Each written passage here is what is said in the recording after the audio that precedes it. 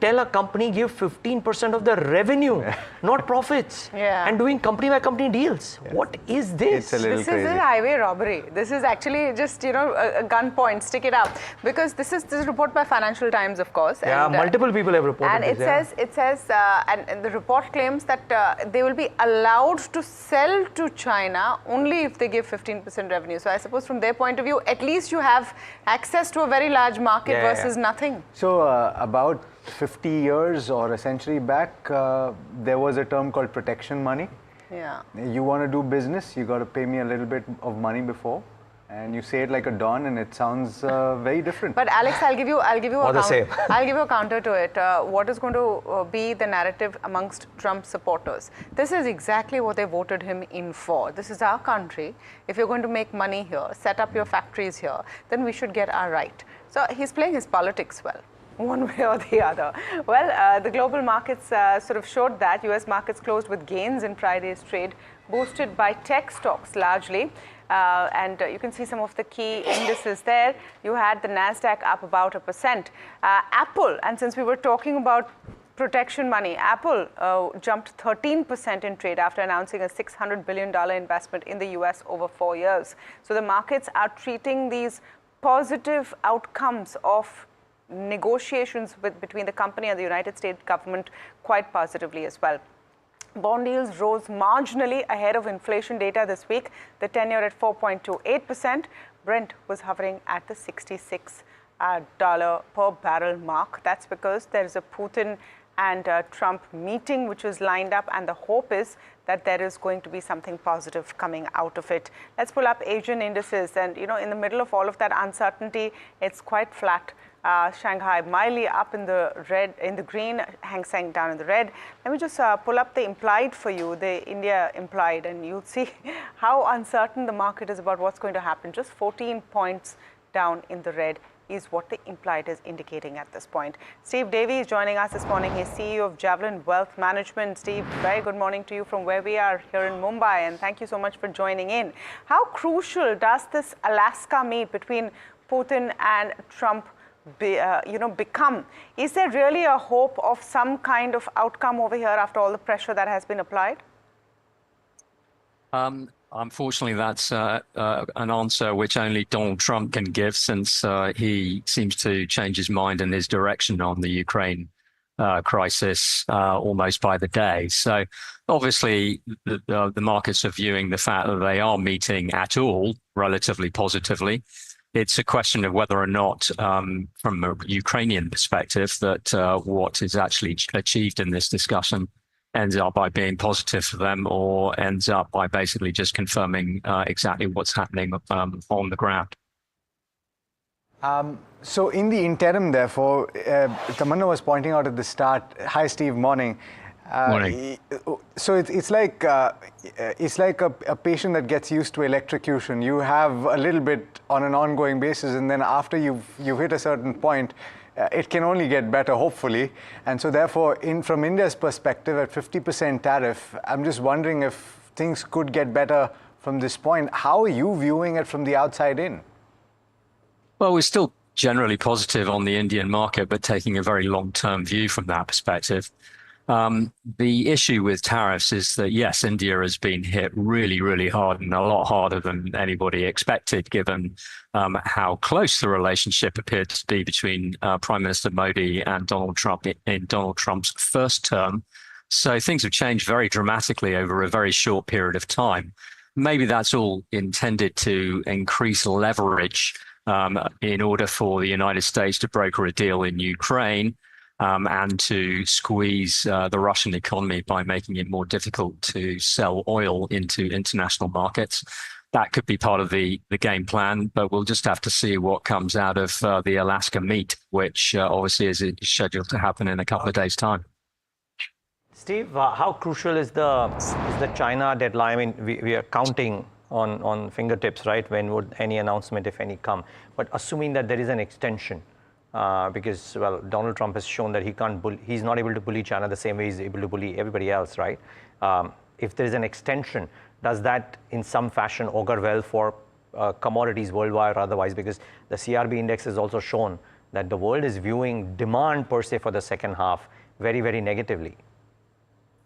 The answer to that question is yes. Obviously, a further extension on those discussions with China, as you quite rightly say, very complex, very focused on the supply of rare earths, over which China has considerable leverage with the United States, given the necessity of those products for electronics manufacturing. So, yeah, that extension, if it comes through, will obviously be viewed very positively by markets, and it does help that Scott Bessent, the Treasury Secretary, is suggesting very strongly that that extension is going to be granted quite soon. A lot of things to watch out for. Steve, thanks so much for joining us this morning. Pleasure speaking with you. Likewise, thank you. All right, let's talk about what happened in trade last week. And interesting to note, on the flows data first, there was a buy figure by foreign institutions to the extent of close to 2,000 crore, 1,933 crore to be exact. And this is the first buy figure after 14 sessions of selling. It's pretty much a drop in the ocean at this point. It doesn't turn the tide at all. Friday's slide pushed the weekly losses higher for the equity market. So take a look at the weekly move as a whole. The Nifty 50 dropping another 0.8%, mid-cap index losing 1.1%, small cap index also about 2%. So the last couple of weeks have been a little bit troublesome for the benchmarks as well as the broader markets, particularly for the broader markets. On Friday, HDFC Bank, Reliance Industries dropping over 1% each, proving to be a bit of a drag for the benchmark index. Only 9 stocks on the Nifty 50 gained, and all sectors saw selling. Defense stocks took it on the chin, took a battering, with the index losing as much as 2.5%. In fact, also realty stocks, 9 out of 10 realty stocks declined, led by Godrej Properties and Sobha, which both lost over 3% each. The Nifty Bank, IT, Pharma, Auto, Metal indexes all lost 1% or more, close to 1% or more. Market breadth very firmly and sharply tilted in favor of the declines at the end of the day. In fact, you saw that gulf widening towards the end of the session, where you saw accelerated selling. I wonder if that tide shifts today. Yeah, I mean, could be interesting if it does happen, right? Because so just before we get to the trade setup, the one other development that happened, right, that the FIs, after selling, being net sellers last week as well, the overall shareholding of the FIs in the Indian markets is now back below 16%. The last time it happened in October 2024. Before that, it happened 12 years ago. So in some sense, these points have proved to be pivotal points from a rebound perspective. So if history's or anything to reckon with, Alex, and maybe July has shown it is not something to be reckoned with, but if history is anything to reckon with, we might be actually looking at a bit of a bounce. So that is something to watch out for as well. And you're right, I mean, pharma led the losses, everything ended in the red. So I think all eyes with the point that Tamanna started, right? The Trump-Putin meet and any resolution of any tariff stress, I reckon from a sentiment perspective is probably the D thing. The other thing is that commodities might not find too much favor, because I think the world is betting on a degrowth or a slow growth in the second half, because the CRB index, right, is consistently falling, and that's a great indication of how the world views demand, and that is not looking strong. So that's point 2. And from our market's perspective, I think the small cap index, we highlighted this last week, right? And it's dipped further. Now the small cap index is right at the support, and the support level is 17,361 in technical parlance. If this were to be broken, right, and then the 15,361, and currently at 16,541. If this were to be broken, then the Warwick support zone is at 15,473. So that is something to keep an eye out for, and that's a very sharp number lower. So technical traders would be hoping, and maybe we'll get a view from Kush Bora on that. Technical traders would be hoping that from these levels, the index tends to bounce back. So let's wait and watch if that were to happen or not. You know, the other one, and of course, a lot of other factors that I'll get into, which story which really caught my eye, is what ICICI Bank has done.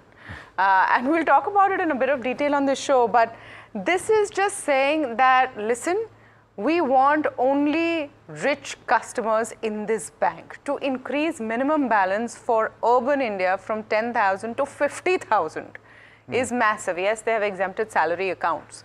But to say that, it's very clear that we're not interested in priority sector lending.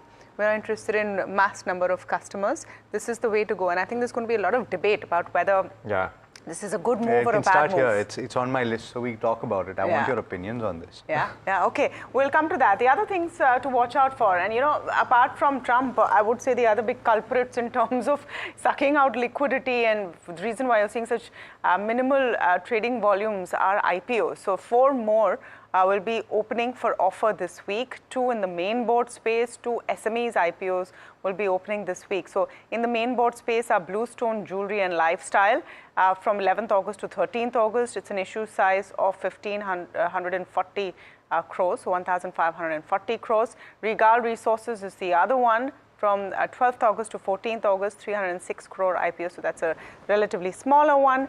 As far as SME IPOs are concerned, there's a company called Icodex Publishing Solutions and Mahindra Realtors, which will be opening up today. As far as listings are concerned, JSW Cement will see a listing this week. So will All Time Plastics, Highway Infrastructure. So watch out for some of those. We were talking about levels, and this is what Lawrence Belanco of CLSA is saying in his note. He's saying Nifty continued its downward trajectory after breaking below the 50 DMA, positioning the market for a pivotal test of key support levels. These levels are located in the 24,000 to 24,043 zone, upside target of 26,333. That's essentially a retest of the 2024 highs. One challenge facing the Indian market is its relative underperformance compared to China. Examining the ratio of Indian ETF to the China ETF, a clear downtrend is evident. Support for Nifty 24,000 to 24,037, 21,722, 22,144. In terms of resistance, 24,030, 25,669, 26,277 and 26,333. This is what Lawrence Belanco has put out. But also to keep in mind that there have been 6 consecutive weekly declines now. That's a cumulative loss of nearly 5%. The market has suffered its longest losing streak since March 2020. So there could be an argument that is this the point from which there is a pivot, but no evidence for that at this point. This downturn is attributed to intensifying selling pressure, global uncertainties, and sustained foreign fund outflows. Nifty has broken below its 20, 50, and 100 daily exponential moving average, that's DEMA, signaling a positional downtrend. The next significant support zone could be between 24,200 and 24,000. Immediate resistance in the range of 24,475 to 24,500. For the Bank Nifty, 56,000 and 55,500. Support at 54,000 and 55,000. So could be a bit of a tough time for the markets overall. But let's talk about specific stocks, and I wish there was better news in terms of how the large companies are reporting. In fact, a lot of the companies that have reported since Friday trade close have not had great numbers, and Tata Motors is something I'll start with. Weak Q1 numbers, the JLR business has been hit by tariffs, margins have disappointed for passenger vehicles business, 10% luxury tax by China on vehicles is an additional negative, and brokerages are seeing a limited upside. The core numbers there on your screen and revenues were flat, but you did see a dip in profits. This is a one-time element which has also led to a 63% dip in profits. So keep that in mind when you're looking at Tata Motors. But EBITDA has also come down and margins have decreased from 14% to 9.3%. Quite a few notes. I'm going to stick to 1 or 2 of them. Macquarie has maintained an outperform with a target price of 753, says it's a muted quarter in a challenging macro climate, strong CV margin while passenger vehicles disappoint. So commercial vehicles at least have better margins. JLR margin upside as deal tariffs come into effect.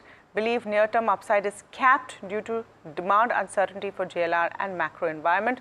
They prefer M&M and TVS in India. The second stock I'm looking at is State Bank of India. Now, this is a bit of a mixed one, I say, but on balance, a thumbs up.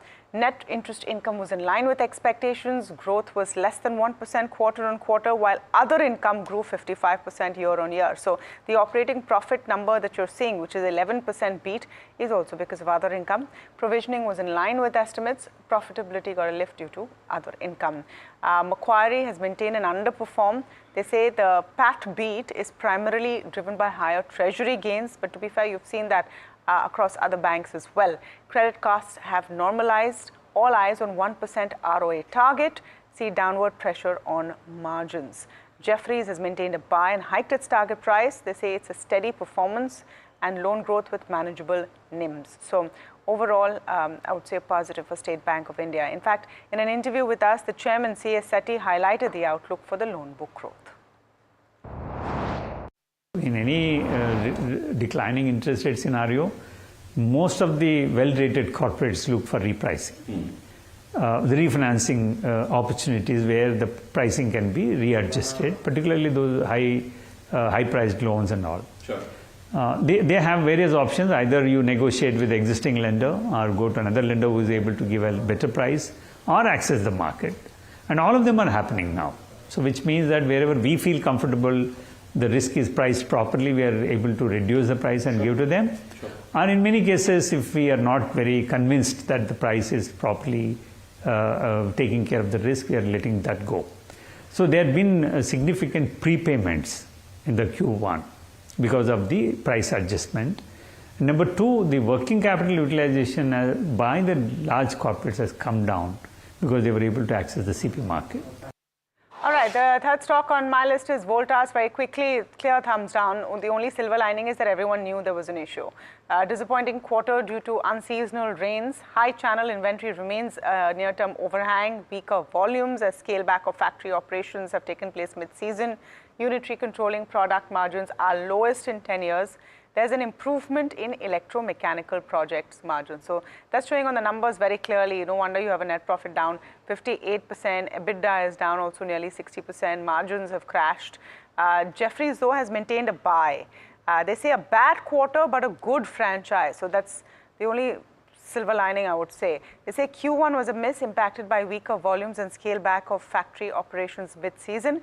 Early festive season, possibility of a second summer, new BEE rating and tactical cost control could help RAC recovery. RAC is room air conditioners. So there is a strong company at the base of it, but a bad quarter, which was expected. So there's the third stock on my list today. You know, I know that Vishwanath, banking and economy editor, is going to come in and explain this in a lot more detail. So I'll give our viewers the cliff notes. I'm going to start with ICICI Bank. What they're trying to do ostensibly is to undertake a transition to premium banking. And how they're doing this is by hiking the minimum average balance amount quite sharply across all of their cohorts. And this is in metro and urban areas going all the way up to 50,000 rupees from 10,000 rupees. In semi-urban and rural areas, it's going up very dramatically from 5,000 rupees to 25,000 rupees in semi-urban areas, and then in rural areas to 10,000 rupees. So I think really the question is, what are they trying to achieve? If they're trying to achieve premiumization or premium customer base, then this is one way to do it, perhaps, but you're doing it by excluding a whole host of individuals that just might be getting into that premium category. And this is a very large cohort. Remember this, a lot of companies focus on the middle income group that is going to be the next cohort of wealthy customers. So the other question to ask is, are the offerings that ICICI Bank currently giving out, are they premium enough? What are they giving that other banks are not giving? They have a credit card offering, they have a wealth management business, but is it enough to say, oh, you know what, keep only 50,000 rupees minimum, and we'll charge you if you go below that amount? I think you still have a lot of cost-conscious customers, even in the banking space, which is why so many people gravitate towards the discount brokers as opposed to anything else that they're paying for.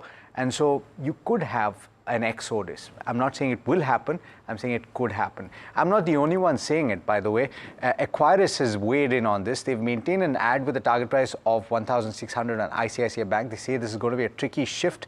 They also say that the minimum balance requirement is the highest among all banks. This is obvious. The second largest or the second highest is 12,000 rupees and then 10,000 rupees. They believe that the move could weigh on ICICI Bank's long-term prospects. It could slow CASA and retail term deposit growth. Remember, CASA or current account savings account is the lowest cost deposit for a bank and allows for a significant spread when they're lending to their customers. It also could hinder rural customer acquisition and their priority sector lending targets, according to Equirus. And it could limit the value creation from long-term relationships, particularly with early career customers. The second stock on my radar is an earnings outcome, and you have Lemon Tree Hotels, very good set of numbers. The revenue per available room rose as much as 19%. The occupancy is significantly higher on a year-on-year basis, coming in at 72.5%, up nearly 600 basis points. The margin is expanded sharply by 178 basis points as well, but it slid on a sequential basis. The management fee, and this is critical because the company has moved towards that franchise model in a larger way. It has a larger share there, but the management fee is rising as much as 29% to 37.4 crore rupees. So all told, the numbers stood very, very good. The net profit rising as much as 93% in the quarter gone by. The third stock is also in the travel and tourism space, Yatra Online. It's a thumbs up. The gross bookings have risen as much as 9%. The gross margins have continued to see an uptick, stood at 6.4% compared with 4.87%. The uptick in revenue or top line is on account of a low base of last year. The company's revenue, in fact, saw a sharp uptick from the second quarter of FY25, and they've more or less maintained that trajectory over the course of the last few quarters. The revenue up as much as 108%, and the PAT number is also considerably higher. Interesting to note that they've moved to reduce their debt as well, and it's barely about 2.5 crore rupees right now for Yatra Online. Yeah, the travel and tourism team has certainly surprised, right? The hotel companies gave good results despite all that happened. So really good numbers by Yatra too. Really good news for HPBP IOC amongst others today. Yes. So the government has approved, and that's the first set of stocks on my list. Government has approved the LPG subsidy payment to all marketing companies, 30,000 crores of payments, equates to about 73% of the losses in FY25 as per a math done by Somit. The payment will be done in 12 tranches while the frequency is not known, and 1,200 crore under the PM Ujjwala beneficiary piece as well, likely for LPG under recoveries. Most brokerages have given a thumbs up to this, MK, Jefferies included. So watch out. There could be some reactions to HPBP IOC today. HPCL, of course, the post-results move too. Genus Power, splendid set of numbers, by the way. Revenue is up 127% at 942 crores versus 414. Look at the margin expansion, 21.2 versus 15.3. And a net profit as a result of which 184% uptick at 137.3 crores versus 48.33 crores. Remember, post the quarter four, the management had said that they are targeting a top line of 4,000 crores, which would translate into a YOY growth of 60%. They've done 127% this time. They targeted EBITDA margin or guidance of EBITDA margin of 18%. They've started off the year at 21.2%. So they're leaving some room for some disappointments in the second half if need be. Good numbers from Genus Power for sure, and decent numbers from Entero. Expensive stock, but revenue is up 28%. Margins at 3.6 versus 2.7%. The net profit as a result up 38%. Not quite a Genus Power, but very good numbers nevertheless. The management has reaffirmed a over 30% revenue growth target for FY26. So while they've done 28, they're reaffirming 30%, which is actually good news. Trades at about 54 times trailing 12-month earnings, but the numbers seem to be solid. Let's wait and watch how this one reacts in the session today. Okay, I forgot to mention, this is all new accounts, so August 1 onwards for ICICI Bank, but let's get Vishy on to tell our viewers all of the key details. I just went through the cliff notes. Vishy, what do you think? Yeah, well, it's going to be fun to watch what exactly happens going ahead because, ostensibly it's a very, very sharp hike on the minimum annual balance. Let's take the story from the beginning, which is the fact that ICICI Bank has hiked the monthly average balance requirement across all geographies that the bank operates in, which is urban and metro, semi-urban as well as rural, and that the new minimum balance only applies to accounts that are open from August 1st onwards. So accounts that were open before that, they are free of these charges for now. As per the regions right now, in the urban and the metro areas, the current requirement is 50,000. This is hiked up from 10,000 earlier. So that's a 4 times jump. That's massive.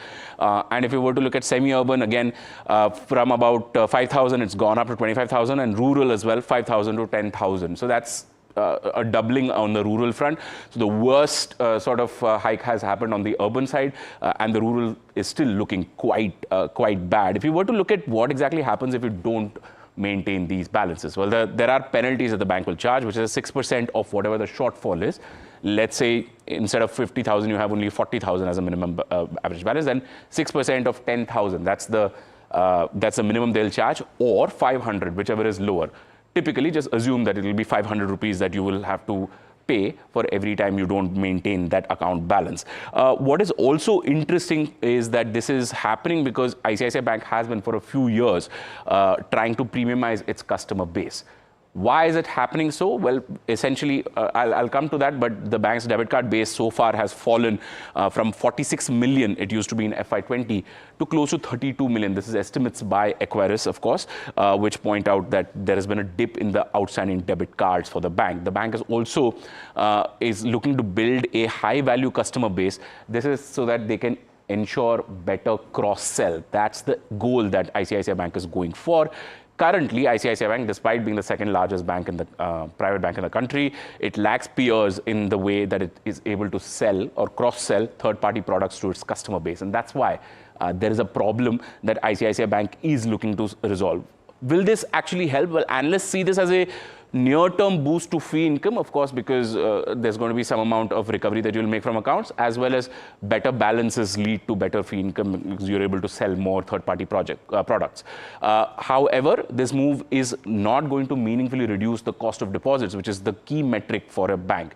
Having said that, I just want to point out that as far as ICICI Bank customers are concerned, the salary account customers and those with a basic savings account, which is the zero balance savings account, those two accounts are exempt from these charges. This applies to bank accounts where you need to maintain money because you just have an account with the bank. Right. I also have with me Rohan from Equaris Group. Rohan, welcome to this conversation. This is Vishwanath here. I just wanted to start off with this point. You have mentioned that in your report that ICICI Bank is not able to match its peers as far as third-party cross-sell is concerned. I wanted to get a sense from you as to is this the only way to improve on that? Yeah, hi, good morning. Thanks for having me on the show.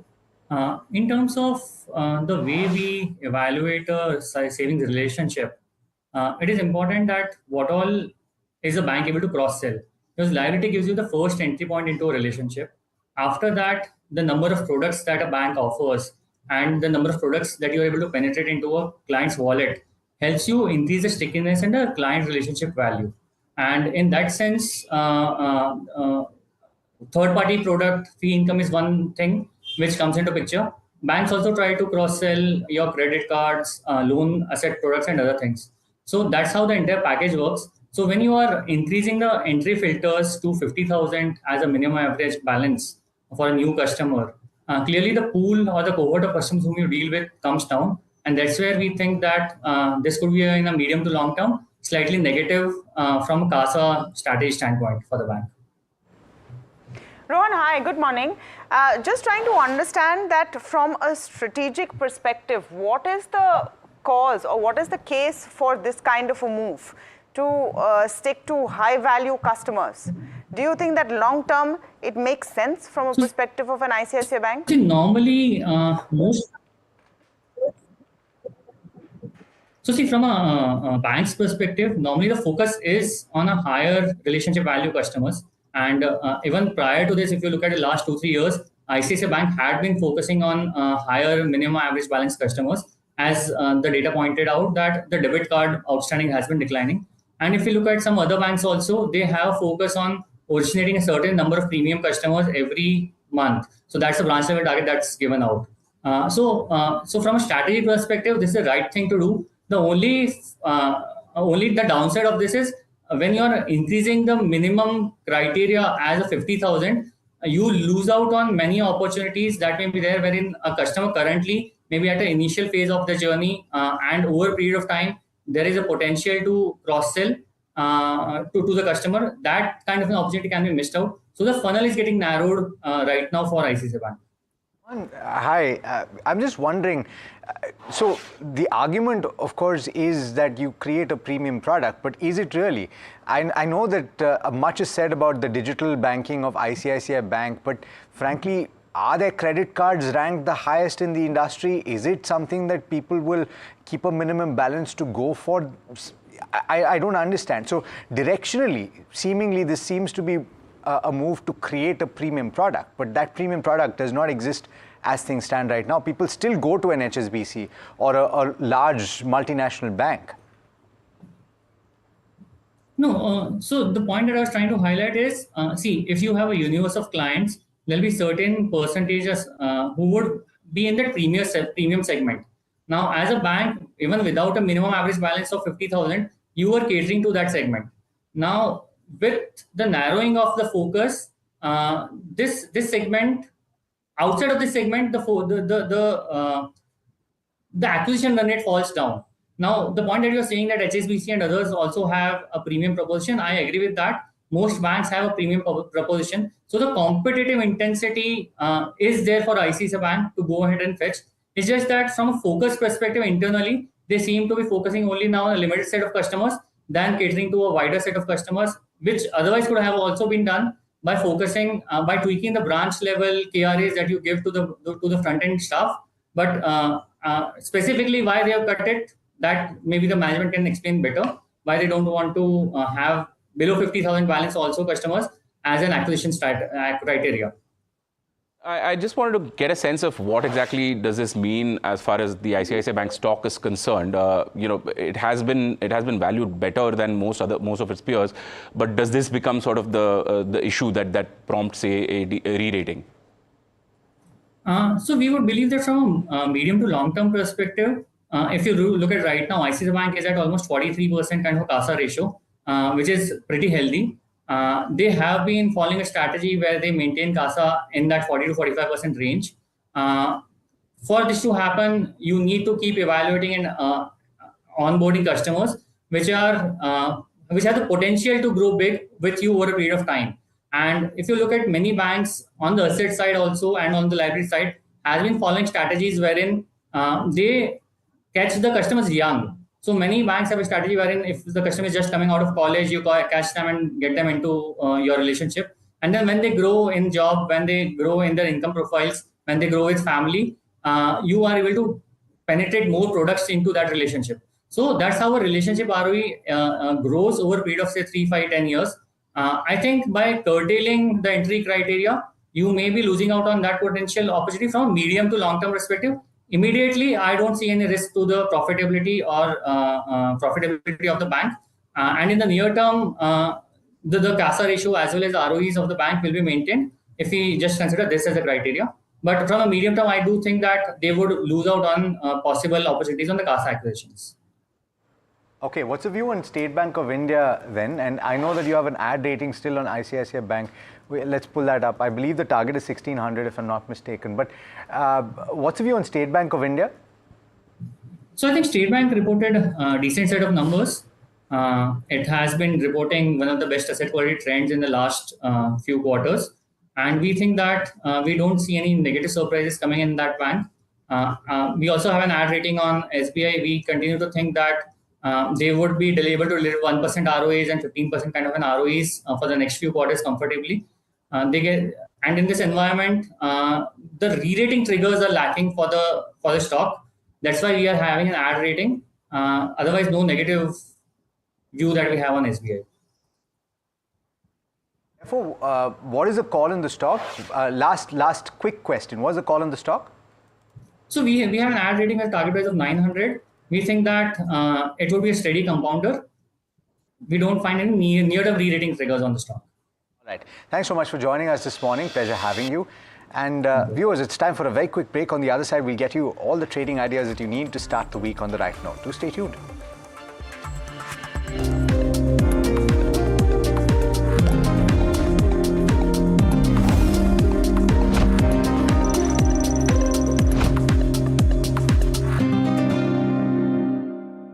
My birthday gift to पापा, ये उनके पापा की पहली गाड़ी एक garage में पड़ी थी दार्जिलिंग में, फिर 3 मैकेनिक, पेंटिंग, पॉलिशिंग, जब इसे फाइनली घर लाया ना, तब लगा लाइफ में ग्रो किया है।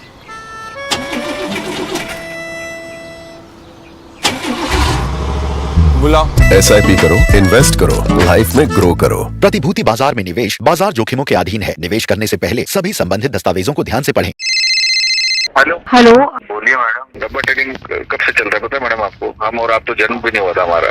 We investigated a shady advisory firm that has spent big bucks on advertising on the front pages of national dailies.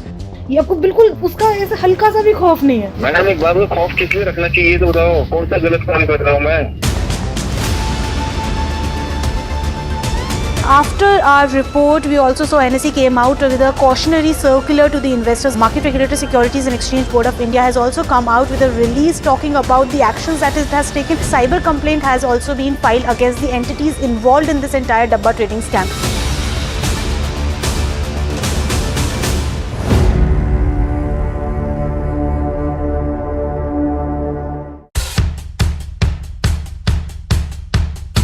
The markets move fast. And so should your portfolio. Expert insights, real-time stock picks. Do I buy Ola? Should I hold ICICI CDSL for the long term?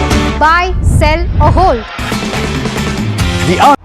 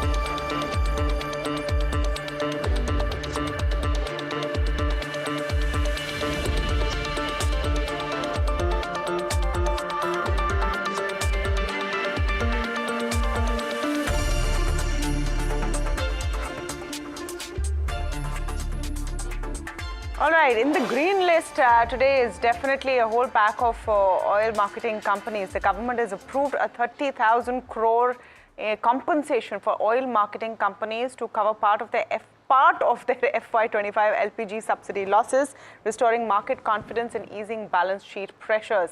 Let me go across to Somit for more. Somit, now is this enough in terms of what losses they have, or is this just some drops of rain in a parched desert? Well, it's a big drop of rain that has actually come in, nearly 73% of what they were expecting. But it is one of the much awaited announcement that has come in from the government's side. Now, why OMCs incurred losses in FY25? Largely due to, given the fact that there was a cut of 100 rupees per cylinder price that was done just before election, and international prices of LPG were on the higher side, because of which oil marketing companies incurred this loss. So what was the loss amount that they incurred in FY25?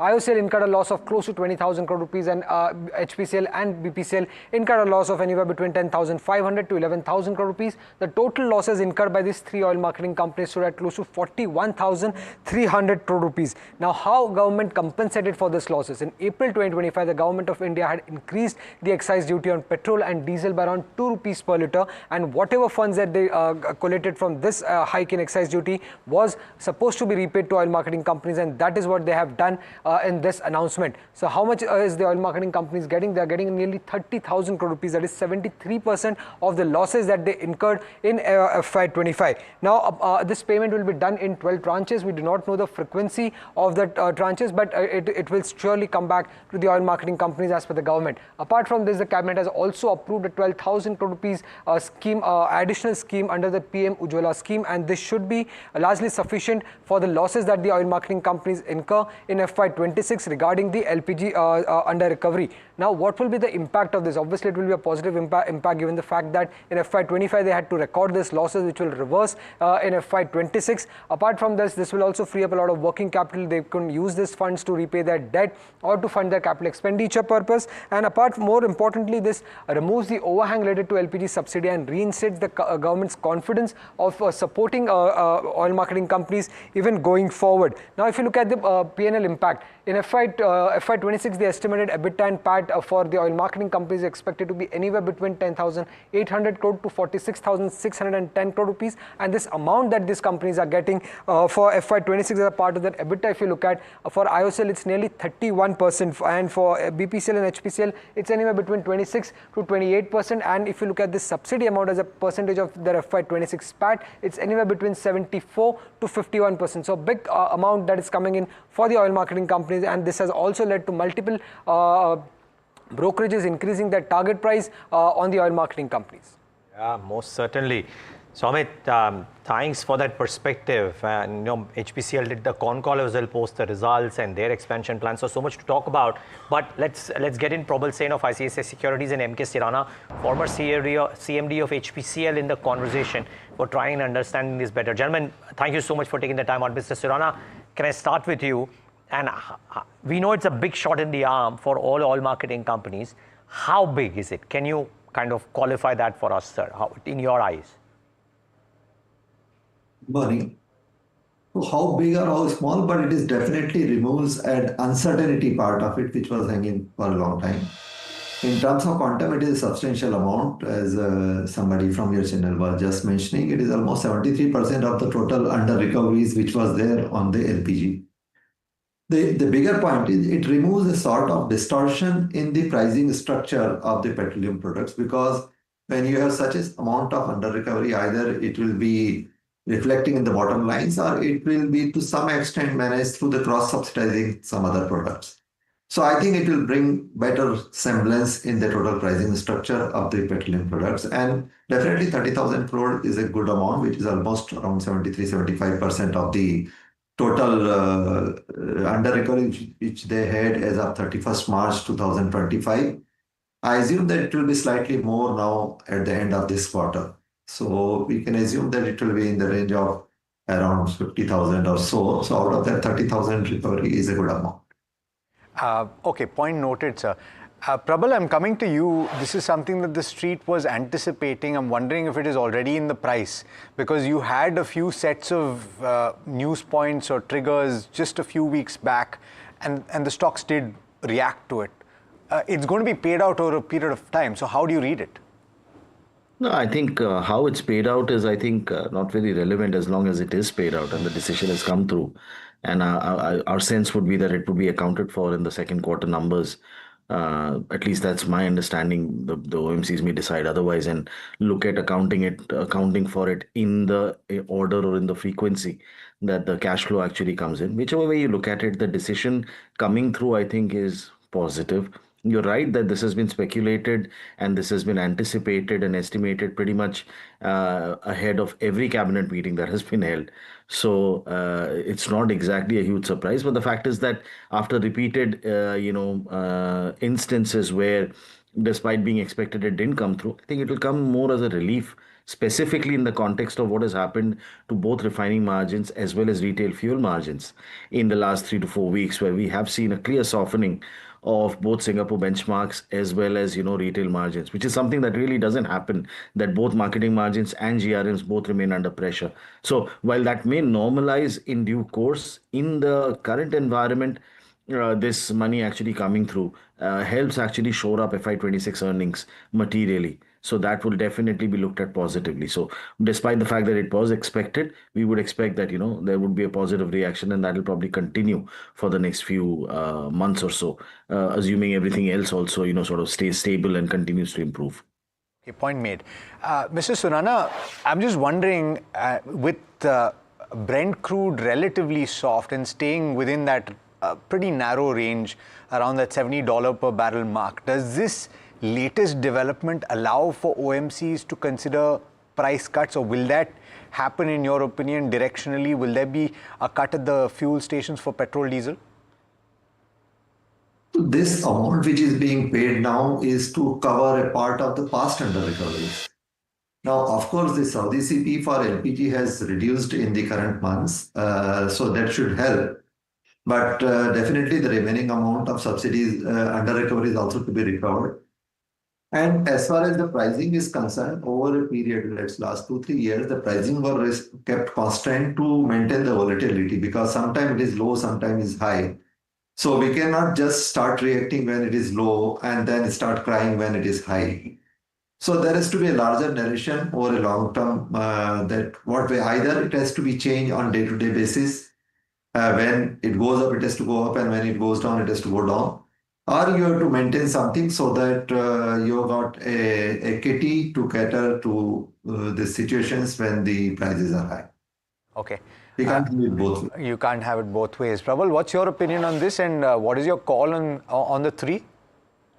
We remain positive. I think, basically three things that you look at that have actually changed. One is that despite whatever has happened and, whatever fluctuations happen in margins and the fact that capex has gone up, your leverage actually looks much healthier today than it did a couple of years ago. And I think that is something that's a very significant change that's happened if you look at all the three OMCs. The second is that, as I said, margins, even though they have turned a little bit negative, and we are more conservative now in terms of projecting GRMs as well as retail margins. GRMs specifically because we have no idea what kind of Russian crude will actually reflect in the system and how much discounts will actually flow through. But on the whole, with this payout actually coming through, with balance sheets being in decent shape, and structurally speaking, the change that is happening, particularly for a few companies in terms of adding much more petrochemicals to their portfolio, we do believe that these companies should continue to outperform over a 12 to 18-month period. I think valuations still remain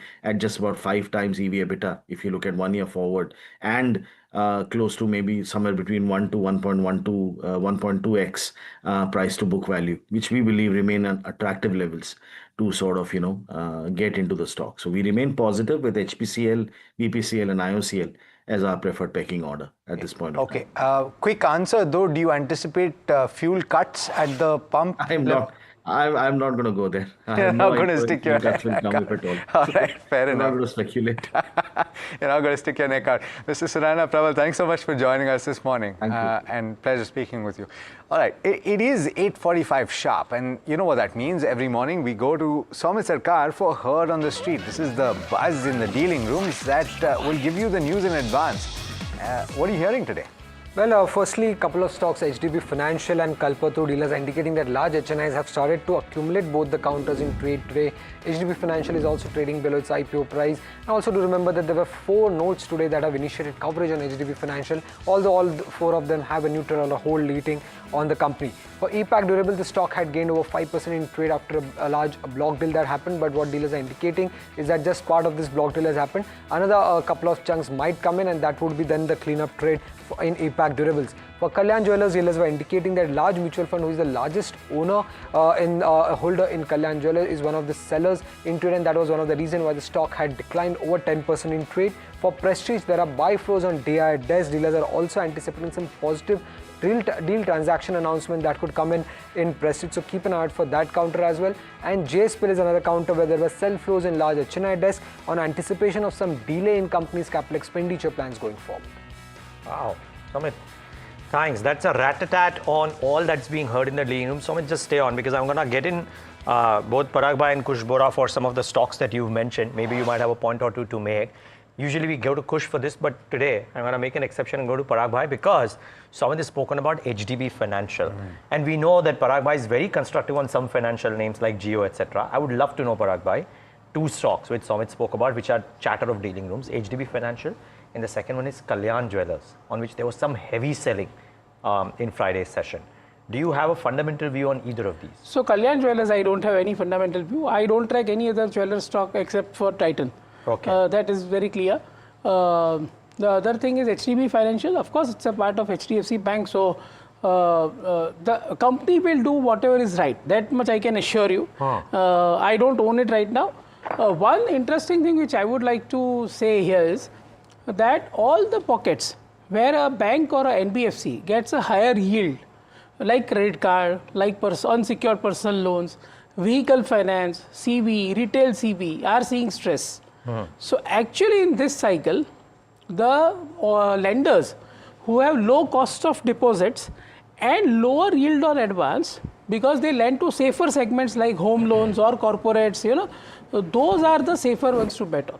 So I would not actually buy anything other than HDFC, ICICI and SBI right now, because the higher yielding loans are right now riskier because the current state of economy and the current state of geopolitical and tariff related things are making things slow on the ground. So say for example, say Kotak, a prudent and conservative lender like Kotak has seen NPS coming out of retail CV, MFI agree. Yeah.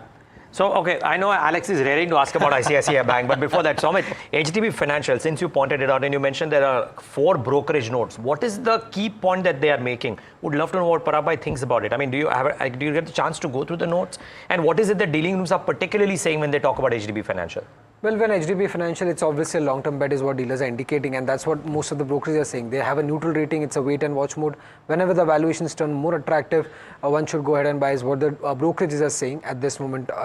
Also, you have to remember that HDB Financial is trading below its IPO price. So just about 1.5% above. Yeah, so the BOFA note is initiating with neutral. They're saying granular business with strong growth metrics, strong delivery with focus on last mile credit, and low cost borrowing and execution on profitability is the key. This is as per the note that Sumit put out as well. Okay, thanks a lot for that, Sumit.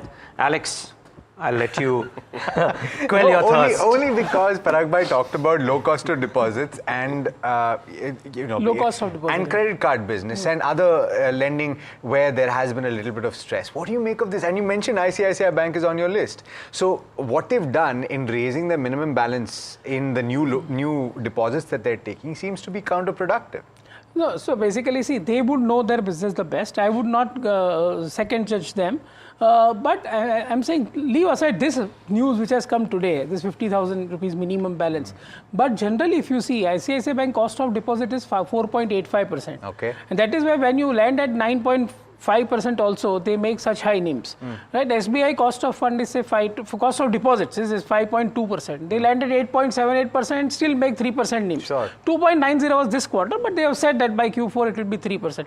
So I'm saying right now be with these safer names who do not have necessity to lend to high yield segments, because high yield segments are not doing that well and they are giving you credit cost. See, we saw Kotak's credit cost at 0.93%, Axis Bank credit cost at 1.1%, and compare it with HDFC, ICICI and SBI, 0.5%. If ICICI falls today, you'll be a buyer? Yeah, definitely. SBI, anyway, I'm a buyer if some of the reports are negative, and so if that falls, I'm a buyer. Okay. Because see, NIM compression, if you see, it was only 10 bips QOQ. Yeah. And if you see core NIM, it was just less than 5 bips. Huh? For ICICI, it's 7 basis. For SBI, I'm saying. Yeah, a credit cost was just 47 bips. And the slippage number of 8,300 crore, they are saying that 20% of that is either upgraded or recovered in Q2. Okay.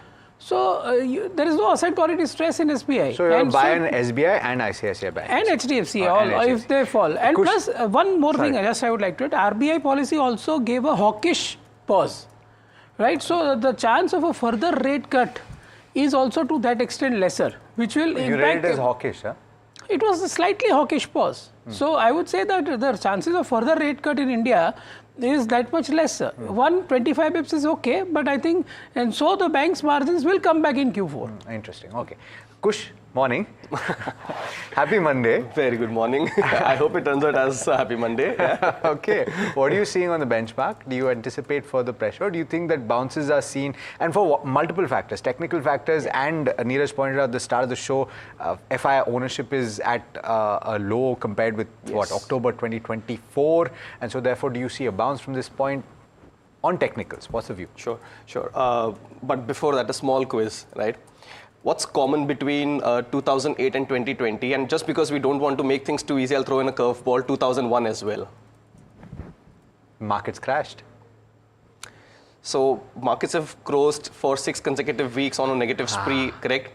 This has happened 3 or 4 times before from 2000 onwards in these years. Now, the reason I bring that up is because on the way up, it took 8 months for the markets to come back to the same level in 2020. 10 months in 2008 and about 2.5 years in 2001.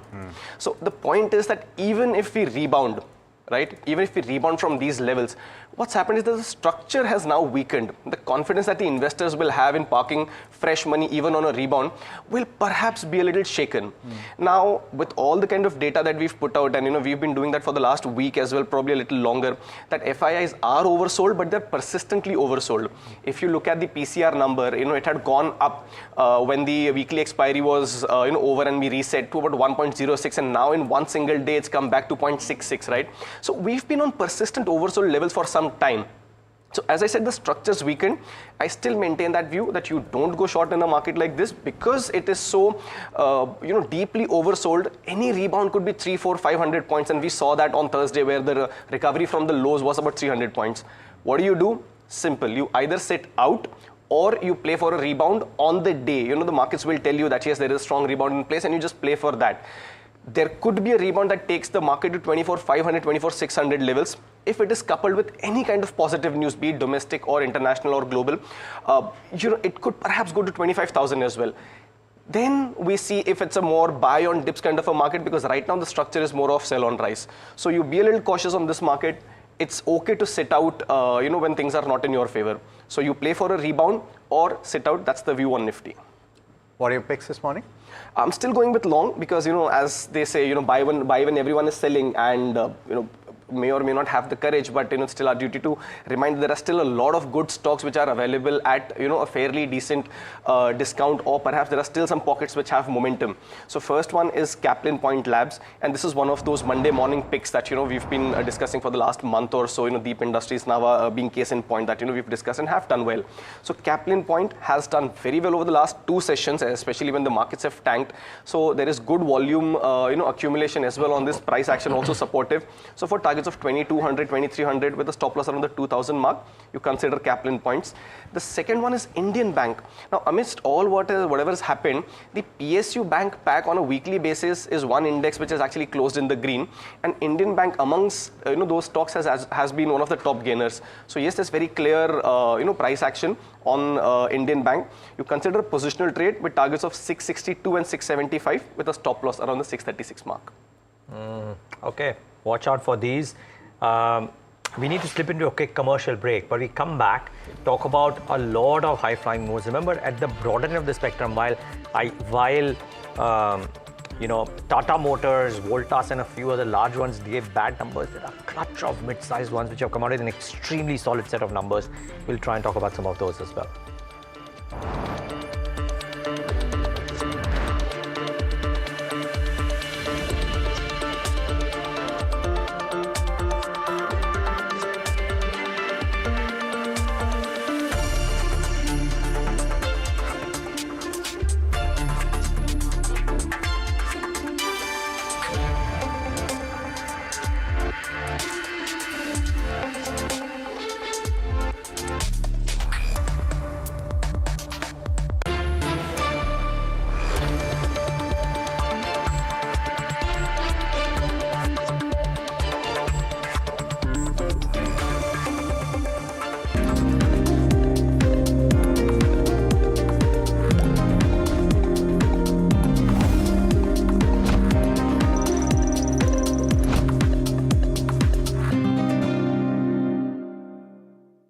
जब मुंबई से वापस Kolhapur shift हुआ तो सबने कहा कि dream city को छोड़ रहा है।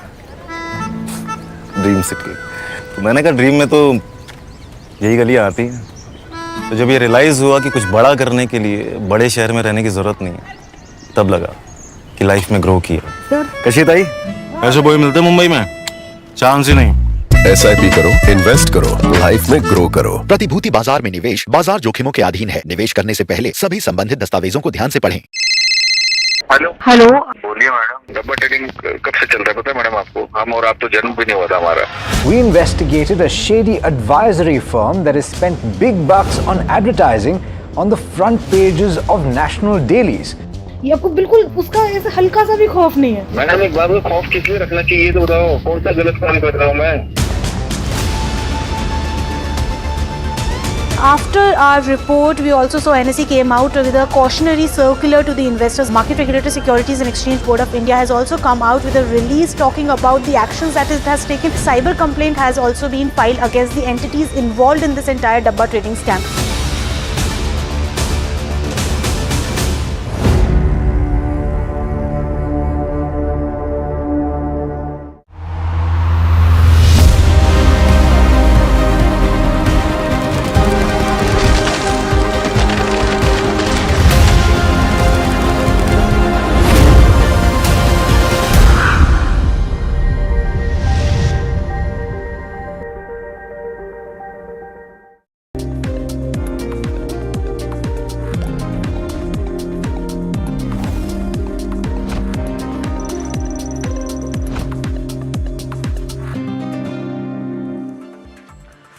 welcome back. You're just a couple of minutes away from the pre-open session, about 16, 17 minutes from the opening session. It's going to be a flat day, but very, very stock specific, which is why let's start by talking about Tata Motors. Earnings are in focus as the auto giant's JLR business, that Jaguar Land Rover, was massively hit by tariffs. But at its core, and let me go across to Mahima for more.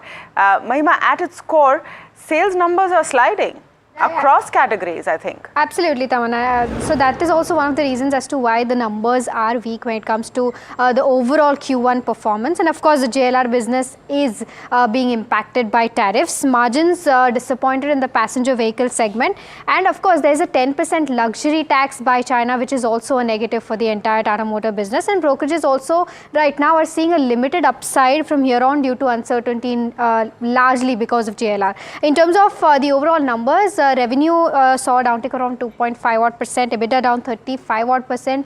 Margins slid to that 9.3% mark versus that of 14% earlier, and net profit has also seen a significant downtick of around 63%. Of course, it also has a base year effect of around 4,900 crores on gain of sale of overall discontinued operations in the consolidated results. Even in terms of the weak sales that Tamanna was talking about, overall JLR wholesale units was down around 10%, the commercial vehicle down 6%, passenger vehicle down around 10%. In terms of the segmental revenue split also, if you take a look at that, JLR saw a downtick of around 9.2%, CV around 4.7%, and passenger vehicles around 8.2%. In terms of JLR EBITDA margin also at 9.3%, Tata Motors commercial vehicles EBITDA margin at around 12.2%, down 60 basis points. JLR impacted the most, 650 basis points downtick, and passenger vehicles saw a downtick for around 180 basis points. In terms of the guidance with regards to where JLR EBIT margin is concerned, they've said that it was around 4% in Q1 and guidance range is anywhere between 5 to 7%, so that remains unchanged. The signing of UK-US trade deal to reduce tariff on UK produced vehicles from around 27.5% mark to 10% mark, so that's slightly positive. And in terms of EU-US trade deal announced, they will in due course reduce tariffs, so overall that will also see a good impact. In terms of key highlights, tariff, of course, as mentioned earlier as well, impacted the overall JLR business. There is the Range Rover models, which will now be attracting around 10% tax in China, and the CV segment is expected to grow around 3 to 5% and the passenger vehicle is expected to grow around 5% in FY26. In terms of what brokerages are penciling in, Nuvama has retained reduced with a target price of around 610, which was 670 earlier, and CLSA has maintained outperform with a target price of 805 on Tata Motors right now. In fact, the group CFO PB Balaji also talked about how volumes were impacted because of the entire tariff impact on JLR, and of course the guidance, however, for JLR remains unchanged. Listen to what he had to say. The company performance in this quarter was impacted by volume declines and a drop in profitability primarily at JLR, affected by the US trade tariff impact, where we had the full quarter of impact and then the trade alignment happened.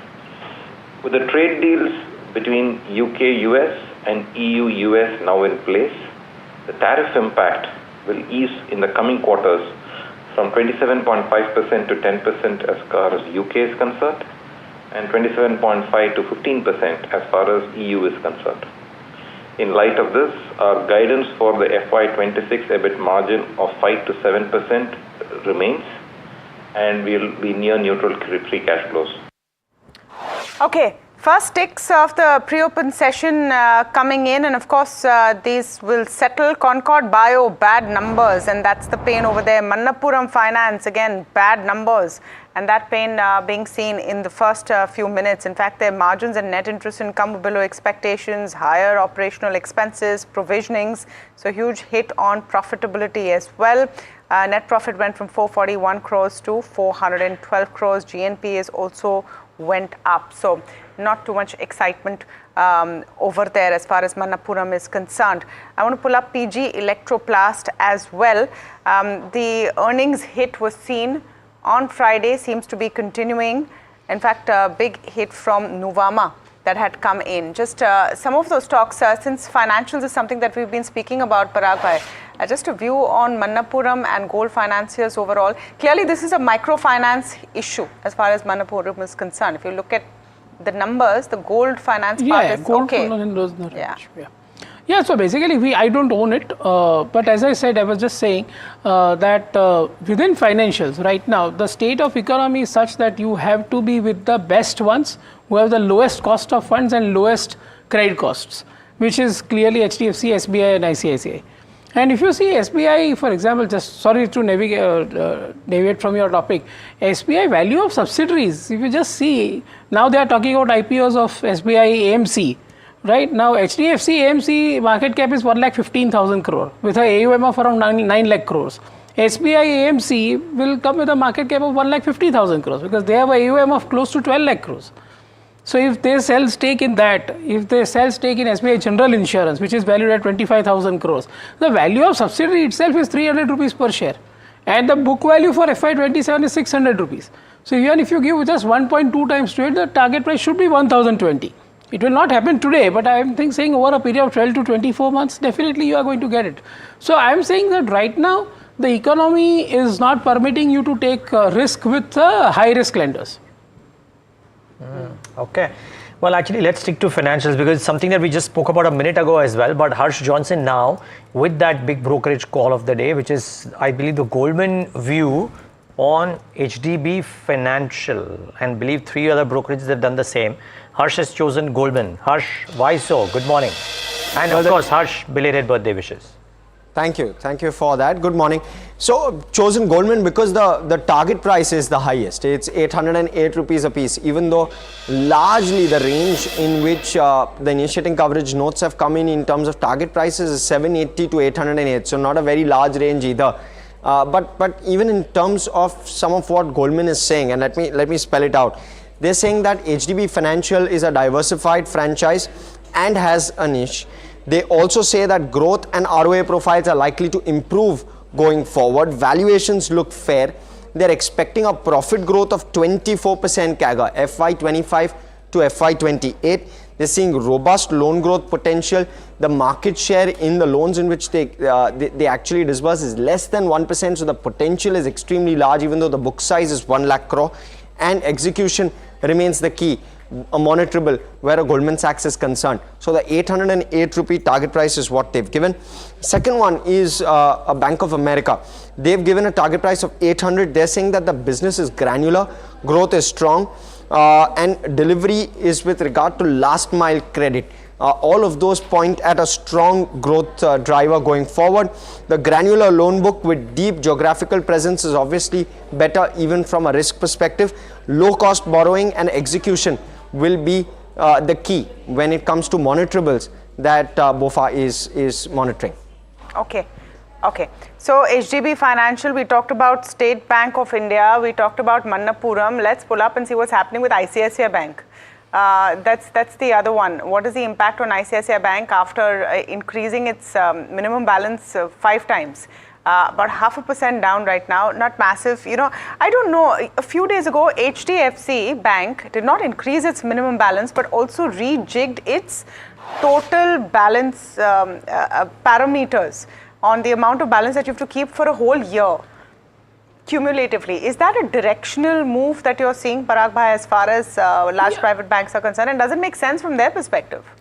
See, maybe I have not actually read too much into all this because every bank has their own ways to maximize their productivity also, because they might have felt that some part of the business is taking too much of the time, too much of the employees' productivity, and they might have chosen not to do this. So I don't want to actually go into individual banks' policies and all. My fundamental thesis is this, that you have to be with low cost banks which lend very, very carefully and prudently.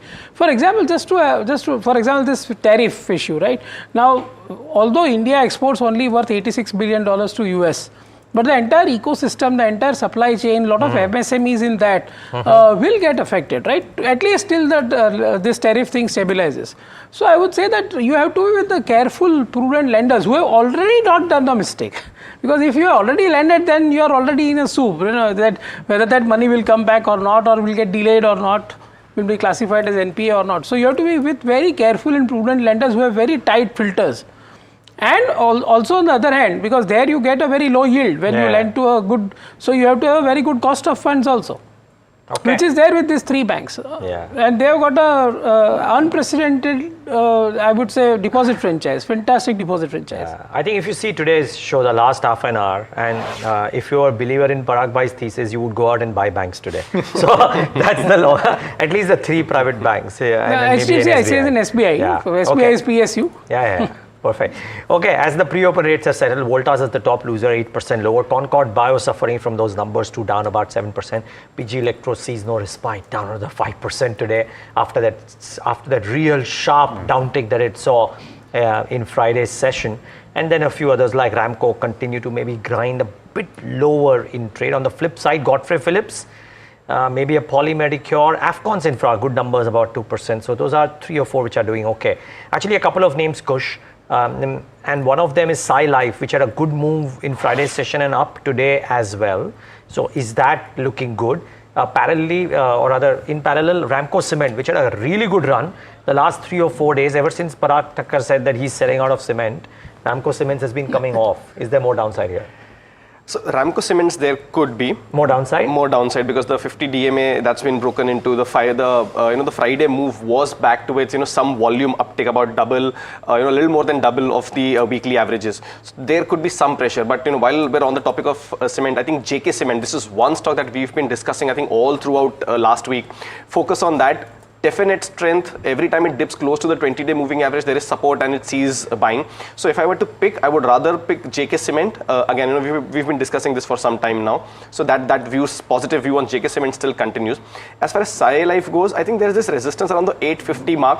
Friday's move also, if you see, the stock actually crossed that level 864 but wasn't able to sustain. But nevertheless, the overall direction is positive. Right now, for me, 850 is critical. If that level is broken and the stock is able to close above that, I think you could see further continuation of this up move. Otherwise, there could be consolidation between that 820, 825 to about 850 band in the coming days. I just want to talk about Shilpa Medicare for a second, and I don't know if there's too much of a reaction in the pre-open session. It's about 2% up. But the news is interesting. They've got approval, CDCSO approval, for a tablet used for non-alcoholic fatty liver disease in India.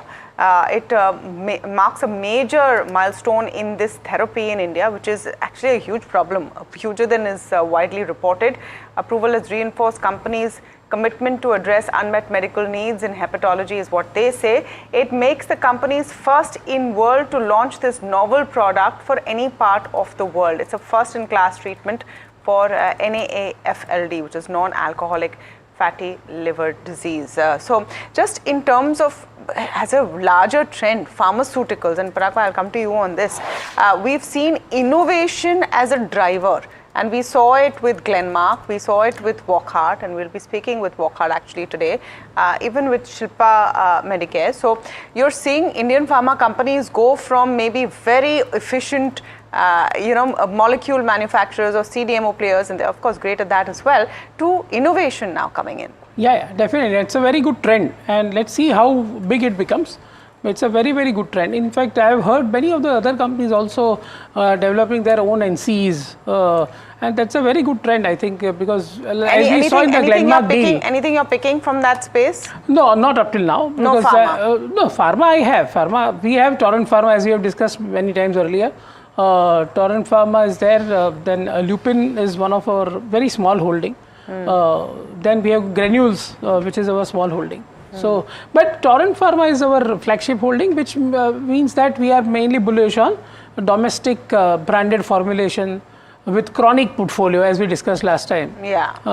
Those kind of things. What about you, Kush, in the pharma pack? Anything that you find interesting? So Kaplan Point is something that we've discussed today, recommended today, so that obviously holds. But I like Torrent Pharma. This is a stock that dances to its own tune, irrespective of whatever happens. So any kind of dip or profit booking that comes about in this should be taken as a buying opportunity, but more of a positional trade, more of an investment kind of a bet. As far as Shilpa Medicare goes, the one that we started the conversation with, I think the street sensed something of this, because if you see Thursday, there was an uptick in volumes and the price action also followed. Friday, there was a follow through of that. And right now you're looking at, a falling trend line breakout on Shilpa Medicare. So I'm a little constructive on this. I just want to see if the trade's already played out or not, and that we'll know once the market opens and settles today. If this were to continue, I think positional targets of 885 and about 915 come into play, and there's obviously support at the 800, 810 mark, so that zone. So yes, still positive on Shilpa Medicare as well. Okay, quick view on the three OMCs, HP, BP, IOC. They're up and about in the pre-open session, but not necessarily the big pop that some people had anticipated. Would you buy? Me? No. I would take this opportunity to perhaps exit if I had something. There were 4 no's. No. I think 5. 5 no's. Can I say it again? I'm a bit more constructive because see, one is oil is also below $70. Yeah. So structurally there is a tailwind for them. Plus this 30,000 crore thing has come. So I would then Plus BP, Putin for example, Trump ki agar ladai khatam ho jayegi, so then see, the only monitorable is that one because there is so much of pressure in the world, government can say that now we have to reduce petrol diesel prices, which can just to boost consumption. So I would say BPCL with a 1,30,000 crore market, trailing P of 9 times, I think it looks good. Got it. Okay, well, and remember we'll have guests at 10 a.m. the MK think tank ahead of the conference who are very constructive on this thing as well. So we'll talk about all of that. But I'll remember the no. The markets though, well, they are saying a no too. We don't want to move. We are going to be absolutely flat. Look at that. It's absolutely flat. IT may be 0.25% lower. That might be thwarted by 1 or 2 individual names. Mid caps about 0.2%, small caps 0.2%. It's a nothing kind of a start really. Let's get the heat map up on the screen. There will be individual movers though, which we need to focus on. So, well, a fair degree of green, which is not bad. Grasim starts off about 2.5% higher. Then there is State Bank of India, which is up about 1%. NTPC up about 0.8%. SBI Life 0.7%. Adani Enterprises, Trent, Titan. Those two on a number of days now are starting off in unison in the green. So keep them in mind. They don't stay that way, unfortunately, necessarily so.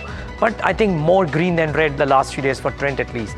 Ultratech, Kotak, etc. bring up the rest. But Grasim is the clear star, up about 3%. On the flip side, what's not doing well? ICICI Bank, 50,000 rupees per account. I don't think that's going down too well. But I mean, it's just about less than 1% really, so let's not make too much of it. BEL 0.5%, Asian Paints 0.5%, Adani Ports 0.5%.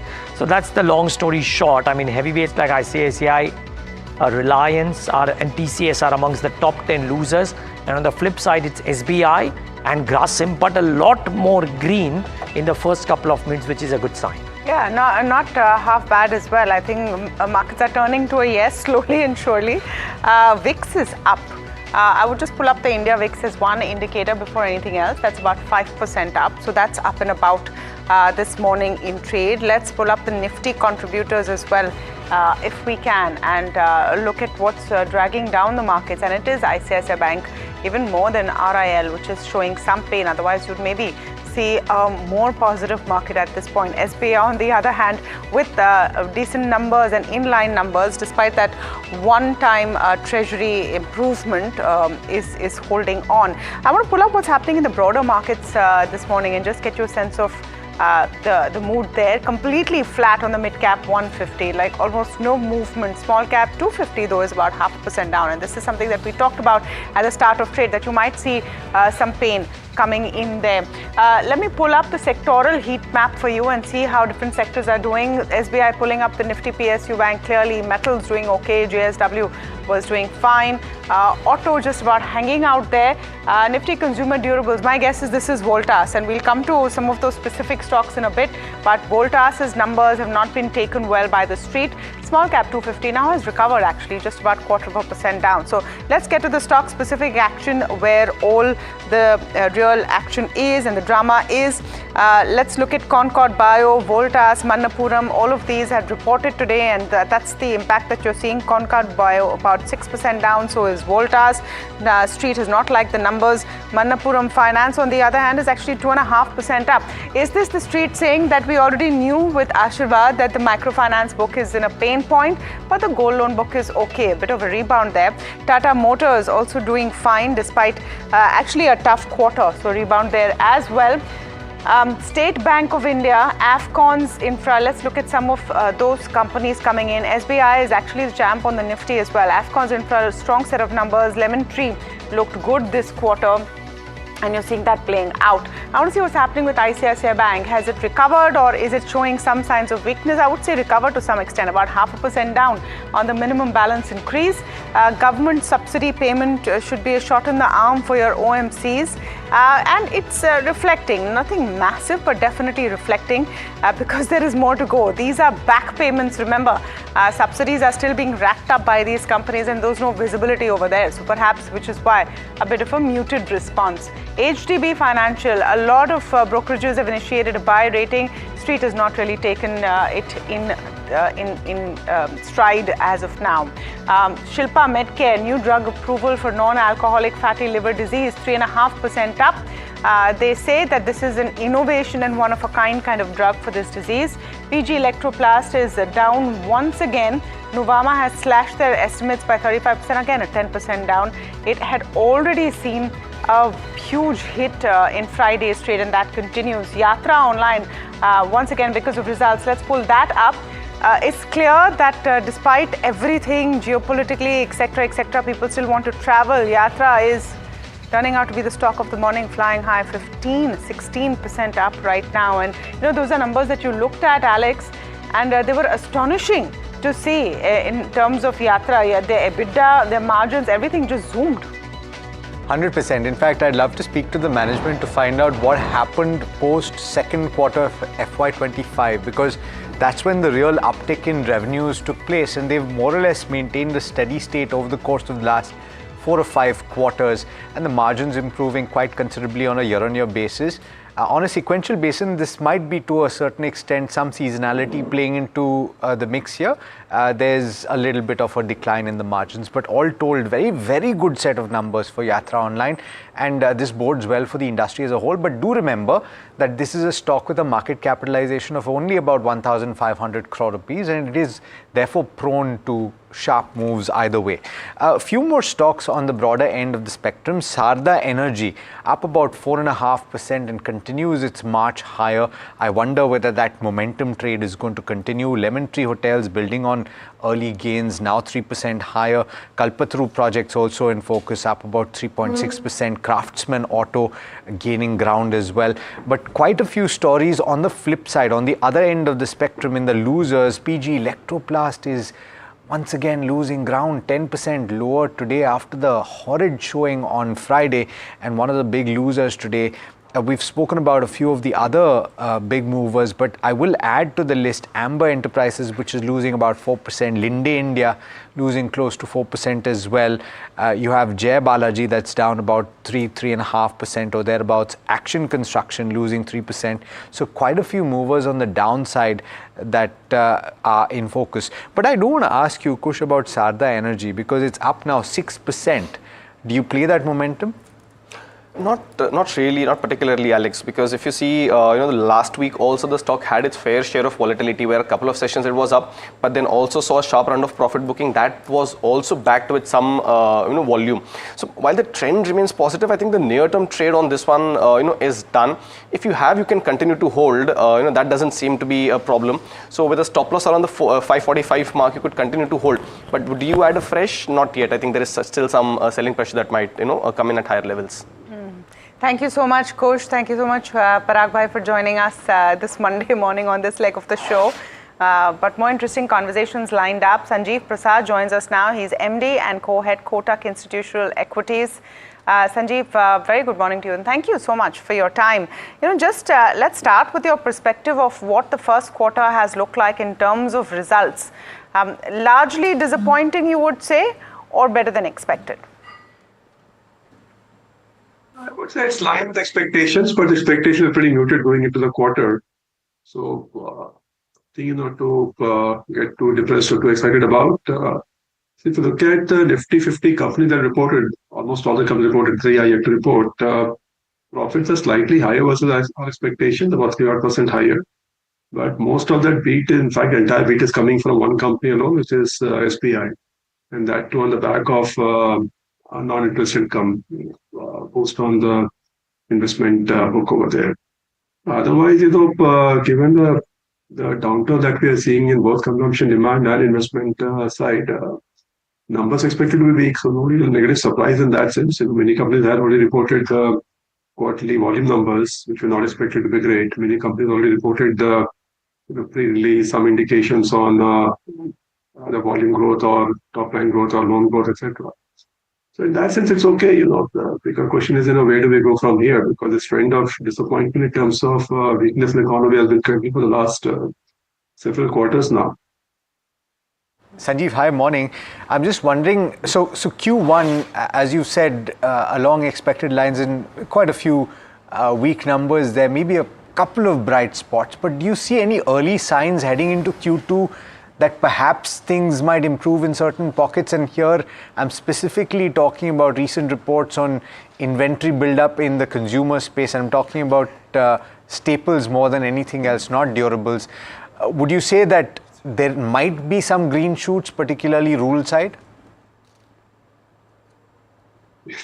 Every quarter we keep on hoping for some green shoots or other, but honestly, we don't know yet. When you look at the numbers, whatever high frequency numbers that come out, they don't seem to be looking very good, I would say. Look at what has happened to GST numbers, look at passenger vehicle numbers, two-wheeler numbers, etc. No real signs of that, between a interest rate cuts announced by the RBI, tax rate cuts announced earlier, and lower food inflation. Hopefully, we'll start seeing some signs of pickup somewhere, but I don't know. See, keep in mind the fact that lower food prices, it could be a slight positive for the urban poor, which has been reeling under fairly high inflation for the last few years, and of course, very low income growth. But it's also negative for the agri part of the rural economy, right? Because the big decline in vegetable prices, which is driving down over inflation, is a negative for the farmers who are producing vegetables. So in a way, it's transfer of money, from one pocket to another pocket. Ultimately, the bigger issue in the economy is it's not simply creating enough number of good quality jobs for the middle segment, I would say, in the manufacturing segment. So you're creating some jobs at the top end, not many jobs at the medium end, and a lot of jobs are ultimately in agriculture or the economy, which does not really pay that well. Sanjeev, good morning. Neeraj here. So just wondering, does that and potential for a slower domestic growth, plus all that's happening on the global geopolitical front currently, it may get resolved, but for now, the way it is right now, does it lead you to not only keep a lid on your earnings estimates, but lower your multiple estimates as well for India? See, multiple estimates will more depend on what happens in the medium term also. So you just can't look at 1 year or 2 years earning numbers and take a call on the multiples of a stock or for that matter the market as a whole or the country. But yeah, if this trend continues, then somewhere people will have to reconcile that to the fact that growth rates are going to be lower, given the fact that India is simply not getting enough number of good quality jobs, so that all that hope around the demographic dividend leading to higher per capita income and in turn leading to higher consumption, that need to be reviewed. So there are some longer term issues which I think the market may need to be cognizant of at some point in time. Ultimately, given the fact that you are seeing a lot of technological progress globally, given AI, what does it mean for job creation in IT services sector in India, for example, or for that matter, GCC, which have been big drivers of economic growth in the past and hopefully the expectation it will continue in the future also. Robotics coming in a bigger way. What does it mean for manufacturing? So the hope that India will create a lot of manufacturing jobs may get relied again. So those are the medium-term challenges which will also determine what happens to market valuations. At this point in time, all I can say is that if you look at the current growth trajectory for many sectors, especially I would say the most of the consumption bucket is also IT services. In the context of the kind of growth they're delivering and the medium-term challenges on growth linked to either job creation in the economy, which will lead to consumption growth picking up in the medium term and driving consumption, or the challenges in the IT services coming from AI disruption as well and so forth. I suspect the multiples of these sectors need to correct a lot more. So I suppose you will see a period of decent time correction in both these sectors. Market caps are not going anywhere for these sectors. Sanjeev, just to understand then, where are the opportunities, or is it all trending downwards? I think part of your note also talks about how the downward trend is also slowing down as far as earnings are concerned. So are you seeing this trend reaching its bottom? Are you seeing optimism in any sectors at all? The optimism is largely confined to the high-income households, I would say. So sectors which are companies we deal with high-income household consumption, that has held okay. But given the slowdown in IT hiring, in fact, firing now from whatever we are reading, on let's say TCS being an example, and slowdown in hiring in GCs is also, even that could start slowing down. If you look at the bright spots in the economy, what were the bright spots, let's say, between, let's say, post-pandemic to a year back? That was basically high-income household consumption, government investment, and real estate cycle. Unfortunately, all these three are slowing down. And at the same time, the laggard, which were low-income household consumption, which is, let's say, staples, etc., still not showing any decent signs of pickup. And private sector CapEx still not showing any signs of pickup. On top of that, you add the challenges on the export front, what was going on, the geopolitical and tariff issue, all the stuff. I don't see any big trigger over here. Consumption is slowing down, looks like. Not high-income consumption slowing down, low-income consumption was showing signs of pickup. Investment demand, looking weak. Exports challenged. So where is the optimism over here? So I think we just have to, get through this difficult time. Traditionally, the triggers, beyond private, you would look at either fiscal policy to bolster growth, which it has done in the past through various spending, and monetary policy, right? So you've already seen front loading of rate cuts, and you will see liquidity measures come through September onwards. I'm just wondering if that will move the needle at all. Do you anticipate that the next leg of growth will have to be government spending led?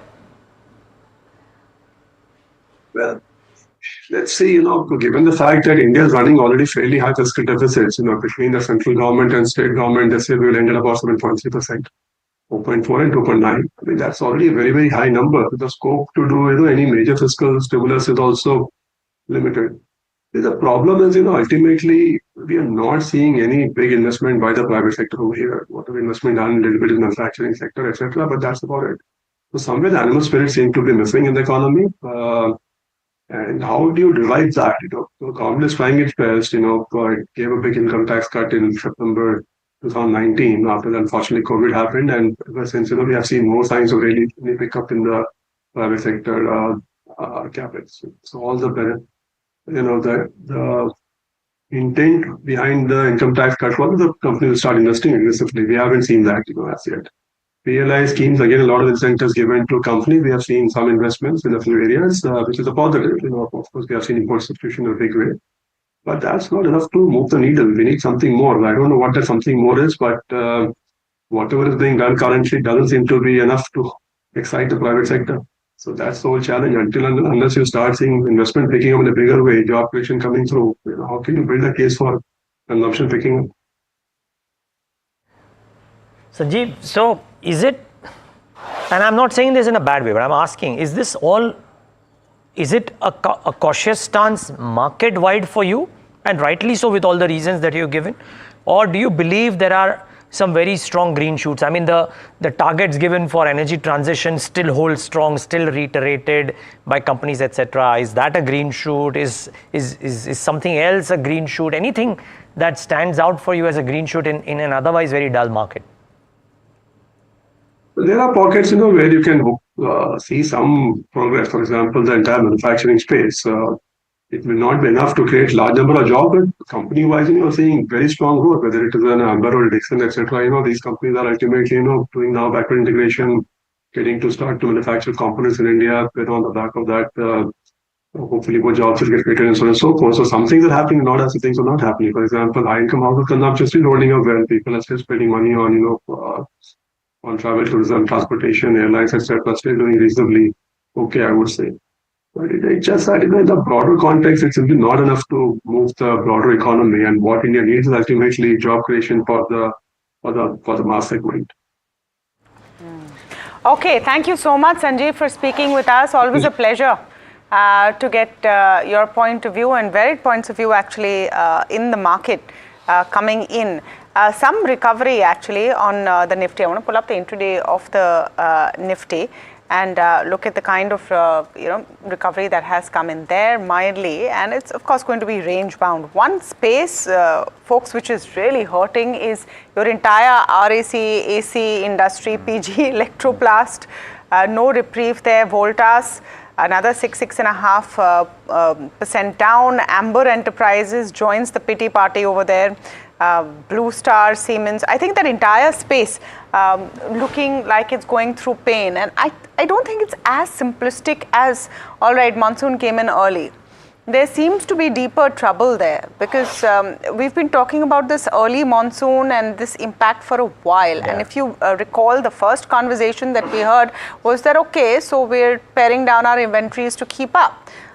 Some of these companies will focus on other segments apart from room air conditioner, but there seems to be a deeper issue there. Yeah, and there are two other things out here, right? One, so there are positive and a negative, because I remember a conversation with Anil Rai Gupta, who said the festive season doesn't quite impact air conditioners as much as it does refrigerators and washing machines. Correct. So therefore for Havells as well as likely for Voltas, it will not be as big a deal.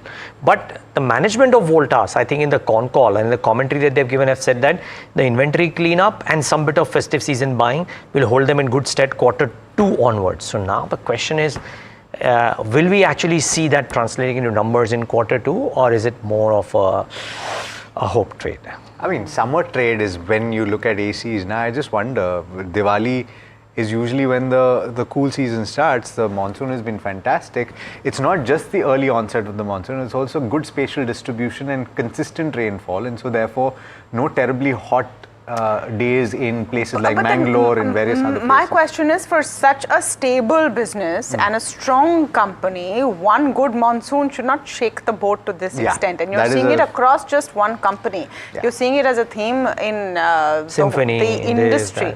So is there a demand issue, and are people saying, okay, forget about these ACs, let's go traveling instead? The reason I'm saying that is because, segue to Yatra. What is happening with Yatra? Yatra Online buzzing in trade, strong earnings which have come in still about 17% up, and those numbers really look astonishingly good. Mahima is taking us through them. Right, Tamanna. So, as you rightly mentioned, and this quarter, despite of seeing certain headwinds from the geopolitical side of things, Yatra has managed to do well, and this is because their concentration in terms of meetings and initiative segment is more. In terms of the overall gross bookings, that rose by around 9%. Gross margins have also improved this particular quarter, and revenue uptake is also it's seen a good growth of around 108%. And in terms of the overall EBITDA, that EBITDA and PAT growth majorly was driven by strong performance in corporate business, as I mentioned earlier, and in terms of higher margins, that was also seen in the hotels business, and that continued momentum across segments in terms of where the meetings initiatives are concerned. In terms of the new customers, they signed around 34 new customers in the corporate business this particular quarter, and that added annual billing of around 200 odd crores. So that has also led to a good growth in terms of this year as well, financial year 26 as a year as a whole. In terms of the overall numbers, revenue is up 108%, net profit up almost 3 times, EBITDA up almost more than 5 times, and margins have improved to that 11% mark versus that of 4.6% mark. So this is the overall view. Even in terms of the management commentary coming in seems to be very positive when it comes to the overall outlook of the travel segment, and that's one of the reasons as to why the stock is seeing a significant uptick in trade today. Okay, so great numbers there coming in from Yatra, and that theme is also visible. Look at Lemon Tree, another stock that's doing fairly well, those numbers were also looking decent. Come off its morning highs, but the numbers were decent nevertheless.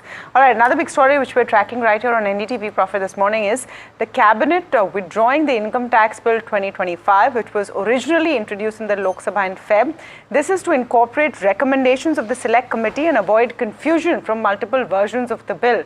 Shami is now joining in to tell us what's happening with the new income tax bill. Shami, let's start by understanding this withdrawal of the bill, because that statement also caused a lot of commentary.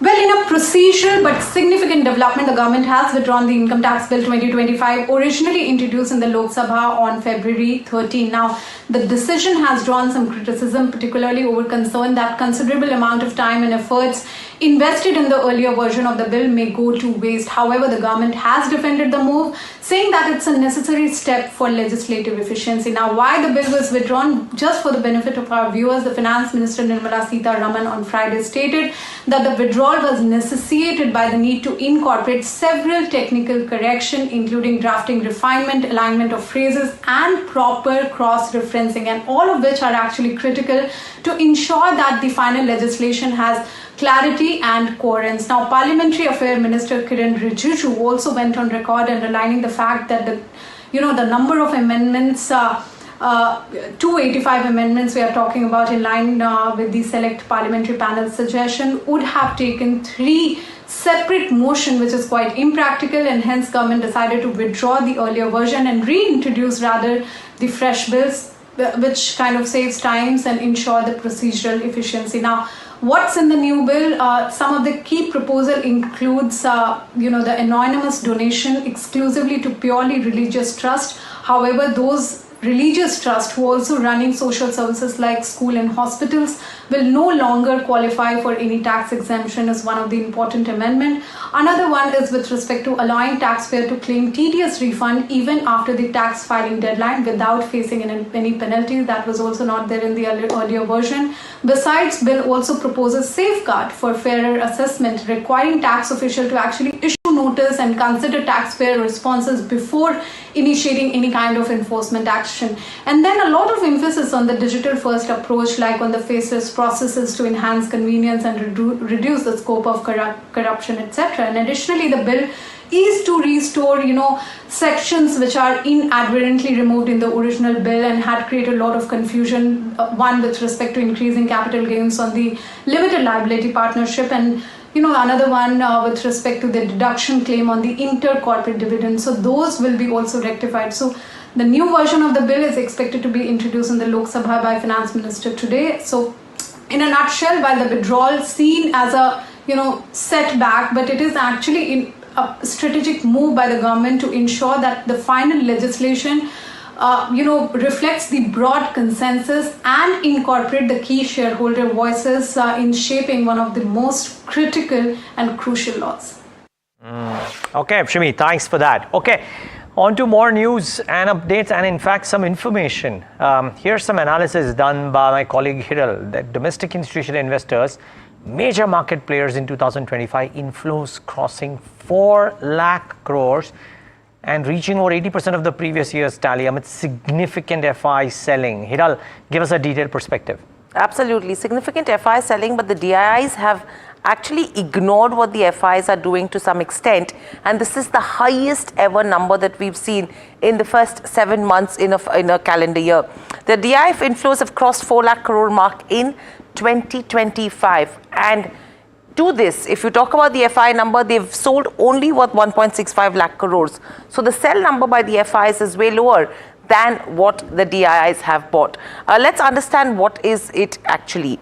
It's actually reached over 80% of the total 2024 tally in terms of the total DII buys, and this has come in the first 7 months itself. If you talk about the DII flows in 2024, that number was little over 5 lakh crore mark. Now let's understand as a percentage of the Nifty market cap, it's been the highest since 2007. You can see the chart which clearly tells you the way it has moved. The only high it came back was in 2022 at 1.8%. But this year in 2025, the DII inflows as a percentage of the Nifty market cap is at 2.2%. Moving on, if you talk about the DI inflows in absolute terms as well, it's hovered and it actually achieved a high in 2022 of 2.4 lakh crores, then in 2024 of 2.6 lakh crores. Right now, it's 4.1 lakh crore. That's the number that we're tracking so far. Let's understand which are the stocks that DIs bought as well. They've actually increased stake in 43 companies, whereas decreased stake in 7 companies, and this is in terms of Nifty 50. Now, the stocks where DIs have actually increased stake the most. Interesting names coming in there. Asian Paints, which has actually been underperforming, the stake has increased. Eternal, Dr. Reddy's, Axis Bank and Trent, these are the companies where the DIs have increased stake. In terms of performance, out of this, it's only Dr. Reddy's and Trent which has underperformed, but apart from that, Asian Paints and Eternal has outperformed as well. And in terms of the return potential, the highest is coming in for Axis Bank and a Trent, which is in double digits. The others have a return potential in single digits. Let's quickly look at a stock plate where the DIs have actually witnessed a decrease in stake. IndusInd, ICICI, Bajaj Finance, Shriram Finance and Bharti Airtel. Majorly, it's the BFSI space where the stake has gone down. In terms of performance, all except IndusInd Bank have actually given returns in single to double digits. And in terms of return potential, except IndusInd Bank, all of the others have a return potential in the range of around 6 to 16% on a consensus basis. So overall, interesting names that you're seeing where the sales have gone down. Asian Paints is an outlier as well, but clearly your DIs are looking at the markets in a really positive way from here on. Okay, so DI is shoring up when FIIs are KG, and for long-term portfolios, this is where value is built. Thank you for that, Hiral. Let me go across now to Anushi. We're talking to Signature Global on their Q1 earnings, where revenue more than doubled on a year-on-year basis, while profit inched up significantly. Before we speak to the management, Anushi is coming in for more context. Hi, morning Tamanna. So, as you just spoke about, it's higher revenue recognition that we are seeing playing out this in quarter, which explains the kind of 116% of growth in terms of revenue, also profit, now standing at 34 crore as compared to 6.8 crore in the quarter. But now if you look at the in terms of how the operational metrics have performed, now we've seen a downtick in terms of pre-sales and collections as well as number of units, but the company remains steadfast on the FY26 annual guidance, which is a 25% increase in terms of launches to 17,000 crore, pre-sales growth of 20% and collections growth of 35%, with more collections skewed towards third quarter and the fourth quarter as well. Focus will continue to remain in the mid-income and the premium segments as well. So this is the kind of picture that we are seeing for Signature Global playing out for FY26. Okay. Let's go across to Rajat Kathuria now, CEO of Signature Global, who's joining in for this conversation. Rajat, I want to actually start with the demand question. And how did you see the demand panning out in this quarter? Do you see it improving at all? Because for the real estate sector, right now, the big question has become whether demand is sliding in the top 8 cities at least. Just want to get your perspective on that. So, Tamanna, I'll like to answer both on supply and the demand side at one go. So, over the last couple of years, the primary challenge has been in creation of supply rather than, witnessing strong demand in the sector. And this has been the story all across various, at various price points of the housing market. So, as far as the supply side is concerned, we saw very good activity at the start of the year itself. We launched more than 2 million square foot of new products, which added up to about 4,000 odd crores of GDP potential. We completed more than 2,000 units, which are equivalent to some 1.45 million square foot of area. And we've also added some land in our core markets for future launches. As far as the demand is concerned, yes, there are global uncertainties which is causing confusion in the mind of customers, but so far so good. We had a fairly decent quarter. We launched a large project just in the month of June by the name of Cloverdale, and 65% of our overall pre-sales of about 2,600 odd crores for this quarter came from this particular launch itself. So I would tend to assume that so far, yes, I think demand's holding up and we are seeing good customer participation. I'm just wondering, Rajat, since just to follow up on that, since you talked about macro uncertainties adding to confusion, are you seeing any impact of the job losses that we're seeing in IT sector? But we're reporting that you're seeing it in other sectors as well. Mid-management, senior management, some of it being replaced by AI, technology, slowdown, whatever it may be. Are you seeing that begin to translate into conversations with customers? Because a lot of these properties will need high-paying, high-earning customers. Tamanna, not really at this stage, because see, Gurgaon in general is a more diverse market. We are not a city which is just reliant on ITS services. It's a fairly diverse sort of an economy, being, having close proximity to the capital, having a very robust auto market. And, it's a city which has just come up over the last 20 years. So, there's a lot of, upward momentum, in this city where there's a lot of newer areas coming up and getting developed, every 5 years, 10 years. On the contrary, see, we've also seen certain, or rather fair good amount of rate cuts, which has reduced the EMI pressure on the customers and certain tax advantages from a customer standpoint. So there's mix of lot happening. But yes, as of now, we've not seen any dip or anything like that. Rather, the market's holding up quite well. And since we focus more on mid-income housing market, we feel, this particular space in the housing market has a fair bit of resilience because there's genuine demand. There are a lot of people still traveling from Delhi to Gurgaon on a day-to-day basis and taking up a home in Gurgaon where usually their job is, makes their life much simpler and convenient and, adds to their family time. So, we are seeing like a good situation going on as far as mid-income housing is concerned. Right. Rajat, good morning, Neeraj here. So your base has obviously grown, and in the past you mentioned about how Gurgaon continues to remain the market which will fuel growth for you for the next few. My question is, a few years that is, my question is, do you reckon that the run rate of growth can peter down with a higher base unless, of course, you expand out of the Gurgaon market as well? Let's say if I'm looking at you from FY26 till FY28, you expect this 25% increase or 25% run rate to continue? So Neeraj, we feel this 20% kind of plus growth is achievable over a medium-term span. Our primary concentration is in Gurgaon right now.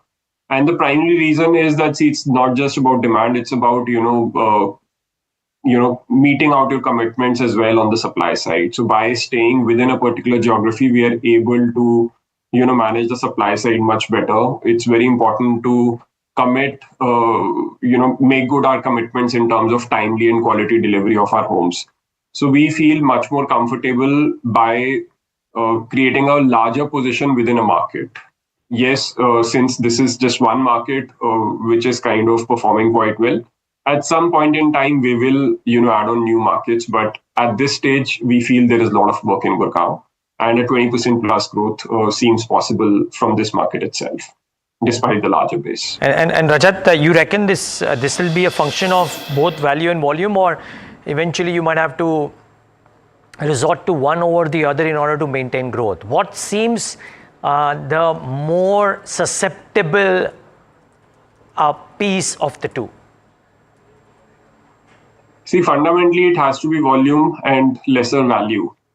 But given the demand supply mechanics, it has been both over the last couple of years. Neeraj, we've been fundamentally a volume player. We started our journey with affordable homes and we like playing on volume. And I'll personally prefer that it's volume and not value. But, I can't really predict how future unfolds. Do you think your guidance for this year, the annual guidance, stays on track after quarter one, Rajat, in terms of number of launches, up 25%, 20% increase in pre-sold sales growth, 35% growth in collections, and the numbers there? Does that stay on track right now?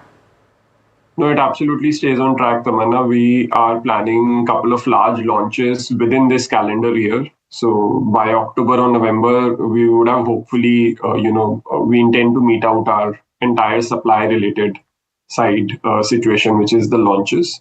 And pre-sales, usually happens in tandem with as new products are getting launched. So we stay on track and we stay confident about both these parameters. Got it. Okay. Okay, Rajat, we'll leave it at that. Thanks so much for taking the time out and being with us. All the best for the quarters ahead. Thank you. That's Signature Global with their thoughts on the quarter gone and the outlook ahead. The stock stable as we speak. But our next guest, well, lots to talk to her because I think their note, I mean, they've written multiple notes, obviously, and their HSBC PMI is watched out for very closely too.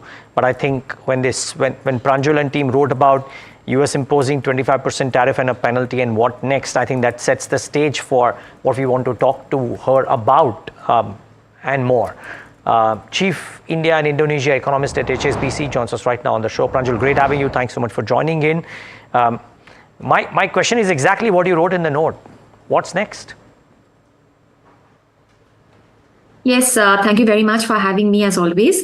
But listen, I think we need to just take a step back and see where the economy was when the 25 plus 25 tariff was actually announced. I think we were in a backdrop in which growth was already quite uncertain. There have been a lot of changes this year. For the last few years, growth was driven more by the formal sector, large companies, high-tech industries, GCCs, drugs, mobile phone manufacturing, exports. Mass consumption had been weak. This year, all of that turned on its head. I think the formal sector started to weaken, but the informal sector was starting to strengthen on the back of lower inflation, better agriculture. So already a big shift was happening across sectors, and that was confusing a lot of people because a lot of data we get is on the formal sector. People were generally confused. Are things looking up or down? Then, on top of that, we got a lot of June data where we saw tax revenues actually weaken a little bit. We saw two-wheeler sales fall. So suddenly people were saying that, oh, even mass consumption seems to be weaker now. So there's been a lot of growth uncertainty, and the tariff announcements have happened in that backdrop. So therefore, the uncertainty element of that has been even more enhanced at this point of time.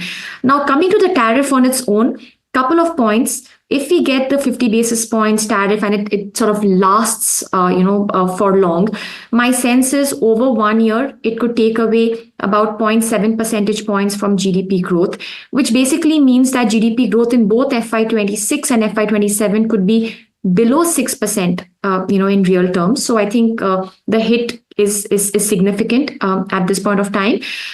Which sectors will get hit? My sense is it's mostly the small firms like garments, gems and jewelry. Not all of them listed. They will get most hit because the truth is that there are still a lot of exempted firms from these tariffs. Still for pharmaceuticals, mobile phones, the tariff rate is not applicable, the 50%, because they are under exempted sectors so far. So the large firms may still remain a little cushioned, but I think the small firms will take the brunt of this tariff announcement. Couple of thoughts more going ahead. What can happen?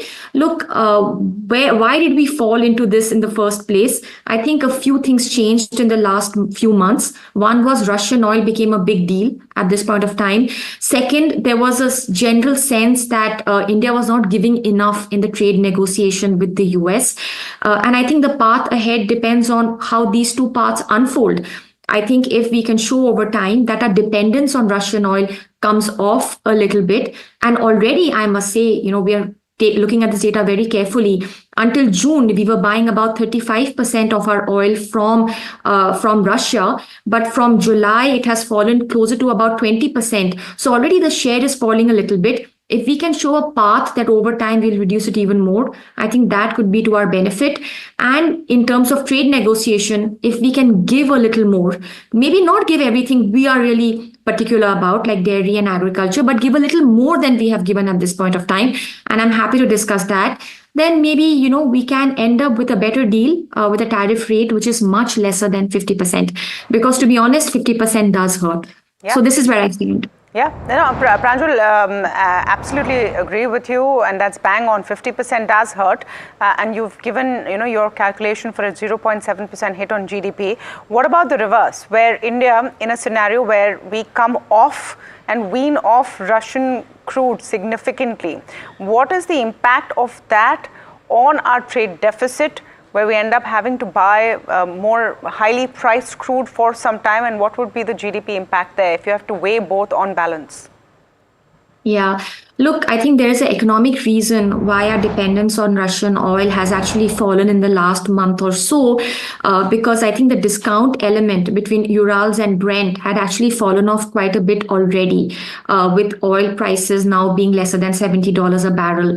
So my sense is that weaning away from Russian oil over time and moving to other sources on the margin is not going to hurt our GDP growth very much, because we are already seeing that, we're weaning away. The discount is not that large anymore. So I think I'm going to just stick to that at this point of time. I just don't see a big cost of that. But taking a step back, my sense is that all eyes should now be on this whole sort of Russia, Ukraine, US sort of conversations that are going to happen in the next week or two. And if some sort of ceasefire or agreement happens there, then maybe the pressure on us to wean away from Russian oil could become a little lesser. So over the next week or two, I'm going to look at all of these geopolitical events on what really happens between Russia, Ukraine, and US in terms of, the sensitivity of Russian oil. But yes, if we are forced to bring down our share on Russian oil over time, I think it can happen in a non-disruptive way. Pranjul, let's assume all of the above were to happen. I'm trying to look inward. What can happen? I mean, can the government get off the fiscal glide path in order to give a boost? Because I remember our earlier conversation wherein you had said that FY26 is about the consumption space and not as much about capex. So can the government wean off the fiscal glide path if it needs more ammo to boost consumption? Can the RBI loosen further? Because these are, extraordinary circumstances, if you will.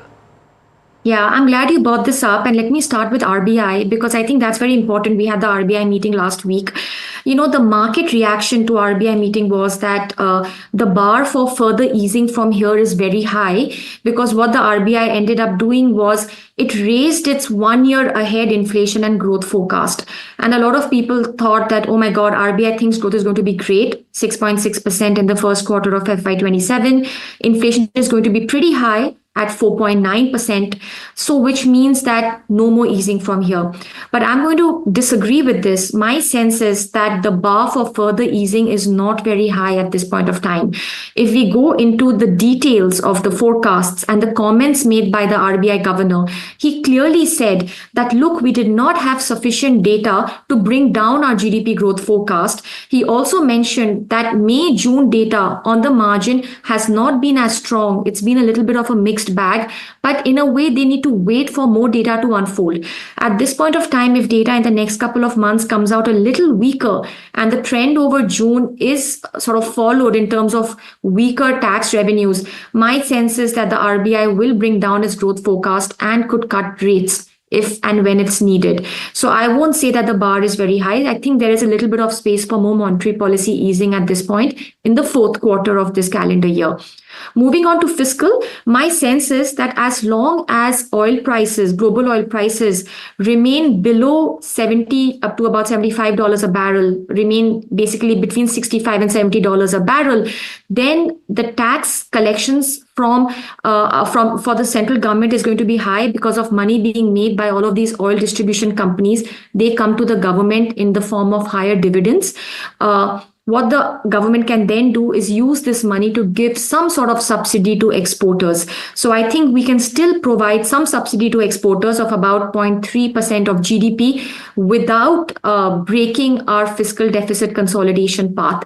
So the space for monetary policy and fiscal stimulus at this point is there, but a little bit. But I think it's still there. Eventually, for a multi-year impact, I think we need to get back to reforms, structural reforms. I think that will be very important at this point of time. Yeah, and beautifully put, Pranjul. Thank you so much for speaking with us. Always great to have you on NDTV Profit. We need to work on our reforms, and Actually, Union Minister Nitin Gadkari put it really well. He's the Transport and Highways Minister, but he was speaking at an event. And Neeraj, this caught my eye because, sometimes very complex subjects can be said simply in one line, which makes sense. So he says कि जो दादागिरी कर रहे हैं वो इसलिए कर रहे हैं because they have superiority in economics and in technology, and that's where we need to get. Listen in to what he said.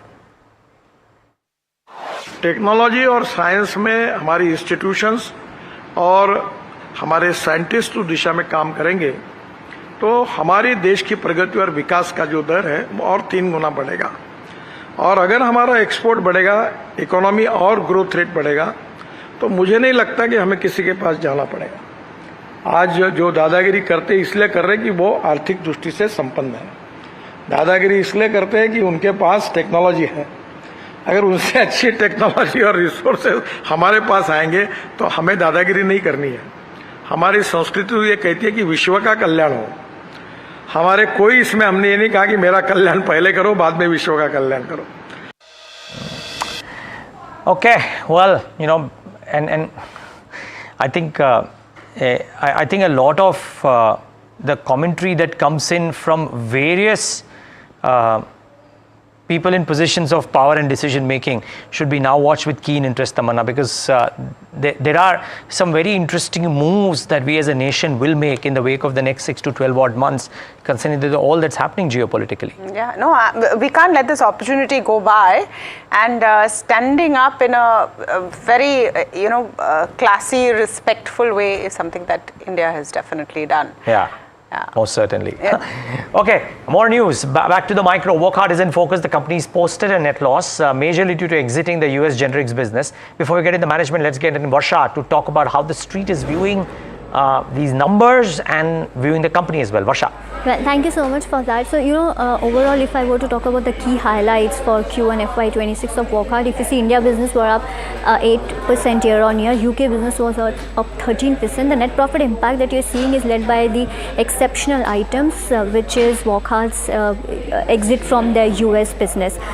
Talking about the updates on the novel antibiotics, talking about Zenage, which is WCK 5222, they filed for Indian approval, and the manufacture will be done via US FDA approved third parties in Europe for developed markets, and phase 3 UTI study trial in India has been completed with high efficacy. Talking about Mignav, they've approved and launched in India on May 27, 2025. Initial clinical response has been very encouraging for this drug. Talking about WCK 6777, phase 2 study protocol is in development for resistant infections, and the US FDA has also granted a fast track designation when it comes to UTI, that is unit tract infection and infra-abdominal infection. On to the FY25 sales contribution, UK contributes 39%, followed by India, emerging markets and Ireland. Okay, thank you for that, Varsha. Dr. Habil Khurakiwala joining us in conversation now, founder, chairman of Wockhardt Group. Great time to, obviously we'll speak about your numbers, but what Wockhardt is doing is more exciting, especially with Zenix. And, we first spoke about it several quarters ago, and how it's gone forward is very, very exciting. Just one word on the numbers before we move ahead. The exceptional item is because of the exit from the US generics business. You expect this to come back to mean by next quarter? Yes, I think this is mainly a goodwill write-off because of the exit from US business. So it is a one-time write-off. So it has no impact in future whatsoever. In addition, in the last quarter, there was excessive cost because of the US exit, because there are certain exit costs we had in terms of people and activity, bringing it down. So our operating losses for the quarter in US was much higher. And these are all one-time related activity. Second is when we introduce a new drug like Mignav we have just launched, there is a lot of upfront costs which takes place before the drug starts generating revenue. So that is part of what reflects. So if you discount all these things in next coming quarters, I think as a company, we should have a very healthy bottom line. Okay. Okay. I suppose the exit from the US generics business couldn't have come at a better time considering everything that's happening geopolitically. Dr. Khurakiwala is having the last laugh there perhaps. But tell us about Zenic and the timelines that you're seeing for commercialization on this, how this is going to impact margins going ahead and by when? So let me continue the good news of the tariff-related issue. We are manufacturing entire Zenic from Europe. So whatever happens between India and US, it will be unaffected, and we don't expect much impact of tariff in US when we launch. We have completed clinical trial, and we would be filing to US FDA next month. And we expect approval by sometime middle of next year. And thereafter, we would be able to be in the market. Simultaneously, for various other markets, we are also in discussion with out-licensing of the molecule. And if something happens, we will certainly announce it.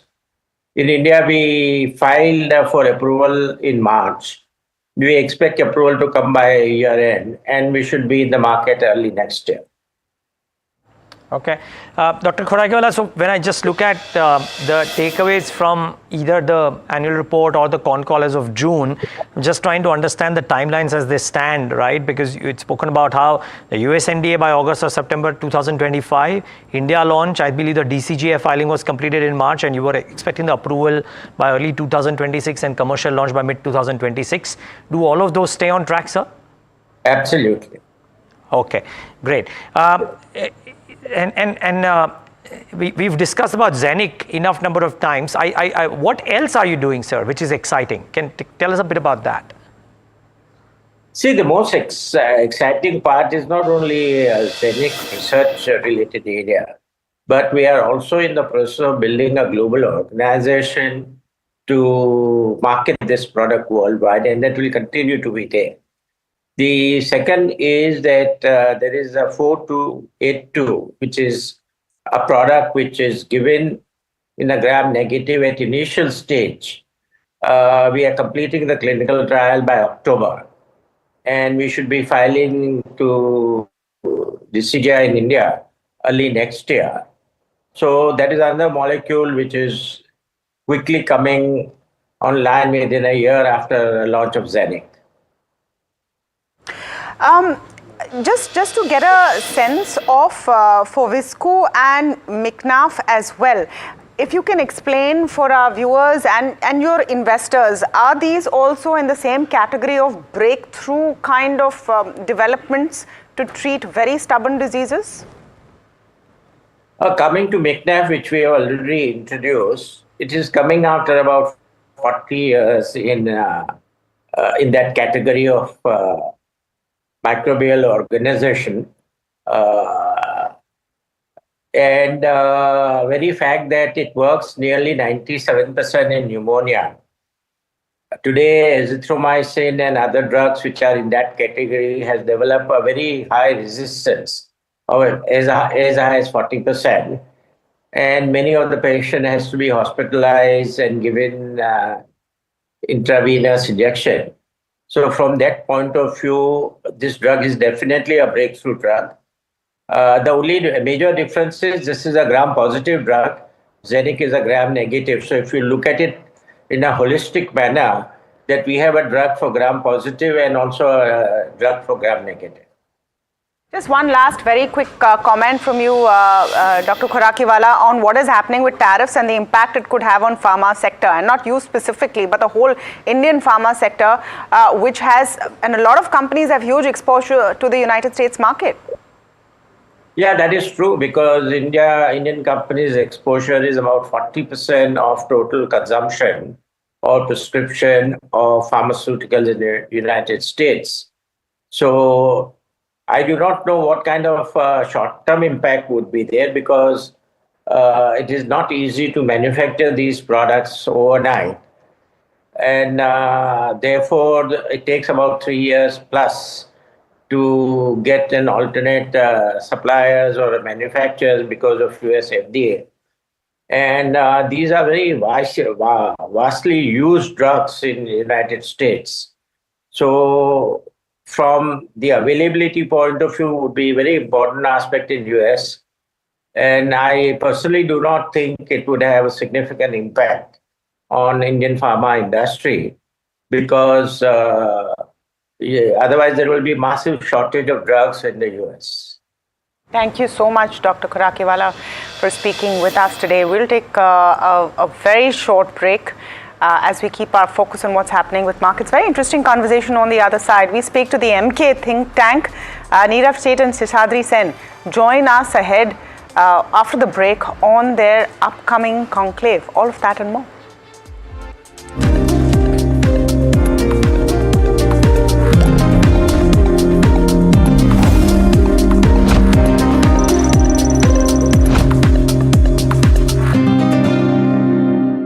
Gold class optimistic reflective glass लगाओ, धूप की गर्मी को दूर भगाओ और बिजली का बिल भी बचाओ। माय बर्थडे गिफ्ट टू पापा, ये उनके पापा की पहली गाड़ी एक गराज में पड़ी थी दार्जिलिंग में, फिर 3 मैकेनिक, पेंटिंग, पॉलिशिंग, तब इसे फाइनली घर लाया ना, तब लगा लाइफ में ग्रो किया है।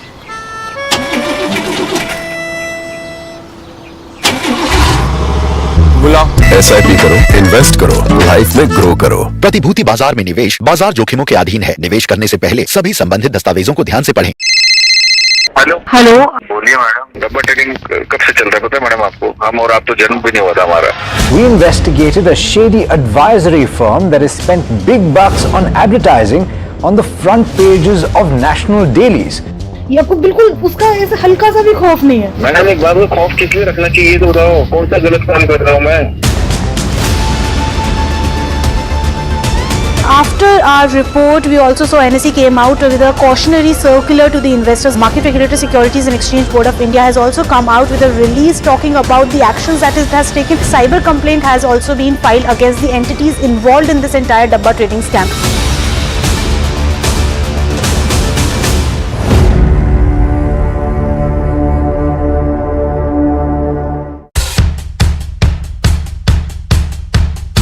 The markets move fast. And so should your portfolio.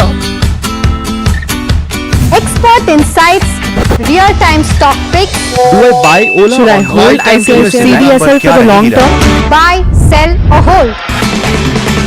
The answers you need, straight from the experts. Callers from India and across the world. Connect live, ask, decide and invest wisely. Your portfolio, your future. Ask Profit.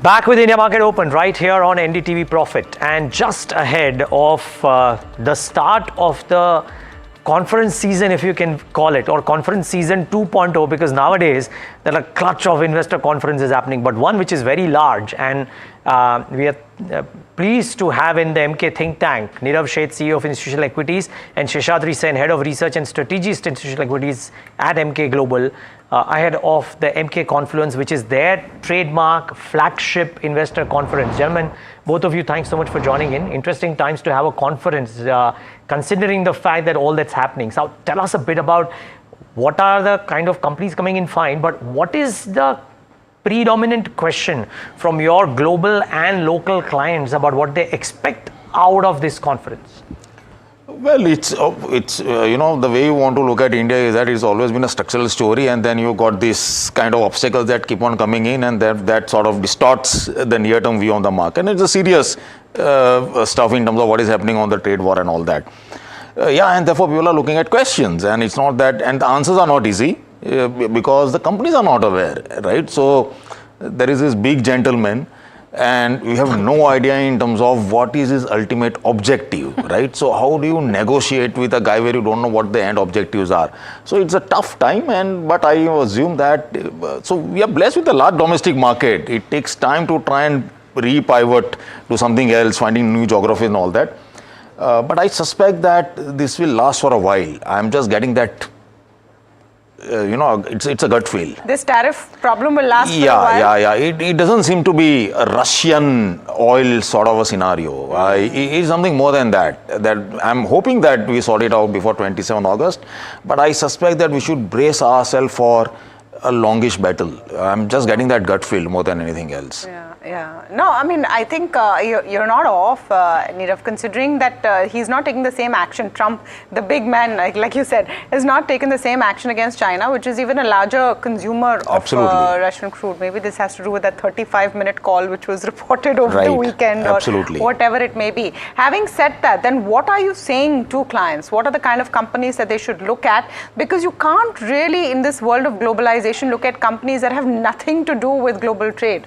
You'll be very, fenced in then in your choices. No, I think you'll be surprised. So my sense is that you have a lot of companies which are largely domestic oriented. Let me, for example, tell you that if you look at the next 5 and 10 years and where you believe large addressable opportunities that come up, right? Platform companies.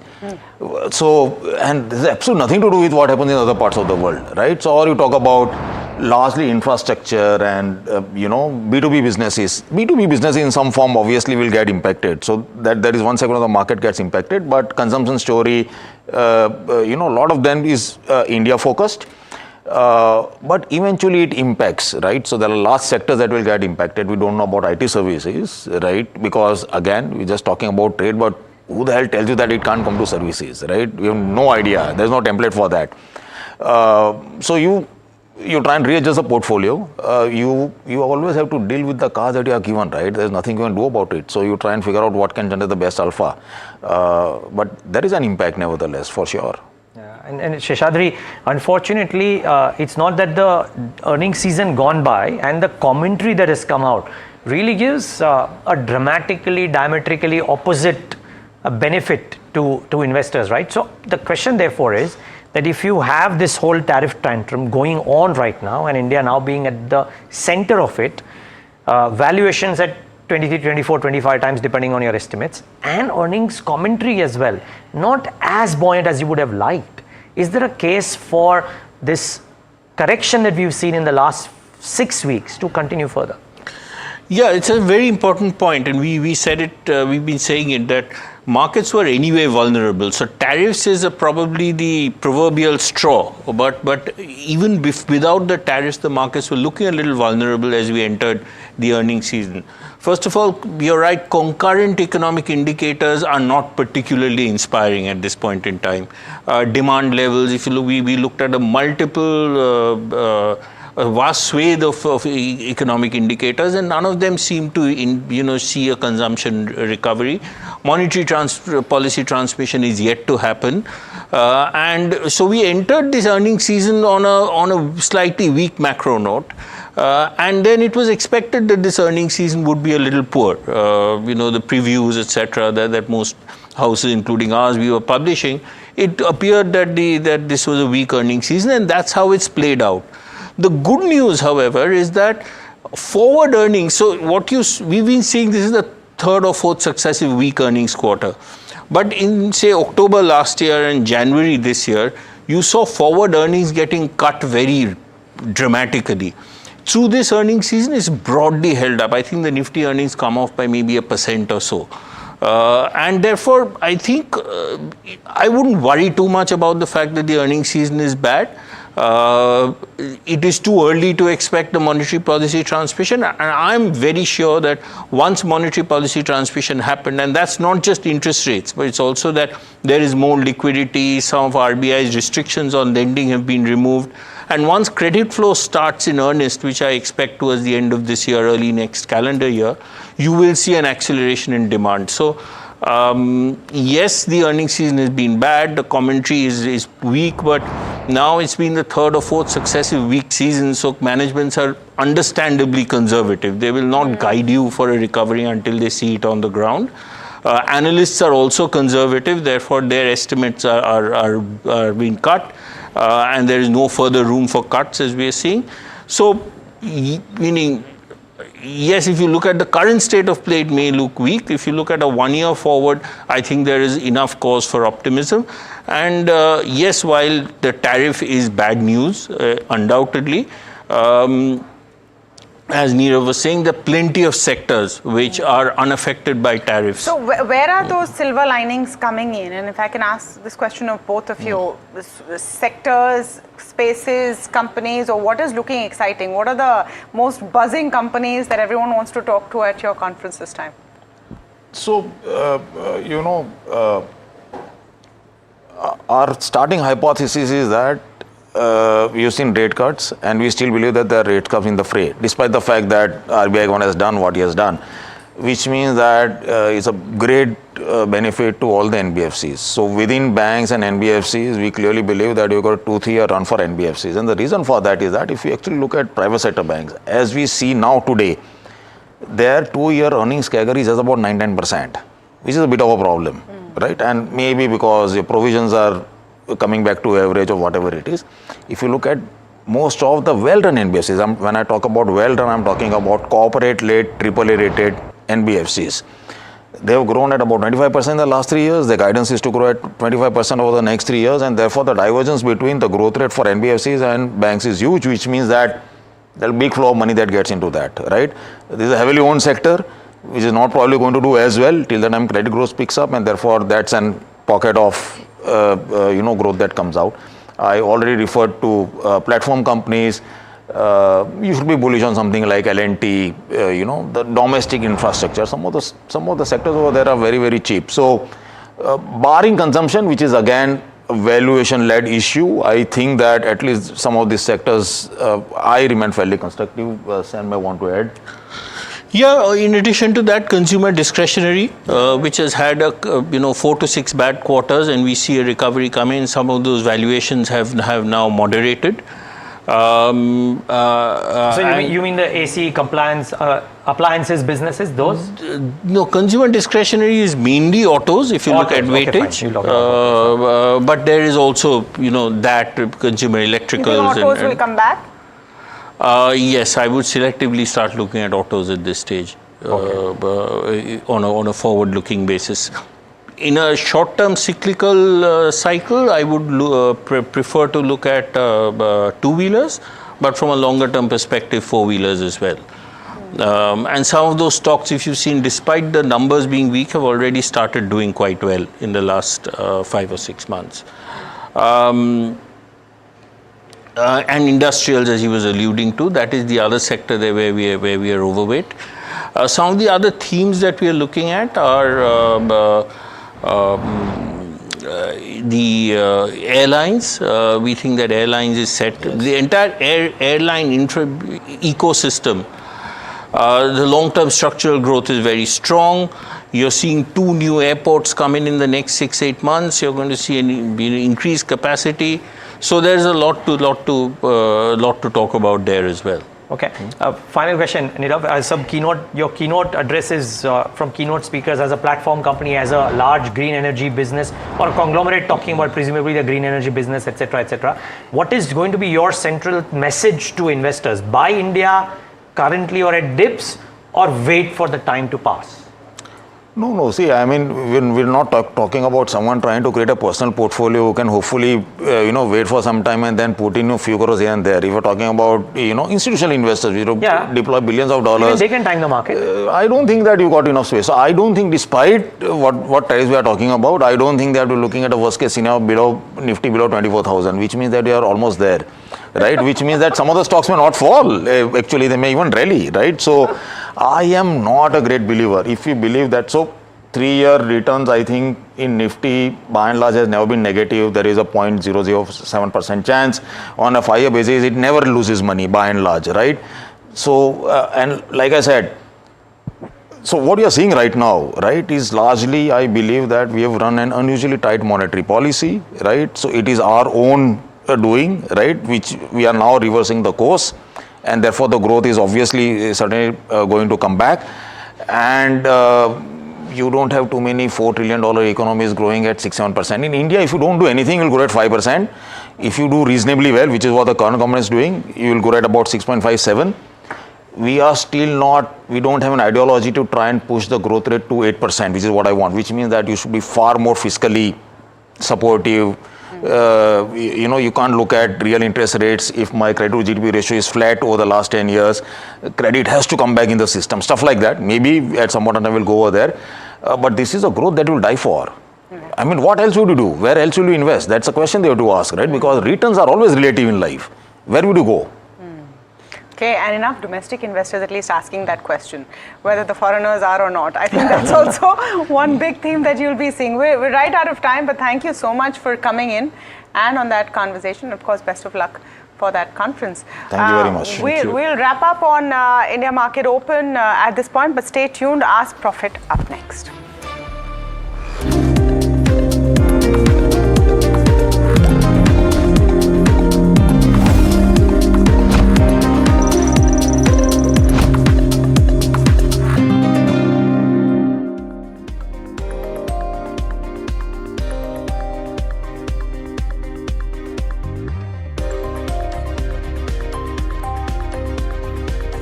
तू ही तो है जिसकी सच्चाई वाली clarity की वजह से मैं आज यहाँ हूँ। गोल्ड प्लस सिल्वॉक्सी मिरर्स, ऐसी क्लैरिटी कि आपको सिर्फ सच नजर आए, चाहे कितने भी साल बीत जाएं।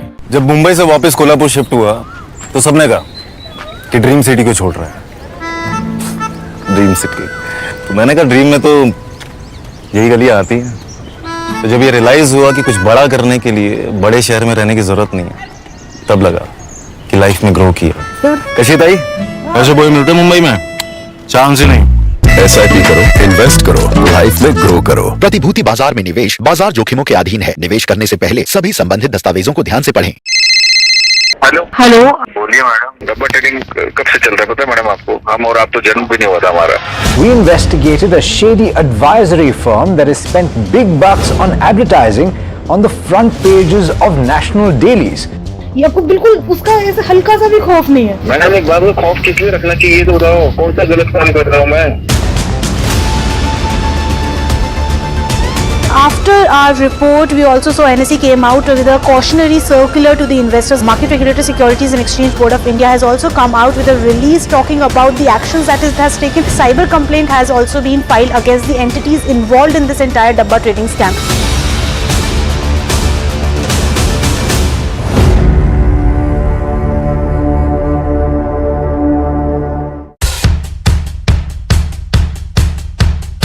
The markets move fast. And so should your portfolio. Expert insights, real-time stock picks. Do I buy Ola? Should I hold CDSL for the long term? Buy, sell or hold? The answers you need, straight from the experts. Callers from India and across the world. Connect live, ask, decide and invest wisely. Your portfolio, your future. Ask Profit.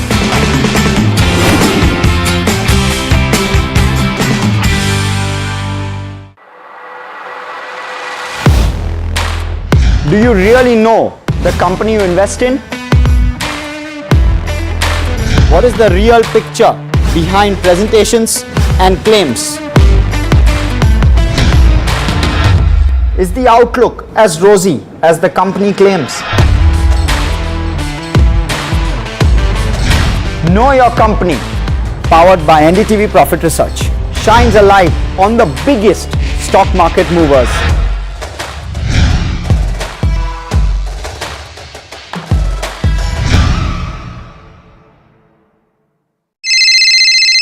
Hello बोलिए madam, डब्बा trading कब से चल रहा है पता है madam आपको? हम और आप तो जन्म भी नहीं हुआ था हमारा। We investigated a shady advisory firm that has spent big bucks on advertising on the front pages of national dailies. ये आपको बिल्कुल उसका ऐसे हल्का सा भी खौफ नहीं है। मैडम एक बात, खौफ किस लिए रखना चाहिए तो बताओ, कौन सा गलत काम कर रहा हूँ मैं?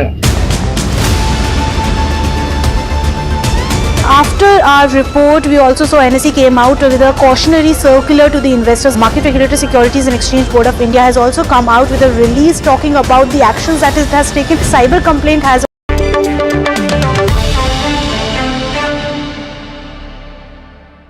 Hello and welcome to NDTV Profit. In the capital goods space, a company that you should be focusing on is Cummins India Limited, and this is on the back of its first quarter results. Now, if you look at all the key operational metrics, we are looking at beat in terms of where the numbers are headed. We're looking at a revenue growth of 26%, while margins expanded about 116 basis points to 21.4%, and net profit also seeing about a 40% of growth. But to discuss how the quarter went by and the outlook forward, we are joined in by the Managing Director, Shweta Arya, with us. Hello, Shweta. Welcome to the show. First of all, just want to take your overall assessment of the first quarter numbers. It's been a strong beat that we are looking at in terms of how the revenue growth has fared out, and even in margins in particular, because there were expectations of margins being relatively on the muted side because of the price normalization and the volumes also stabilizing in picture for the power gen segment. So just give us your assessment of the quarter gone by. Thank you. So for the quarter gone by, we have actually seen demand in the domestic market fueled by growth in the power generation segment. Now, after a year of launch of CPCB 4 Plus product, the market has accepted the product well, and the demand in the market due to continuous infrastructure spends, the power needs of the country in different segments. So we have seen that demand come in, and we have been able to execute well on that demand. On the industrial side, we have seen growth in the railway segment, continuous growth in the construction and compressor segments as well. And our aftermarket has been performing well, and we have seen that also happen in the last quarter. And on the margin side, we did get leverage due to the volumes coming in. We had good volumes both from the domestic side and the exports in this quarter. So we did see that leverage, and the product mix plays to our favor in some quarters, and that happened in this quarter. So that's how the margins fared well too. Okay, so Shweta, just considering the picture that you've given by, there's also increasing competition that we are looking at in the power gen segment. So considering that, just want to get your perspective on how the pricing is expected to shape up going in the next few quarters. Also with that, even volumes, are they expected to sustain that kind of growth? If you can quantify what's the kind of volume growth that we've looked at in this quarter. So for the power generation segment, from a volume perspective, after CPCB 4 Plus launch, we are now back to the pre-CPCB 4 Plus volumes for the market. So that's how the market is. And given the power demands in the country, we do anticipate to see steady growth in that volume space for the power gen market. Now, from the perspective of competition is definitely stiff and is across all the segments of power gen that we see. There has been tough competition in the market. We do believe that the pricing is almost settled now. So going forward, there could be possibly higher competition in the market, but we hope that we can cater to the demand and to the customer requirements despite that high competition. So Shweta, considering that there could be increasing competition going forward while the pricing is, has settled now, would there be chances of you cutting prices which would lead to an impact in terms of where the margins are headed? So cutting prices, actually, the competition that exists in the market today is the same. They have all been able to launch the CPCB 4 Plus product range. So there are no new competitors in the market, all the ones who've existed. We believe in being competitive in the market and to provide the right value to our customers. So it's difficult to say whether we would cut prices or not. For the time being, we have been able to hold on to our prices and show the value to our customers of the product.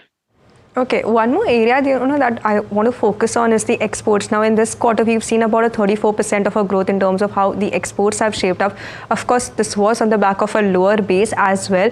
But, considering that, in the commentary that you were just giving in the conference call, that you still remain cautiously optimistic considering the geopolitical developments are holding up, want to understand what's the picture in terms of growth going forward for exports? Where do you see more of these growth levers coming in for the export business? Which particular regions and for which particular segments that we are seeing this? From an export perspective, a large part of our exports is in the power generation segment, very broad based to many different countries in the world. That actually gives us a diversified base of countries that we export to. What we do is that in different markets, we have been working on which are the products that we can position rightfully in those markets, largely in the power generation space. Now, yes, there are geopolitical issues that still exist and continue to develop. So our endeavor remains that across these markets, if we can position our products through the right channels and through the right prices, there is no clear trend that there is this particular market which we have seen going for the last few quarters that I could tell you that here is the market we have seen growing in the last 4 quarters and hence we see this particular market growing. There has been no clear trend. There are different geographies that keep growing in different quarters. And just the last quarter that went by, we actually saw growth across all our segments of power gen and across various different regions in the world. So very difficult to say if we are seeing a particular trend and we could capitalize on that going forward. Okay, but just on that, if you have to get more perspective now, currently, if you look at the domestic export mix, if I'm not mistaken, it's basically 83 to 50, 17% or so that we are looking at. Do you expect the mix of exports to increase going forward? And if you can just give us an indication as well, how the domestic margins differ from the export margins which are there? Do we expect the ratio of domestic and export to change dramatically? Not very dramatically in this financial year, because there are a lot of things that are changing in the geopolitical scenario, and that is why we remain quite cautious about the exports. And we continue to see demand in the local market. So that is why we do not anticipate this ratio to dramatically change in this financial year. Now, the margin profiles, it's very difficult to say because the domestic margin is a blended margin of power generation, aftermarket, industrial markets. And in the exports, it is a blended margin of various different regions. So each region has a very different margin profile. So these are both blended margins. And since I was telling you that different regions keep growing in different quarters, so difficult to say how this will play out. And even now, we do capitalize on opportunities of improving our margins, both in the domestic market and in exports. All right, so that was the management of Cummins India speaking to NDTV Profit about the quarter gone by. This is, of course, Ask Profit on NDTV Profit. My name is Alex Matthew. With me is Mahima Vachrajani, and we'll take you through the next hour or so of trade. 50 minutes now, but this show, as you know, is geared towards getting you answers to all of your stock-related questions. You can message us on the number at the top of the screen, or you can call us on the landline number at the bottom of the screen.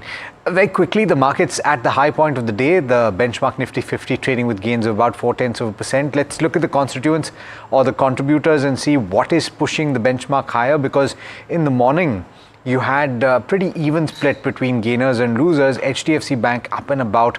It was one of the drags on the benchmark on Friday, along with Reliance Industries, and that is a different situation today. State Bank of India posted its results doing reasonably well and contributing a few points on the upside as well. But it's a pretty broad split. If we can pull up the heat map for the Nifty 50, I would hazard a guess to say that there will be more green on the screen than not, and that is indeed the case, with Tata Motors very interestingly leading the gains up about 2.4% after what a lot of people had said was a pretty shoddy first quarter. But let's get our experts on for the day. We've got Saurabh Jain of SMC Global Securities, as well as Brijesh L, who's the head of technical and derivatives retail research at IDBI Cap Securities. Thank you so much to the both of you for taking the time, and pleasure having you on the program. Let me kickstart the questions today with Action Construction. And Gopika from Chennai has got this question. She's bought at levels of 1,158. And I saw earlier in the session that the stock was under a tad bit of pressure. But this is a long-term question. Can hold for the next 5 years. Would you buy at the current level? The stock is down 5% at this point. Saurabh, would you use this opportunity to add to your holdings? Well, this is a long-term structural story, but the stock got re-rated in the last 3, 4, 5 years, and the multiples are quite high, even after the stock has come off from the highs. I won't recommend to add at these price levels, but yes, at the times of correction, you can add in a staggered manner. Yes, the stock is hold for the next 5 years. All right, so that's with regards to where Action Construction is concerned. We've got our next question from Komal, who's writing us from Mumbai. She's asking about Sagility India. She's bought it at the levels of 45 rupees and bought 10,000 odd shares.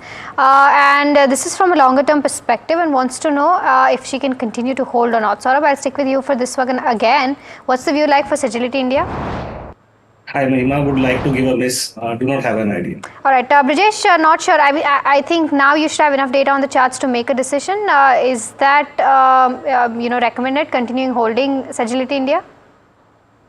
Hi, morning. So whatever the data I can see, I can work with the stop loss. So basically, 37 was a swing low. So somebody is holding the position. Should hold with the stop loss of 37, and then maybe over a period of time gradually one can review it. But on immediate basis, 37 would be the stop loss. All right.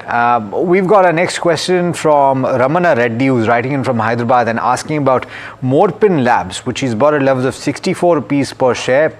He's holding for a year. He's asking for the long term, would you hold or exit at a loss? Saurabh, coverage on Morpin Labs, would you hold? It's a very old company, but in the last 2-3 quarters, the results were bad. I mean, there was a kind of a degrowth. I would recommend him to hold for one more quarter and see what the management guidance is. Hold for one more quarter. If there is a kind of a turnaround, then keep on holding. Otherwise, exit. All right. So that's with regards to where Morpin Lab stands. We've got our first caller for the day. Shailja is calling us from Hyderabad. Shailja, hi. A very good morning to you. How can we help you today? Yeah. Hi, Mahima. Good morning. Hi, Alex. Good. I want to know regarding JSW Energy. So, I took this 15 of shares in month of December. Set price of 585. So I want fundamental view for this for next 6 months. And is it good to average in the dips? Okay. All right. Got your question. But Shailja, if it's 6 months, do you want a fundamental view for sure, or do you want a technical view on this one? I need fundamental. Fundamental. Okay, all right. Saurabh, I'll come to you on this one. JSW Energy, what is the outlook like for the next 6 odd months? The utilities is a good place to be in, but what has happened in the current season, the demand for electricity was not as on expected line because of the unseasonal rains. With respect to JSW Energy, they have a good capex plan. Last year also they have raised some good amount of money also. And the June quarter results were great in context to the companies reported, the other companies reported numbers in the same sector. So my sense, it is a good stock to hold. Okay. Nava, which is Nava Bharat Ventures, is the name of the counter that we're talking about next. And I'll come to you, Brijesh, on the charts. This is Manisha, who's writing in from Bengaluru. She's got 264 shares at a price of 456. So she's in the green. The stock is currently trading at 621.8. For the next 2 years, would you hold, would you sell, or would you buy more? What's the view, Brijesh? So from the technical perspective, I think the stock is looking positive, and the recent the all-time high level of 667. That is what we can see on the immediate basis. So from the 2 years perspective, I think this can go for much higher. I would be doing some partial profit booking close to 700 levels, and balance I would hold for the long term. The structure is positive and the view also remains positive. Okay. All right. So that's with regards to where Nava Limited is concerned. We've got our next question from Jayakumar, who's asking about ITC and wants to know if we can continue to hold from a longer term perspective. It's got 260 odd units bought at 414 a piece. Saurabh, I'll come to you on this one. How do you see ITC as a counter, and if at all in that space, if you find any other counter that's better placed than ITC? It's a kind of a portfolio stock. This time around, I think the street was somewhat disappointed because of the erosion in the margins because of the higher raw material cost in case of because of tobacco leaves. But the management has already guided that the prices are going down, are moderating, and going forward, there will be a lower cost, which could help in conquering the margin, getting the higher margins. So all the other verticals are doing good. There was a 8-9% kind of a volume growth in the cigarette business. My sense it is a hold. Hold, but would you not add at this point? Not an add, huh? Not an ad because would like to see next quarter earnings. Okay, so let me very quickly get on the charts as well. Brijesh, quick view on ITC. At what point would you accumulate for the long term? I think the current price is quite a decent level to make an entry because our understanding is that this can go back to 500 levels, maybe from the long-term perspective, because this level of 400 and 390, 395 is a very decent support. So the downside is very limited. Maximum 15 points is what I can see as of now. And technically, this 430, 430 is a small trigger, but I do understand that this may be taken out in the near future. So the upside would be somewhere close to 500, and with very nominal risk-reward ratio, one can make entry at the current price. Got it. All right. Limited downside is what you would generally look for in a long-term holding. Angad is writing in from Indore and asking for a short-term view on Zuari Agro Chemicals. It's 1,610 crore market capitalization company, up and about in trade today, 5.6% higher. And in fact, wow, let's pull up the 3-month time frame for this company. You will notice that the stock price has moved up 84%. Question is, does that momentum continue? And would you take a bet for the short term, Brijesh, on the charts? Does that momentum look like it's going to continue? Slightly risky, but Alex, I think whatever the move has come, it is there is this has been the extension of the run, what I can say. So this level of 380 to 400 can be play out as a distribution zone or maybe some partial profit booking. So my advice is to take some profits from the counter, and if it doesn't cross 400 in the near future, then I think once the profit booking is at, entire position should be booked once. Right. Okay, so that's with regards to where Zuari Agro is concerned. We've got our next question from Deepak, who is writing us from Chennai. He's bought 30 odd shares of TCS at 3030 a piece and wants to know for what target can he continue to hold. Brijesh, I'll again come to you on this one. What are the short-term targets that you would give for a stock like TCS? Maybe I'll play for 3150 to 3200. That would be some short-term bounce in the TCS. So I would hold the long position. Close to 3150, 3200, I would review. If I'm a short-term player, I will book the profits, or else I would like to ride the trade. Okay. An interesting question, and Brijesh, this is directed towards you, but I want Saurabh's view as well. ICICI Bank, of course, our viewers will know because we've been talking about it since morning. ICICI Bank has just announced the minimum average balance for all accounts, savings bank accounts that are opened from the 1st of August onwards will be set at 50,000 rupees for urban centers as well as metro cities, and it's going up for semi-urban and rural as well. Now, there you have the numbers on the screen. This, remember, is not related to salary accounts. It relates to savings bank accounts that are opened after the 1st of August. Now, the opinion is differing here. Is it going to be a positive because the bank feels, based on the data that it is obviously crunched and looked at, that anyway this is the customer base that it caters to, or will it be negative in the short term because, or the medium term, because ideally a lot of banks will look to seed customers that will eventually spend more money or buy more products. So Brijesh, on the charts, the question specifically on this from Balakrishnan, who's writing from Hyderabad, is should he short ICICI Bank futures in anticipation of a short-term negative trend? Alex, there has been profit booking in the ICICI Bank since 1480, 1500 level, and now this level of 1400 It's a very decent level where for the entire series, the put writers are extremely aggressive. So even though if somebody wants to take a short bet, I think it's only a play of 25 points.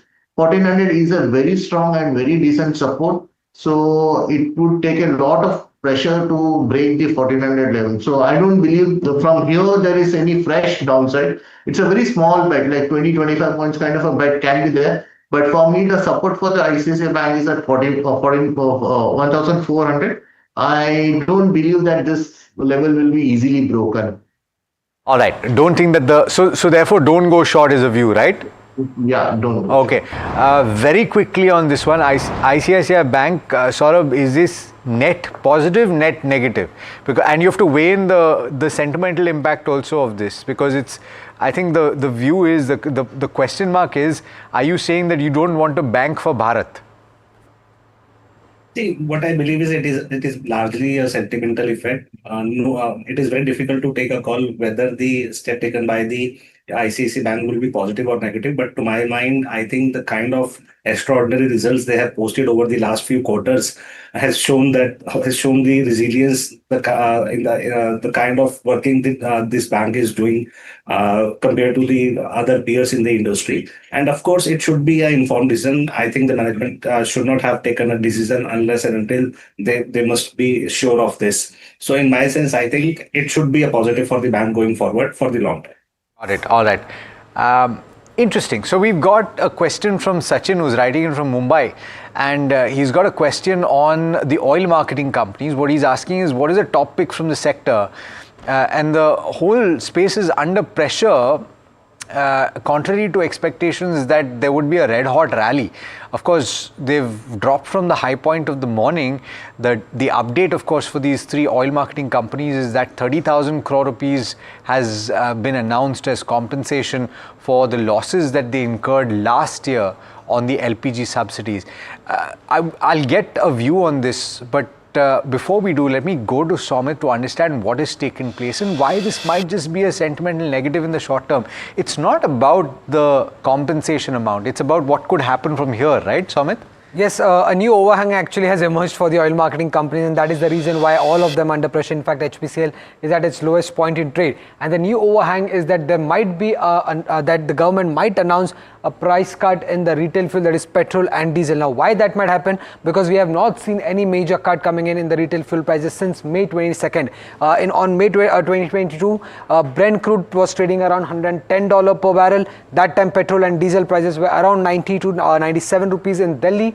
Currently, Brent crude is trading around $66 per barrel, which is lower by around $40 than what we had seen earlier. But still, petrol and diesel prices have dropped by just 2 rupees than what they were in May 2022. So this could be the biggest reason why the government might go ahead and announce a cut in retail fuel prices. And that is a major overhang that is there on the oil marketing companies. Now, if you know, retail fuel prices are deregulated. Petrol prices were deregulated back in 2010 and diesel prices were deregulated in 2014. And from June 2017, retail fuel prices were supposed to change on a daily basis, but that has not been happening since March 2021. And if you look at the marketing margins that the oil marketing companies are currently earning, that is in the second quarter of FY26, it's around 7 rupees per litre on selling every litre of petrol and diesel. Now, this is way ahead of what the historical average is. Now, over FY18 to FY25, if you look at the historical average, it stands at around 1.9 rupees per litre, while the current marketing margin stands at around 7 rupees per litre. Apart from that, there is festive and election period coming on. Festive season is starting soon, so government might decide to cut ahead of the festive season as well to boost sales going forward. And apart from that, election period. Now, in past also we have seen that whenever there are elections, oil marketing companies have cut fuel prices, and the next election in the country is in October-November. That will be the Bihar election, so keep an eye out for that. And if you look at the sensitivity analysis, you can clearly see who will get impacted the most. Every 0.5 rupees per litre cut in the marketing margin impacts the EPS of IOCL, BPCL and HPCL anywhere between 14 to 24%, and if you look at the EBITDA impact, it's anywhere between 8 to 13%. HPCL getting impacted the most, while IOCL will see the least of its impact. Got it. Somit, thanks so much for that view. And clearly, it's not just the compensation that has been announced today. What happens ahead is going to be critical to watch. In fact, we spoke to a few analysts earlier in the day, and Prabal Sen did not want to stick his neck out to say that there may or may not be cuts at the pump level for these oil marketing companies for petrol and diesel. Saurabh, on balance, based on what you heard Soumit say as well, would you be a buyer in any of these stocks? If anyone has to buy ONC, I think out of the three, IOC is much better. But if you see, even if the marketing margins have expanded since May, the stock price hasn't moved much. If you see in the May also, IOC was trading around 140, and now right now also it is trading around 140. So there hasn't been much change. I think these stocks falls into a value category. So in my opinion, if anyone has to buy, it should be IOC. Okay. So that's a pick out of the three. We have to slip into a very quick break. We'll be back on the other side to talk to the management of PG Electroplast and also take more of your questions, so do stay tuned.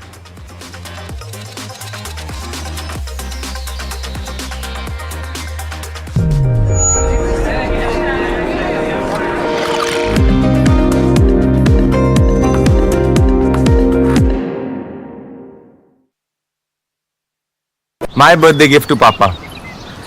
ये उनके पापा की पहली गाड़ी एक garage में पड़ी थी दार्जिलिंग में, फिर 3 मैकेनिक, पेंटिंग, पॉलिशिंग, तब इसे फाइनली घर लाया ना, तब लगा लाइफ में ग्रो किया है।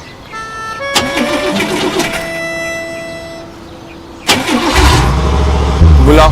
SIP करो, इन्वेस्ट करो, लाइफ में ग्रो करो। प्रतिभूति बाजार में निवेश बाजार जोखिमों के अधीन है। निवेश करने से पहले सभी संबंधित दस्तावेजों को ध्यान से पढ़ें।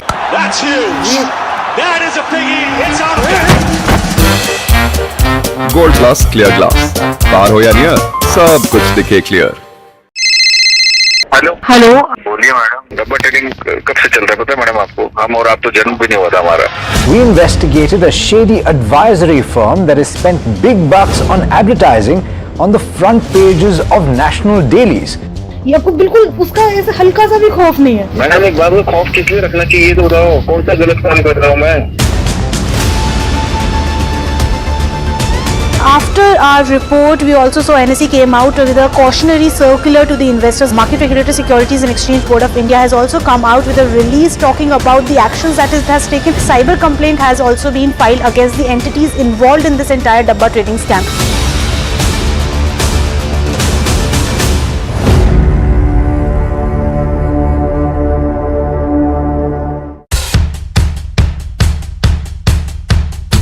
The markets move fast. And so should your portfolio. Expert insights, real-time stock picks. Do I buy Ola? Should I hold CDSL for the long term? Buy, sell or hold. The answers you need, straight from the experts. Callers from India and across the world. Connect live, ask, decide and invest wisely. Your portfolio, your future. Ask Profit.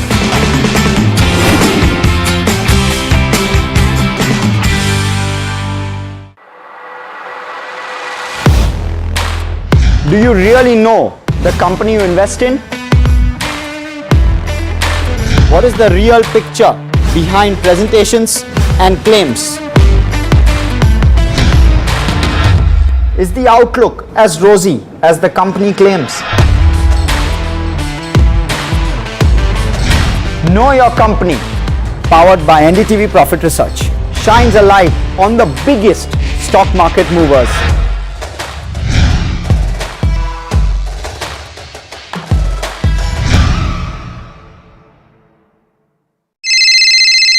Hello बोलिए madam, डब्बा trading कब से चल रहा है पता है madam आपको? हम और आप तो जन्म भी नहीं हुआ था हमारा। We investigated a shady advisory firm that has spent big bucks on advertising on the front pages of national dailies. ये आपको बिल्कुल उसका ऐसे हल्का सा भी खौफ नहीं है। मैडम एक बात को खौफ किस लिए रखना चाहिए तो बताओ, कौन सा गलत काम कर रहा हूँ मैं? After our report, we also saw NSE came out with a cautionary circular to the investors. Market Regulator Securities and Exchange Board of India has also come out with a release talking about the actions that it has taken. Cyber complaint has also been filed against the entities involved in this entire Dabba trading scam.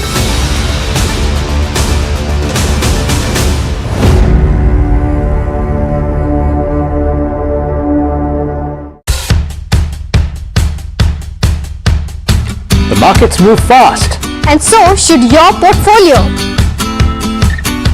Expert insights, real-time stock picks. Do I buy Ola? Should I or hold buy time to ICICI invest? CDSL for the long term? Buy, sell or hold. The answers you need, straight from the experts. Callers from India and across the world. Connect live, ask, decide and invest wisely. Your portfolio, your future. Ask Profit.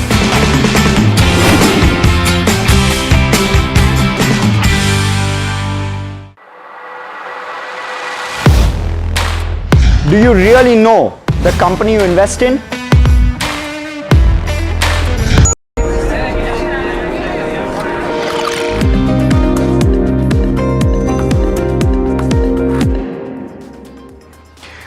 Welcome back. You're watching Ask Profit. Now, the earnings season so far, you've seen a few companies see their stock prices react very sharply, either on the upside or on the downside. And on the downside, usually it's because of a reset in expectations and outlook going forward. PG Electroplast is one of them. This is the fourth day in a row that the stock is seeing a downturn. Today, 15% lower at this point after that 20% downtick at the end of last week. And this is post the Q1 numbers and also after the management shared the guidance for FY26, where revenue guidance and PAT guidance are both significantly lower than was previously stated. Vikas Gupta, Managing Director of Operations at PG Electroplast, joining us this morning. Vikas, thanks so much for taking the time, and I think your shareholders will be very keen to listen to why this is taking place. Understanding was that there is going to be a little bit of an impact because of an early monsoon, but this seems to be more than that. Why is there such a big reduction in the revenue guidance and the PAT guidance for the year? Good morning, Alex, and thanks for having me on your show. So I'll try to explain you piece by piece. Please understand, if you look at the quarter 1 numbers, in the quarter 1, the industry as a whole has seen a degrowth of 25 to 30%. Almost all the major AC players, AC brands or AC manufacturers have experienced a degrowth in their numbers for the quarter 1. We as a PG Electroplast has been able to deliver a growth of 14% in our revenue top line. Please understand. Now, when we dive deeper into this subject on how the slowdown in this AC is happening, please see there has been an early onset of monsoon. So because of the early onset of monsoon and due to the high channel inventory, the overall summer selling season for the air conditioners got compressed and it fell off beyond the anticipation of any of the industry players. So there has been a decline in the numbers of sales for the ACs. The tertiary sales or the secondary sales were very low. And in the month of July and August, as we are seeing right now, the sales are practically not happening. Okay. Mr. Gupta, hi, Mahima joining this side. So I think what Alex was trying to ask you is that we understand that there has been an overall impact of early monsoons this particular quarter, but just want to get a sense that is that the only reason that has triggered the kind of guidance cut that you have given in terms of both revenue as well as the net profit guidance that you've cut, or are there other underlying reasons as to why the guidance that you gave last quarter has been reduced? So good morning, Maina. Please understand that our idea of revising our guidance is that the visibility that we have from our business, we need to share as a prudent business practice with our investors. Please understand that. When we gave our first guidance on the revenue in May of 2025, we were already firing all engines. We grew our AC sales 70% in month of April. We grew our AC sales of almost around 25-30% in month of May. It was on the expectations of that we were going forward, and based on the order book that we had from our clients, and we were looking at a certain kind of a recovery which will happen in month of June, July, and August. We were hoping for better, and we were building the inventory.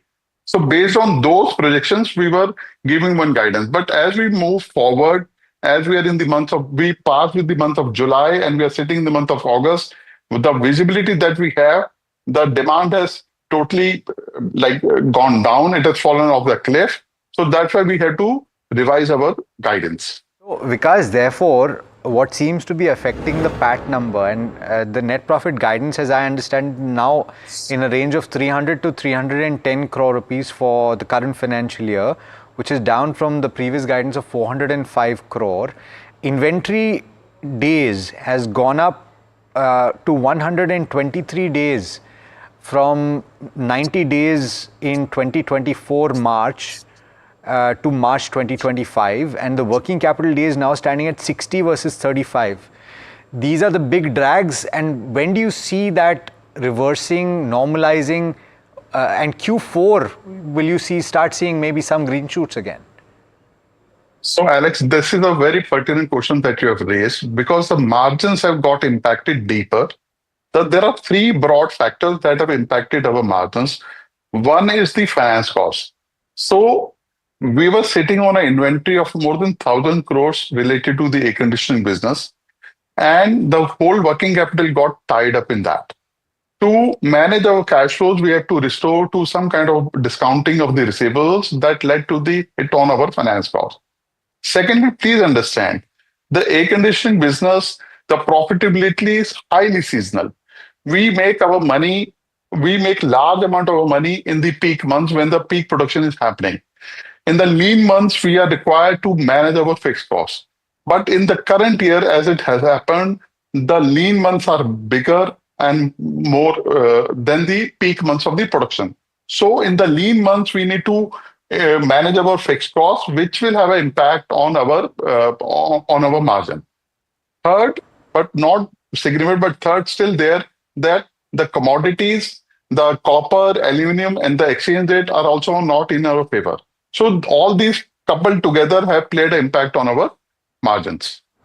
Mr. Gupta, in terms of your orders, I understand that orders saw cancellations in June and July, and again this was the impact of the early monsoons, correct? But today one of the AC sellers also came out with its earnings, and there were brokerage reports indicating that post this monsoon we'll see a second summer that could probably play in favor of these EMS and consumer durable companies. Is that something that you are also reading? Have you seen orders coming back recently in August? So, Mahima, what happens, like we always hope for a second brief spell of second summer, which usually happens in month of September, October. We are still keeping our finger crossed. We have the inventory to cater to that kind of demand. So we are already in touch with our clients. We are hoping that there will be some spurt in sales which will happen in month of October. We are hoping to see some spurt in sales in the festive season as well. Vikas, now generally, and this is something that you've seen in certain other cases, I wonder if this will be the case in PG Electroplast as well. You've seen a substantial drop in the market value. And so promoters would generally look at the value and say, we would step in here because we believe that the business fundamentals are strong and the long-term growth story is still positive. And everybody knows that penetration of ACs, etc., is something that's not going away. But over the course of 1 year, the stake is dropped from 53.7 to 49.37. I'm just wondering if this is an opportunity that the promoters see to step in and steady the ship or calm nerves. So, Alex, please understand the commitment level of the promoter family or the management is still very strong on this. We should try to define the business based on the long-term potential of this business. 1 week summer cannot define the destiny of the company. Please understand. Regarding the opportunity for us to increase the promoter stake, definitely we can evaluate those options. Looking at going forward, we can look at it. But we need to see. Still, the promoter stake is around 44%, 45%, which is a significant stake. If you look at the peer group in our industry right now, our stake in the company is one of the highest. So that does not define the commitment, because please understand, we are already committed on a long-term basis with this business. We have been running this business for the last 25, 30 years like this. So, but but the question is, if the opportunity arises, would you look to add at certain levels if the stock price continues to drop? Sure, definitely we'll look at it because we have complete confidence on the long-term potential of business, and we see the value in this business growing further. Absolute pleasure speaking with you, and look forward to the next chat as well, and wish you all the best. As much as I hate to wish it, maybe a second summer would work for you, if not for me. Thank you so much, Alex. Thank you. All right. Well, let's go back to the questions that some of you have asked. And ITC Hotel is the name of the counter that we're talking about. Next, Kamlesh Dhar is asking, he's writing in from Guwahati. He's bought at levels of 202 rupees, so very attractive levels. He's asking whether he should hold or book profits. So Saurabh, on the fundamentals, since he's a long-term investor, would you book profit or would you add more at these levels? I think hotel sector is a good space to be in. All the hotel companies are posting decent set of numbers. Even ITC hotels number, the June quarter's numbers were that great. I think the demand supply situation is still in the favor of hoteliers, and the average room rents have also been improving in the of late. Lemon Tree also announced results, and their average room rate also went up by 9-10%. So it is the case which is happening with most of the players. My sense is it is good to hold for the long term.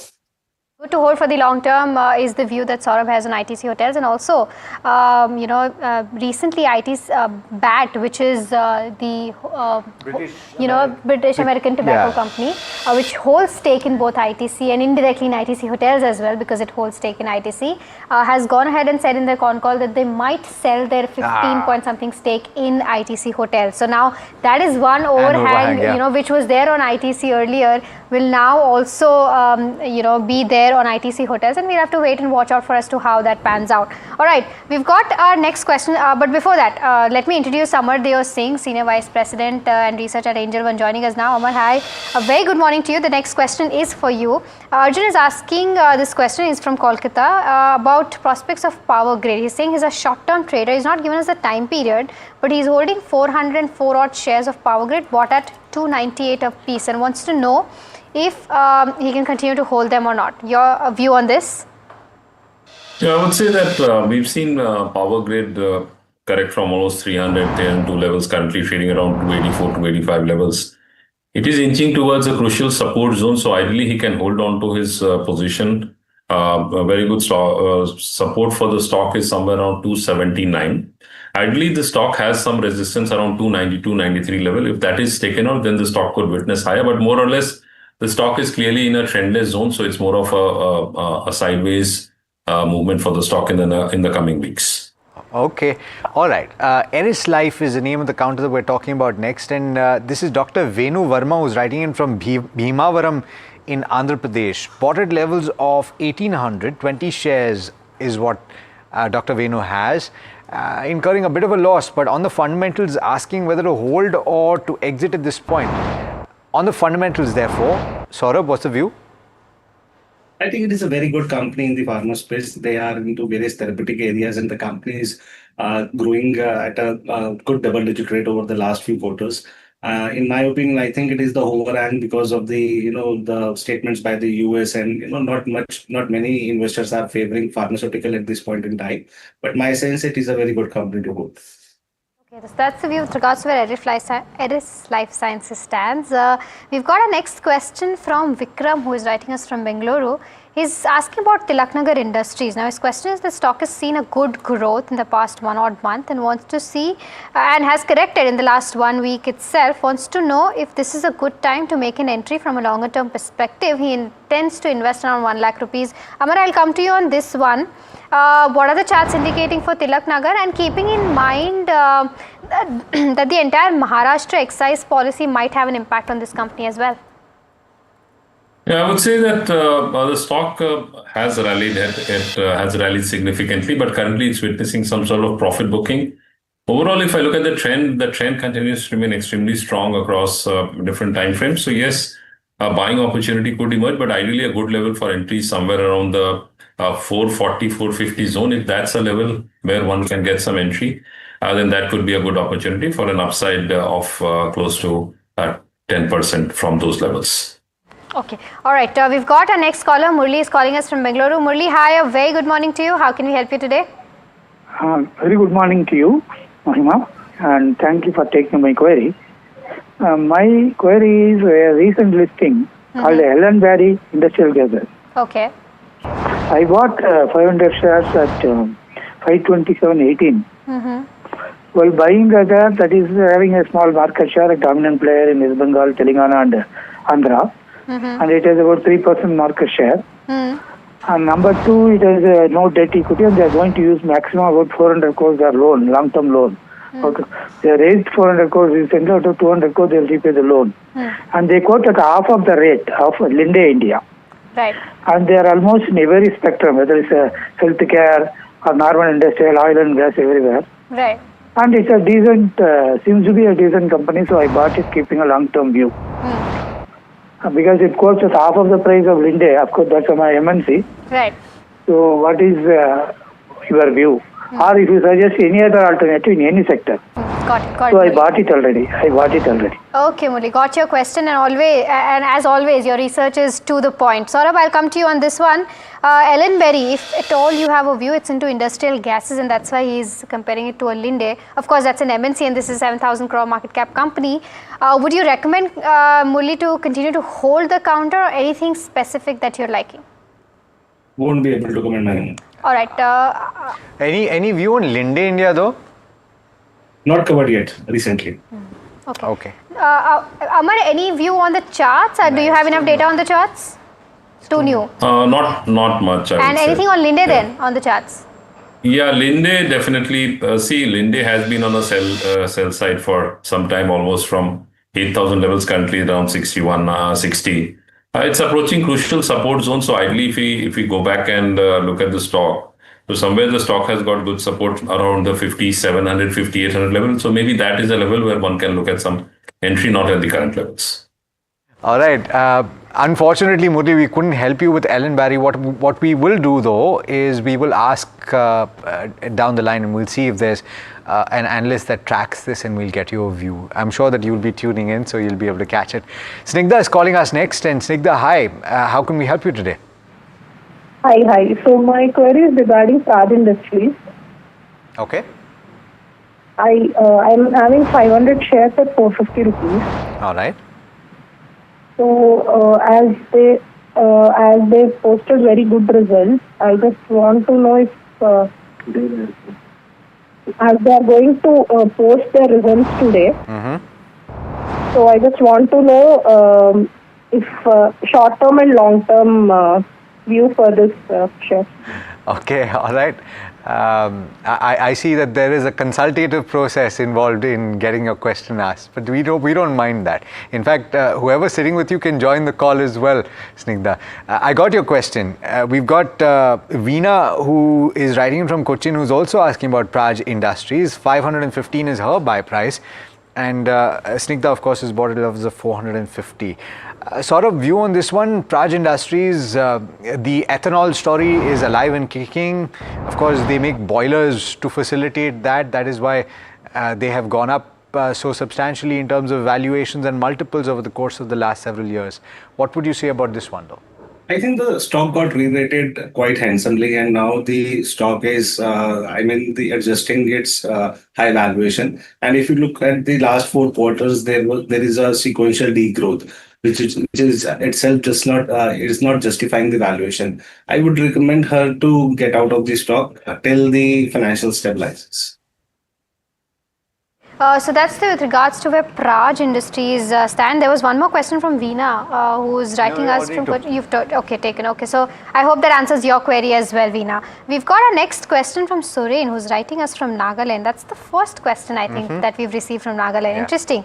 Suren, thanks for watching us. His question is on Oriana Power, and wants to know if he can continue to hold this counter, or go ahead and buy any EPC player or anything in the renewable energy space. So it's a long question, but I'll take this one with you. Any view on Oriana Power, or if not, anything that you're liking in the renewable and the EPC space?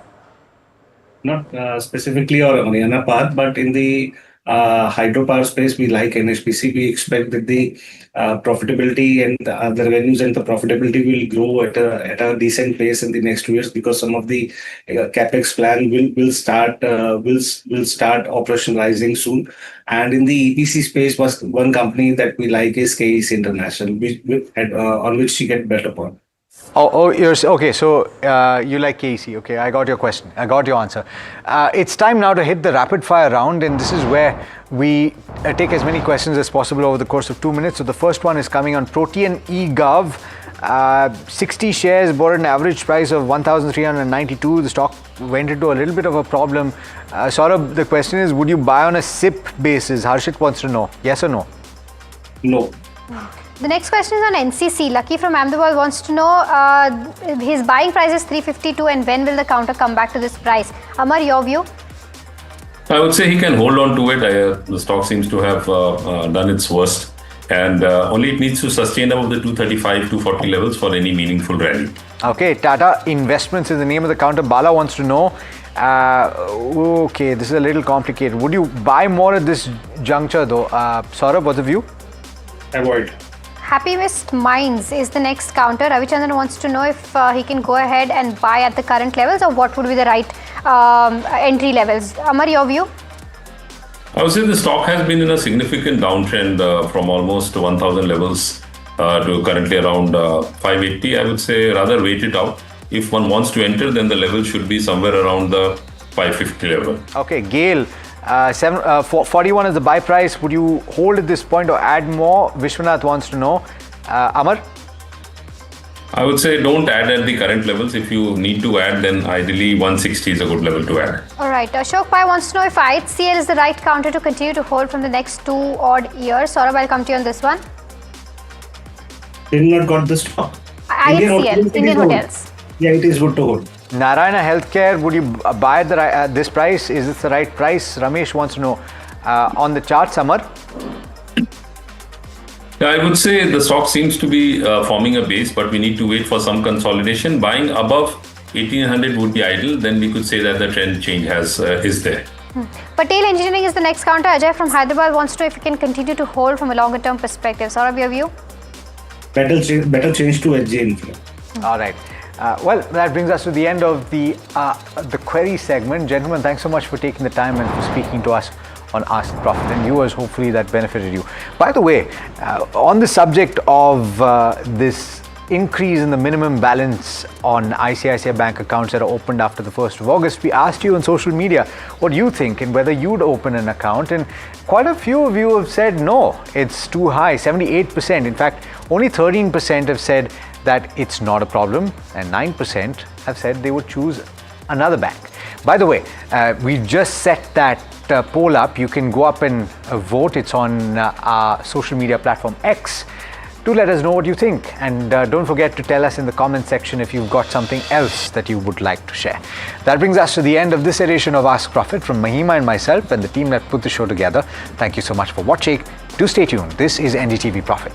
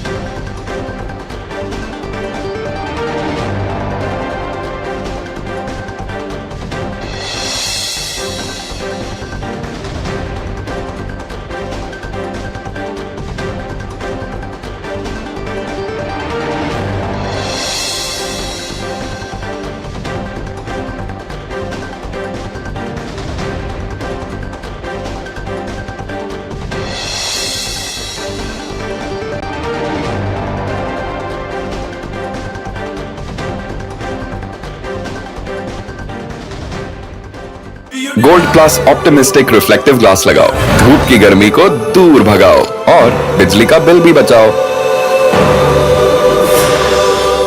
जब मुंबई से वापस Kolhapur shift हुआ तो सबने कहा कि dream city को छोड़ रहा है। ड्रीम सिटी तो मैंने कहा ड्रीम में तो यही गलियां आती हैं। तो जब ये रियलाइज हुआ कि कुछ बड़ा करने के लिए बड़े शहर में रहने की जरूरत नहीं है, तब लगा कि लाइफ में ग्रो किया। कशी ताई, ऐसे बॉय मिलते मुंबई में? चांस ही नहीं। SIP करो, इन्वेस्ट करो, लाइफ में ग्रो करो। प्रतिभूति बाजार में निवेश बाजार जोखिमों के अधीन है। निवेश करने से पहले सभी संबंधित दस्तावेजों को ध्यान से पढ़ें। हेलो हेलो बोलिए मैडम, डब्बा ट्रेडिंग कब से चल रहा है पता है मैडम आपको? हम और आप तो जन्म भी नहीं हुआ था हमारा। We investigated a shady advisory firm that has spent big bucks on advertising on the front pages of national dailies. ये आपको बिल्कुल उसका ऐसे हल्का सा भी खौफ नहीं है? मैडम एक बार खौफ किस लिए रखना चाहिए तो बताओ, कौन सा गलत काम कर रहा हूँ मैं? After our report, we also saw NSE came out with a cautionary circular to the investors. Market Regulator Securities and Exchange Board of India has also come out with a release talking about the actions that it has taken. Cyber complaint has also been filed against the entities involved in this entire Dabba trading scam.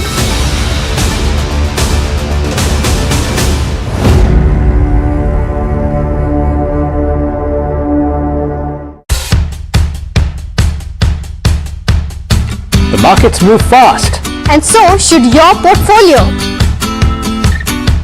Expert insights, real-time stock picks. Do I buy Ola? Should I or hold lifetime ICICI CDSL CDSL for the long term? Buy, sell or hold. The answers you need, straight from the experts. Callers from India and across the world. Connect live, ask, decide and invest wisely. Your portfolio, your future. Ask Profit.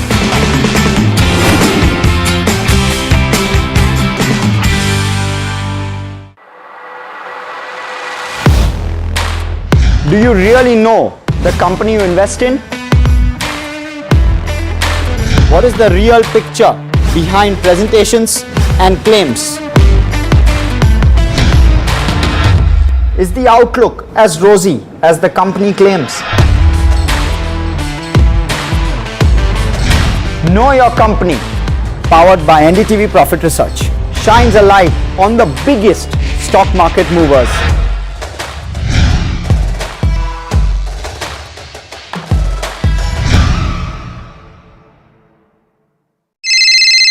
Hello hello बोलिए madam, डब्बा trading कब से चल रहा है पता है madam आपको? हम और आप तो जन्म भी नहीं हुआ था हमारा।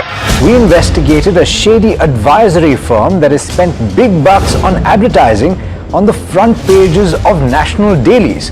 ये आपको बिल्कुल उसका ऐसे हल्का सा भी खौफ नहीं है? मैडम एक बार खौफ किस लिए रखना चाहिए तो बताओ, कौन सा गलत काम कर रहा हूँ मैं? After our report, we also saw NSE came out with a cautionary circular to the investors. Market Regulator Securities and Exchange Board of India has also come out with a release talking about the actions that it has taken. Cyber complaint has also been filed against the entities involved in this entire Dabba trading scam.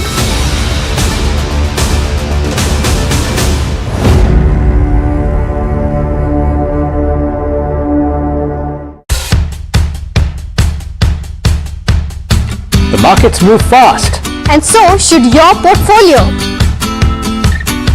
Expert insights, real-time stock picks. Do I buy Ola? Should I or hold lifetime ICICI CDSL for the long term?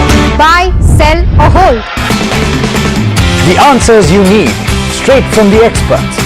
Callers from India and across the world. Connect live, ask, decide and invest wisely. Your portfolio, your future. Ask Profit.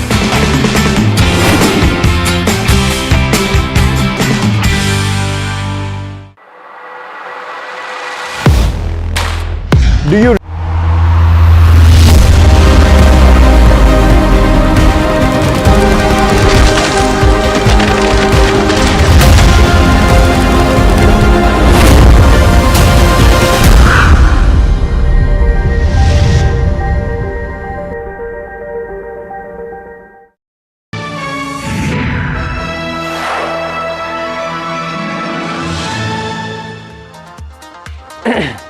Hello and welcome. You're watching KYC. I'm Harsh Saita, and today we're going to be understanding TVS supply chain slightly better.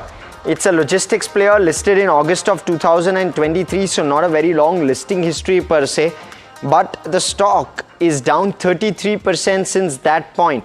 and you're seeing a bit of an uptick not only on the stock price but also on a likely performance parameters. They are looking at double-digit growth in FY26, which has been stagnant over the last 3 years. They're also looking at margins recovering sharply. The PBT margin will be 4% by FY27. That is what the company has guided for.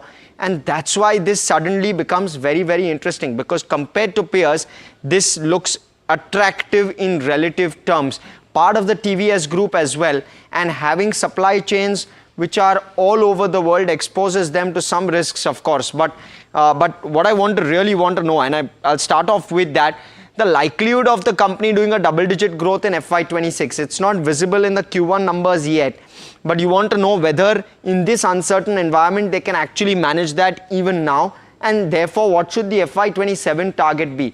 The other piece that you want to know also with regard to this one is they're giving up some of their India business because it's lower margin. So they're not liking the lower margin business, they're giving that up and they're replacing it with slightly higher margin business. So some of that top line may not really grow as quickly. So that is the other piece I want to know. Which business vertical is likely to aid that double-digit growth? The likelihood of a 4% PBT margin by FY27, because that is the basis on which you would likely find this attractive, if at all. And of course, it's 4% PBT and therefore 3% PAT. That's likely the derivation that I have taken. But what will the levers be for a 4% PBT margin? They've spoken about a couple of their segments inching up in terms of their EBITDA margins, and there is cost optimization also happening at the back end. How much of that is already translating? How much of that will likely translate, and whether that will or not also is really the question. But currently the guidance stands, and the risk of global geopolitical and tariff uncertainty with everything that's happening, could this well be a sector which is going to be under pressure, and a company in a space which will likely be under pressure is what I'd want to know. Now, the other piece is how much are you growing and what's the next step with regard to the India business? They're giving up some of their low margin business. Who is taking up that pie, and how is it that they are planning to grow in India, which is currently just a quarter of their business, which is what the India business currently commands. So all of that and more is what I'd want to know, and we'll speak with management, of course. But let me first start off, as we always do, with regard to the company itself. I'll quickly breeze through this one. It's part of the TVS group. I did speak about that. It provides logistics, supply chain services. It's tech-led, it's asset-light in terms of its business model. Even though on its fixed asset base, you'll see 2,000 crore of assets, some of that being tech, some of that also being leases which they've taken some of their assets on. So it's just an accounting phenomena which they have to record as part of the assets of the business. So it's asset light per se. They don't purchase any warehouses, it's all leased. They don't purchase any of their vehicles as well. All of that is leased. So all of their assets are leased. They're proud of that. They operate in 26 countries, and they have their headquarters, of course, in India. They have around 6,200 active customers globally, and they focus on long-term contracts with Fortune 500 clients. Very, very prestigious list of clients. I'll name a few and I'll take you through a little bit of the customer base as well. Now, in terms of services first, what do they provide? One is their integrated supply chain solution services. This is basically end-to-end management of a client's business. Say, for example, you're doing the business of plastic containers. So you will need to buy raw materials from someone. TVS supply chain will enable that, will enable transport of that raw material to a warehouse where you can store it, will ensure transportation from the warehouse to your factory as you require it. Thereafter, finished product from the factory to another warehouse depending on distribution, and thereafter they will ensure that it is seamlessly provided to distributors and thereafter to the retail customers. So that's broadly how integrated supply chain management works, and that's what they do. They provide solutions around that. And then the second major part is their network solutions, which is moving product efficiently. Now, this is not just from a global standpoint, but even within factories. They enable and they ensure that a product from one part of the factory can move to the other more seamlessly, more quickly. It could be that, or it could be product moving from, say, Mumbai to Hong Kong or otherwise.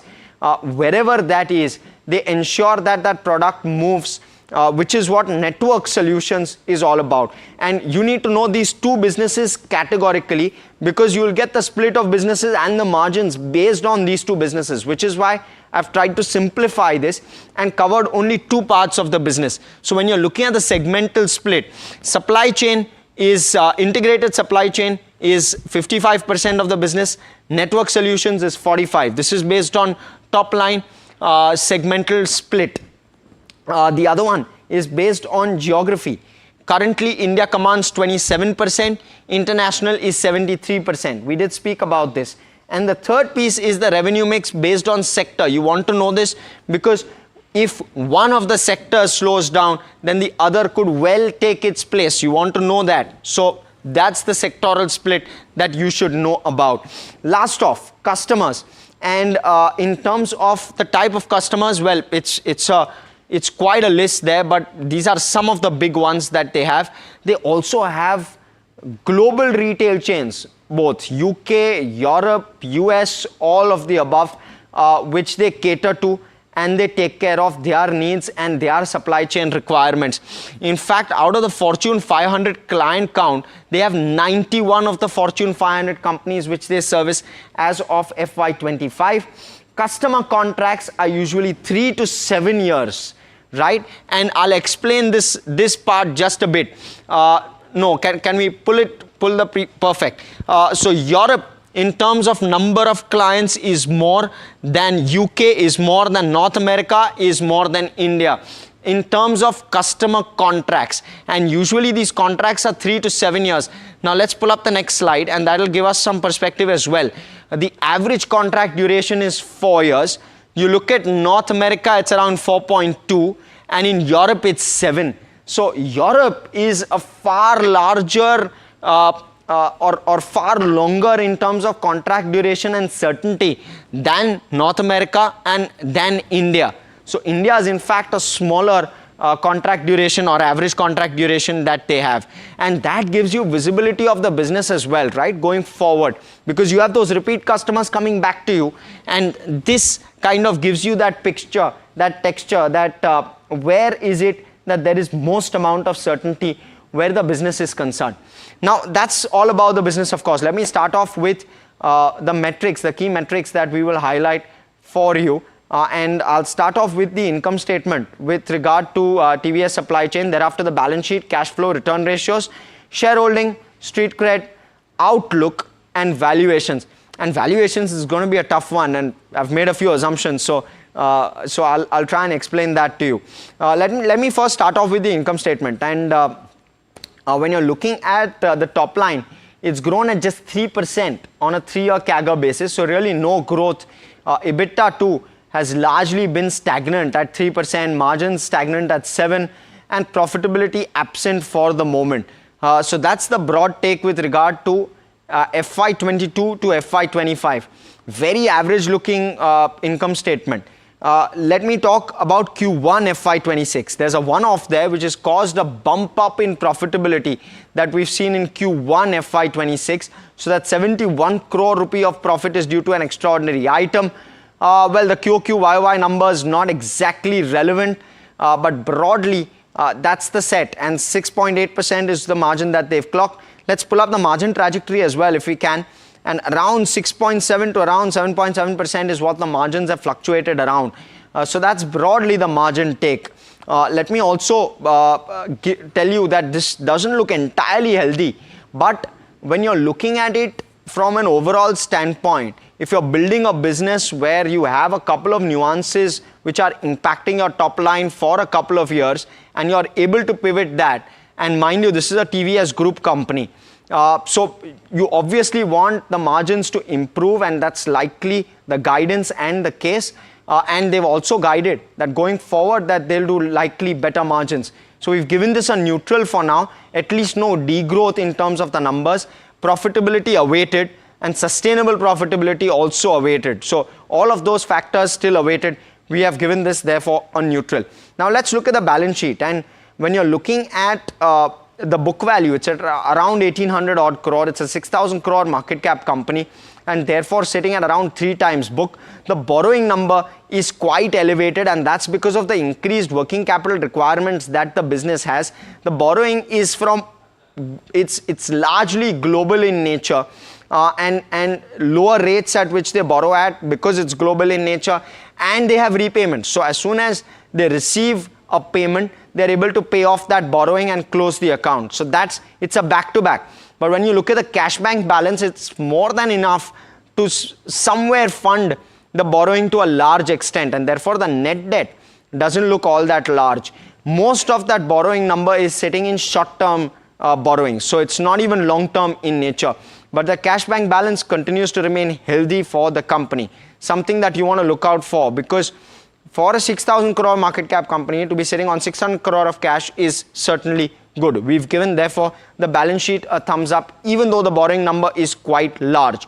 You want to be cautious about that, but that's the nature of the business. Now, third piece with regard to the cash flow, and when you're looking at the cash flow overall, the cash flow to EBITDA is quite good. The conversion is quite good. What you want to know therefore is what happened in FY24. Now in FY23, they were funding a large part of their working capital requirements through factoring. So they were selling the receivables, taking in the money upfront at a 2 or a 3 or a 4% discount depending on the rate at which they were able to sell the receivables. So the money was coming in immediately. So the cash flow was strong. FY24, there was listing and they raised money through listing. Therefore, they did not require to do the factoring business, or they did not require to do factoring of receivables, which is why you saw a sharp shrink in CFO to EBITDA. So there was an unwind which happened over there where receivables went up dramatically and were allowed to sit on the receivable side of the balance sheet. FY25 therefore has normalized. The amount has normalized in FY25. You had all the receivables come out and accrue in FY24. FY25, everything remains steady state, and therefore you have 100% CFO to EBITDA. That's broadly the way in which this has moved, and therefore we've given this a thumbs up as well. You look at the ROCs, not looking impressive though. So when you're looking at it from an ROCE perspective, it's definitely a thumbs down. You want the ROCs to go up, and we wait for that. And it may well happen if some of the guidances are achieved. Let's look at the shareholding pattern now. 43% owned by the promoters, FIs hold around 3 odd percent, DIs 2%, and public around 50 odd percent. The number of shareholders also have largely been steady. But what you want to look out for is the promoter holding, which is at 43%, not half bad. We've given this a neutral as well. Of course, it's not a 50% plus, which is where we normally give it a thumbs up. The street cred. Now, this is far from impressive. While today the stock is doing fairly well, 1 month the stock has been absolutely flat, 6 months 1% only, year to date 25% negative, 1 year the stock is down 30, and since listing the stock is down 32. So clearly under pressure, something like a TVS supply chain. So we've given this unfortunately a thumbs down, because shareholders clearly would be under pressure, and those holding it would be under some bit of pressure because there are no returns.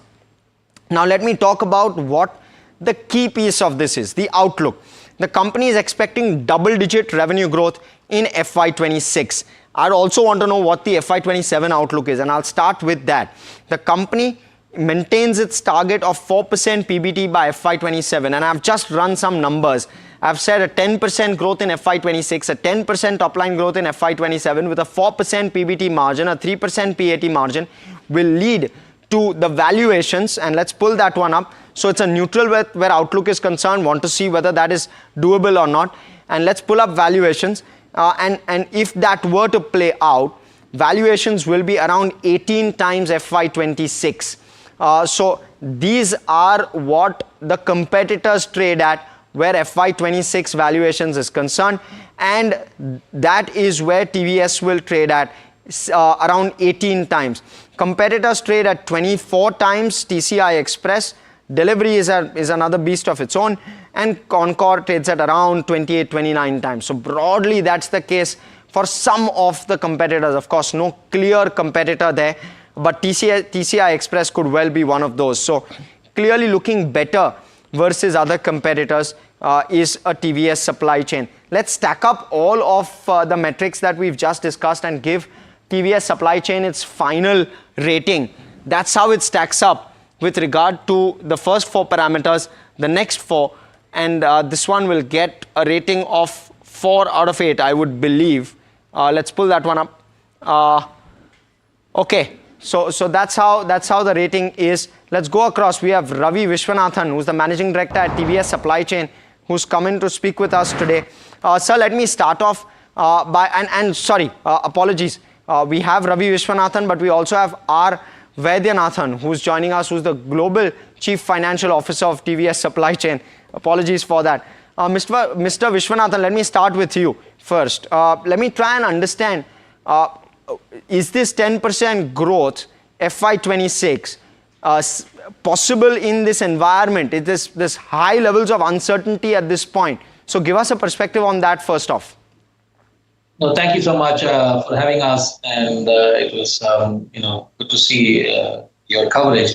Let me start by saying our business has got 2 components, right? The ISCS segment and the global freight business. Yes. The global freight business definitely has dependency on all of the uncertainty that's going on that we are all talking about on a daily basis, and that's something which is creating a lot of volatility. But if you look at the integrated supply chain business, it's a steady business. It's got large contracts, like you pointed out in your analysis. It is long term, and it gives us sustainable margin growth. So if I look at your question on, is the 10% possible? I look at the lead indicators. The lead indicators are the pipeline. The pipeline is 5,300 crores, and it's continuously been improving. If you look at it from what we've been publishing, and every year we typically have about 10% revenue coming from new business. So this is something which we are comfortable with. Our pipeline gives us good, I would say, confidence getting out of Q1. Of course, how the macro plays out is anybody's guess. At this point in time, I think the ISCS business is relatively calmer. The global freight business is definitely a bit more volatile. So I hope that gives some color to what I was trying to give as a response to your question. Certainly does, Mr. Vishwanathan. And before I go to Mr. Vaidyanathan, let me ask you one more. FY27, what is that growth number that you'll be looking for? So our guidance is to double-digit growth. We would like to get to mid-teens, given the pipeline and some of the advanced stages. Some of the large deals are in the pipeline. There's every confidence that in FY27 we should get to early teens, if not mid-teens, in terms of revenue growth. But I think the key for us is the PBT. We are on a strategic transformation program across the company, and our commitment towards a 4% PBT by Q4 FY27 is something which we want to make sure that we live up to. And towards that, we have taken a series of programs which are already on the way, and we clearly have a very, very strong roadmap in terms of managing our cost structures and driving leverage, which Vaidi can throw more color on, to ensure that we hit the 4% PBT target. So we are definitely going after both the revenue engine and the cost engine. A lot of focus right now. The market is what it is from a revenue. We have to live through the uncertainties, but what we can control is the cost much better, and that is where the strategic initiatives are playing out. And I think as we exit FY26, you will clearly see that linearity moving towards an exponential path. Understood. Mr. Vaidyanathan, it's an uncertain environment. We did speak about that. In such an uncertain environment, how do you plan to drive operational efficiency within a business which hasn't done as well in the last 3 years as one would have hoped? So what changes? Yeah. So I think as Ravi mentioned, what is in our control is only the cost, right? Right. I think we have taken a lot of series of actions in order to re-baseline our costs. One of the critical things is the IFM turnaround that we were able to do last year, which is giving results the current year. Similarly, the Project One, the initiative that we have taken to completely transform our UK and Europe business. Again, this is primarily driven at the market, but also there is a lot of cost benefit towards that. So all these things, these are under our control. And irrespective of the market, playing out, I think we will be able to control these to improve the profitability going forward. Understood. So, what could you give us specifics on what will help get you to the 4% PBT? What costs are you planning to control? Give us and our viewers some bit of clarity on that. Sure. For example, right now we are about 0.5%. To reach that 4%, there are three broad levers that is playing out. One is the integrated final mile business in the UK, which should give us an additional 0.4% of profitability improvement.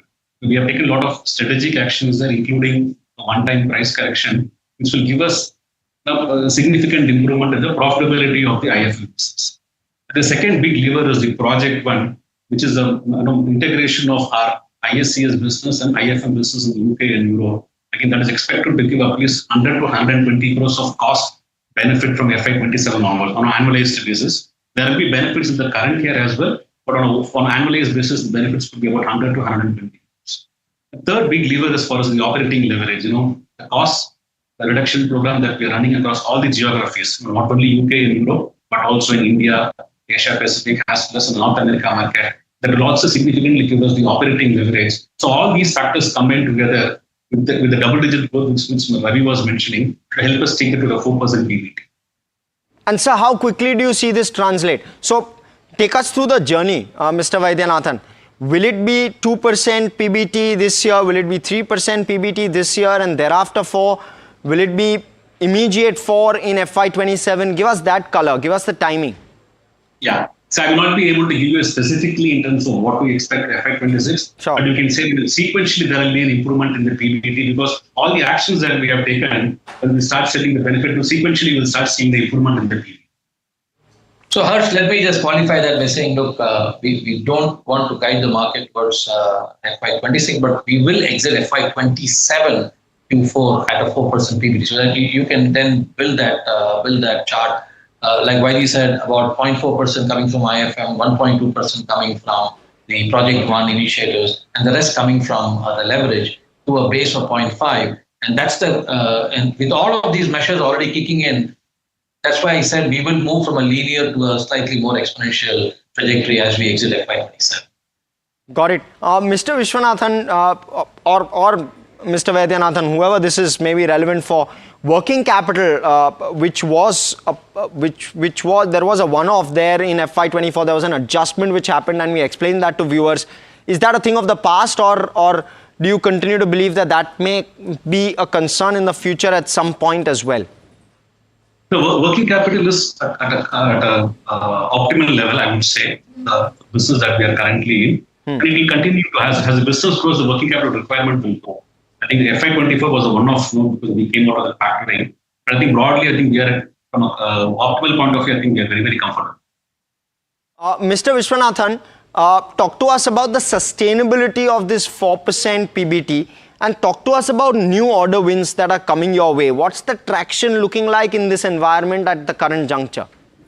Right. I think let me first talk about the opportunities and the orders. Sure. Clearly, our pipeline is continuously growing. We are winning large deals in the market. The ISCS segment typically has a longer gestation period in terms of converting those contracts. And we have contracts at multiple stages in the funnel when you look at the pipeline. And therefore, the confidence of having a sustainable double-digit revenue growth is pretty high. The key for us, of course, is the execution. We think the first step is to get to the 4% PBT. But as we exit FY27, a lot of things that we are doing today in terms of investment in AI, in agentic AI, all of this should play out, and that should start giving us incremental opportunities to increase our PBT from 4 and beyond. In the investor meeting earlier in the day, we said the best-in-class operate around 8% and some at a slightly higher number. So our first step is to get to 4 and then build a plan to get to the 8 in the mid to long term. And for that, we have to, as a company, imbibe AI. We have started multiple projects. We have AI deployed in scale in the US, in India, and also in the UK. Right. And we expect that to take more prominence as we go forward. Right. Mr. Viswanathan, would it be prudent to say 8% by FY30 is the aspiration? It's probably early to jump to that, but we will most definitely make a projection as we exit FY26 and as we see the trajectory evolving. Sure. But clearly, internally, we do have a plan which probably we can share by the end of the fiscal. Excellent. Thank you so much, both of you, gentlemen, for joining us and giving us that perspective. We'll let you go on that note. And viewers, frankly, completely out of time on this edition of KYC. So we're going to close this show here with a 4 out of 8 on the current KYC rating of TVS Supply Chain.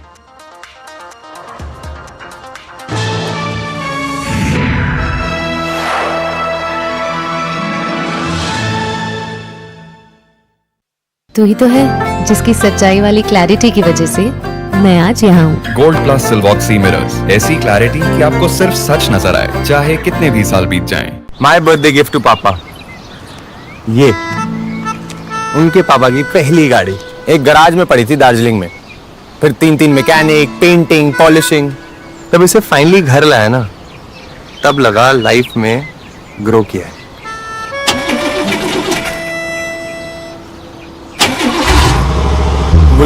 SIP करो, invest करो, life में grow करो। प्रतिभूति बाजार में निवेश बाजार जोखिमों के अधीन है। निवेश करने से पहले सभी संबंधित दस्तावेजों को ध्यान से पढ़ें। हेलो बोलिए मैडम, डब्बा ट्रेडिंग कब से चल रहा है पता है मैडम आपको? हम और आप तो जन्म भी नहीं हुआ था हमारा। We investigated a shady advisory firm that has spent big bucks on advertising on the front pages of national dailies. ये आपको बिल्कुल उसका ऐसे हल्का सा भी खौफ नहीं है। मैडम एक बात को खौफ किस लिए रखना चाहिए तो बताओ, कौन सा गलत काम कर रहा हूँ मैं? After our report, we also saw NSE came out with a cautionary circular to the investors. Market Regulator Securities and Exchange Board of India has also come out with a release talking about the actions that it has taken. Cyber complaint has also been filed against the entities involved in this entire Dabba trading scam.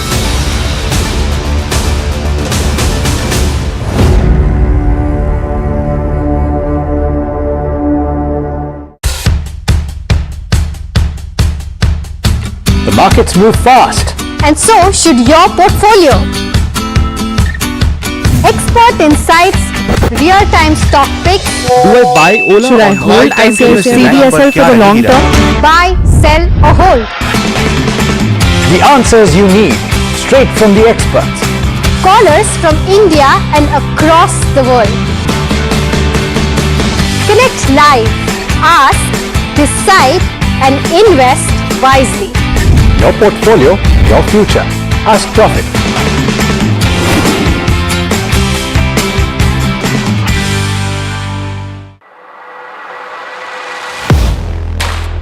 Do you really know the company you invest in? What is the real picture behind presentations and claims? Is the outlook as rosy as the company claims? Know Your Company, powered by NDTV Profit Research, shines a light on the biggest stock market movers.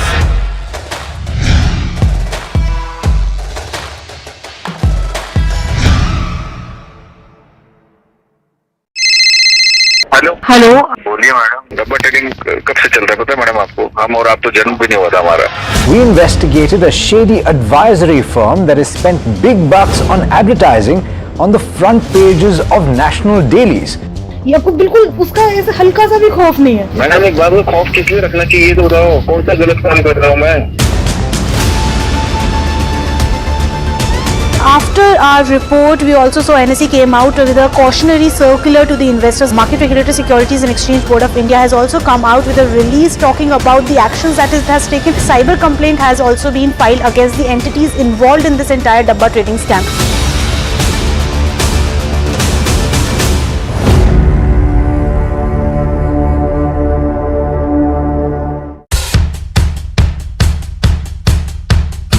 The markets move fast. And so should your portfolio. Expert insights, real-time stock picks. Do I buy Ola? Should I hold CDSL for the long term? Buy, sell or hold. The answers you need, straight from the experts. Callers from India and across the world. Connect live, ask, decide and invest wisely. Your portfolio, your future. Ask Profit.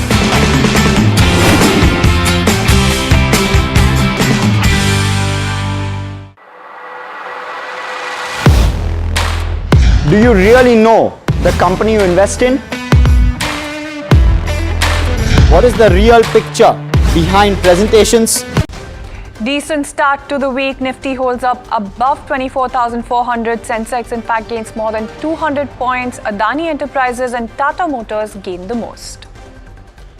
Meanwhile, PG Electroplast falls as Nuvama cuts FY26 EPS estimates by 35%, citing lower room AC growth, margin pressures, as well as higher interest costs. Target price reduced from 1,100 rupees to 710 rupees amid slower revenue growth and elevated inventory concerns.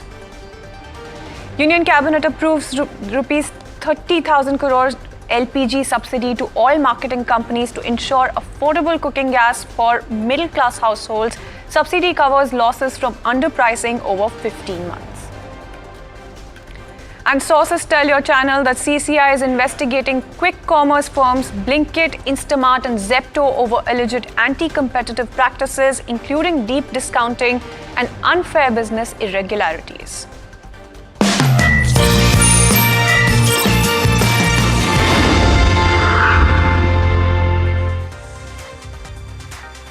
Good afternoon. You're watching Markets at 12 with me, Shreyanshi Singh. First things first, let's tell you how the markets are doing at noon. In fact, when you take a look at the Nifty, it's looking like a very decent week, decent start to the week for the Nifty, managing to hold up above that 24,400 level. As far as the Nifty is concerned, when you take a look at the Sensex as well, gaining about 200 odd points there, about 230 point uptick for the Sensex as well. When you take a look at the list of gainers on a sectoral basis, you have a PSU bank, defense, pharma, realty, auto, rural.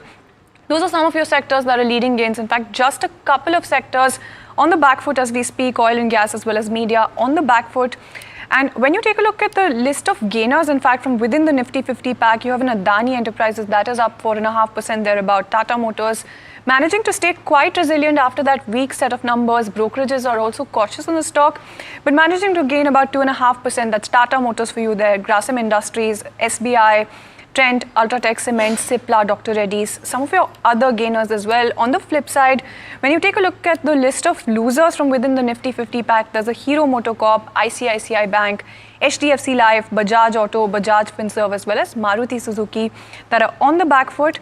And when you take a look at the list of some more losers as well, you have certain stocks, the likes of PG Electroplast, down about 16% as we speak. Voltas as well, 6.5% cut coming in on that one. And PTC Industries also not doing quite well, 6% downtick coming in on that particular counter. Of course, we'll be getting you the word from the management of PG Electroplast a little later.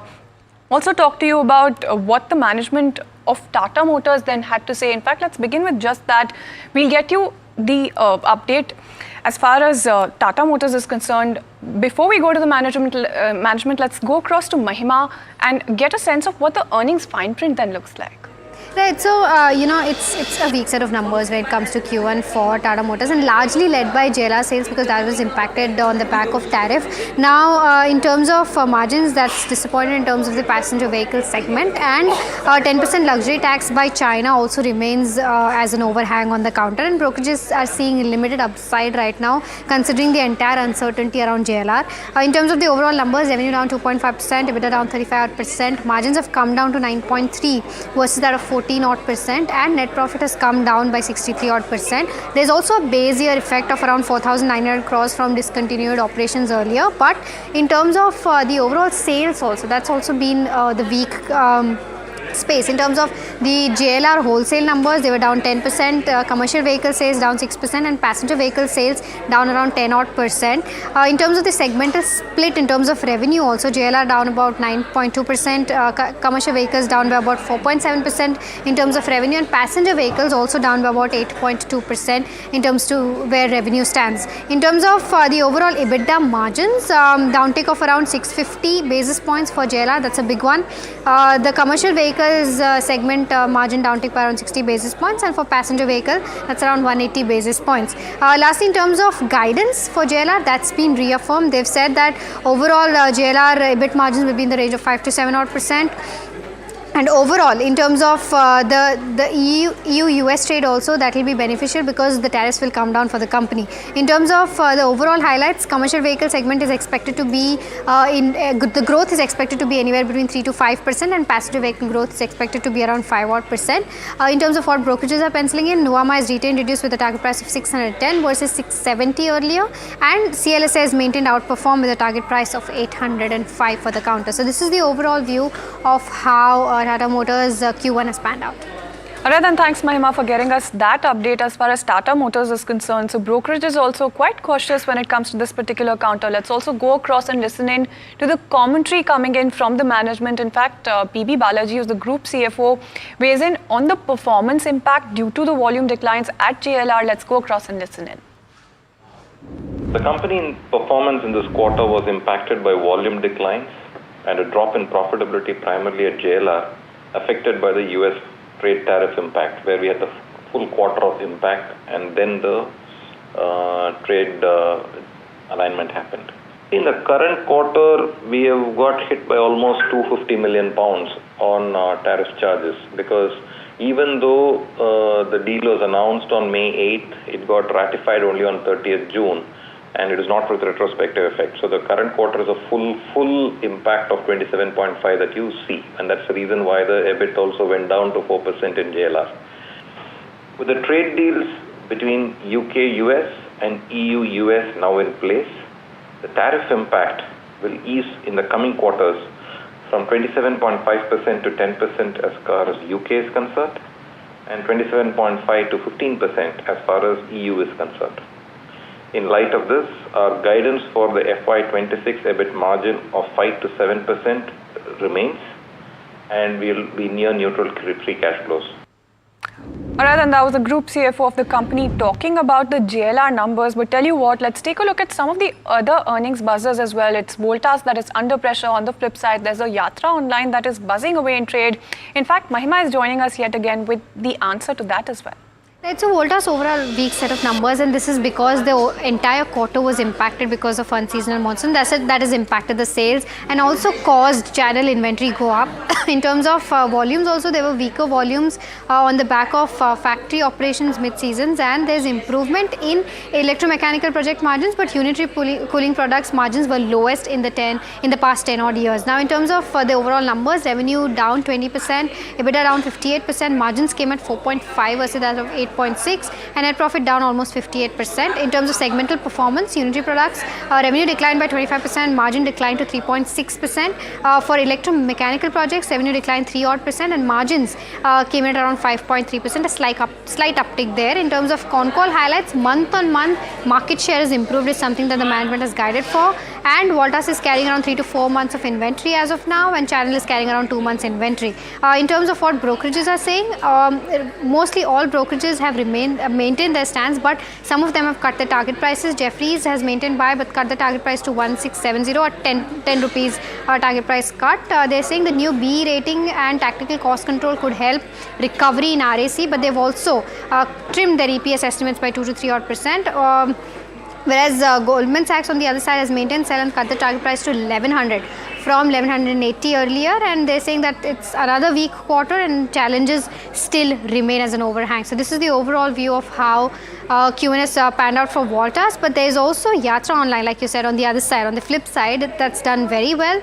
Overall, gross bookings up 9%, gross margins continue to see uptick, and they've also signed 34 new customers in the corporate business this time, with an average billing potential of over 200 odd crores. In terms of the overall revenue, up almost 100%, net profit up almost 3 times, and EBITDA almost up 5 times. So this is the overall view of how earnings pan out for Yatra Online. Alright, and thanks Mahima for getting us that update. Then there you go, that's Yatra Online as well as Voltas, couple of counters that you should be looking at in terms of their earnings. But let's get back to Tata Motors, because that particular counter is remaining quite resilient in trade at this point in time. After that weak set of numbers, brokerage is also remaining cautious. Despite that, you have that stock that's just managing to hold up quite well, as you can see on your screens as well, on the top of your screens as well as on your screens. In fact, let's delve a little deeper into what is helping the stock at this point in time. Let's get Ashwin Patil, Senior Research Analyst, LKP Securities, on board. Try and understand what he also thinks about these numbers. Ashwin, thank you so much for taking time out and joining us this afternoon. A very good afternoon to you. I wanted to understand, first things first, what do you think about the stock holding up that resilient? Very good afternoon. So actually the company has reported weak set of numbers, as you said earlier. And we have seen, subduedness in the JLR numbers as well as the domestic passenger numbers. But if you see the commercial vehicles, maybe because that may be one of the reasons why the stock is holding up, where the company has reported some sort of market share gains, as well as some steadiness in some of the sub-segments of the commercial vehicles. And that is, I guess, that is showing that the Indian, the domestic commercial vehicle cycle is started showing some green shoots. So maybe that is, positive for the Indian overall Indian commercial vehicle industry as well as for Tata Motors. Maybe that is one of the reasons why the stock is holding up at this moment. But apart from that, I don't see any, as such positive guidance also from the management. Like, on the passenger vehicle side also they are losing out on market share, and on the EV side also they are getting a stiff competition. Also, if you look at JLR, there is a lot of weakness in the European markets as well as in China. Also, there is this tax which has come up. So I guess going forward there will be difficult times for JLR in couple of these geographies. While in US it is doing good, but overall, if you ask me about the stock performance today, then it is anybody's guess why the stock has moved up. But I guess the commercial vehicle green shoots which we are seeing at this point in time, maybe that is one of the reasons why the stock is holding up today. Well, absolutely. And I just wanted to add to that list that you've mentioned. Of course, you've highlighted stiff competition, but other than that, there's of course the China tax, there's warranty costs. You've briefly mentioned the aging models when it comes to JLR as well. What do you think about some of those concerns as well as market share losses when it comes to Tata Motors? Yeah, that's what I said earlier also, that in China that new tax has come up. And also, competition is coming up. The competition is launching new, high-tech advanced and, models in the EV as well as the ICE space. Not only in, in India, but also globally. Therefore, the domestic business is also facing tough competition over here from the likes of Mahindra, Maruti, etc. And in the global markets, if you see in Europe and all, the growth is very sluggish. There is hardly any, growth happening in the automobile sector over there, and overall the economies are not also growing at a good pace over there. So I guess, and that is Europe is close to about 20% of the top line. China is another 24%. So about, if you talk about 40-50% of their volumes are, in risk of slowdown. So and the US is doing good. But also UK is showing some sort of stability in volume performance. But China and Europe, the couple of big geographies for JLR, they are showing this weakness.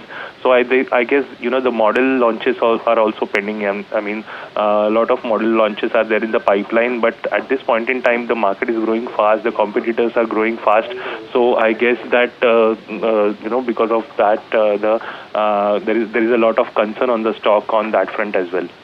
Well, absolutely, lots of concern there, and we've managed to highlight some of those factors on both sides. But I just quickly wanted to get a word on what do you expect for the stock from here on, and also what do you think we should be doing when it comes to the stock? What is your recommendation here?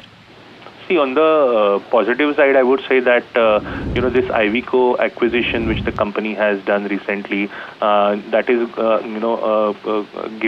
offering Tata Motors to expand its presence in the global CV market, and number 4 player it will be making it.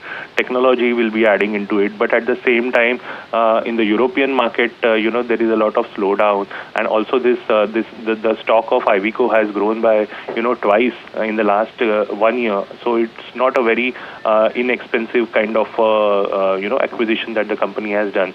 It is also adding to the pressure on its balance sheet. So it has got both the advantages, this acquisition, and that will be adding up by April 26 to the financials. So post that, the company will be getting some sort of reality check on this acquisition, but maybe like on positive side, we can see some sort of growth on the top line and a good presence in the global markets. But if you talk on the negative side, overall on the core business, if I say that there is a lot of pressure on JLR on the domestic PVs, but CVs are, which is a high ROC business, about 40% ROC is there on the domestic CV business. So I guess that is, on the positive side. So on and on, we remain neutral on the stock at this point in time with the target close to about 670 rupees.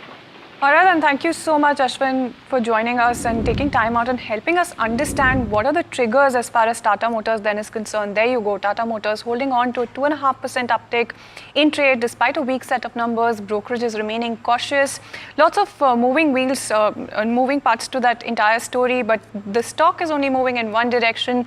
That's Tata Motors for you, but let's also look at one counter on the flip side. It's PG Electroplast that is in fact bleeding in trade.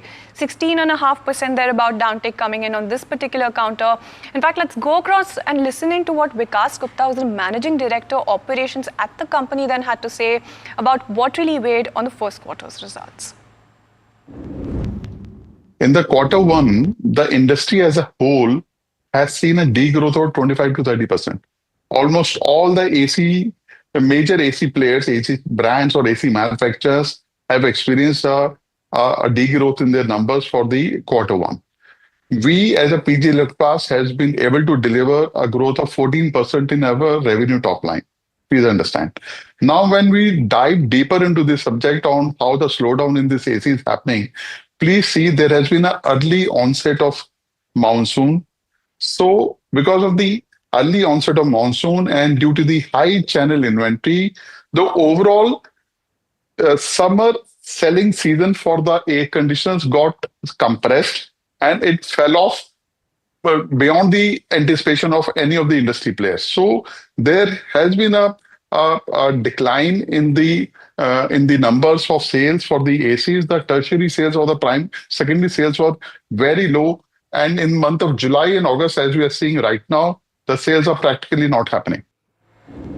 All right, and there you go. That's the management of PG Electroplast talking about their numbers. That stock is tanking in trade, 16.5% downtick, as you can see on your screens as well. But before we go ahead with the show, we bring you an exclusive conversation with SBI Chairman CS Setty. Let's go across and listen in to what he had to say about SBI's quarterly performance. Hello and welcome to NDTV Profit. So we're here at State Bank of India after the bank has announced its Q1 results, and I have the pleasure of talking to Mr. CS Setty, the chairman of the bank. Mr. Setty, welcome to this conversation. I'll start this with the first question on profitability. You've reported a 13% increase, year-on-year increase on the net profit side, while the NII remains flat-ish. You've seen that growth come in because of the non-interest income. Can you tell us a little bit more about how this profitability is coming through for SBI? The growth obviously, supported by the treasury gains, and we, as you know, we have the largest securities book, right? So we have used our treasury operations both by way of churning the portfolio, that is what we call trading gains, and also a bit of aid on the MTM gains.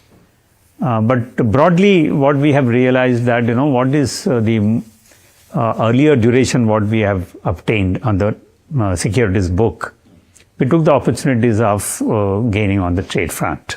So that is one of the reasons why it has contributed. But you also have to look at NII from a different perspective. The net interest income will be always under pressure because of the rapid repricing of the loans. Right. 30% of our book, when compared to others, of course, is a smaller size repo-linked book, but still gets priced very fast and almost immediately. But deposit will take some time. This lag also is something what we have pressure on the NII. But I believe that we were able to maintain the rate NII at a reasonable level than what people have expected. The third point what we have done is that we have contained our operating costs. If you see from year on year, the operating expenses have remained at the same level. So these are some of the points which have helped us to maintain the growth rate what you have seen in the profit. All right. So on that note, I want to ask the second question, which is that the current global scenario is looking a little bit, off, right? If you were to look at the geopolitical tensions, that is a little receding a little bit. However, when you're talking about the global market scenario there, because of the trade tensions, the pressure is still on. So I just want to understand from you, as a lender to a large number of SMEs as well as exporters, how exactly are you seeing the tariff tension play out in the world? So I would like to answer this question in two parts. One is the direct impact of the tariffs. From that angle, the asset quality or issues on the corporate or MSME side is limited. Because most of our exporters are broad-based, both in terms of geographical spread as well as the nature of exports, what happened from India. But having said that, the US is still a significant trade partner for us. And the tariffs issue is not localized to India. The tariffs is impacting several other countries, which means that, as you mentioned, the trade tensions are there across the globe, which will have definitely an impact on our exporters also. Even if they are not directly exporting to the US, are not directly involved in the sectors which are impacted. But general sentiment is something what probably is a larger worry than actually direct impact. So the uncertainty surrounding this tariff is something what needs to be resolved or addressed. I'm sure a lot of effort is going on the government of India part to sort it out.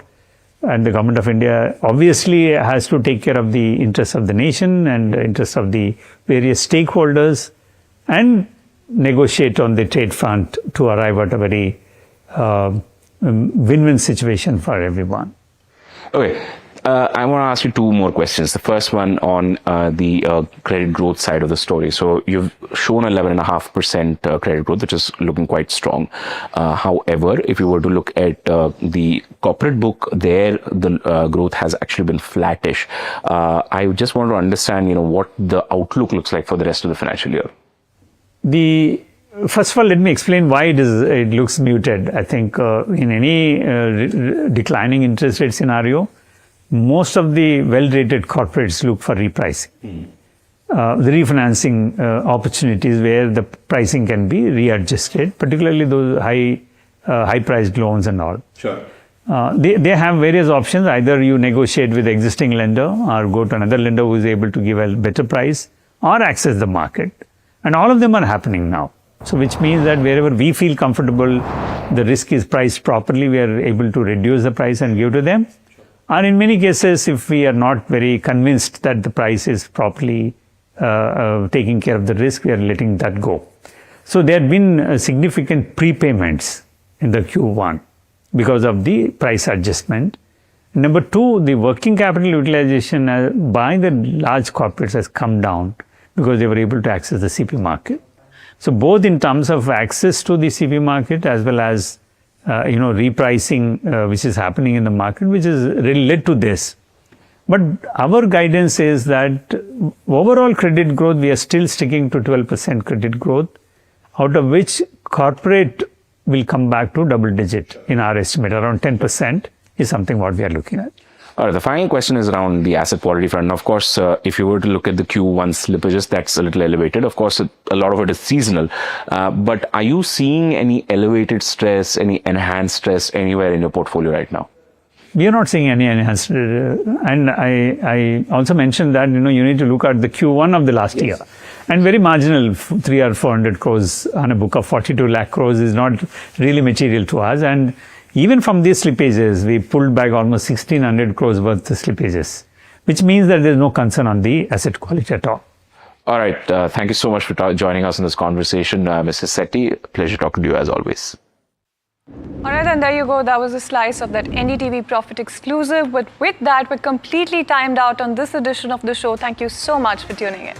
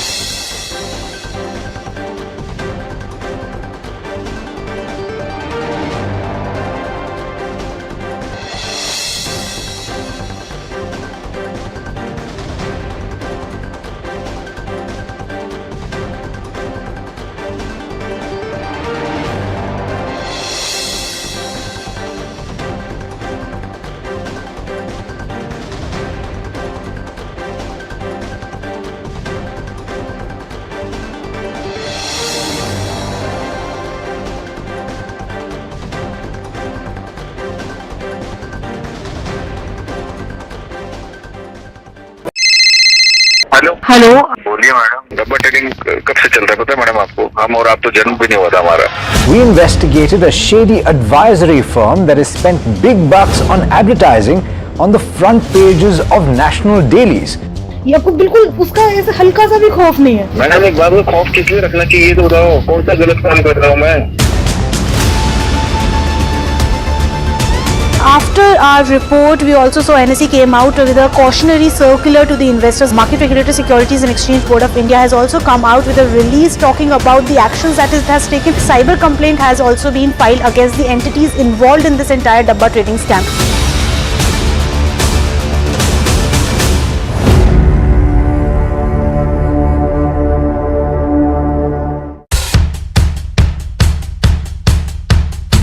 The markets move fast. And so should your portfolio. Expert insights, real-time stock picks. Do I buy Ola? Should I hold CDSL for the long term? Buy, sell or hold. The answers you need, straight from the experts. Callers from India and across the world. Connect live, ask, decide and invest wisely. Your portfolio, your future. Ask Profit.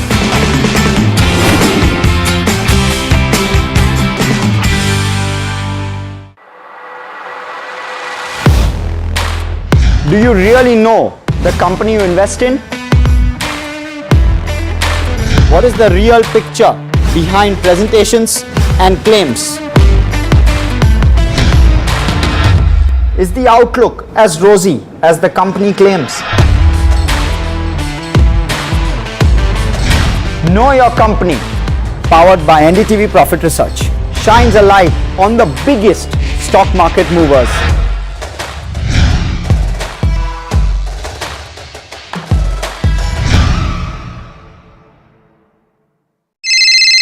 Hello बोलिए madam, डब्बा trading कब से चल रहा है पता है madam आपको? हम और आप तो जन्म भी नहीं हुआ था हमारा। We investigated a shady advisory firm that has spent big bucks on advertising on the front pages of national dailies. ये आपको बिल्कुल उसका ऐसे हल्का सा भी खौफ नहीं है। मैडम एक बात को खौफ किस लिए रखना चाहिए तो बताओ, कौन सा गलत काम कर रहा हूँ मैं? After our report, we also saw NSE came out with a cautionary circular to the investors. Market Regulator Securities and Exchange Board of India has also come out with a release talking about the actions that it has taken. Cyber complaint has also been filed against the entities involved in this entire Dabba trading scam.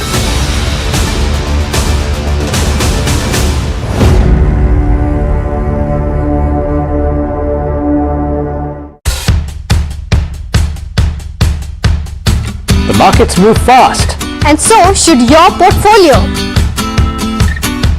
Expert insights, real-time stock picks. Do I buy Ola? Should I hold CDSL for the long term? Buy, sell or hold. The answers you need, straight from the experts. Callers from India and across the world. Connect live, ask, decide and invest wisely. Your portfolio, your future. Ask Profit.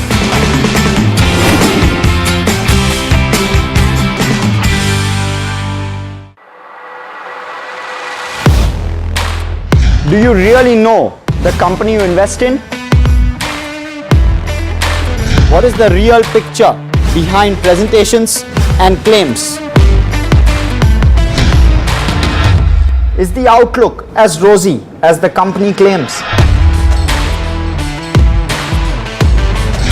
Know Your Company, powered by NDTV Profit Research, shines a light on the biggest stock market movers.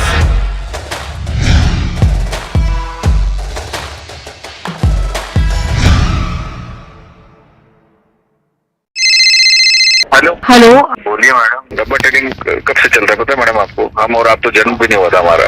We investigated a shady advisory firm that has spent big bucks on advertising on the front pages of national dailies.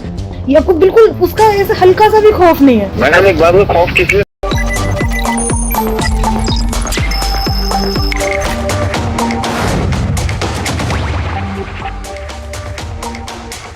Hello and welcome to NDTV Profit. You're watching Profit Buzzers. This is Hiral Datia. Let's quickly take a look at what markets are doing at this hour. Interesting start to a Monday. If you see in terms of Nifty 50 as well, we've receded from the day's highest levels, but still trading in the positive with gains of 0.3% coming in there, and you're still above the 24,400 mark. What's interesting is that 24,000 has been breached as well in intraday trading session. Let's quickly look at Bank Nifty as well. Around 130 to 140 points is the kind of gains that you're seeing there. 0.3% higher in terms of Bank Nifty. Let's look at the sectoral heat map to understand where the gains are coming in from and which are the segments that are losing out. Consumer durables is the top losing sector today, and this is taking into consideration the kind of commentary that's coming from a PG Electroplast that has had a bearing with regards to stocks like Voltas, which has also reported a weak set of numbers. Amber Enterprises is another one which is seeing a rub-off effect, as well as a EPAC durables is another one that you should be looking at on the back of the commentary that has come in with regards to cautiousness and a cut in guidance. Media is also trading under pressure today. Oil and gas under pressure as well. What's gaining is the PSU Bank Index, which is seeing a strong up move today. Defense is also seeing buying interest in today's session. Realty has seen a bounce back today with gains of 0.8% coming in there.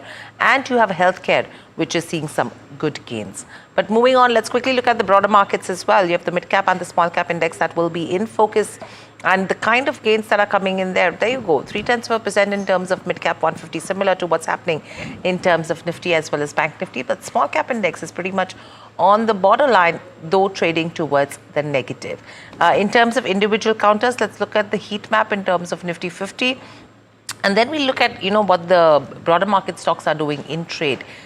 Clearly, what's losing out is the ICICI Bank, and that's on the back of the 50,000 minimum, balance that you need to have if you're opening a new account with the ICICI Bank, and that's what is causing a backlash on that stock. You have BEL also, which is trading under pressure.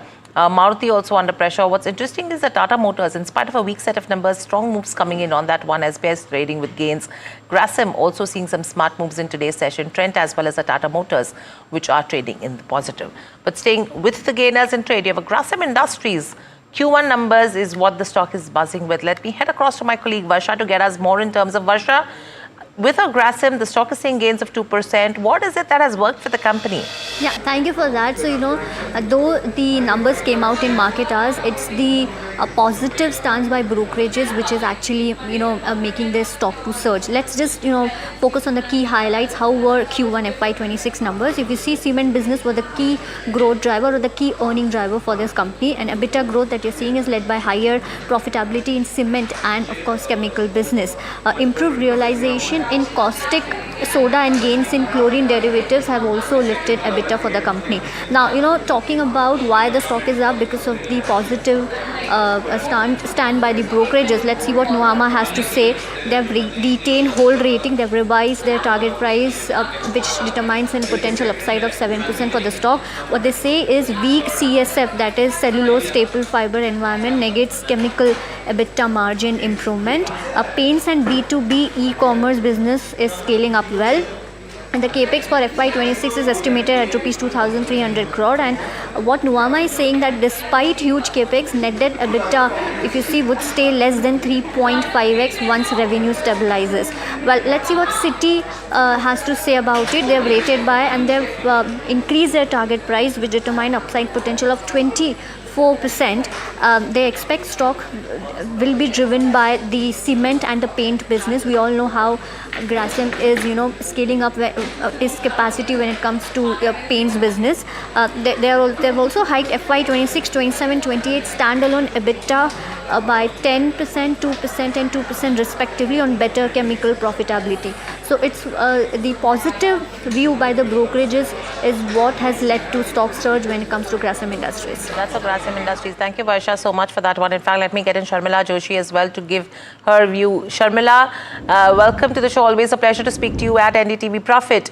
How are you looking at a Grasim Industries? A good up move in terms of today's session on the back of an earnings reaction. Would it be a buy for you at this point?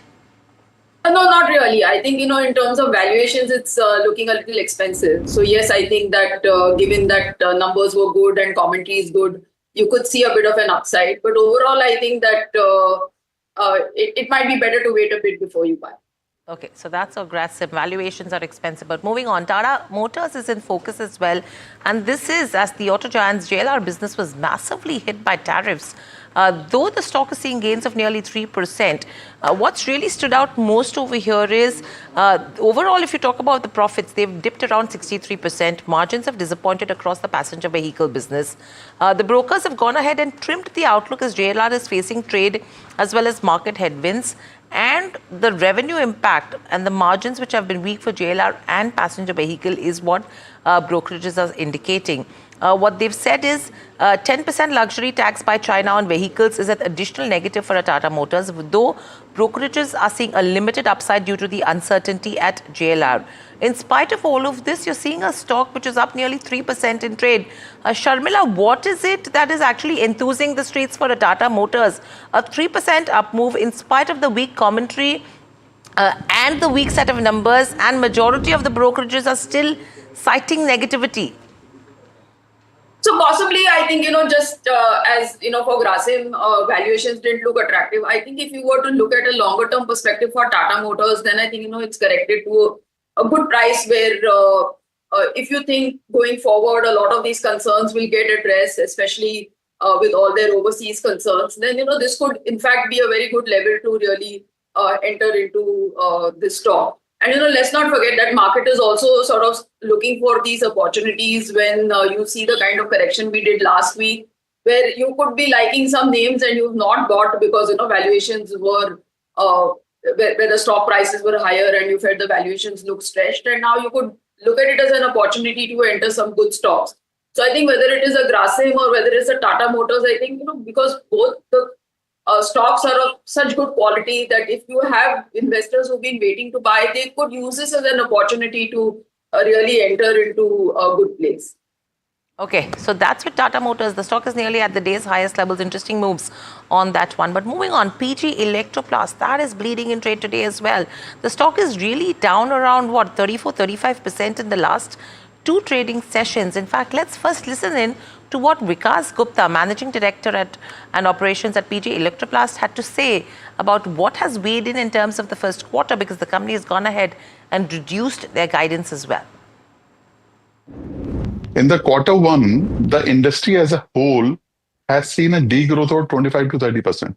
Almost all the major AC players, AC brands or AC manufacturers have experienced a degrowth in their numbers for the quarter one. We as a PG Electroplast has been able to deliver a growth of 14% in our revenue top line. Please understand. Now, when we dive deeper into this subject on how the slowdown in this AC is happening, please see there has been an early onset of monsoon. So because of the early onset of monsoon and due to the high channel inventory, the overall summer selling season for the air conditioners got compressed and it fell off beyond the anticipation of any of the industry players. So there has been a decline in the in the numbers of sales for the ACs, the tertiary sales or the secondary sales were very low. And in month of July and August, as we are seeing right now, the sales are practically not happening. It's practically not happening in July, August, and that's a strong word coming in from the management of PG Electroplast. Sharmila, before I get in my colleague Mahima to give us a deep dive in terms of PG Electroplast and the rub-off effect it's having on other companies, how are you looking at the company? Would you think this is an opportunity to buy, taking into consideration a 34-35% correction in the last 2 trading sessions and the outlook going ahead? And with that, you have to look at an Amber or a, EPAC. All of them are having some bit of a rub-off effect as well. So if you have to look at room ACs, the segment itself has been bleeding. Your view? Yes, absolutely. And, I think that, as you said, maybe this could be an opportunity to really enter the stock, give it another day or two, because, this kind of commentary really does sound grim, where you're talking of the kind of impact they've seen on their sales numbers. So I think that, given where the basket is and, the players that you have a Voltage, you have a Blue Star, you have an Amber, and then you have other players like PG Electro, which are more into compressors, etc. So I think in that sense, probably if there were further correction, the stocks that I would actively look at would be probably an Amber, Voltage, Blue Star, and then an PG Electro. So I do agree that valuations are now looking fairly good. And also, I think, in terms of consumption as well as the kind of white good requirements that you see going ahead, given the fact that we are seeing this growth in real estate as well and, more and more sort of aspirational buying coming into air conditioners, I do think that this is a good stock to be in. But the commentary certainly was quite grim, as I said, and perhaps it might be a good idea to wait a bit. But now I think the valuations for PG Electro in particular do look fairly good. Valuations look attractive, so probably this could be an opportunity. Wait for a day or two and look at a PG Electroplast.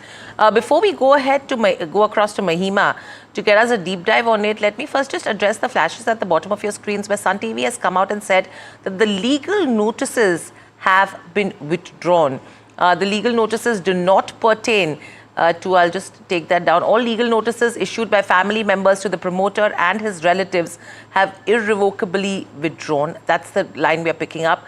And the issues that the family had have been resolved as well. On the back of which, if you see, the stock price itself is up around 6%. Legal notices do not pertain to businesses or managements of the company. And apart from that, what else they've indicated is that all of them that were, any of the legal notices that were issued by any of the family members that have been withdrawn and all the issues have been resolved. On the back of this commentary, the stock is actually inched higher, 5 to 6% upside coming in on a Sun TV. Very quickly, Sharmila, how would you look at a Sun TV? Because we were talking about a legal battle within the family that could have an overhang. Now they've said that the legal notices have been withdrawn and all the issues have been resolved. Do you think this is a positive and a time to look at a Sun TV? So definitely it's a positive, because I think that if you hear of family issues getting resolved, and because we have seen in the past how these things sort of tend to drag out if you don't resolve them quickly, and if a resolution is reached without going to courts, I think it's always the best thing for the stock, because in any case, market doesn't like uncertainty.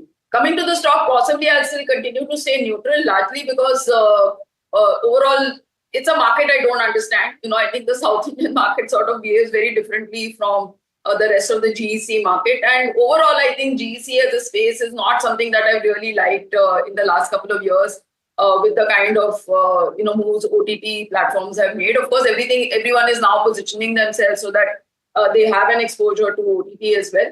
But that said, I think I will continue to stay neutral on Sun TV. But the news is certainly good. I think when you hear this kind of a resolution, I think the market will definitely be very positively inclined to hear such news. Right. Moving on, let me come back to PG Electroplast. In fact, Mahima is standing by with all that she's gathered in terms of what's not working for a PG Electroplast that an investor needs to know. Mahima, over to you. Right, so Hiral, the stock has tanked, and how? 34% in the past 2 odd sessions, and this is on the back of course, its Q1 earnings and guidance cut and a lot more other things. In terms of what's gone wrong, we've tried to pull up a couple of things. First one being weak Q1 and of course reduction of the guidance by the management which they gave earlier in the quarter.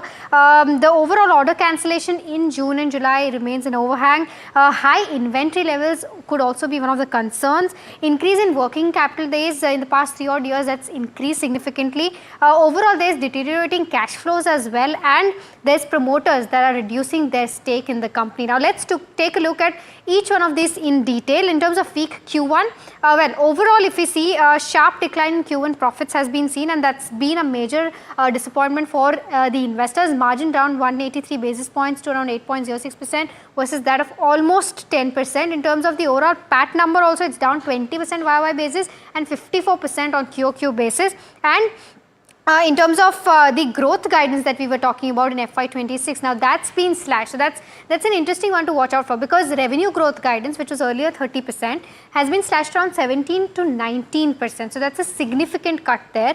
And even in terms of the overall PAT guidance as well, in terms of the numbers, the earlier guidance was 6,345 crores, which is now around 5,700 to 5,800 crores in terms of overall top line that they'll do in FY26. The PAT guidance is also lowered. Earlier it was around 35%, and now it will be anywhere between 17 to 21% is what, sorry, this is the product's revenue that we're talking about, not the PAT guidance. So the product revenue growth guidance in terms of their products, the growth earlier was 35%, which will now be around 17 to 21%, and electronics revenue growth, which was earlier of 43.4%, is now going to be around 29 odd percent. Even in terms of PAT guidance that I was talking about, the earlier guidance was anywhere between 400 odd crores, 405 odd crores is what the management had said, but that they've brought it down to 300 to 310 crores. So almost more than 100 crores of downtake here. Overall, in terms of order cancellations also, because that is an interesting one, and this is the PAT guidance in terms of percentage that's changed. So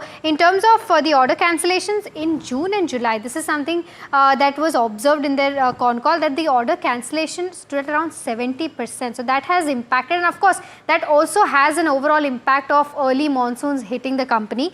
But in terms of inventories, that's an interesting one, because inventory at a 1350 crore is huge, and almost that 97 to 98% is raw material. And although the expectations are that it will normalize in Q3, but inventory days have also significantly gone up, because that was at 73 days in March 23, which has gone to almost 123 days in March 25. So this is something to keep in mind from a longer term investment perspective as well. In terms of the overall working capital days, now there's a significant spike here as well, because 9 days to around 60 days. So it's nearly more than 3 times in terms of where working capital days stand.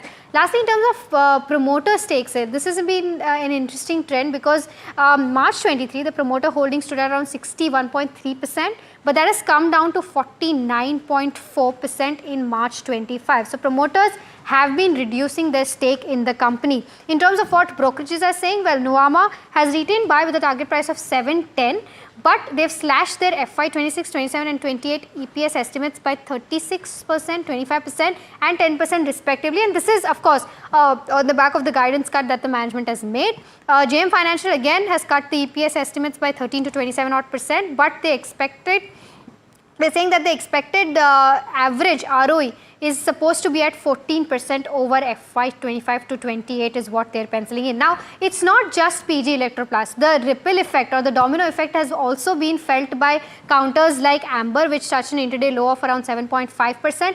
And EPAC Durable has also seen the impact of how guidance cut and Q1 panned out for something like a PG Electroplast, and also saw a downtick around 5.8% in trade today. So this is the overall view of what's happened with PG Electroplast, and of course the ripple effects in the EMS space as well. Right. Thank you so much for that one, Mahima, because this actually puts into perspective everything apart from the guidance that has not been working for the company so far. And that entire room air conditioner market has been ruling under pressure on the back of an early monsoon, lower sales as well. So it's going to be interesting to see how this industry picks up, because probably your second half of the year could be better on the back of a base effect as well. But let's see. But moving on, ICICI Bank is another stock to focus on, because now we have the RBI governor's first reaction coming in on the new minimum balance hike rule, where they have said that 50,000 is the new minimum balance that a customer will have to maintain if they are opening a new account. The stock is at the day's lowest levels. Let's quickly listen into what he had to say.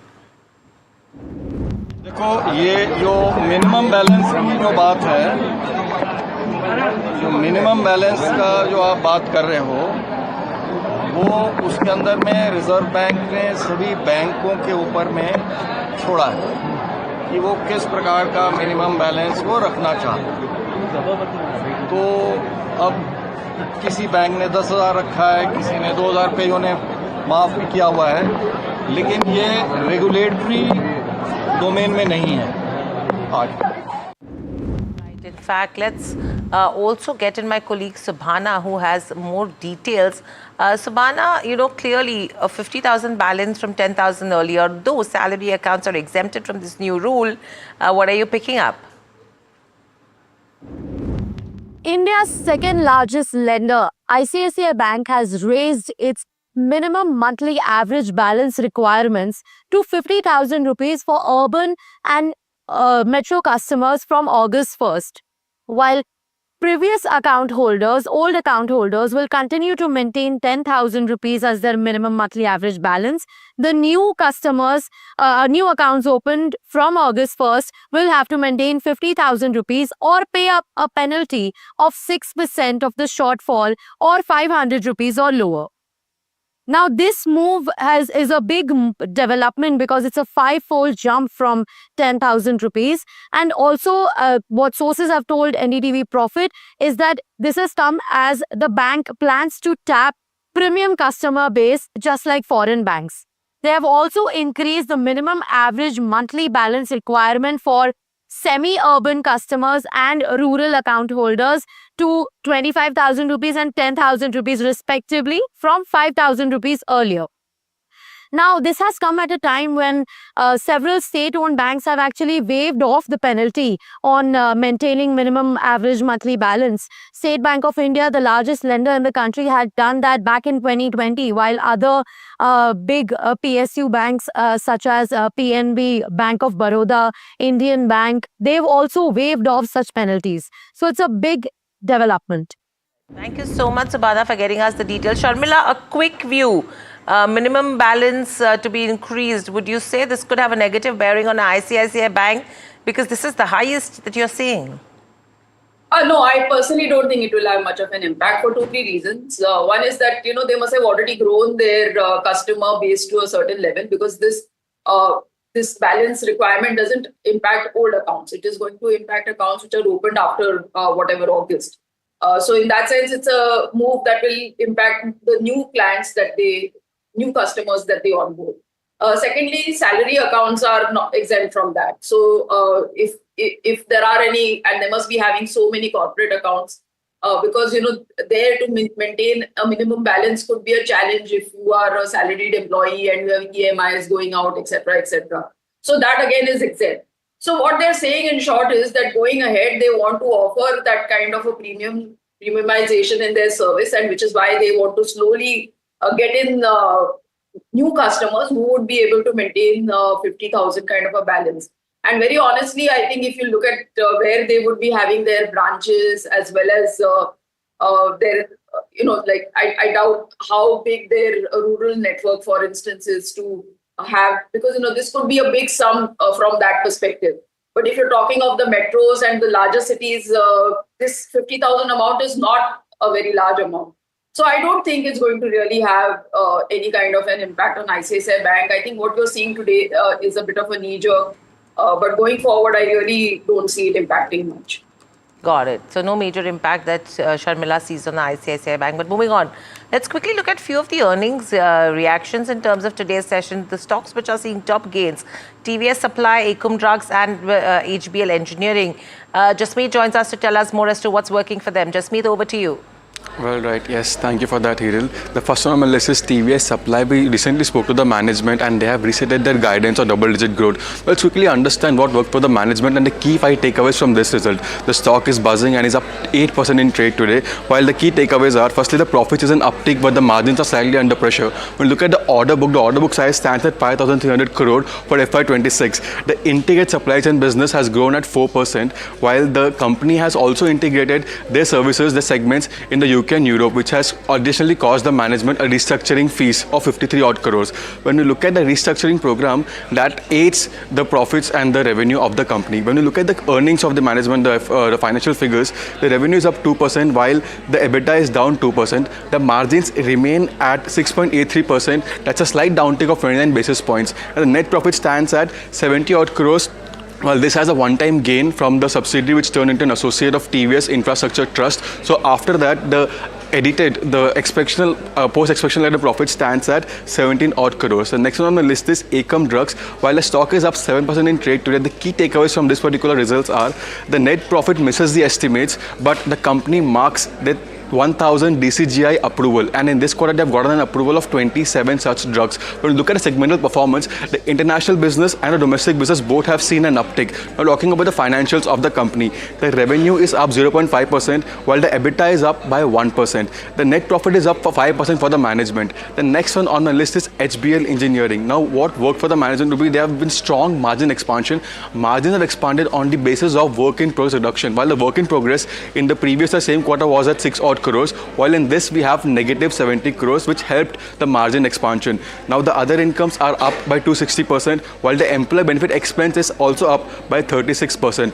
Talking about the segmental performance, the electronic segment has grown roughly 100 odd %, while the defense segment saw a slight downtick. Talking about the financials of the company, the revenue is up 15%, while the net profit is up 79% of the management. So these are the stocks to watch out for in the trade. Thank you so much for that. In fact, let me also now get in Vansh to tell us more in terms of which are the ones which are losing: Intro Health, High Tech Films and PTC.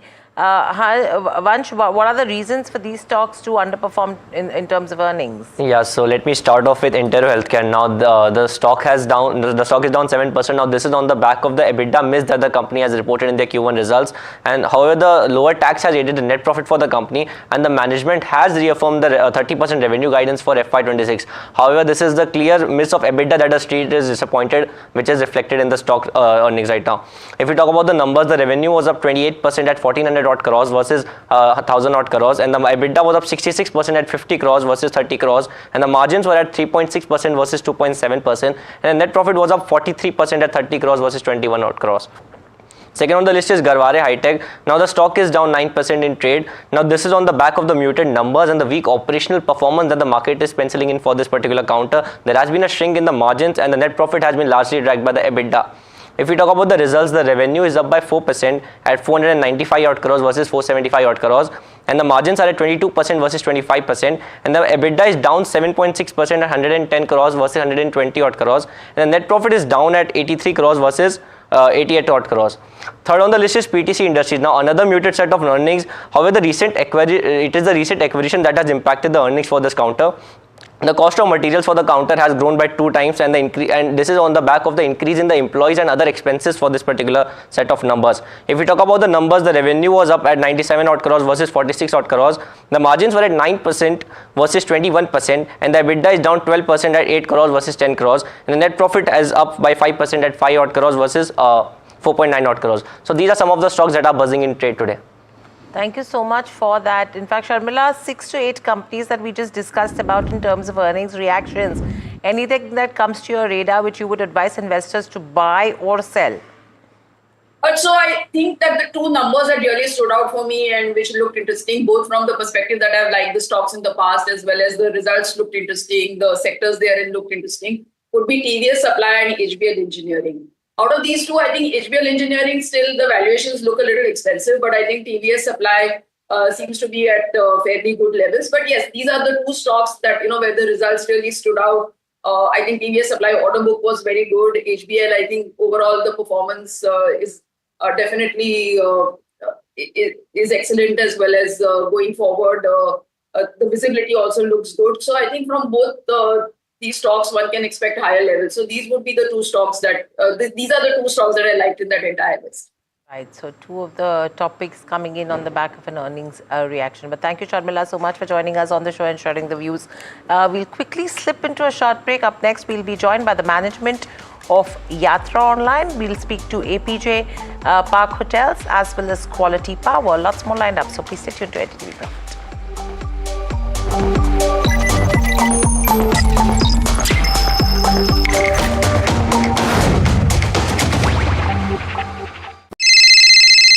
Hello बोलिए madam, डब्बा trading कब से चल रहा है पता है madam आपको? हम और आप तो जन्म भी नहीं हुआ था हमारा. We investigated a shady advisory firm that has spent big bucks on advertising on the front pages of national dailies. ये आपको बिल्कुल उसका ऐसे हल्का सा भी खौफ नहीं है. मैडम एक बात को खौफ किस लिए रखना चाहिए तो बताओ, कौन सा गलत काम कर रहा हूँ मैं? After our report, we also saw NSE came out with a cautionary circular to the investors. Market Regulator Securities and Exchange Board of India has also come out with a release talking about the actions that it has taken. Cyber complaint has also been filed against the entities involved in this entire Dabba trading scam.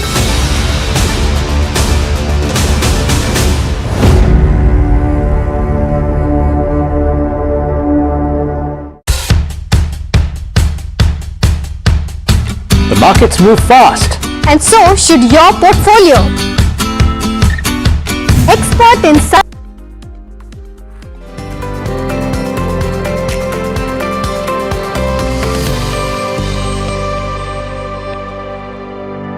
Bioenergy, Vishnu Som, Group Executive Editor, NDTV, Akhilesh Mishra, Managing Editor, NDTV, esteemed guests, dignitaries, invitees, ladies and gentlemen. First of all, it is a great pleasure and pride for me today that today, particularly in the field of transport, the India's position is really well recognized and respectable, particularly in the case of bioenergy and alternative energy. India is the most important and largest growing economy in the world. The wasteland in India is 55 lakh square kilometer. That is 17% of the total land. And our 55% of the population belongs to agriculture and rural India. The economic contribution from agriculture sector in our GDP growth is only 14%. Actually, manufacturing sector contributes 24%, and from service sector, it is 52%. There is a big migration of the population from rural India to urban India. That is because of non-viability of agriculture. And at the same time, the most important problem is we need to create more employment potential in the rural India. The problem in agriculture is also very crucial. Because of green revolution, the agriculture production is now surplus. We are wheat surplus, rice surplus, sugar surplus, corn surplus, and that is the reason it is difficult for farmers to get remunerative prices. Today, this is the first time in India our government has taken the initiative by which it is to be a success story, that is diversification of agriculture towards energy and power sector. हमारे किसान केवल अन्नदाता नहीं है, वो ऊर्जादाता बने हैं. ऊर्जादाता नहीं, ये ईंधन दाता बने हैं, और ईंधन दाता नहीं, अब बिटुमिन दाता बने हैं, और अब बिटुमिन दाता नहीं, एविएशन फ्यूल बना रहे हैं, और अब हाइड्रोजन दाता भी बनेंगे.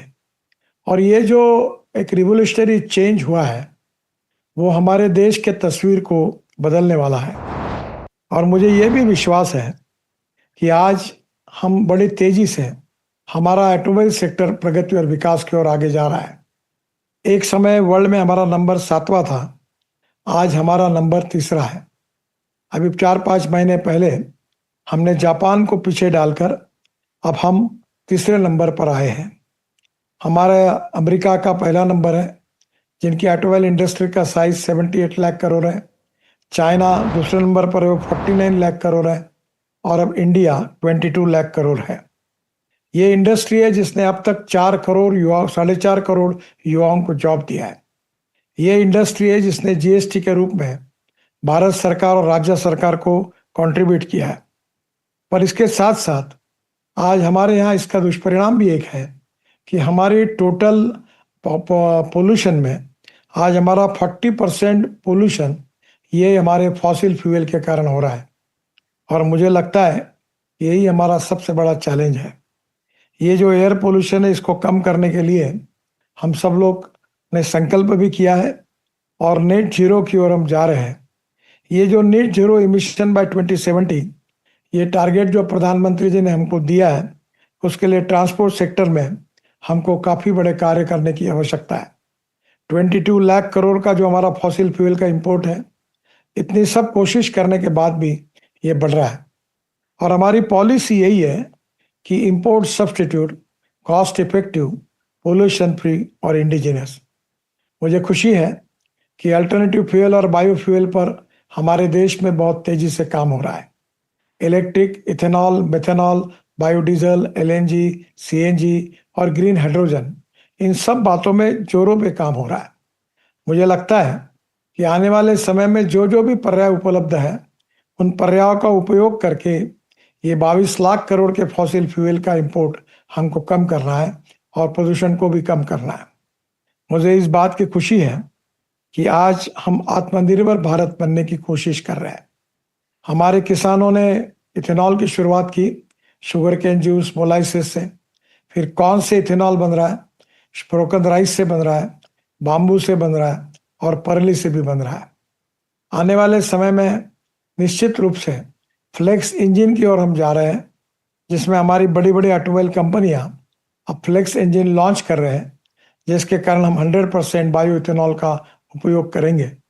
दूसरी ओर पेट्रोल में भी 20% तक इथेनॉल अभी तक आया है। अभी ट्रायल चल रही है क्योंकि ब्राज़ील में 27% इथेनॉल जो है वो डाला जाता है और यही हमारे यहाँ जो ऑटोमोबाइल ब्रांड्स हैं वही ब्राज़ील में उपलब्ध है। हमारे देश में ये ट्रायल चल रही है ARAI में। उनके बाद ये ट्रायल सक्सेस होने के बाद वो पेट्रोलियम मिनिस्ट्री को रिकमेंड करेंगे, इसके स्टैंडर्ड्स भी निश्चित होंगे और उसके बाद भी उसका निर्णय भारत सरकार करेगी। All right, so that was Nitin Gadkari addressing his views on how alternative energy will be the next big thing for India and what India is doing with regards to that space. But, you know, shifting focus to stock-specific action, one stock that is making significant moves in trade today is Yatra Online, and the stock is up in how? 20% locked in upper circuit as we speak, and this is on the back of its earnings. Overall, revenue up 108%, net profit up 3x, EBITDA up almost 4x, and margins also improved significantly to that 11% mark versus that of 4.6% mark. And to discuss as to, you know, what's worked for the company, we're joined by Dhruv Shringi, CEO and whole-time director of Yatra Online, joining us now. Dhruv, hi, a very good morning to you. Always a pleasure speaking with you. You know, before I go on to, you know, specific questions, just want to understand what is it that's changed this quarter and what is it that's worked this quarter, because this quarter has been impacted because of a lot of geopolitical tensions as well. But despite that, you've managed to grow so well. So firstly, thank you for having me on your show, and good afternoon to you as well. See, our numbers have been trending in the positive direction now for the last almost 5 quarters, right? So it's not a sudden turnaround that's happened. It's been a gradual process that's been going on. I think it's taken the markets a while to recognize that this is a consistent trend which is happening and not just a one-off. What's been driving this change is the rebalancing of our business towards more corporate focus. Corporate business is a much more stickier business. It does offer higher operating margins. And as our business has moved more in favor of corporate versus B2C direct, we've seen performance improve and profitability margins improve meaningfully. So that's been the trend that's been going on now for the last 5 quarters. Dhruv, in terms of your guidance, does anything change? Because this quarter sets a tone for the entire financial year 2026. Do you think for example, for FY26, revenue less service cost guidance is at 20% plus. But do you think you'll be able to do much more than that 20% mark? See, I think it's a case of once bitten, twice shy. Last year, we were maybe a bit more aggressive in our guidance. This year, we would just let the numbers do the talking. and hopefully come out and consistently beat the numbers that we've guided up. And what about the margins? Because margins have also significantly taken off. What is the normative range that you're expecting when it comes to FY26? So for FY26, the way we are defining margins and how we are indicating to the market is that margin, which is EBITDA margin as a percentage of revenue less service cost, is currently around 21%. We expect that to continue to improve maybe by 100 bips to 150 bips Q on Q over the next 2-3 quarters. And for next year, we would be indicating more towards a 25% number. Okay, and in terms of the operational metrics, in terms of both your air passenger business and as well as the hotelier business, if I'm not wrong, a large chunk of your top line has been driven by the hotel segment side of things. In terms of the air passenger volumes, that's down around 9%. And again, this is because of multiple reasons, the geopolitical tensions being one, the Air India crash being two. Just want to understand as to now, what is the trend that you're observing? Because, it's been time since the Air India crash has happened. Do you think there's still fear in the minds of people who are traveling through flights, or that's not the case and air passenger volumes are actually bouncing back? I think volumes have bounced back for sure. We've seen this in the month of July and also trending into August, that volumes continue to improve. There was obviously a meaningful setback in the month of June on account of the incident that you mentioned. I think what's happening is that there is a lot more consumer awareness at this point of time. I've seen customers, writing in to figure out what kind of aircraft will they be flying. So those kinds of things are great from a customer awareness point of view. But I think overall customers are still fairly confident about aviation as it being one of the safest means for transportation. So we do think numbers anyways are trending positively overall from an industry point of view, and that growth rate will remain steady. Okay, Dhruv, thank you so much for giving us those insights and all the best for a stronger FY26. Thank you. Thank you for having me. All right, the next company that we're putting focus on today is Quality Power. The revenue of the company has surged around 187%, and we spoke to the management, the MD of Quality Power, about the quarter gone by and outlook going forward. Listening to what he had to say. If you see Q1 saw an exceptional revenue growth of almost 188%, but there was a significant drop in EBITDA margin. Was June 2024 an exceptional year, and now we can see the margin at 17 to 18% going forward? Morning, Varsha. Thank you for the interesting observation. We had a fantastic quarter. All our operating businesses are at the highest margin at this moment.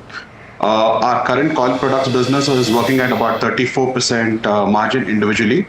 Our power quality business is at about 27%. The dip in the margin is because of the consolidation of Meheru, which we recently acquired. Even Meheru went in from about 6.5% to close to 10%, a 45% growth in margins in the past one single quarter. So we believe we should be able to pull Meheru up in the next few quarters, which increases our total consolidated margins.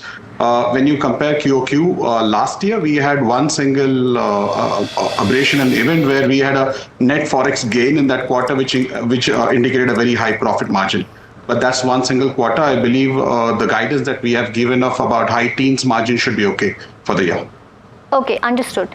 Well, a high teen margin is what you are expecting when it comes to FY26. Just talking about the revenue also, what kind of revenue target have you set in when it comes to FY26 and beyond that as well? If you see in the last 3 years, if I were to talk about 60% is what the CAGR growth in the revenue that has been seen by Quality Power. Now, will you maintain this, or you're expecting, a more revenue growth when it comes to 26 and beyond that?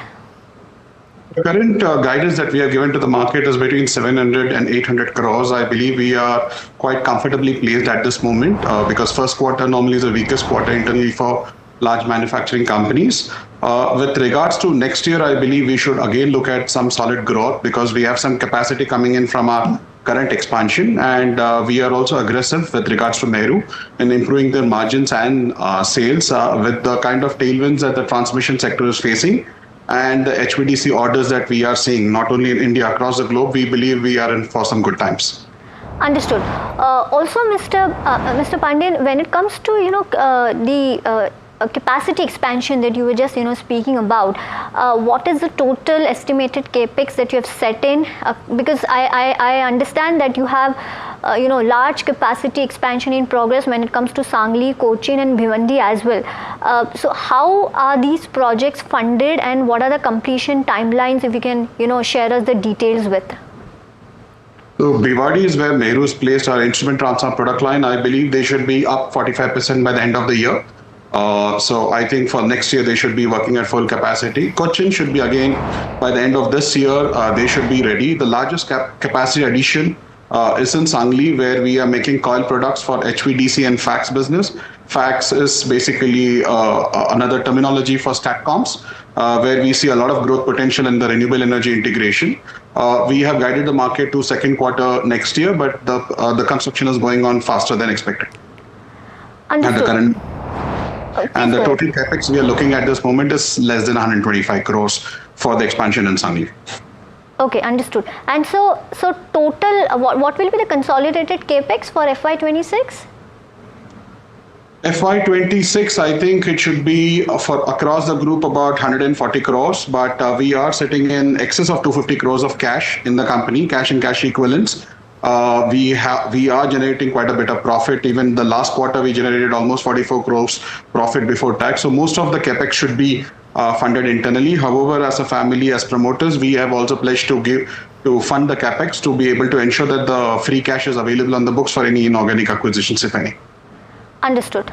Okay. Also, Mr. Pandian, when it comes to your order book position, if I'm not wrong, that stands at around 750 odd crores, and also you have a bid pipeline of around 1,000 crore. I just wanted to have two questions on that. One is the execution timeline when it comes to the 750 crore order book, and also when it comes to the bid pipeline of 1,000 crore, what is the conversion ratio that you typically have? The current order book is about 775 crores. The guidance we are given the market is another 500 crores before the closure of the year. Because all the equipments that we do are made to order and not stock or sell. So these orders are normally delivered close to the contracts to us. So we believe most of these orders should be executed between 12 and 15 months from today.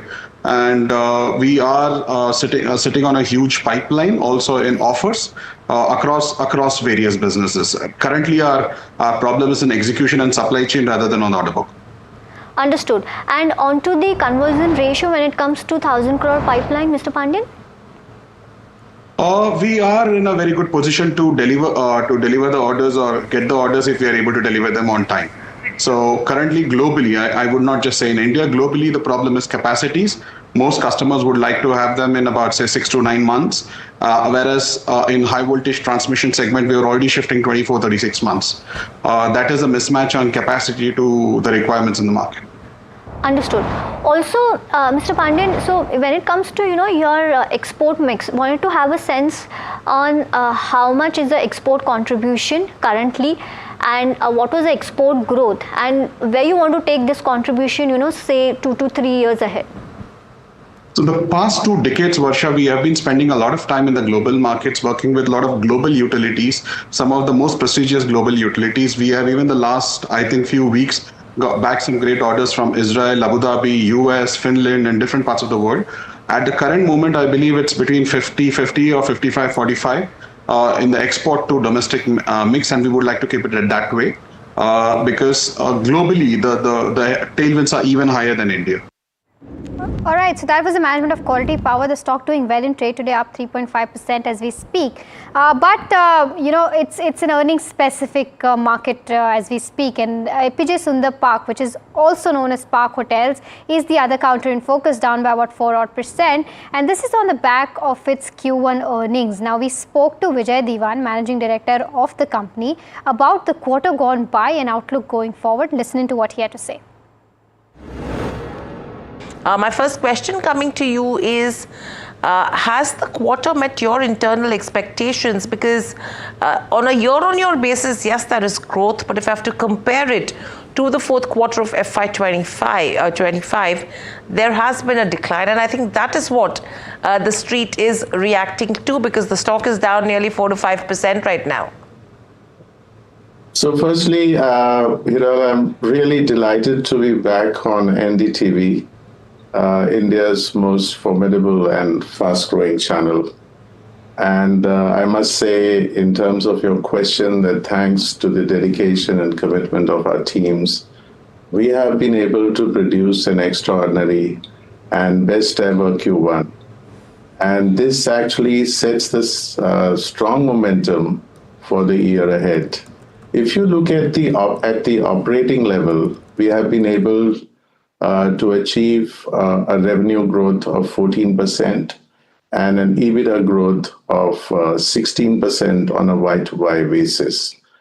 Most significantly, we have recorded India's highest occupancy of 92%, and we have maintained our leadership in the RevPAR in the industry. This is very, very significant. At the profit level, if you see, we have recorded a growth at the PAT level on a Y-to-Y basis. We have increased the profit by 805%. So for us, as far as we are concerned, it has been an extraordinary performance, and really it is one of the best ever Q1 we have produced. Right. So this is the best ever Q1, though there is a profitability decline that has happened on a sequential basis. If you could highlight that aspect as well, because the operating profit to interest ratio has also reached its lowest point in the last 5 quarters, which potentially tell you that there could be challenges in managing the interest obligations. What would you have to say to that? Firstly, hospitality works. The Q1, Q2 are generally weak quarters, and Q3 and Q4 are very strong quarters. And our results are reflecting that. It has been a very, very strong quarter. As I mentioned, it has been an extraordinary quarter, and we have been able to produce one of the best quarters as far as Q1 is concerned. We have a very, very strong balance sheet. With a net worth of about 1,300 crores, we remain net cash positive. We have a very strong, stable position as far as finances are concerned, and we are going to remain net cash positive throughout the cycle of our development. This year, if you will see, we are being powered by accelerated increase in the number of rooms. We are going to add about 600 rooms to our inventory. Out of this, 411 rooms are going to be on the asset-light side of the model, which is going to be a 41% increase in the number of rooms on the asset-light side of the model. And there is going to be a nationwide rollout of the Fleury's brand, which is currently at about 102 outlets. This is going to rise to about 140 outlets by the end of the year. And this is really going to scale up our growth, and it is going to protect and improve margins as well as provide for extraordinary value to our customers. Okay. So to add up to all of this, you've mentioned about the RevPAR, you're talking about the number of rooms that you're adding. If you could help us understand what is the occupancy and ARR working out to be in terms of the first quarter itself? So the first quarter, as I mentioned, we have recorded India's highest occupancy of 92%. Some of our hotels have done exceptionally well. Our hotel in Calcutta recorded an occupancy of 100%. Our hotel in Chennai recorded an occupancy of 95%, followed by 2 other hotels, that is Bangalore, as well as Navi Mumbai. They have recorded occupancy of 93%. Our hotel in Delhi recorded an occupancy of 88%. There has been an increase of 13% as far as the ARR is concerned, which is very, very significant. And RevPAR has actually grown by 12%. So this makes it really an extraordinary performance. And as I mentioned, at the operating level, The top line has grown by 14% and the EBITDA has grown by 16%, and PAT is up by 805%. So it is a very significant performance. All right, so that was APJ Surendra Park, and stock tanking around 4% down as we speak, although the numbers were not that bad. But with that, it's a wrap on Profit Buzzers, but more news and stories lined up for you on the other side, so do stay tuned. 100 crore was for additional projects.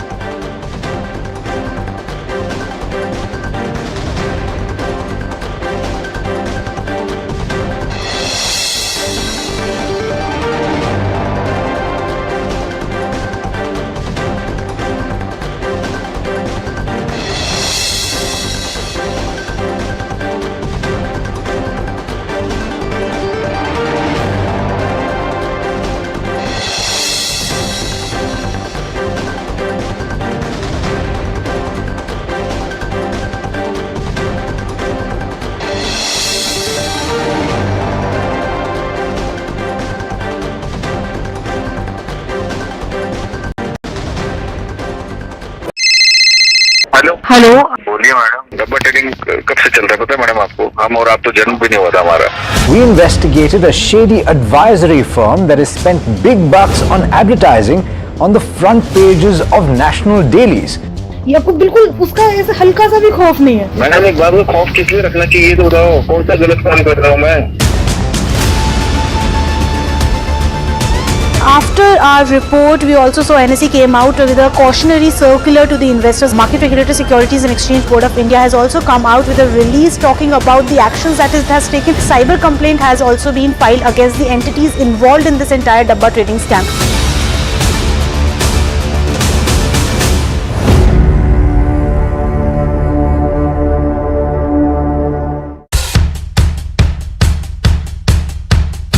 The markets move fast. And so should your portfolio. Expert insights, real-time stock picks. Do I buy Ola? Should I hold CDSL for the long term? Buy, sell or hold. The answers you need, straight from the experts. Callers from India and across the world. Connect live, ask, decide and invest wisely. Your portfolio, your future. Ask Profit.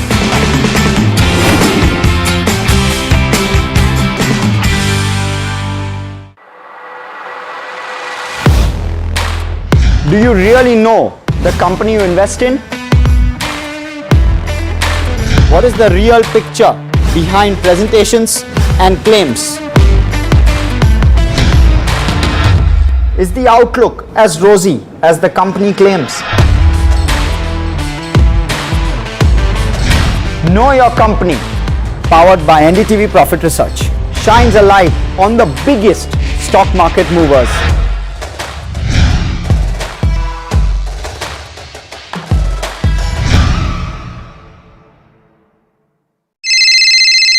Hello, बोलिए madam. डब्बा trading कब से चल रहा है पता है madam आपको? हम और आप तो जन्म भी नहीं हुआ था हमारा। We investigated a shady advisory firm that has spent big bucks on advertising on the front pages of national dailies. ये आपको बिल्कुल उसका ऐसे हल्का सा भी खौफ नहीं है। मैडम एक बात को खौफ किस लिए रखना चाहिए तो बताओ, कौन सा गलत काम कर रहा हूँ मैं? After our report, we also saw NSE came out with a cautionary circular to the investors. Market Regulator Securities and Exchange Board of India has also come out with a release talking about the actions that it has taken. Cyber complaint has also been filed against the entities involved in this entire Dabba trading scam.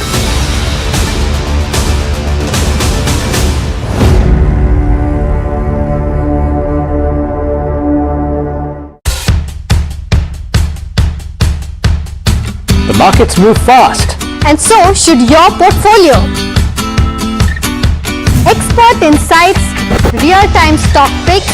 Do I buy Ola? Should I hold CDSL for the long term? Buy, sell or hold. The answers you need, straight from the experts. Callers from India and across the world. Connect live, ask, decide and invest wisely. Your portfolio, your future. Ask Profit.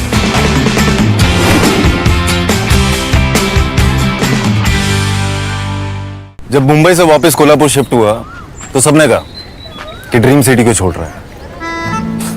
Dream city तो मैंने कहा dream में तो यही गलियां आती हैं। तो जब ये रियलाइज हुआ कि कुछ बड़ा करने के लिए बड़े शहर में रहने की जरूरत नहीं है, तब लगा कि लाइफ में ग्रो किया। कशिता ही ऐसे बॉय मिलते मुंबई में, चांस ही नहीं। SIP करो, इन्वेस्ट करो, लाइफ में ग्रो करो। प्रतिभूति बाजार में निवेश बाजार जोखिमों के अधीन है। निवेश करने से पहले सभी संबंधित दस्तावेजों को ध्यान से पढ़ें। That's huge. That is a biggie. It's on. Gold glass, clear glass, पार हो या नियर, सब कुछ दिखे clear. Do you really know the company you invest in? What is the real picture behind presentations and claims? Is the outlook as rosy as the company claims? Know your company, powered by NDTV Profit Research, shines a light on the biggest stock market movers.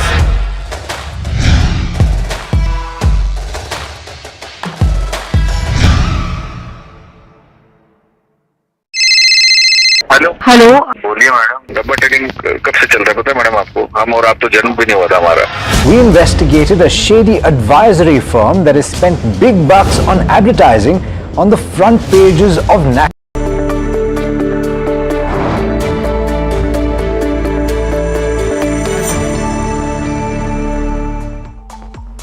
Hello and welcome. You're watching Small Cap Buzzers on NDTV Profit with me Somit Sarkar and my co-anchor Varsha. Well, after a tough last week, markets have been seeming off on a good trend. The Nifty benchmark index is up over 120 points, while the Nifty bank index is up more than 250 points in trade, Varsha. Yeah, absolutely. You know, just talking about the contributors, you know, when it comes to Nifty 50, you have, let's see who are the contributors. You have HDFC Bank, SBI, L&T and Tata Motors, which are on the gaining side, while ICICI Bank, Bharti Airtel, BEL and Hero Moto are on the losing side. But, you know, let's shift our focus on the stock specific if I were to. Let's see which are the stocks which are buzzing on the back of Q1 FY26 earnings. You have HBL Engineering, you have DOMS, you have ACOMS, you know, which are buzzing. This is on the back of good Q1 FY26 that these companies have posted. Even you have PTC India, if I were to talk about, you have Yatra and Sangvi Movers are also buzzing when it comes to, you know, small cap companies.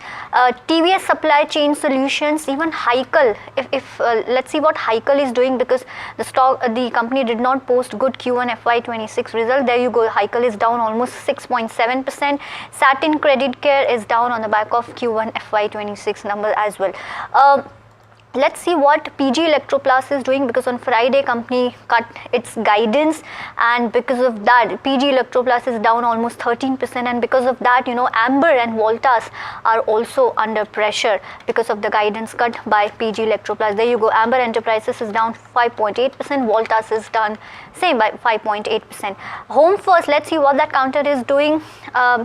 Home First Finance it's up 5.8%, as there was a clean trade by Warburg Pincus, equity worth 1,307 crore exchange hands in block deal window.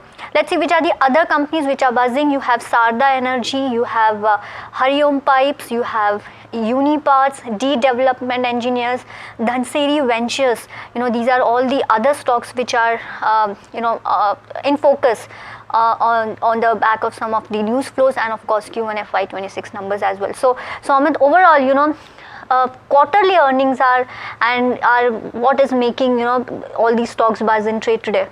Yes, Varsha, one of the stocks that has been buzzing on the back of the quarterly numbers is Sangvi Movers.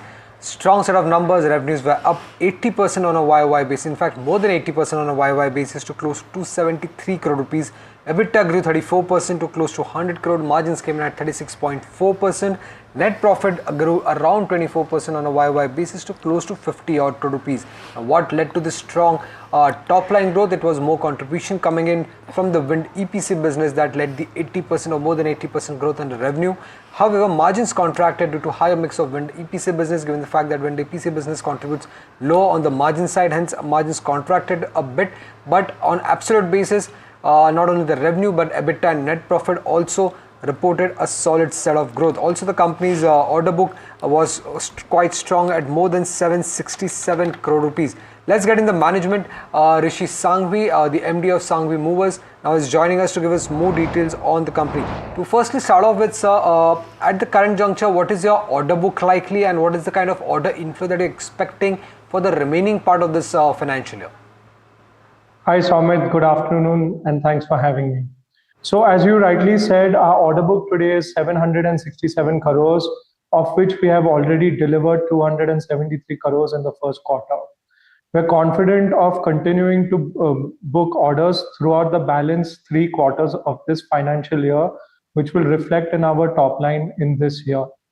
So all sectors of the economy are creating a strong demand for cranes, and the renewable sector itself is firing on all cylinders.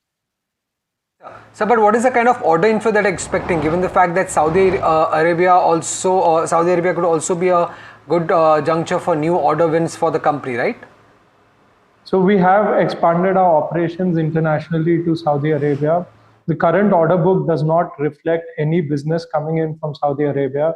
We are in the go-to-market phase, so initially we don't see any bottom line contribution coming from Saudi Arabia. However, we expect strong demand coming from steel, cement, hydrocarbons, oil and gas, nuclear, thermal, power, renewable wind energy, metros, railways, and bridges. So we expect the next 3 quarters to look significantly better to what happened in the last year. And we see that our top line will definitely grow between 20 to 30% going forward. Right, sir. And so you also had a capex plan of around 246 crore, but of that you have already spent around 114. So any revision in the capex plan for the remaining part of the financial year? Absolutely right. So after our board meeting, the board of directors has approved a capex plan of 321 crores for the Indian crane rental business. On top of this, we will do anywhere between 150 to 170 crores for the same crane rental business in Saudi Arabia. So we should end the year between 450 to 490 crores of capex. Right. Hi, Mr. Sanghvi, Varsha this side. Pleasure to have you on NDTV Profit. Mr. Sanghvi, the crane rental segment, has historically been strong, but has recently faced, headwinds and due to increased competition. Now, with the EPC and now contributing meaningfully to the crane rental revenue, how are you seeing this business going forward? And if you could just give us outlook, because considering the Saudi Arabia business also that you are venturing into. So we are very bullish on the crane rental business. We are the largest player in Asia, India, and the 5th largest in the world in the crane rental space. So we believe that we will be able to maintain margins around 56 to 58% going forward in our core business, and at a yield of around between 2 to 2.1% on a blended average yield on our crane rental business. The renewable business is adding significantly to the top line, but I must say that it is also contributing to the bottom line, where we're seeing a 20% contribution to the bottom line from the renewable business. And we see that this business will grow significantly going forward. Now, when it comes to Saudi Arabia, we are also in the crane rental business, where the yields are higher in Saudi Arabia as compared to India, but the operating costs are much larger, and therefore the margin is lower. We don't see any significant contribution coming from the Saudi Arabia business in this financial year, but going forward, we are very bullish on building a sizable and scalable business in Saudi Arabia, something that would be similar to and on the lines to what we have in India. Understood. Mr. Sanghvi, also if you see there's a good cash sitting on your balance sheet, how are you going to utilize that? Any outlook on that, if you can help us with? So the surplus cash which is on our balance sheet is prudently judiciously invested in liquid short-term debt instruments and mutual funds. This year, India's plan is to add around 5 gigawatts. Right. Also, so overall, Mr. Sanghvi, if I were to talk about, for FY26 and of course beyond FY26, any targets that, have you set in for when it comes to revenue and of course margin as well? So, Varsha, generally as management, we don't give forward guidance, but what we can say is that this year we will end with a historical top line of 20 to 30%, and it will reflect not only in the top line, but as well as the EBITDA and the bottom line. So we are confident of setting historical numbers this year, and going forward, we only hope to build on this positive momentum. Also, Mr. Sanghvi, now, India has planned to add 5 gigawatt of renewable asset this year. Are we on track? Any outlook or any update that you can help us with? So last year, the country added 4.2 gigawatts of wind energy. And this year, very much, I believe that the country will be on track to add 5 gigawatts. This is primarily driven by the increase in the size of the wind turbines, where we have moved from the 3 megawatt platform and we are scaling up to the 5 megawatt platform. Secondly, most IPPs have built a lot of infrastructure in the preceding years, which will now pan out into project execution. As a company, we can erect 500 megawatts per month. That is a capacity ramp up of Sanghvi movers. And we are confident in aiding the country's ambition to add 5 gigawatts in this year. Understood. Also, Mr. Sanghvi, I'm moving back to the Saudi Arabia business. The expected yield, is it more in Saudi Arabia as compared to India? Absolutely, Varsha. The yield in Saudi Arabia is higher as compared to India. But we must bear in mind that the operating costs are also higher, and therefore the EBITDA at the end would be lower than our Indian business. Sure. Also, Mr. Sanghvi, just wanted to have a contribution per se. So, how much wind EPC contributes to your overall revenue, and any target that you have set in for next 2 years that you want to take to contribution to X percentage? No. As of this year, more than 50% of our revenue comes from outside wind. The balance is being contributed from the wind sector, be it rentals or EPC. And we are confident of maintaining this ratio, which was a historical number. Going forward, the revenue contribution coming from our renewable business will depend on the type of business model we adopt. And we are in the process of understanding and pivoting the business model going forward. Understood. Well, thank you, Mr. Sanghvi, for answering all the questions. It was a pleasure to have you on NDTV Profit. All the best for the business. Thank you, Varsha. Have a good day. Well, this was Sanghvi Movers on the Q1 FY26 numbers and the outlook ahead. But July mutual fund data is out. Industry net inflow stands at 1.78 lakh crore versus net inflow of around 49,000 odd crore in June. My colleague Alex joins us with more details on that. Alex, over to you. Right, let's take a look at the print from the month of July, and it's a very good set of numbers. But the devil is in the details. Let's start with a bird's eye view. As has been pointed out, the net inflow stands at 1.8 lakh crore rupees, a large part of that coming in the form of fixed income mutual fund schemes. The inflows in that broad category stand at just over 1 lakh crore. In fact, to be exact, 1.06 lakh crore rupees. Now understand that this is the start of a quarter, July, and so you generally see significant inflows into overnight funds, into liquid funds, as well as into money market funds. And that indeed is the case. Liquid funds seeing inflows of 39,000 crore rupees and money market funds 44,000 crore rupees. The more interesting talking point is going to be the equity mutual fund schemes. And you have inflows of 42,700 crore rupees in actively managed equity mutual fund schemes. And that compares with an inflow of 23,587 crore rupees in the previous month. Good news, right? Well, if you think about it, yes, of course, it's good news, but there's also an element of new fund offers and the amount of money that has been collected on account of new fund offers.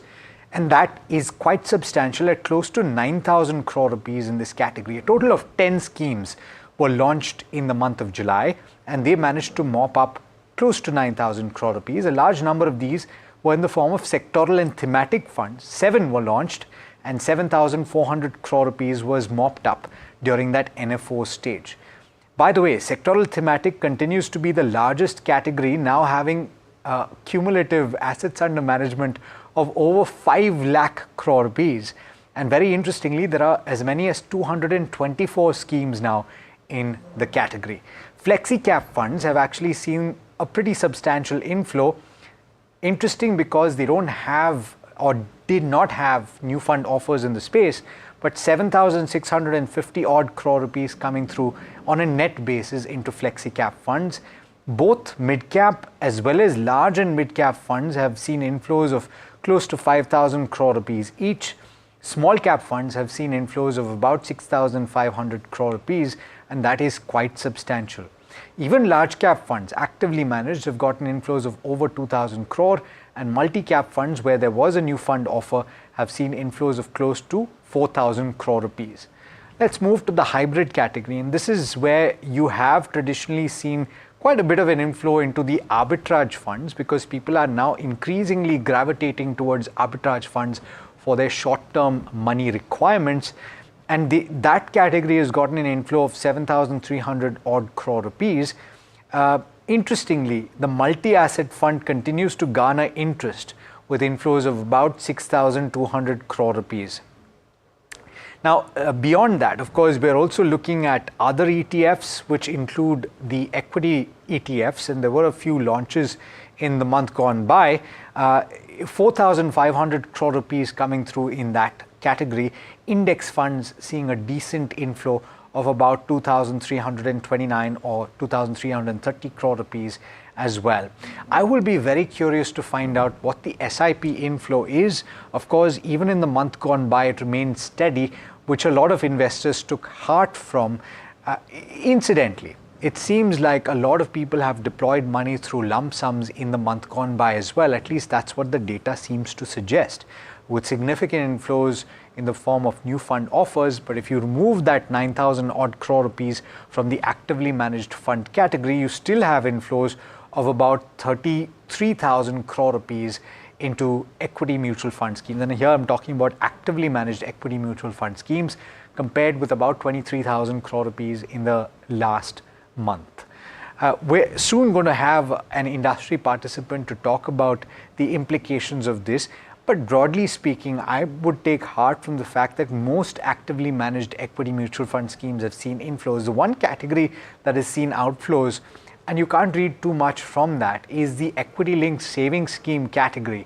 And remember, this is where a lot of money used to be parked for tax-saving purposes, but with more and more people moving away from the old tax regime to the new tax regime, the benefit accrued from this equity-linked savings scheme dissipates. You no longer utilize it for your tax-saving purposes, as a result of which, as and when there is that redemption or completion of 3-year period, people seem to be pulling money out and fresh money is not going in. So as a category that is now shrinking, it has an assets under management of about 2.5 lakh crore rupees.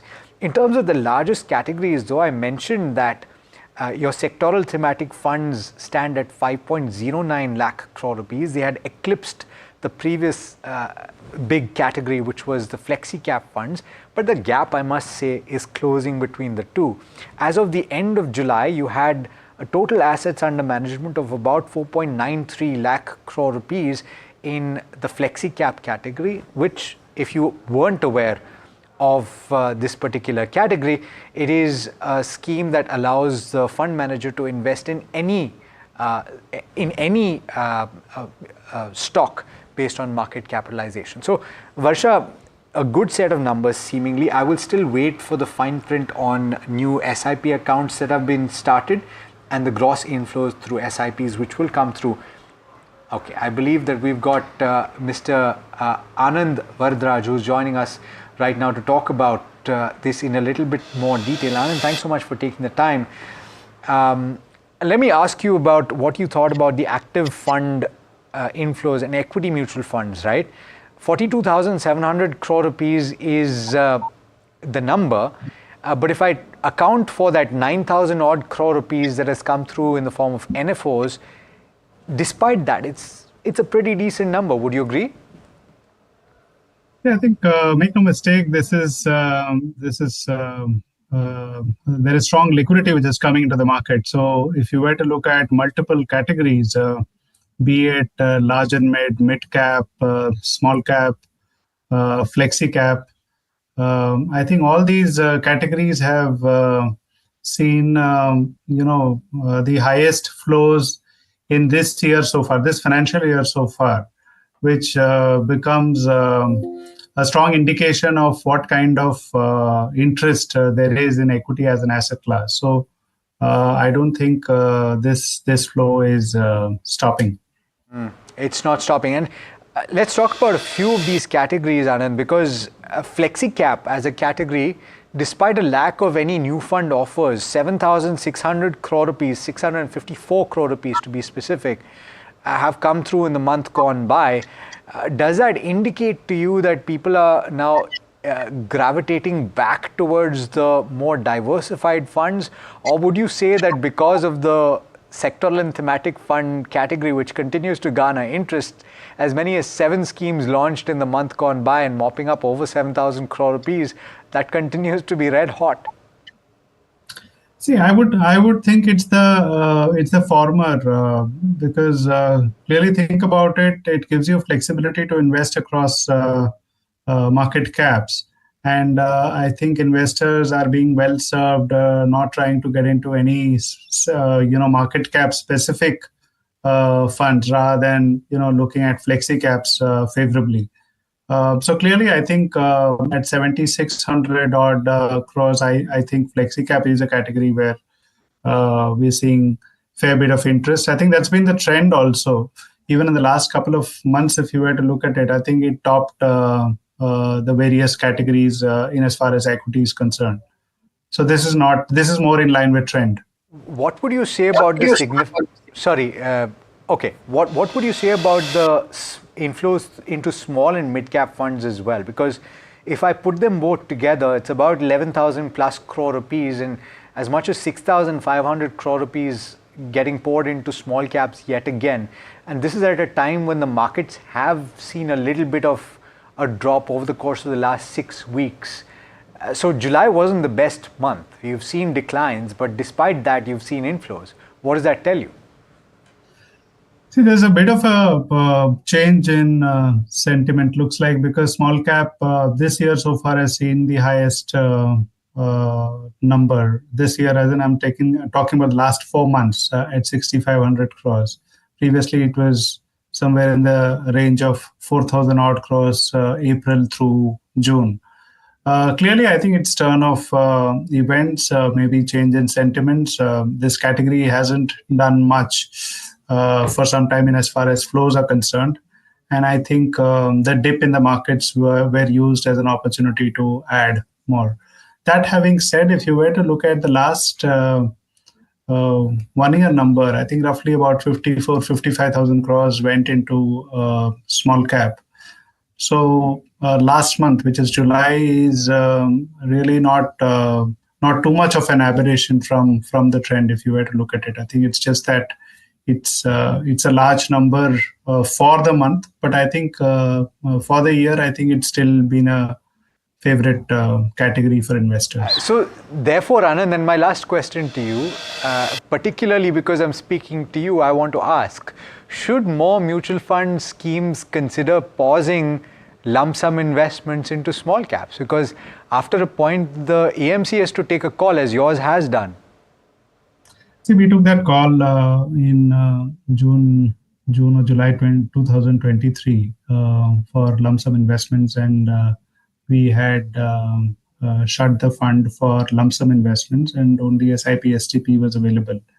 We really feel small cap valuations are still on the higher side, and clients will be better served coming through SIP STP. Obviously, to each their own. Can't really make a statement on what someone should do, but I think I can say that we've chosen the path of shutting the fund for lump sum subscriptions till we think there are very many opportunities which are emerging in the category. And Varadarajan, thanks so much for joining me today. It's a pleasure speaking with you and look forward to the next chat as well. Thank you. Marsha, back to you. Well, thank you so much, Alex, for giving us all the details. Well, moving on, let's shift our focus to Satin Credit Care, came out with its numbers. If you see, net interest income was up 5%, interest expense was up 16%, operating profit was down 9%, and provisions were up 95%. But, to speak more on the numbers and what lies ahead, we are here joined by Mr. H.P. Singh, who is the MD and Chairman of Satin Credit Care. Hello, Mr. Singh. Welcome to the show, and always pleasure to have you. I'm really sorry to keep you waiting because we had, mutual fund data coming out. Thank you for, joining us. Let me start with AUM. If you see, the AUM growth was muted at 4% year on year, and even saw a decline quarter on quarter. Just, I know the primary reason for this is slower disbursements, but if you can, give us update on that, what's the outlook there, and when we can see the jump when it comes to, AUM growth. So technically, the first quarter is always muted. Why it is muted is basically because we have the harvesting seasons as well as the heat waves in the entire country. That leads to a muted growth during this first quarter. But having said that, I think for us, it's still been a good quarter relative to our year-on-year growth of about 4.5%, which we did for this quarter. But to add to that, I think, if we look at the other results which are coming in the entire sector of ours, there's been actually an industry degrowth of about 21%.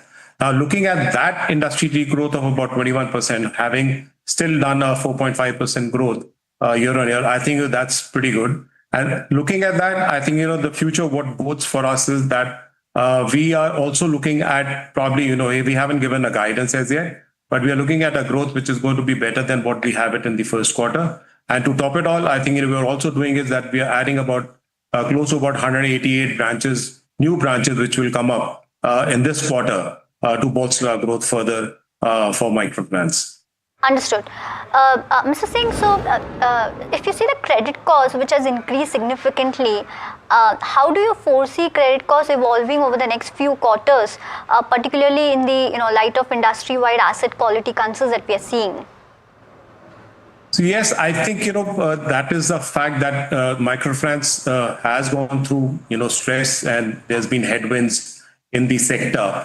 But even having said that, I think we've been able to maintain our GNP at about 3.7%, which was for the last quarter also. So that has been maintained over there. There's been a slight uptick in terms of our credit cost. I think the last year guidance was the last year we did about 4.6%. It is about 4.8% for this quarter.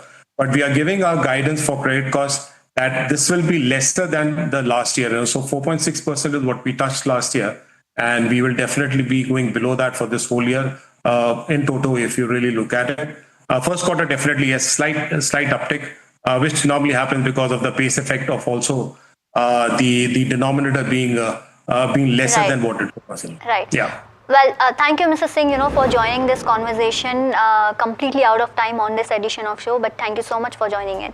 Well, viewers, this is all the time that we have on this edition of Small Cap Buzzer. Stay tuned to NDTV Profit.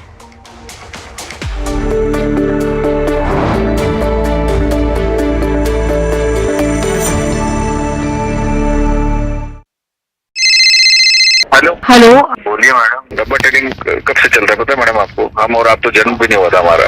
We investigated a shady advisory firm that has spent big bucks on advertising on the front pages of national dailies. ये आपको बिल्कुल उसका ऐसे हल्का सा भी खौफ नहीं है. मैडम एक बार को खौफ किस लिए रखना चाहिए तो बताओ, कौन सा गलत काम कर रहा हूँ मैं? After our report, we also saw NSE came out with a cautionary circular to the investors. Market Regulator Securities and Exchange Board of India has also come out with a release talking about the actions that it has taken. Cyber complaint has also been filed against the entities involved in this entire Dabba trading scam.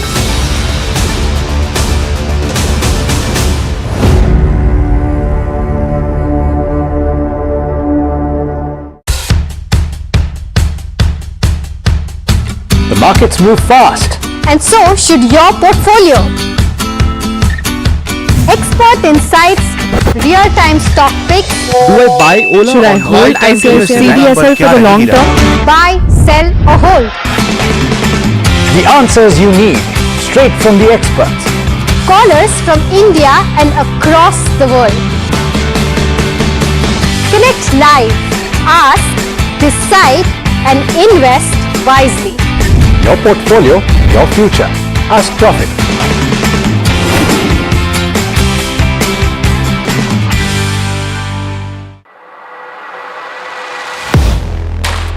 Do you really know the company you invest in? What is the real picture behind presentations and claims? Is the outlook as rosy as the company claims? Know Your Company, powered by NDTV Profit Research, shines a light on the biggest stock market movers.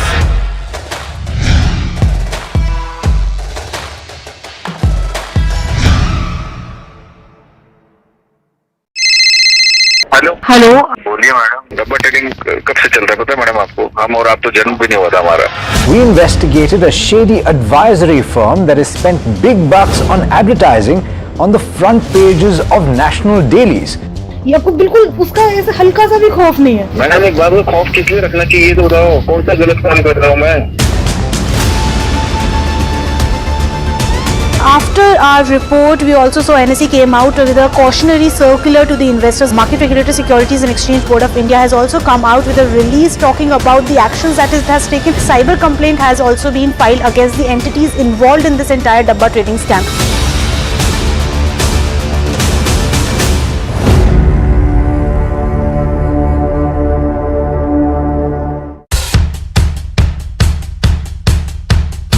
The markets move fast. And so should your portfolio.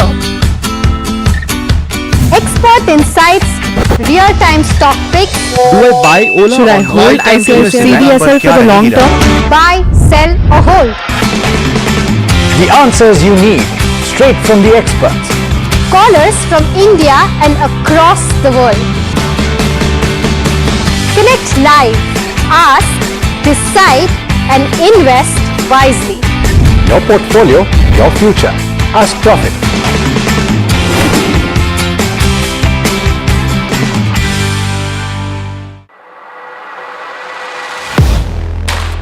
Do you really?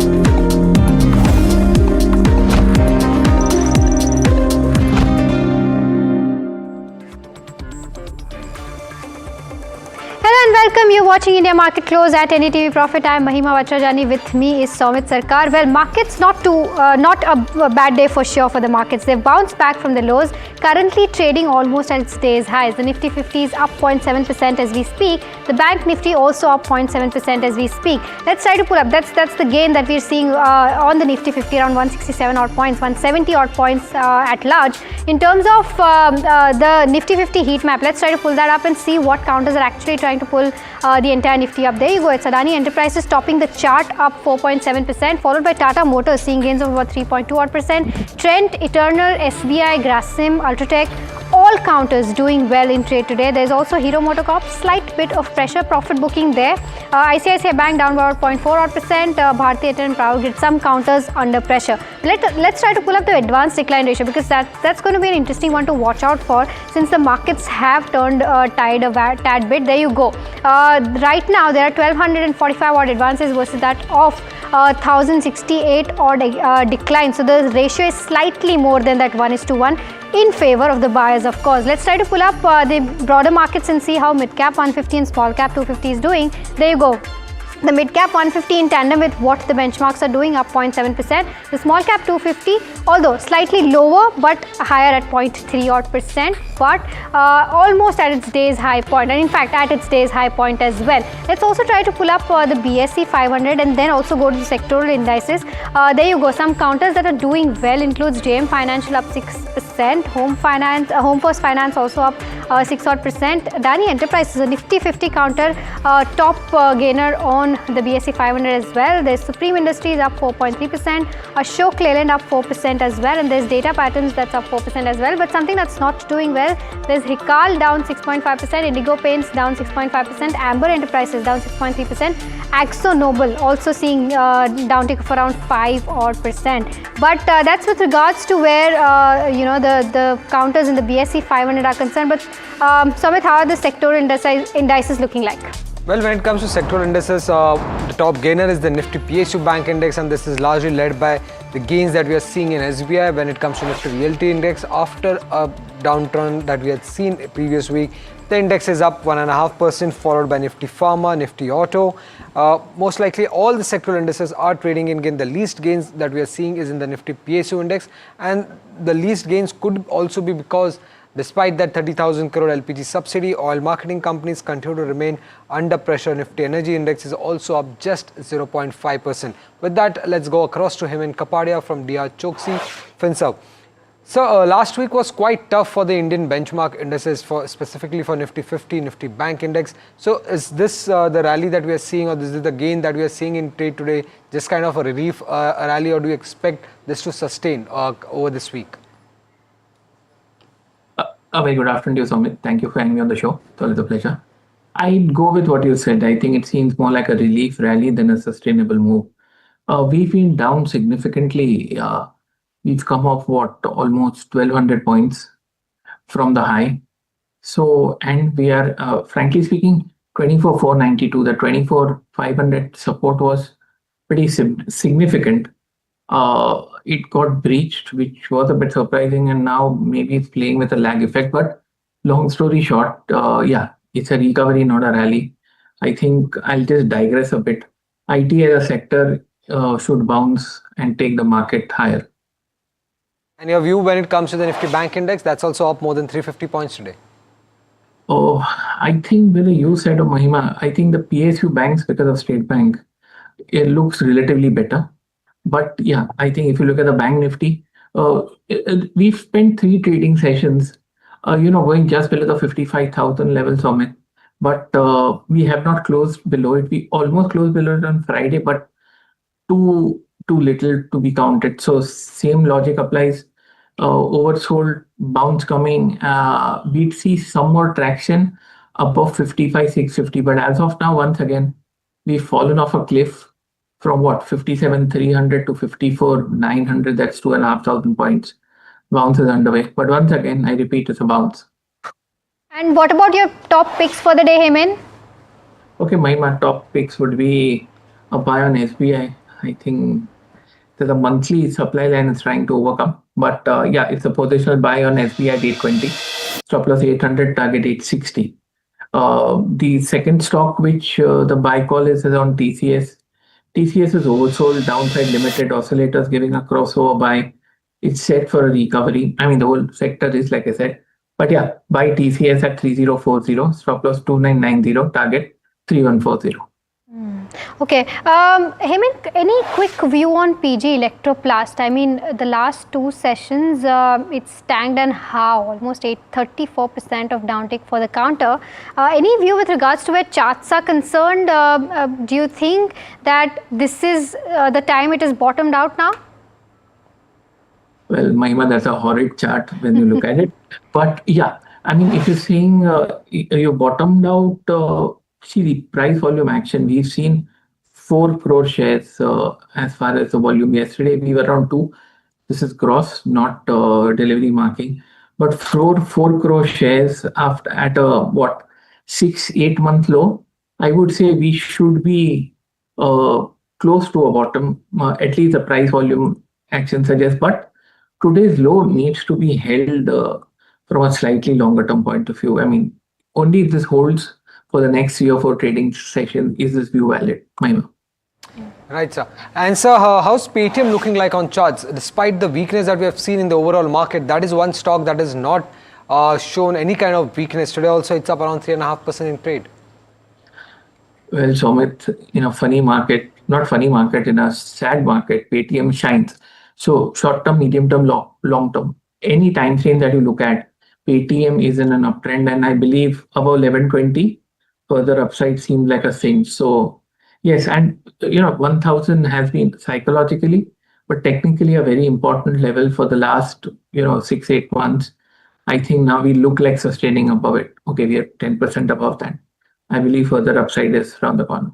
Right, sir. And how's Manappuram looking like? The numbers were not that great, but it seems like the worst seems to be priced in on fundamental side. And on technical, I believe 260 is a strong support zone for the counter. Yes, but we walked into an intermediate correction, Somit. Thing is, we've had a phenomenal move from 140 to 285. This needs to be digested. By that, I mean a time price retracement in technical terms. So we're taking a small breather. A short-term close about 265 should see some sort of a spike coming in. Since it's been down for multiple weeks, it's oversold. I believe it would give a bounce in line with the market. Right. Oil marketing companies, another sector that has been buzzing in trade. In fact, the 30,000 crore LPG subsidy burden that was announced by the government on Friday should have led to a bigger rally on the share prices, but then again the shares are languishing in trade. Now, what could be the reason behind this? Well, what I believe or what I'm hearing from the market analyst is the fact that the new overhang on oil marketing companies is the fact that now the retail fuel price cut is an overhang that will remain for oil marketing companies. And why that overhang will remain? Because crude prices or retail fuel prices, that is petrol and diesel prices, have not changed largely over the last 3 calendar years. Now, in May 2022, when Brent crude was trading around the $110 per barrel level, that time petrol and diesel prices in Delhi were around 97 to 90 rupees. And right now, when Brent crude is trading around the $66 per barrel level, retail fuel prices, that is petrol and diesel prices, are trading around 88 to 95 rupees. So not not much a change that we have seen in retail fuel prices, despite the $40 per barrel downtick that we have seen when it comes to Brent crude prices. Now, retail fuel prices, that is petrol and diesel prices, are deregulated in India. Petrol prices were deregulated back in 2010, while diesel prices were deregulated back in 2014. And from June 2017, retail fuel prices were supposed to be changing on a daily basis, but that is something that we have not been seeing that is happening. And oil marketing companies have actually not changed retail fuel prices in a bigger way since March 2021. And if you look at the marketing margins that oil marketing companies are earning at this moment, it stands at around 7 rupees per litre, which is way higher than the historical average. The historical average number stands around 1.9 rupees per litre. That is the average that we are seeing over FY18 to FY25. Along with this, there is festive and election period that is coming up. Festive season is starting, so that could also prompt the government to go ahead and cut retail fuel prices. And in past also, we have seen that whenever there are state elections or general elections, OMCs have cut retail fuel prices, and the next state election is scheduled in October or November 2025. That is the Bihar election I'm talking about.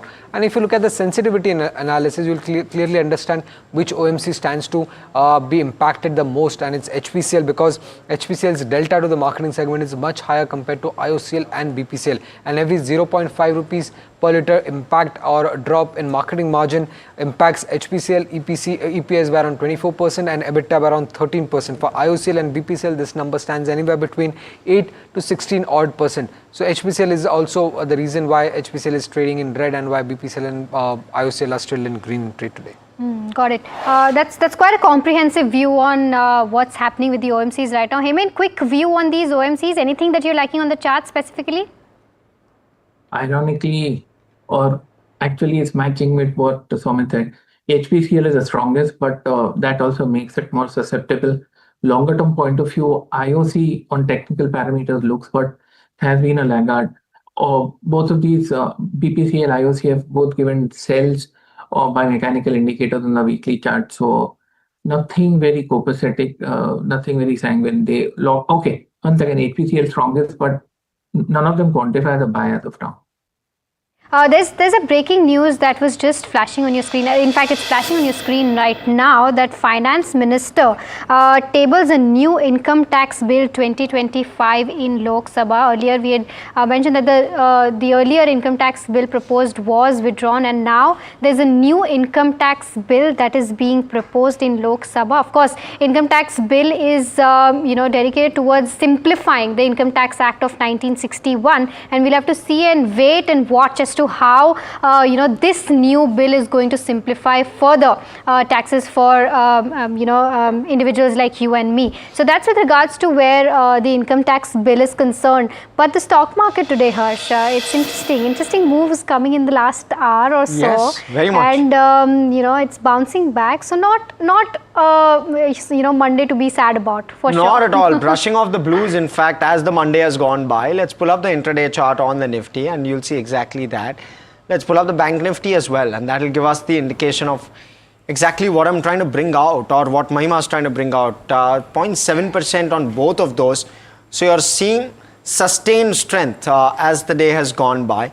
I wonder if, Hemin, if I were to quickly pose to you a question, more upside possibility than downside at this point on the Nifty, how are you viewing it? And what are the key levels that one needs to look out for? More upside possibility than downside, absolutely. Levels to watch out now, support would be 24,492. Resistance would be 24,792, 25,002 and 25,212. That's a very important level. But yeah, I would say we go up first before going down. Go up first before going down. Sorry, I mean, so you see a material downside here, and what's the sense like on that?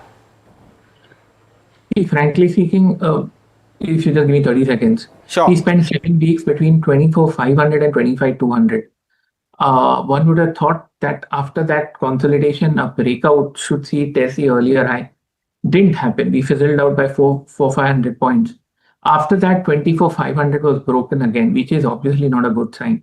Very important level. Sorry, 25,200. So 25,200 was broken, not a good sign. This time we broke 24,500 and we are, clinging on for life and staging a comeback. Levels have lost their relevance. We've gone down on low IVs. Something doesn't seem right somewhere. Okay, it's a different market, different world, different politics. S&P 100, NASDAQ all-time highs, and we are floundering here. Friday, the OI in the Bank Nifty shot up considerably. And like I said, we're going down on low wicks. Okay, wicks has now come to above 12. But we've gone down on low wicks, which frankly speaking defies logic. So I am not sure how I would be worried about, how much worried I should be for the texture of the market. If you give me a year's time, I'll say 26 is going to be a great year for equities. 25, I'm not that sure. We have to take it as it comes.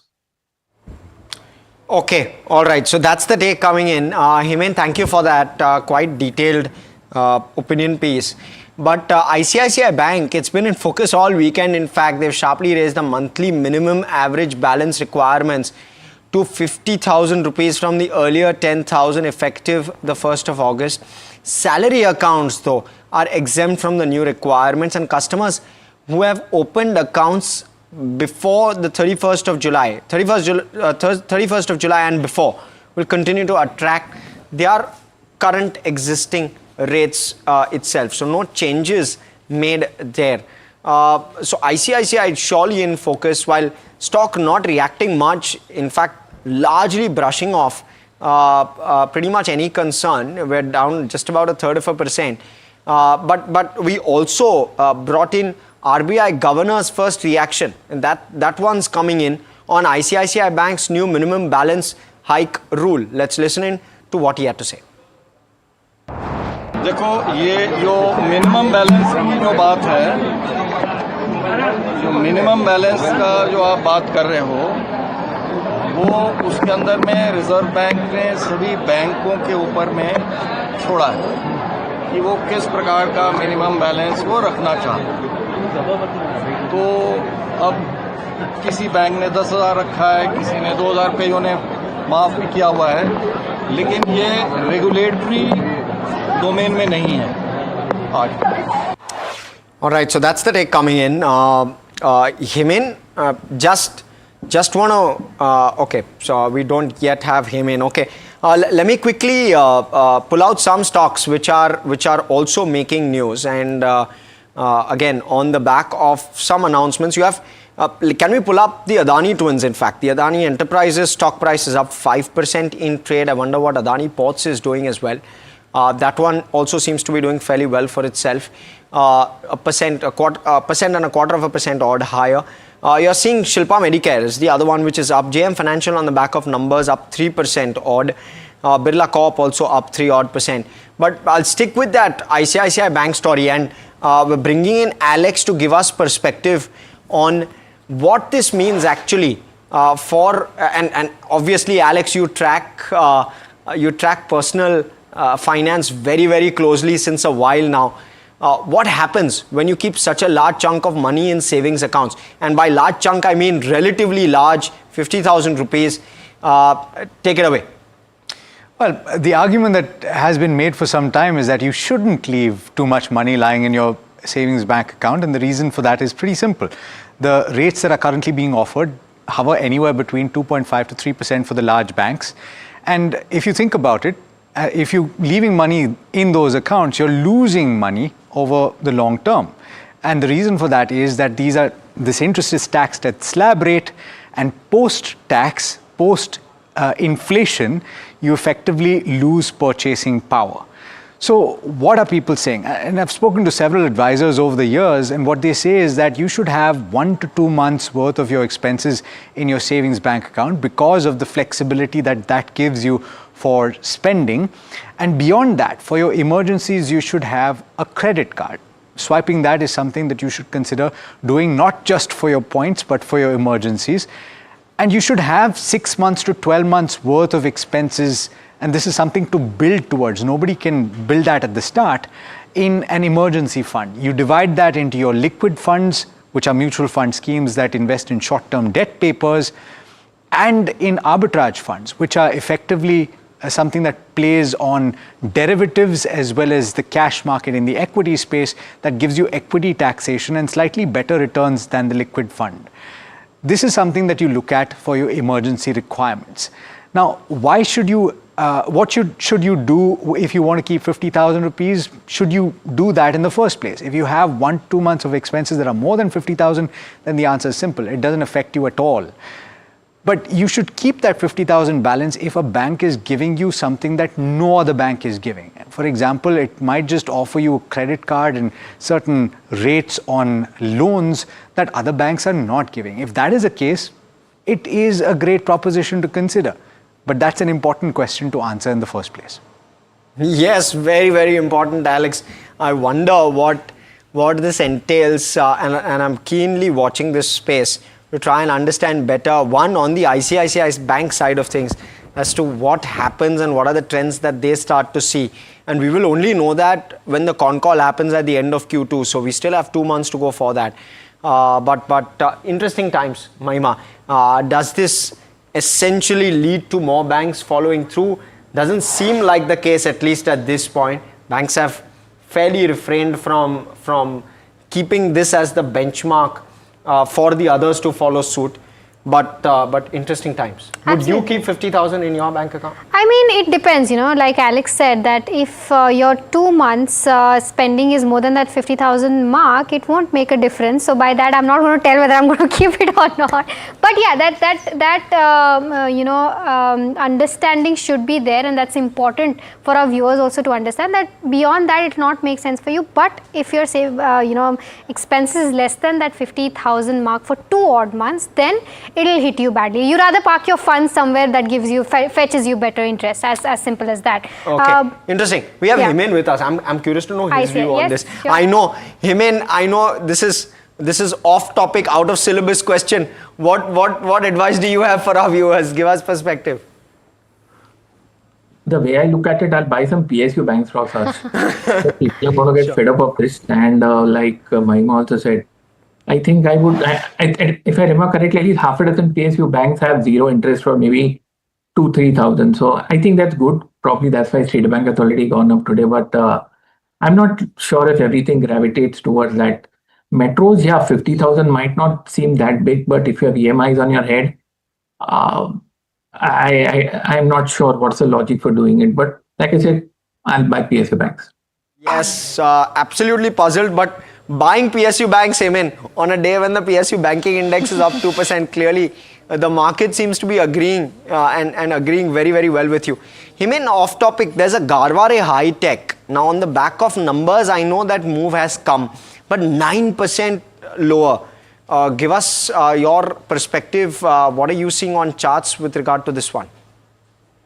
Oh, okay, 9% lower on results, but frankly speaking, we've been lower since quite some time, Harsh. If you see, the stock has peaked way back in December 24. Markets peaked in September 24. Stock has peaked in December 24 at 5378. So we've been doing yo-yo since then, but we've virtually fallen off a cliff and nothing changed it. Yes, what does happen is there's a bearish gap because of the results, which is not a good sign. On the other hand, you had very high volume as highest since, I think, 21st May. I believe strong hands would have bought at this level. For that, we need the level to hold. I mean, today's low to hold for a few trading sessions. But if I go back in April, there was a bullish gap which was left open. Normally, markets and stocks, at least out of 10 times, they're not a thumb rule, but 7 or 8 times, they have a tendency to cover up these gaps. So that bullish gap is now getting covered up. And this is after we're coming up from 4,800 to 2,800. 2,000 points. I'm not sure there's too much of a downside, at least in the near term. All right. Okay, Hemen, I believe we'll have to let you go at that. But thank you so much for taking out the time and giving us those insights. Thank you for having me. All right. With that, it's also time to slip into a very short break. But we leave you with important word from MK Global CEO and Head of Research. They shared their top picks from this space. Listen in to what they had to say, and we'll be right back. Our starting hypothesis is that we've seen rate cuts, and we still believe that there are rate cuts in the fray, despite the fact that RBI has done what he has done, which means that it's a great benefit to all the NBFCs. So within banks and NBFCs, we clearly believe that you've got a 2-3 year run for NBFCs. And the reason for that is that if you actually look at private sector banks, as we see now today, their 2-year earnings CAGR is just about 9-10%, which is a bit of a problem, right? And maybe because your provisions are coming back to average or whatever it is.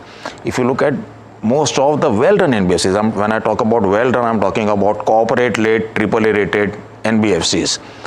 They have grown at about 25% in the last 3 years. The guidance is to grow at 25% over the next 3 years, and therefore the divergence between the growth rate for NBFCs and banks is huge, which means that there's a big flow of money that gets into that, right? This is a heavily owned sector, which is not probably going to do as well till the time credit growth picks up, and therefore that's an pocket of growth that comes out. I already referred to platform companies. You should be bullish on something like L&T, the domestic infrastructure. Some of the sectors over there are very, very cheap. So barring consumption, which is again a valuation-led issue, I think that at least some of these sectors, I remain fairly constructive. Sam may want to add. Yeah, in addition to that, consumer discretionary, which has had 4 to 6 bad quarters, and we see a recovery coming. Some of those valuations have now moderated. So you mean the AC compliance appliances businesses, those? No, consumer discretionary is mainly autos if you look at weightage. Okay, but there is also that consumer electricals. You think autos will come back? Yes, I would selectively start looking at autos at this stage, on a forward-looking basis. In a short-term cyclical cycle, I would prefer to look at two-wheelers, but from a longer-term perspective, four-wheelers as well.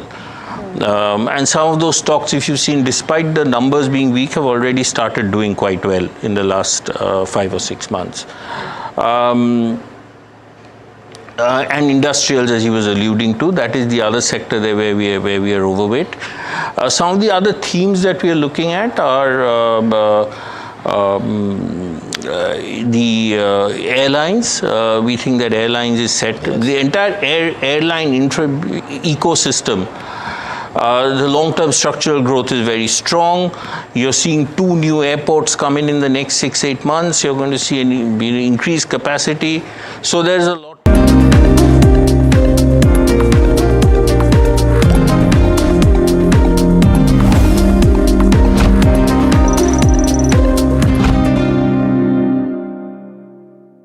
Gold class optimistic reflective glass लगाओ, धूप की गर्मी को दूर भगाओ और बिजली का बिल भी बचाओ। माय बर्थडे गिफ्ट टू पापा, ये उनके पापा की पहली गाड़ी एक गराज में पड़ी थी दार्जिलिंग में, फिर 3 मैकेनिक, पेंटिंग, पॉलिशिंग, तब इसे फाइनली घर लाया ना, तब लगा लाइफ में ग्रो किया है।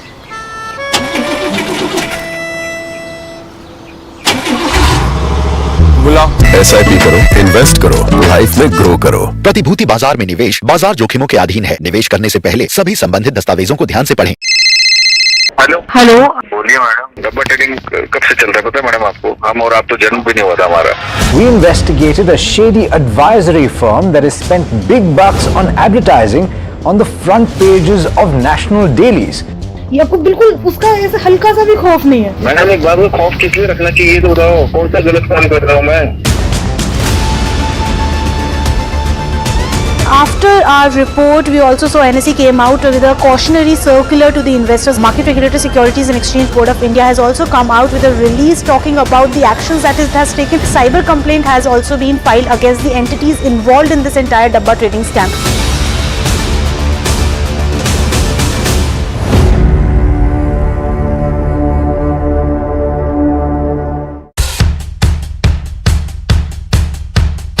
The markets move fast. And so should your portfolio. Expert insights, real-time stock picks. Do I buy Ola? Should I hold CDSL for the long term? Buy, sell or hold. The answers you need, straight from the experts. Callers from India and across the world. Connect live, ask, decide and invest wisely. Your portfolio, your future. Ask Profit.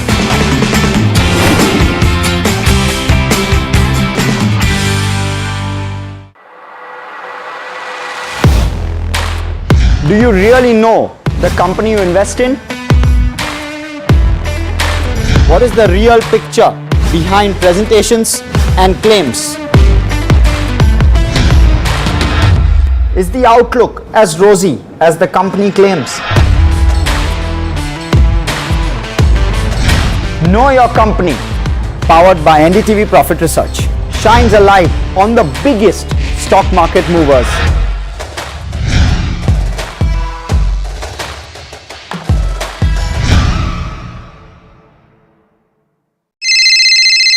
Hello बोलिए madam, डब्बा trading कब से चल रहा है पता है madam आपको? हम और आप तो जन्म भी नहीं हुआ था हमारा। We investigated a shady advisory firm that has spent big bucks on advertising on the front pages of national dailies. ये आपको बिल्कुल उसका ऐसा हल्का सा भी खौफ नहीं है। मैडम एक बात को खौफ किस लिए रखना चाहिए तो बताओ, कौन सा गलत काम कर रहा हूँ मैं? After our report, we also saw NSE came out with a cautionary circular to the investors. Market Regulator Securities and Exchange Board of India has also come out with a release talking about the actions that it has taken. Cyber complaint has also been filed against the entities involved in this entire Dabba trading scam.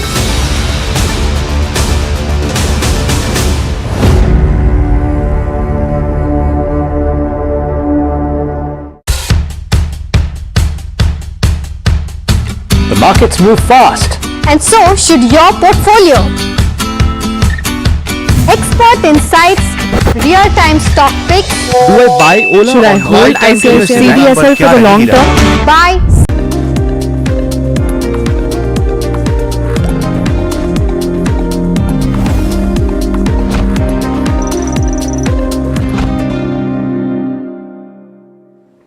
Welcome back. Thanks for staying with us. This is India Market Close. I'm joined by Neeraj, of course, right next to me, and Mahima, who has been with us. But it's time, that time of the show, where we go across to Somit, who's also joined us in the studio, to give us a perspective on everything that he's been listening to while speaking with dealers. Heard on the street. Somit.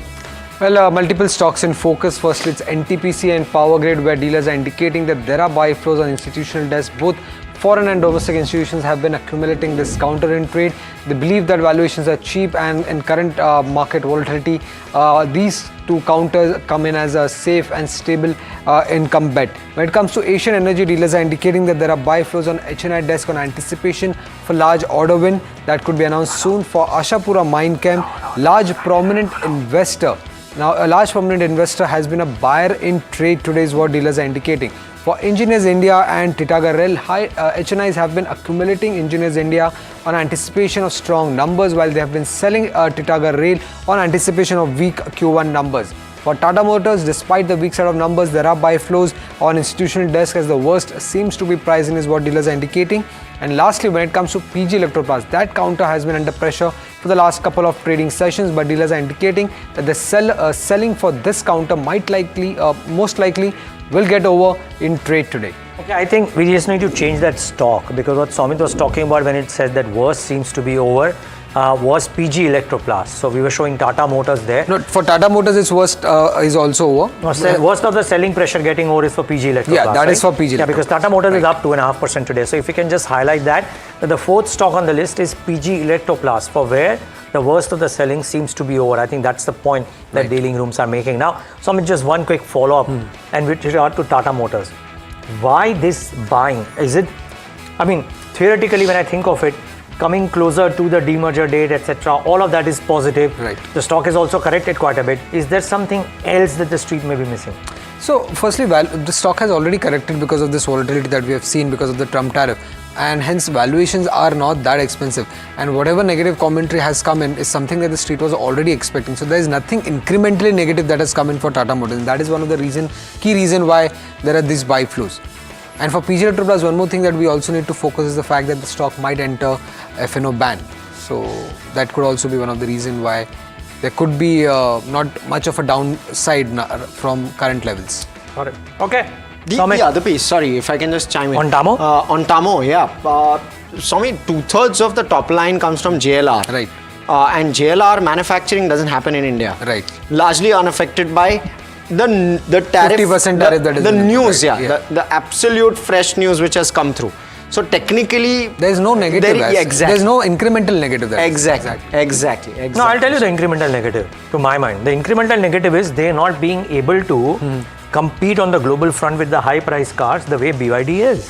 Fair. Yes, that's for sure a negative. That is there. If BYD is hitting Tesla and presumably if JLR is going all electric and their price points might be in or around Tesla, will they be able to get incremental sales? That is a question. It's a question mark, right? That's a question, right. Yeah, and that could possibly be a big negative because we're seeing BYD pick up in a substantial fashion globally and Tesla lagging on the back of that. So okay, excellent. I guess this discussion set it up very, very well. Thanks, Amit, for that. Well, it set up the markets very well too. We are trading at the day's highs. What a turnaround and what a start of the week. Akshay Bhagwat joins in to talk about that on the technicals. In a bit, Siddharth Khemka. In fact, not in a bit.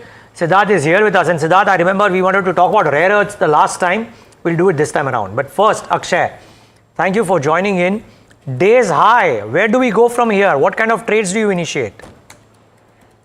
Good afternoon, Neeraj. So yes, a good start for the week. 24, 300, 350, second time retested in the morning. We have a recovery scenario back again. And in all probability with the data points, we look on the price charts, the derivative indicators, the chances of Nifty heading back for levels of 24,800 soon looks a higher probability. An excellent risk reward ratio offered for Nifty buyers at the current levels. So makes a lot of sense to buy here for trading targets till 24,800.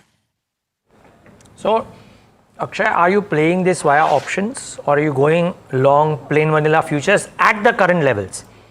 0.85% higher. Yeah. So even in options, it works. You can actually consider buying 24,600 call for Nifty if you are playing a directional vanilla call bet for the 14th of August weekly expiry. So almost just out of the money call. And I think if we have Nifty moving till 24,700 also for this coming week, you can see easily 50% premium gains in Nifty from the current market prices. Okay, Akshay, picks for this afternoon? Yeah.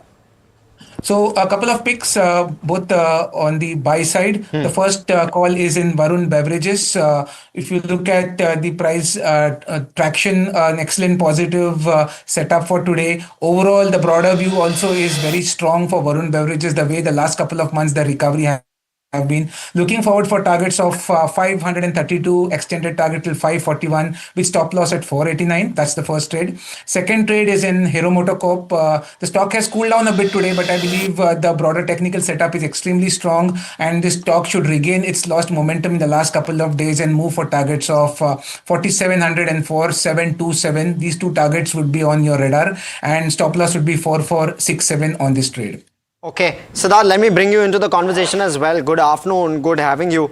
Siddharth, what do you make of this take that Somit has just given us?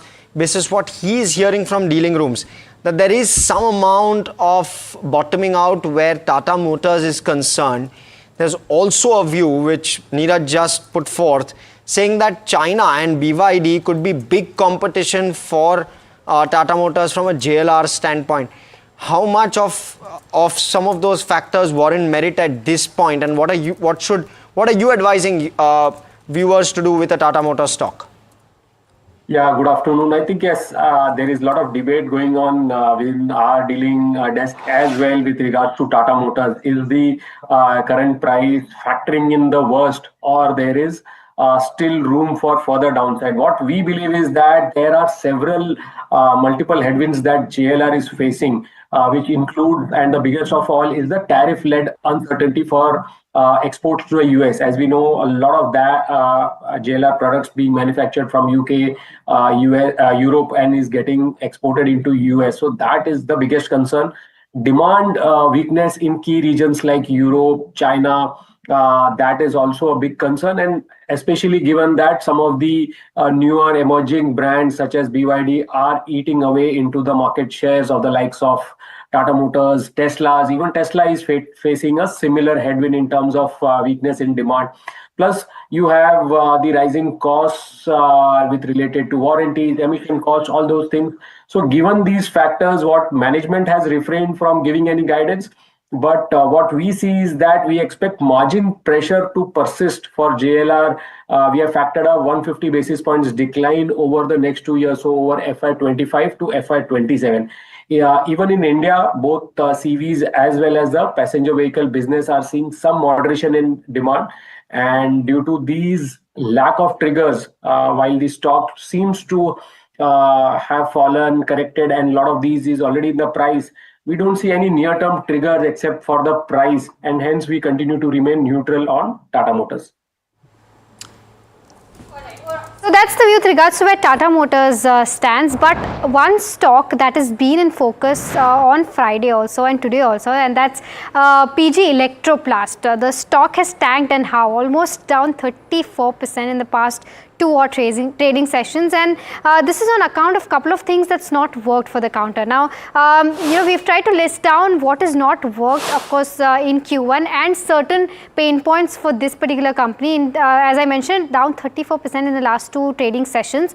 In terms of what's not worked, weak Q1, and plus management has gone ahead and reduced the guidance overall. In terms of the order cancellations in June and July, that was very high, and this is on the back of early onset of monsoons. High inventory levels were also observed, and inventory days have also gone up significantly. Working capital days have also been significantly increasing in the past 3 years. Plus, there is deteriorating cash flows, and promoters are also reducing their stake in the company. Now, let's take a look at each of these metrics one by one in detail. Weak Q1 FY26, of course, well, overall sharp decline in the profits, plus a major disappointment for investors, and margins down by around 183 basis points to that 8.06% mark. Versus that of almost 10% earlier. In terms of the overall PAT, that's down 20% on YOY basis and a 54% on quarter-on-quarter basis, and margins have taken a hit. Overall, in terms of the growth guidance, that's been reduced by the management. Let's take a look at it one by one as to what's happened there. Overall consolidated revenue guidance, which was earlier a 30%, has been brought down to 17 to 19%. The number expectation in terms of consolidated revenue, that was around 6,300 odd crores, that's been brought down to around 5,700 to 5,800 crores. In terms of product revenue growth, which was earlier guided at 35%, has been brought down to 17 to 21%, and electronics revenue growth, which was earlier 43% has been brought down to 29%. Even the PAT and EBITDA margin guidance has been lowered. The PAT guidance lowered from that 400 crore to around 300 to 310 crores, almost a 100 crore downtick there.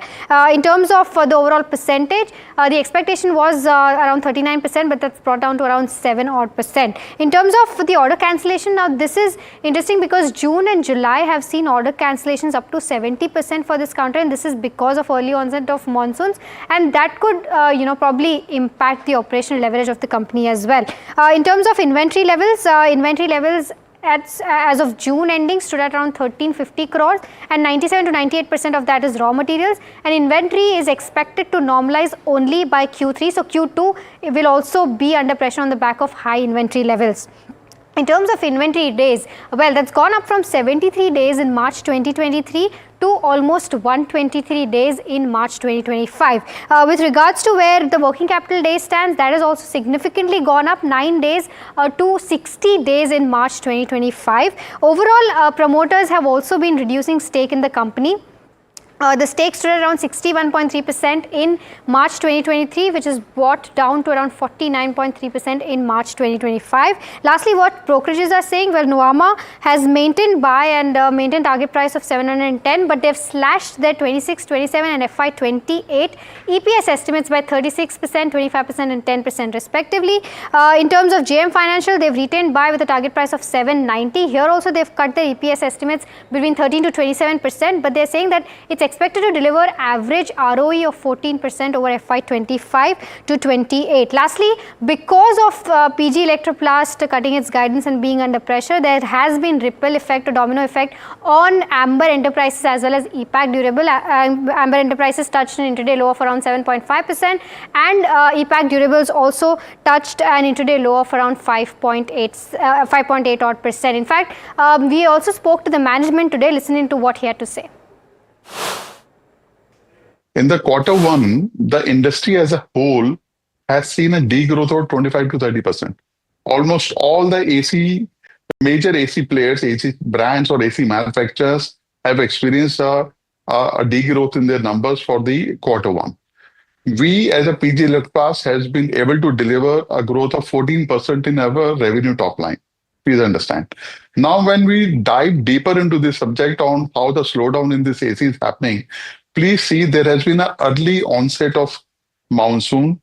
So, because of the early onset of monsoon and due to the high channel inventory, the overall summer selling season for the air conditioners got compressed and it fell off beyond the anticipation of any of the industry players. So there has been a decline in the numbers of sales for the ACs. The tertiary sales or the secondary sales were very low. And in month of July and August, as we are seeing right now, the sales are practically not happening. Okay, stock of course has halved now. Siddharth Khemka, views with regard to a PG Electro? So, we don't cover PG Electro, but definitely you see a lot of pressure in these AC companies. Voltas has also come out with weak performance. Management commentary highlighted that Q1 has been a challenging period, especially because of a weak summer and then early onset of monsoon.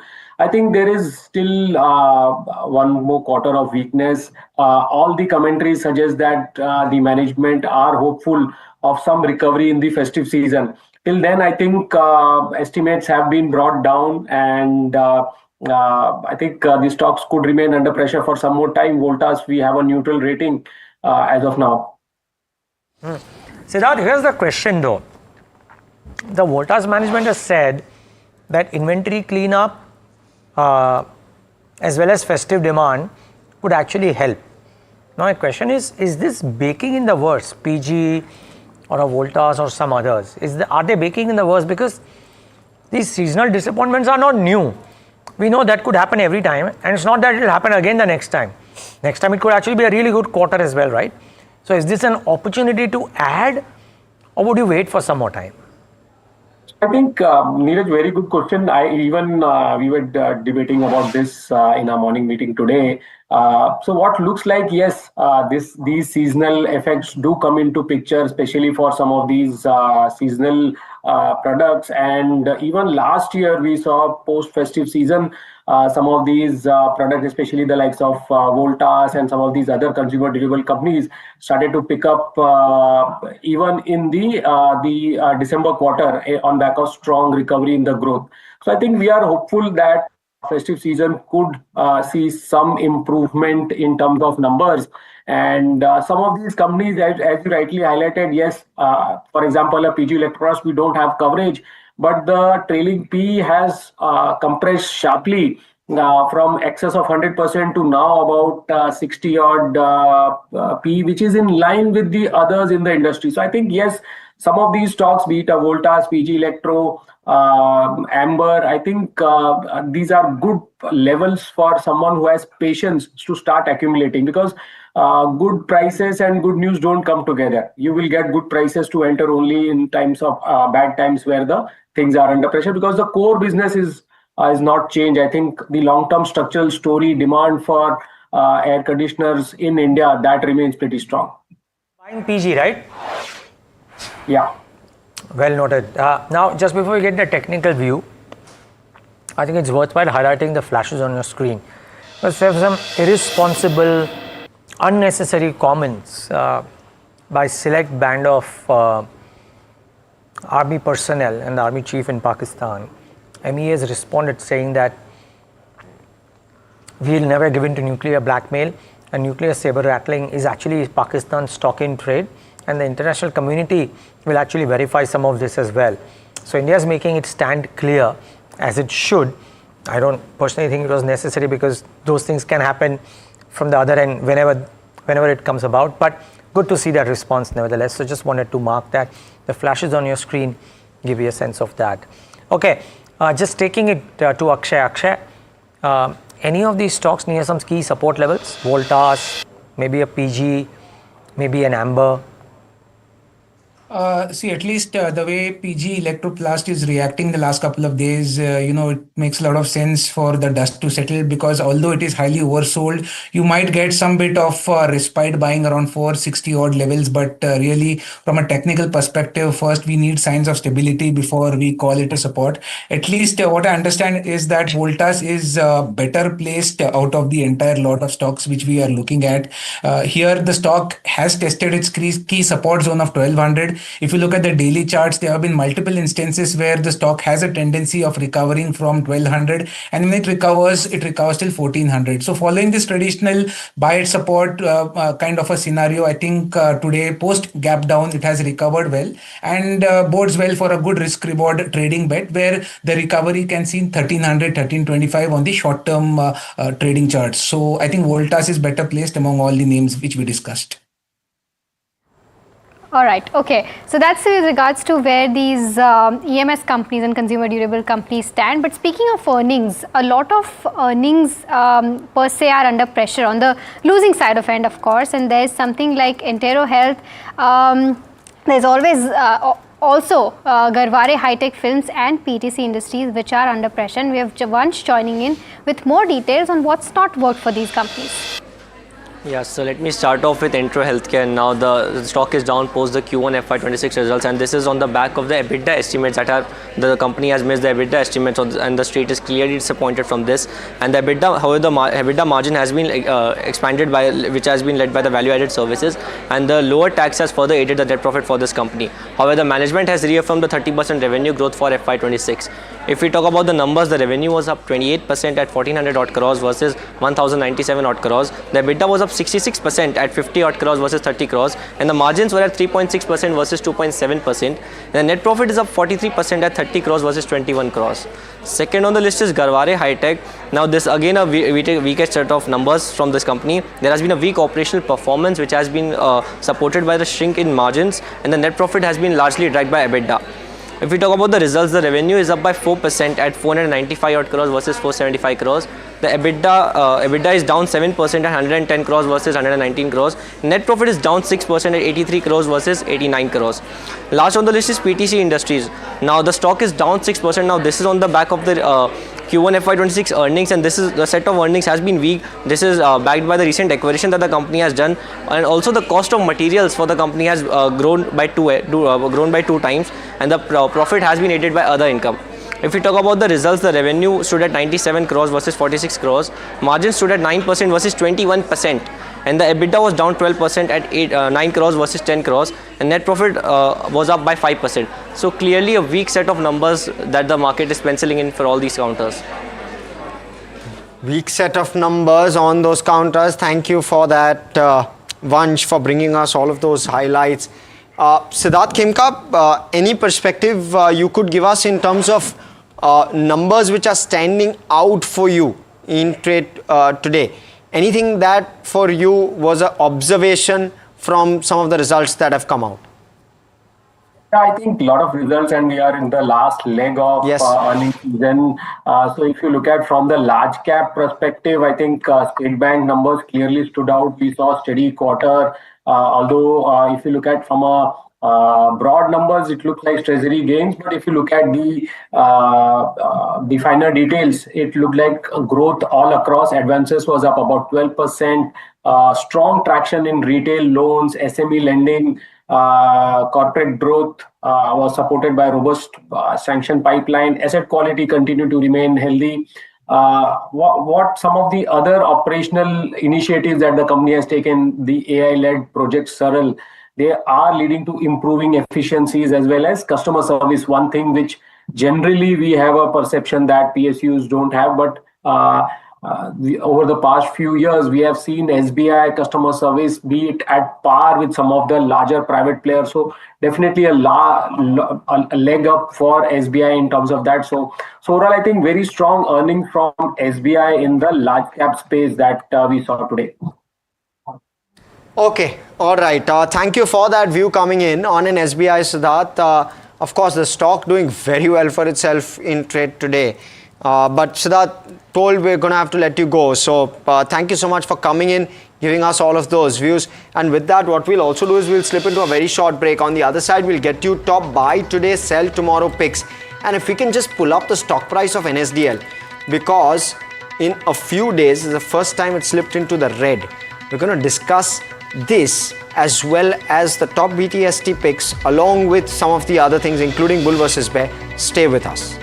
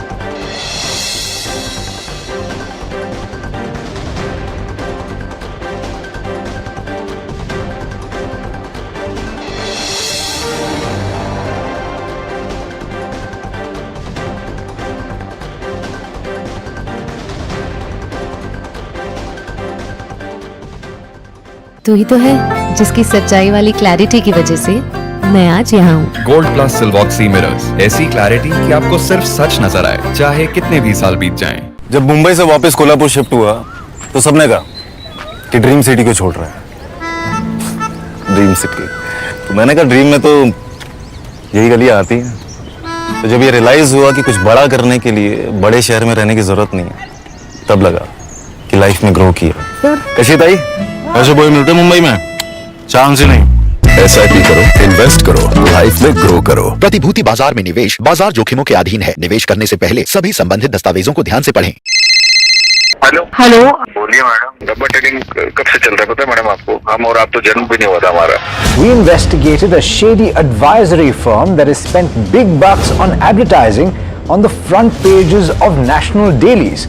ये आपको बिल्कुल उसका ऐसे हल्का सा भी खौफ नहीं है। मैडम एक बात को खौफ किस लिए रखना चाहिए तो बताओ, कौन सा गलत काम कर रहा हूँ मैं?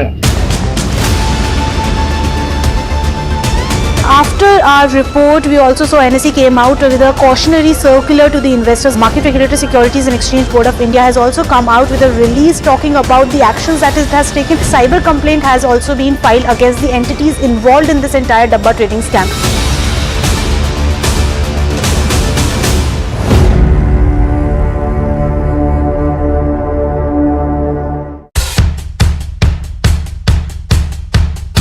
The markets move fast. And so should your portfolio. Expert insights, real-time stock picks. Do I buy Ola? Should I hold CDSL for the long term? Buy, sell or hold? The answers you need, straight from the experts. Callers from India and across the world. Connect live, ask, decide and invest wisely. Your portfolio, your future. Ask Profit.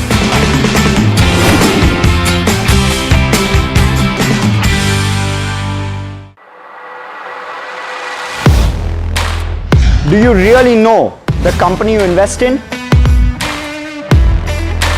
What is the real picture behind presentations and claims?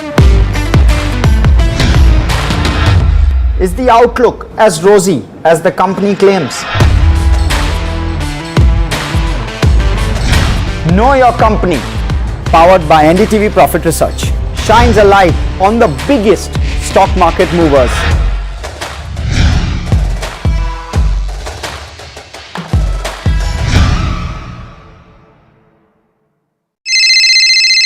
Hello बोलिए madam, डब्बा trading कब से चल रहा है पता है madam आपको? हम और आप तो जन्म भी नहीं हुआ था हमारा। We investigated a shady advisory firm that has spent big bucks on advertising on the front pages of national dailies. ये आपको बिल्कुल उसका ऐसे हल्का सा भी खौफ नहीं है। मैडम एक बात को खौफ किस लिए रखना चाहिए तो बताओ, कौन सा गलत काम कर रहा हूँ मैं? After our report, we also saw NSE came out with a cautionary circular to the investors. Market Regulator Securities and Exchange Board of India has also come out with a release talking about the actions that it has taken. Cyber complaint has also been filed against the entities involved in this entire Dabba trading scam.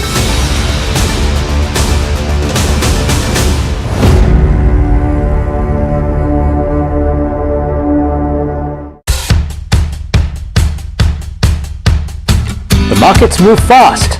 And so should your portfolio. Expert insights, real-time stock picks. Do I buy Ola? Should I hold CDSL for the long term? Buy, sell or hold? The answers you need, straight from the experts. Callers from India and across the world. Connect live, ask, decide and invest wisely. Your portfolio, your future. Ask Profit.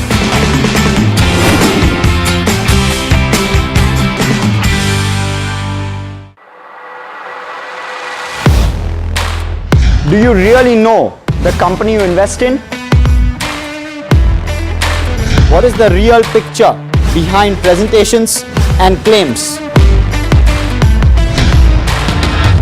Is the outlook as rosy as the company?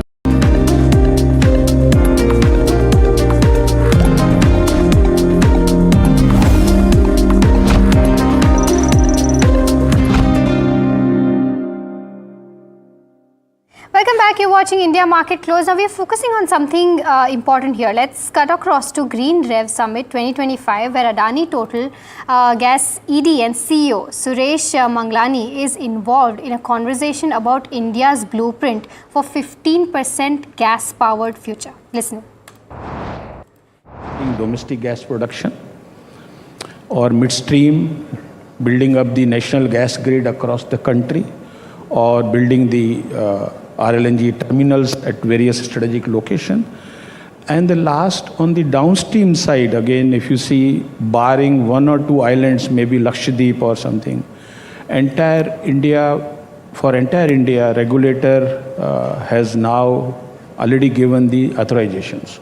So at the moment when I'm speaking to you, large number of CGDs companies are building city gas distribution network across pan-India basis. Similarly, national gas grid is expanding, almost becoming double. RNG terminals are getting constructed or commissioned. So I think we are on a right path to move from a 6.5% to 15% by 2030. Right, sir. Now, NDTV has, very strongly campaigned for cleaner air, and especially when it comes to our cities, when it comes to our national capital. So to explain this to people who are watching who may not understand our energy needs as much as what we're explaining, as detailed as it is, what this means for cleaner emissions and air quality in our cities, in our industrial areas. So as compared to other fuels which is being used today, whether in the industrial units they use liquid fuels or solid fuels. At homes we use LPG. Likewise, commercial establishments are also using LPG and several other fuels. So as compared to those fuels, natural gas is far cleaner. Almost 30 to 40% you save on carbon dioxide. Then similarly you save on sulfur dioxide and many other NOx levels. So naturally, natural gas is far cleaner, and it is the government policy. The government has been promoting usage of natural gas, and you have seen in NCR itself when there was a lot of pollution was happening. This Honorable Supreme Court itself took the PIL and they started promoting CNG as a fuel even for a transport. So it is an undisputed fact that adoption of a natural gas will bring relief for the all the cities, urban areas, and also the rural areas for breathing the fresh air and clean air. Absolutely. So let's hope this adoption happens, as fast as it can. Sir, so you spoke about, this ambitious. Okay, so that's obviously the take coming in from Adani Total Gas. But just before we went to break, we were speaking about State Bank of India, and we spoke about the fundamental factors which are aiding the stock price today. Also joining me, Avinash Gorakshekar, Director, Research, Profit Mart Securities on the show. So yes, we did speak about State Bank of India, but along with it, some of the PSU banks also doing fairly well for themselves. A PNB, a BOB, a Canara Bank are some of the top gainers. In fact, 4 of the PSU banks are the top gainers on the Nifty Banking Index. Avinash, PSUs versus private banks, do you have a view? And a quick one, because of the outperformance that we're seeing in PSUs today specifically. Avinash, I believe you're on mute. Yeah, sorry. Harsh, I think I would say that, the valuations wise, if you look at the public sector banks and the private sector banks, the discount of the PSU banks compared to the private sector banks is quite significant. And I think hopefully the second half for this financial year will be a stronger quarter in terms of credit growth, in terms of both government and corporate, private corporate capex. I would not be surprised that, the first quarter has been disappointing for most of the PSU banks. If you look at numbers from Bank of Baroda, Canara Bank, or that way PNB, I think SBI has shown a decent number, but I would say the bigger performance would obviously come in the second half. And hopefully, this is a sector which is driven by domestic demand. So, the US tariff issue is not going to bother them. My sense is that valuations are attractive. So you are seeing a little bit of bounce back effect after the SBI numbers. But overall, we remain constructive on Canara Bank, Bank of Baroda, because our sense is that, at these levels, there's nothing to lose. And I think if the economy grows a little better in the second half, hopefully the tariff issue is also resolved. Domestic corporate capex also gets speeded up. Government is also going to spend a lot of money on infra. So all these things definitely mean good news for the banks. And I think asset quality, Q1 numbers, post Q1 numbers. I mean, one thing is very clear, that maybe the profit growth was either flat or negative, but the asset quality remains to be quite strong. So, that is one point which is very important when you look at, the PSU banks. So net, I think we are constructive. I think you need to take a slightly longer term view here. But yes, at these values, definitely the risk reward could be better if one takes a slightly medium to long term view. Neeraj, if we can just pull out the breath on the Nifty today, and that's what's really standing out for me. After what's been a tough few weeks, we're seeing such strong breath, and I'm talking the Nifty 50. We can pull up the heat map. That'll give us perspective. 47 stocks sitting in the green as we speak. It's not a specific stock-led rally that we're seeing today. We're 1% higher on the Nifty now. We're seeing the breadth really pulling its force behind the Nifty, and that's what's pushing the index higher. Of course, we've not hit that 1%, but directionally, we're slowly and steadily inching towards the 1%. So it's been a solid Monday pretty much all through the day, because it's been a stable one-way move on the index. Avinash, are you buying absolutely anything in this market at this point? Are you playing wait and watch? Is tariffs bothering you at this point? So I think we would prefer the domestic facing sector, Harsh. I think something like cement has done very well in the Q1. If you look at most of the companies which have come out with results, I think normally the first quarter is not a great quarter for the cement companies, but this time, most of the larger players have done well. I would say that, a stock like Ramco Cement, Ambuja Cements, typically even Ultratech, these are stocks which have shown much better than what the street expected. So I think, we have been telling our clients to also accumulate, stocks like JK Cement. So numbers have been pretty good. And I think the other sector which is really expected to do well is the hospitality and the hospital sector. I think hospitality is one sector where we have seen players like Indian Hotels, BLS International, very strong numbers in the first quarter. Typically, this sector does very well in the second half, but the first quarter itself has been quite strong. If you talk about hospitals, Apollo hospitals from the large cap, the smaller ones like Yatharth hospitals, almost 40% jump in their Q1 profit. So typically, I think hospitals is also one segment where I think the markets could look at them very positively, because typically now what is happening is the hospitals are breaking even much earlier, and this is an area where the risk reward is getting better because there's a huge kind of supply crunch.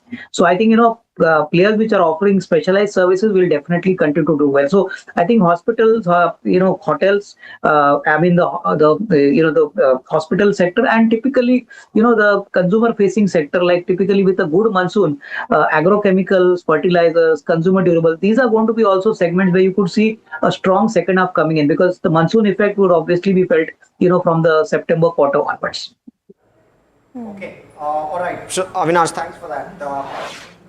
Okay, interesting. So agrochemicals, cement, hotels and hospitals is what Avinash is liking right now. But, talking about the consumer durable space now, that sector has been in focus. And, while for agrochemicals, a good monsoon is positive, for consumer durables, an early monsoon definitely is a negative. And Voltas is one of those counters which has been impacted because of unseasonal and early monsoon. So we've tried to do a bull versus bear case on Voltas today. In terms of where the Q1 performance is concerned, overall there's a month-on-month improvement in the market share in the RAC segment specifically. That is something that the management guided in the con call. But overall weaker volumes and the scale back of factory operations in the mid-season plus the early monsoons onset has impacted the overall earnings, and that's also led to higher inventory in terms of where Voltas is concerned, both in terms of the company as well as the channel inventory.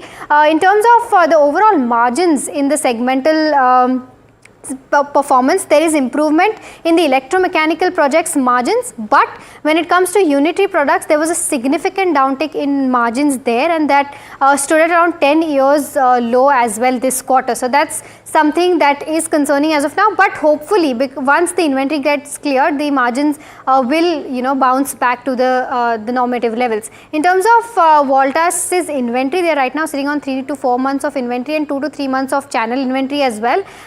So that's a concern right now, and probably by Q3 they will be able to get rid of this entire inventory that's stacked up. But the positive side in terms of where the entire Voltas is concerned, this actually should be opposite. So that's the bear case. But in terms of BE norms, if that gets confirmed, that should be a positive when it comes to Voltas. In terms of Jeffries, now that's an interesting report, because what they're saying is that the company is currently trading as 6 times FY27 forward PE, 22% below its historical 5-year average PE. So that probably even at 36 times make the stock attractive. But on the other side, they've also cut their FY27 to 28 EPS estimates by 2 to 3 odd percent and have estimated a 19% CAGR growth over FY25 to 28. In terms of lastly where ANR stands for this particular counter, there are 21 buy calls, 13 hold calls and 7 sell calls with an upside potential as per Bloomberg estimates at around 12%. So that's Harsh with regards to where Voltas's bull versus bear case stands, and of course where the ANR also stands. Excellent. Let's quickly ask Avinash for a view. Avinash, what's the view with regard to Voltas? No, I think in the very near term, Harsh, we expect that earnings are going to be impacted, and this is definitely going to be not a great, quarter, the September quarter also. And I think, the markets have been quite surprised that this time the weather has spoiled the performance for a company like Voltas. So I think, we have been telling our clients to continue to hold, but no fresh buying is advisable because even the July to September quarter, according to me, is going to be either a muted or a flat quarter. And I think earnings growth is definitely now going to be a big question mark. So maybe in the next 2-3 months, if they're able to ramp up sales, but typically the main season, if it gets lost, then I think, for a company like Voltas, they'll have to wait for the next financial year for the new season to come in. So I think it's going to be a little tough for the company. So prefer a hold and no fresh buying suggested at these levels. Prefer a hold, no fresh buying. Ajit Mishra, welcome. Good afternoon from Religare Broking, joining us on the technical side. Ajit, what's the view? Hi, good afternoon, Harsh. Good afternoon. So basically what we are seeing in most of the consumer durable name, in fact, in the recent months, the participation was muted, means we were seeing a bit of a recovery or a rebound for the last couple of months. But if you talk about specifically for Voltas, around close to around 1140, 1130 was the area basically where it tested twice in the recent past. And there was a marginal recovery towards 1380 area where the short-term averages are placed on the weekly charts. After retesting that level with marginal volumes, again, we are seeing a drift towards the lower band. So this indicates that consolidation is likely to continue. So in case if somebody is having a short-term view, this stock might continue to consolidate in this band of around 1100 to 1380, 1400. So it's prudent that one should refrain from any aggressive longs at current levels. But yeah, in case if you have any existing positions, you can stay put with 1200 as a closing stop loss. Okay. Ajit, hi, good afternoon. Your top picks for the day? Yeah, good afternoon, Vigma. So currently we are seeing that the PSU banking counters are, back with the bang, and Indian Bank within the space is leading from the front for almost like several months now. The stock have made a new record high post the consolidation range breakout today, and we expect this momentum to further continue. The 700 is what we are eyeing in the near future, so one can accumulate at current level with 655 as a stop loss.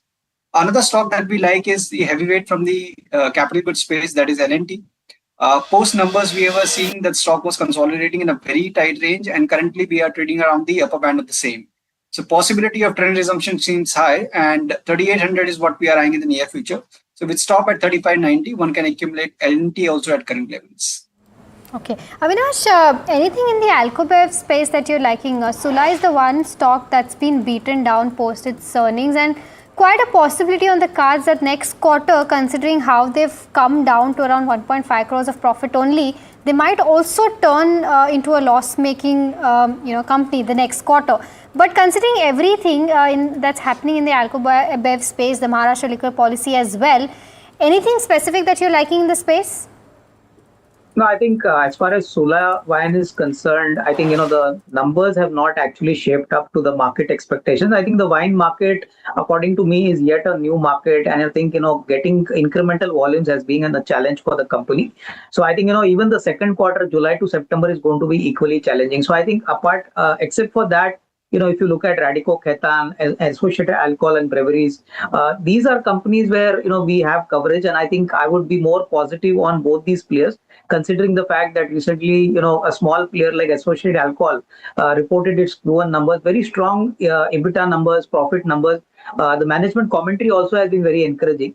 So I think, we have been putting out views on these companies largely because we feel that the upside is clearly visible. I think in case of Associated Alcohol for FY26 also, we expect that earnings growth could be at least 20 to 25%.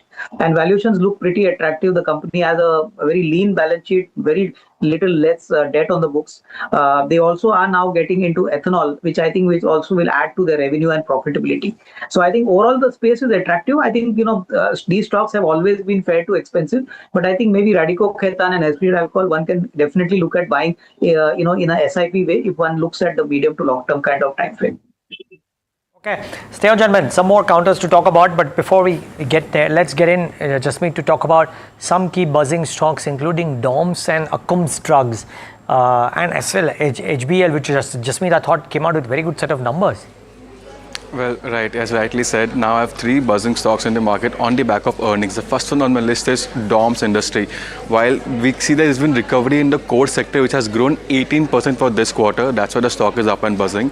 While the margin delivery was in line with the management guidance as for the previous quarter. Looking at the key numbers of the management, the revenue is up 26%, while the EBITDA is up 14%. The margins are in line. They see a slight pressure compared to the previous year, while the net profit is up 10% in trade. The next one on my list is HBL Engineering. While the stock is almost up 13% in trade today, there have been a strong expansion in the margins, while this has come on the back of reduction in the work in progress. So last time it was a positive 6 crore, but this time quarter we see it's a negative 70 crore, which has helped in the expansion of the margin and reduction in the cost. While when you look at the other income, that has also grown, while the employment expense has also risen in this particular quarter. Looking at the key financial and key numbers of this particular company, the revenue is up 50%, while the EBITDA is up 74%. Now the margins have come up at 31% versus a 21% in the previous quarter, expansion of 1,000 basis points in this quarter. And net profit is up again 79%. The next one on my list is Akums Drugs. While the stock is buzzing and it's up almost 7 to 8% in trade today, what led to this growth would be firstly the net profit misses the estimates on a slight basis, but the company achieved the 1,000 mark of DGCI approval. In this quarter, they have received an approval for 26 such drugs. Looking at the overall segmental performance, both domestic and international market have grown each by 3 and 2% on YOY basis. Talking about the key financials and key numbers of the company and how they have performed, the revenue is up slightly 0.5%. It's roughly muted from the last time, but the EBITDA is up 1%. The margins have remained flat at 12.6%, while the net profit is up 5%. So these are the stocks buzzing in trade today on the back of earnings. Yep. Okay, thanks for that, Jasmeet. So HBL is of course a no-brainer. Avinash, I don't know if you track HBL, and if not, if you track Akums Drugs, because I think they're doing some pretty interesting domestic CDMO work. So I think Neeraj, HBL we do track, and I think as a company we have found that it's got a very unique and a very strong product base. They cater to the defense, aerospace, railway sectors. The order book has been very strong, and in this quarter specifically, margins have improved quite significantly. Typically these companies are now in the limelight because the railway and the defense business are going to be the growth engines for this company. And I mean, in terms of their technical capabilities, in terms of the scale up opportunity, I would say that there's a lot of risk reward left even going forward. So somebody who's got a 12 to 18 month time frame can definitely look at accumulating the share, because we believe that the order book has got a very strong revenue visibility for the company. As far as Akums Drugs is concerned, we don't have a very direct coverage, but I think as you rightly said, we need to have at least maybe another 1 or 2 quarters of consistent growth. The long-term performance definitely will get visualized only when we see consistency in the numbers. This quarter has been good, but I think clearly what kind of management commentary and what kind of growth comes in from the new initiative which you mentioned. I think CDMO is a large space. If they are able to strike some new deals, then I think the market should re-rate this counter. But for the time being, it would remain in a narrow range. So I think we prefer a hold here. But HBL, I think one can definitely accumulate on every decline. Ajit, before I go on and take a view from you on VST, I want your quick BTST strategy. So, we are seeing, be it all the sectors, means all the key sectors, be it realty, auto, all are participating in the move. But we are seeing that the rate sensitives are one which is leading from the front. So in case if you are okay with high volatility, then Poonawalla FinCorp is one name wherein we have seen very strong recovery of late. And after a marginal dip on Friday, we are again seeing that stock has recovered strongly. We have almost paid all the losses of Friday. and we are ending closer to the day's highs, probably we can see this momentum continuing and stock inching towards 460 area. So with stop at 432, one can accumulate Poonawalla as a BTST candidate. Okay, all right.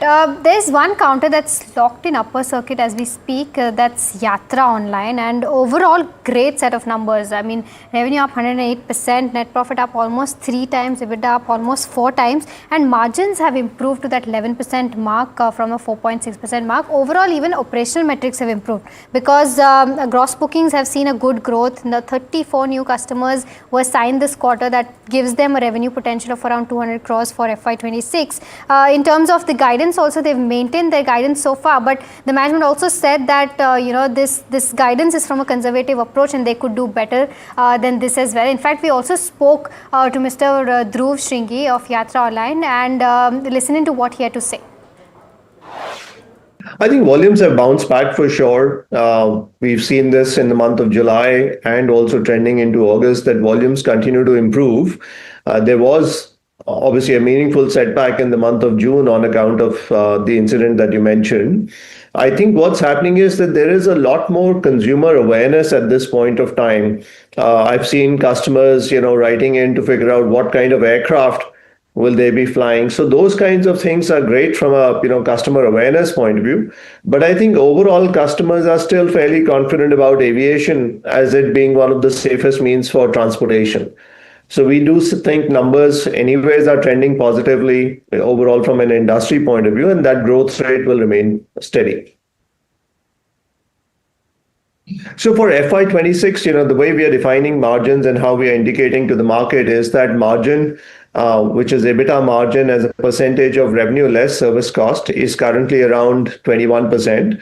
We expect that to continue to improve maybe by 100 bips to 150 bips Q on Q over the next 2-3 quarters. And for next year, we would be indicating more towards a 25% number. Okay, all right. So that's the take coming in from a Yatra. Avinash, do you have a view on this one? No, I think Harsh, after a very long time, Yatra has delivered very strong numbers. In fact, this has been one of its best quarters, margins improving, gross bookings also improving. And as I was telling you, this forms part of the hospitality space. Companies like Thomas Cook, Yatra. Typically, these are companies which are going to obviously benefit from the tailwind seen in the hospitality sector. So definitely at these levels also, if one were to take the next 12 to 15 month kind of time frame, it definitely looks promising. I believe the management guidance is quite conservative, and in fact, the second half for this company could be much better because typically second half is supposed to be a far better period for travel-oriented companies. And I think definitely there could be good risk reward even from the current level. So definitely we are structurally positive here. Okay, keep in mind European shares have opened higher, the US futures are ticking higher, so all of that is looking okay for people who are thinking of going home with long positions. So that's to be borne in mind for sure.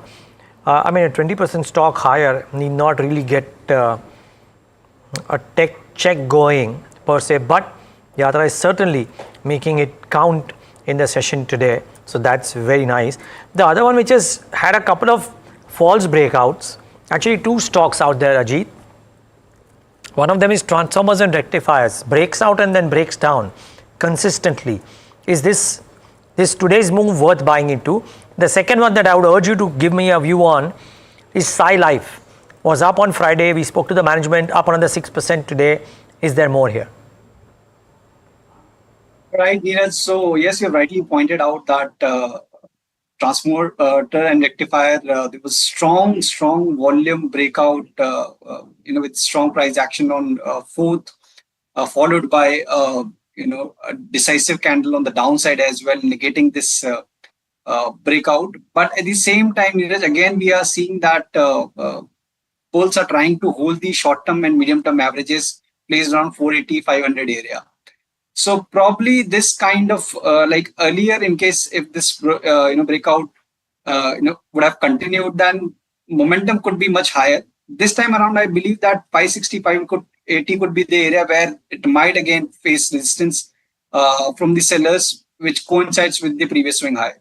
So as of now, the risk reward is 1:1.5. So if you are okay with that, means with 500 as a stop loss, then definitely one can consider with 560-65 as a target area for trail. And coming to the Sai Life,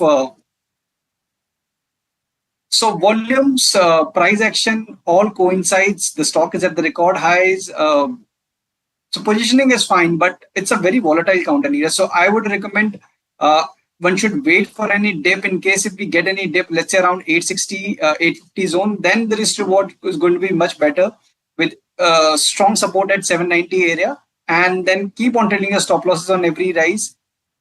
Let's say once the stock reaches to 1000 plus zone. Okay, so Ajit and Avinash, thank you so much for taking out the time and giving us all those insights at NDTV Profit today. Let's take a quick look at how the markets are going to close on a Monday.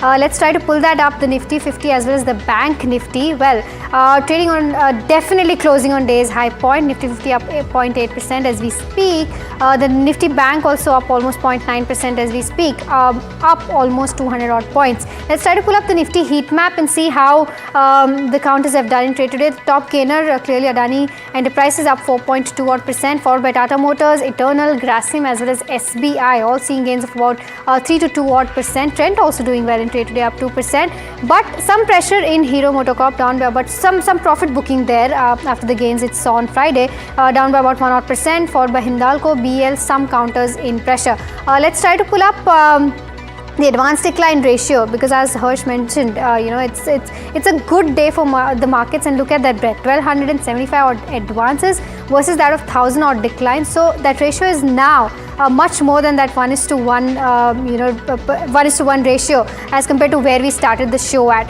Let's also try to pull up the sectoral heat map, because probably all sectors today will end in green, and yes, except for the consumer durable side of things, because PG Electroplast, Amber, Voltas all under pressure.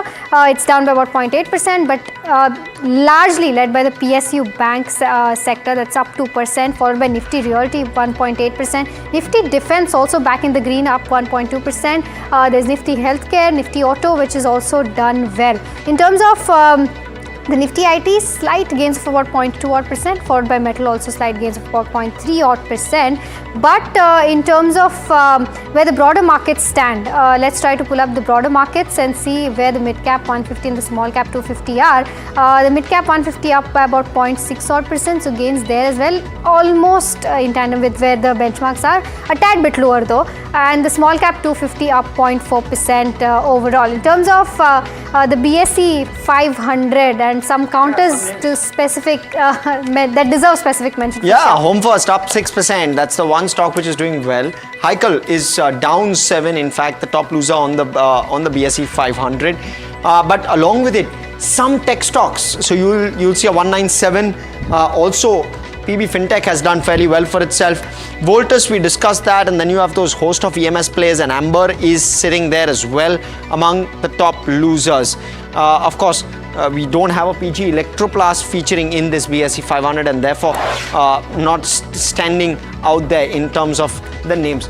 But let's quickly look at what to watch out for tomorrow as well. And there will be a whole host of earnings which we'll be watching out for, and some of the reactions on those earnings will also be crucial to understand. But circling back on the top story as we come to an end of the trading day today is with regard to where ICICI Bank is concerned. ICICI Bank, of course, the new policy which requires customers to open accounts from August 1st, 2025 onwards in metro and urban areas to maintain a monthly average balance of 50,000 rupees or incur penalties. To gauge public reaction, my colleague Shubhana spoke with a slew of customers to understand how they are perceiving this development. Here's the report. Imagine this. You've been maintaining 10,000 rupees in your savings account for years. But now your bank comes and says that you'll have to maintain 50,000 rupees or pay a penalty. Well, this is essentially what ICICI Bank has done over the weekend. They have increased the minimum monthly average balance requirement to 5 times over. Now, the accounts that are opened with the bank from August 1st will have to maintain 50,000 rupees as minimum balance. These are for urban and metro customers. And also, if you are not able to maintain this balance, you'll have to pay a penalty of 6% of the shortfall. Now, we've hit the streets to ask customers what is their first reaction on the steep hike.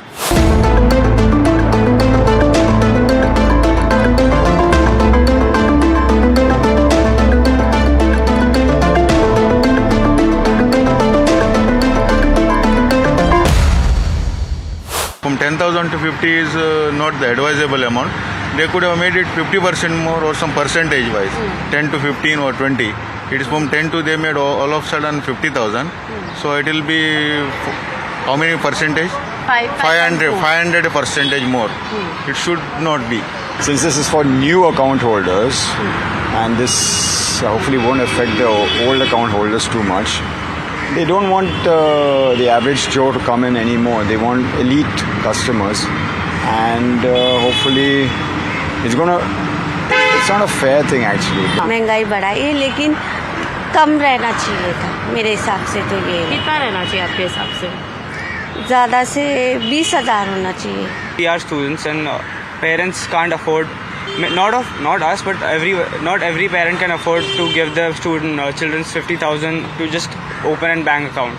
So I don't find it very visible for everyone. There are PSU banks. Go to any other bank. There are so many private banks, so many smaller, thousands of banks. I mean, there plenty of opportunity.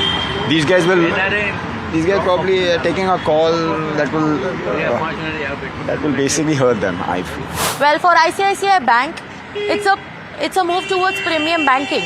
But for many customers, it's a push towards finding a new bank. Either way, the 50,000 rupees minimum average balance requirement has stirred a pot in India's savings account space. And a debate over balance has just got more expensive. This is Subhana Sheikh from NDTV Profit with camera person Vijay Sartape.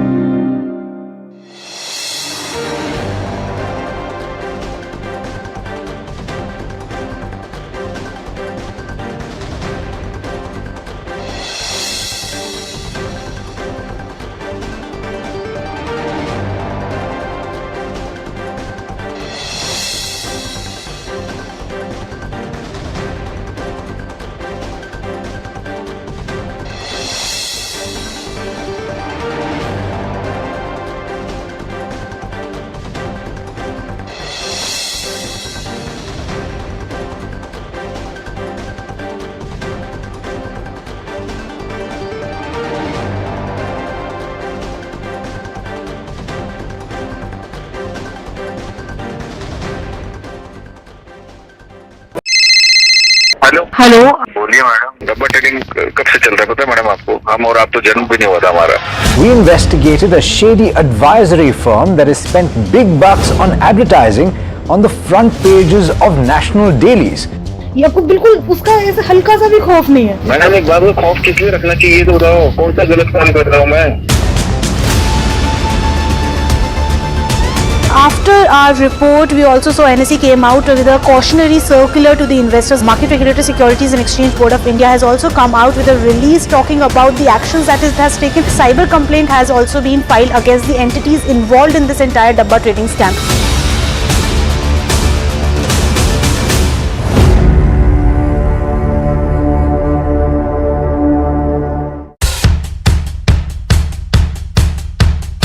The markets move fast. And so should your portfolio. Expert insights, real-time stock picks. Do I buy Ola? Should I hold CDSL for the long term? Buy, sell or hold? The answers you need, straight from the experts. Callers from India and across the world. Connect live, ask, decide and invest wisely. Your portfolio, your future. Ask Profit.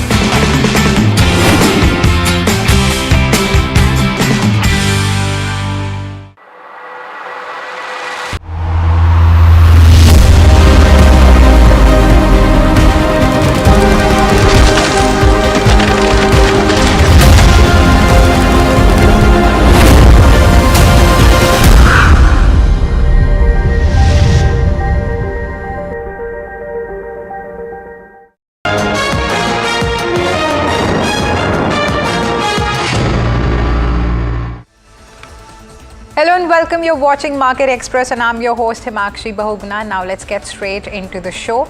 So viewers, the benchmark indices claimed through the day to end the trading session near intraday highs. The Nifty and 30-pack Sensex concluded with gains of over 0.9% each. Nifty heavyweights such as Reliance, SBI and L&T uplifted the frontline indices, while Hero Moto, ICICI and BEL dragged a bit. Both the indices outperformed the broader markets, with the small cap index gaining the least.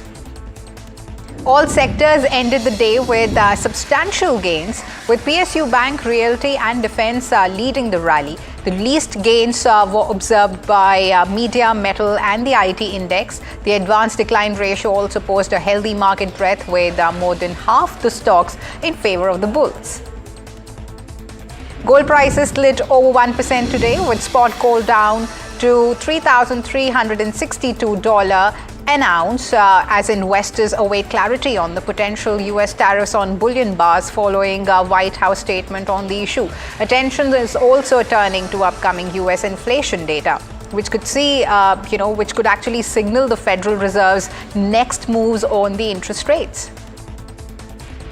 PG Electroplast shares tanked 34% over 2 sessions after a disappointing Q1, with net profit plunging 20% year-on-year and staggering 54% quarter-on-quarter to 67 crore rupees. Margins shrank to 8.06%, which is hit by order cancellations, high inventory, rising working capital days and weakening cash flows. So while promoter stake sales added to the investor concerns, and that also makes it the stock of the day.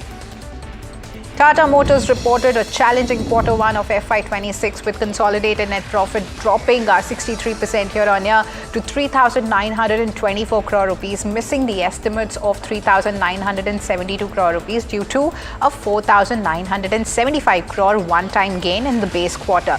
So revenue has fallen 2%, EBITDA declined 36% and margins at 9% versus 14% year-on-year. JLR's 10% wholesale degrowth, US tariffs and China's 10% luxury tax on the Range Rover models dented its profitability. So brokerages trimmed the outlook, citing JLR uncertainties. Voltas reported a disappointing Q1 of FY26, with consolidated net profit crashing 58% year-on-year to 140 crore rupees, missing the 160 crore estimate.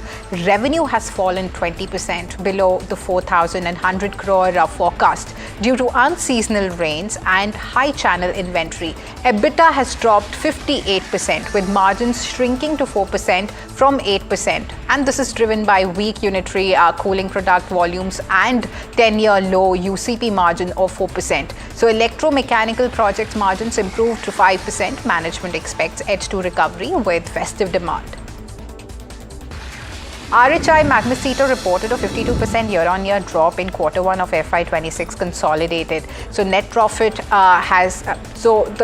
FY26 consolidated net profit to 35 crore rupees, missing, and they have actually missed the estimates of 50 crore rupees. So this is due to rising raw material costs, and revenue has grown 9% to 960 crore rupees, which is in line with 965 crore expectations, and this is driven by cement and iron making demand. So EBITDA fell 33% to 102 crore rupees, with margins shrinking to 10% from 17%, as material cost rose to 63% of sales from 55%. So the refractory market remains competitive, with pressure from the Chinese imports.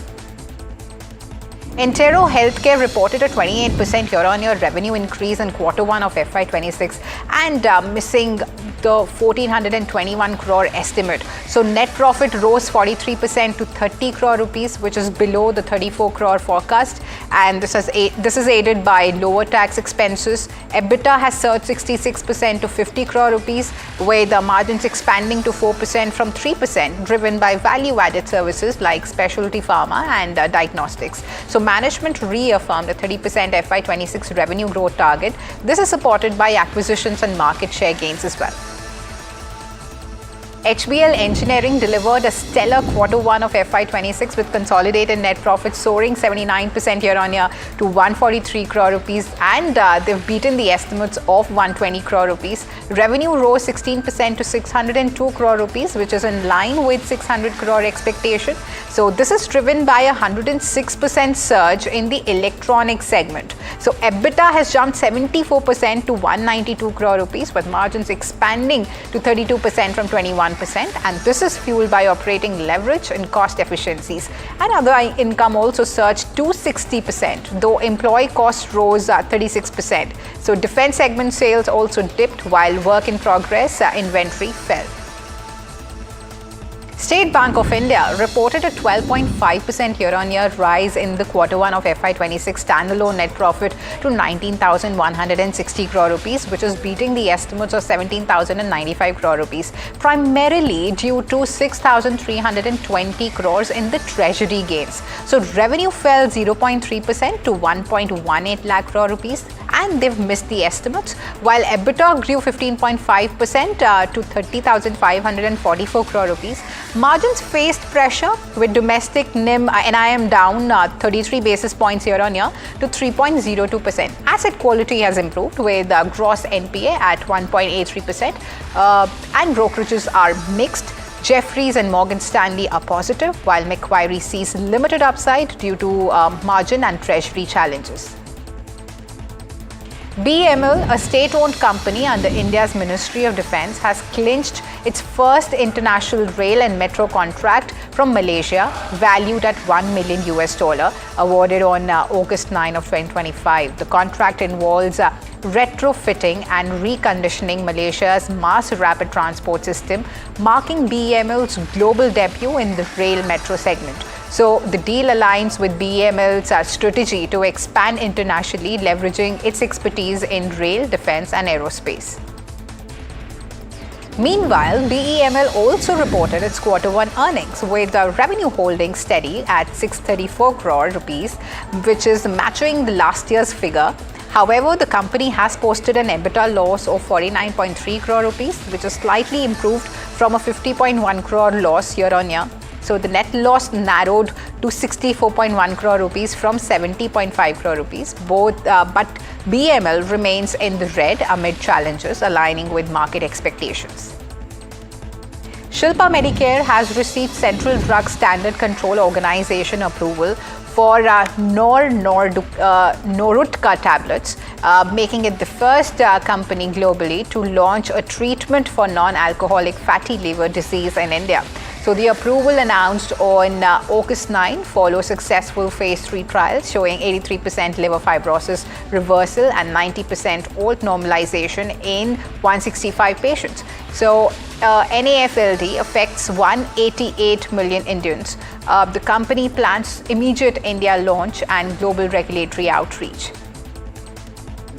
Edgy Infra Engineering, in a joint venture with DEC Infrastructure and Projects, has been awarded 2,100 crore rupees of contract by the Rail Land Development Authority for redevelopment of New Delhi Railway Station. Announced on February 6 with appointed date set as August 6, the 45-month EPC project aims to modernize the station into a world-class transport hub with a multimodal integration and transit-oriented development.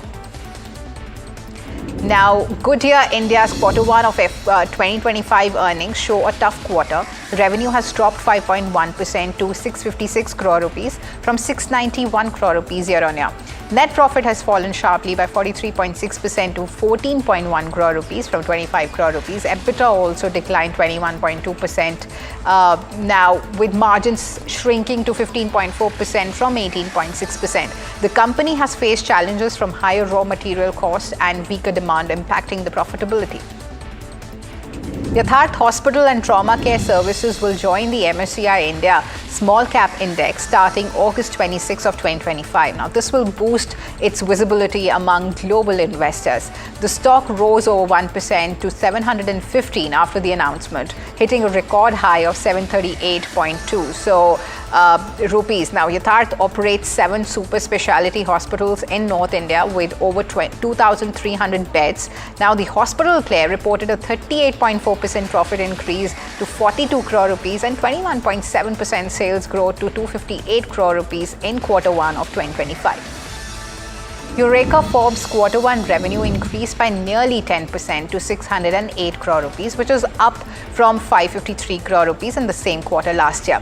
So the companies increased by over 9% to 61.5 crore rupees. Now, despite there's growth in the revenue and EBITDA, the company's margin has remained flat at 10.1%. So the company's net profit saw a significant jump of over 20% to 38.7 crore rupees. Therefore, overall, Eureka Forbes reported a strong Q1 performance, which is driven by revenue growth and improved profitability. Ipca Laboratories delivered a robust Q1 with consolidated net profit surging 21.3%. Now, revenue has climbed 10.3% to 2,309 crore rupees, while EBITDA has risen 6% to 416 crore rupees. However, margins have dipped slightly to 18% from 18.8%, reflecting strong growth driven by domestic and export markets.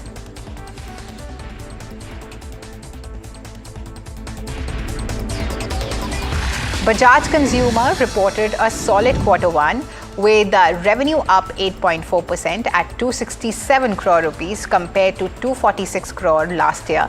EBITDA grew 10.5% to 40.5 crore rupees, boosting the margin slightly to 15.2% from 14.9%. Net profit saw a modest 2.2% rise to 37.9 crore rupees, reflecting a steady performance in a competitive market.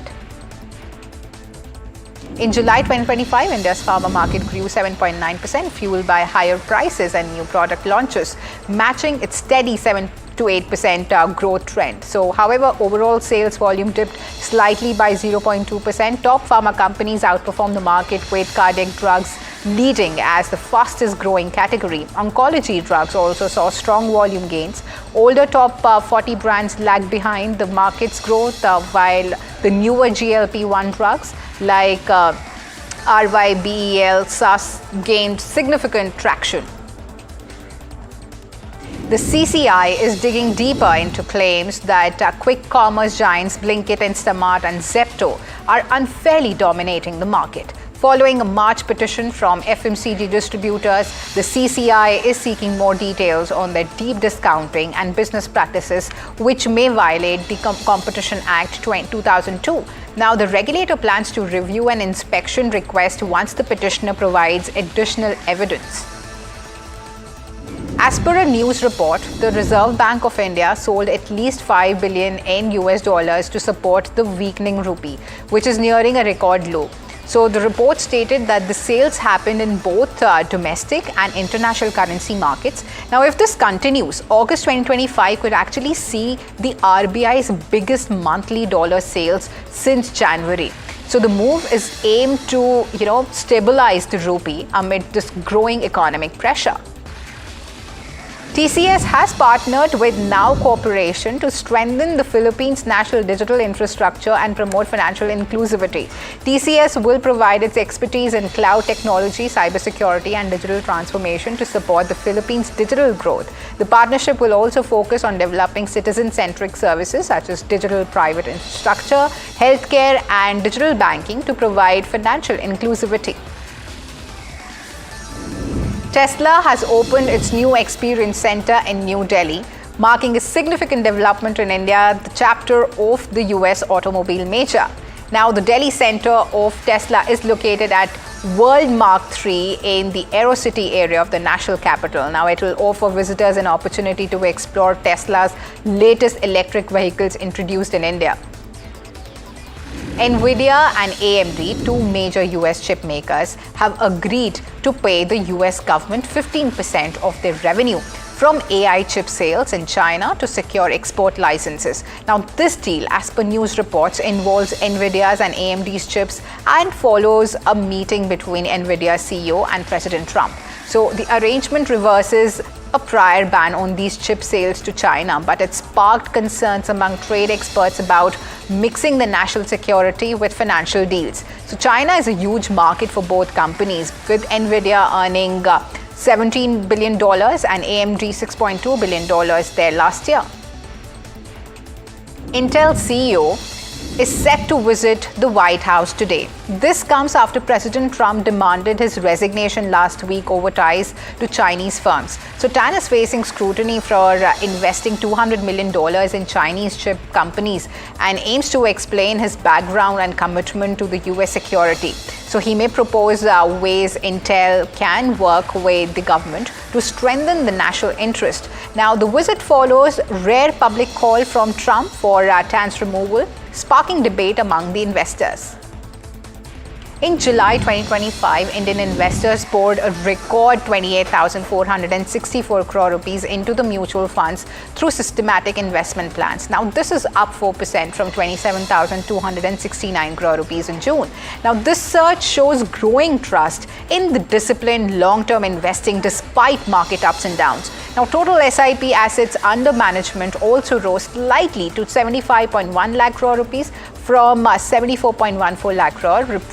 This is reflecting, steady retail investor participation in India's financial markets. President Donald Trump took to Truth Social late Sunday, urging China to quadruple its US soybean purchases to address its shortage and reduce the trade deficit just before a critical tariff truce deadline. So the call has spiked Chicago soybean prices by over 2%, but experts doubt China, the world's top soybean buyer, can shift so heavily from Brazilian imports.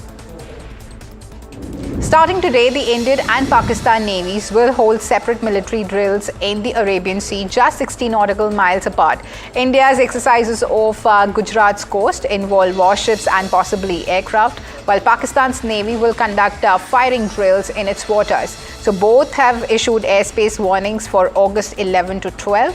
The timing following recent tensions from India's Operation Sindoor after a deadly April terror attack highlights ongoing rivalry in this key maritime region.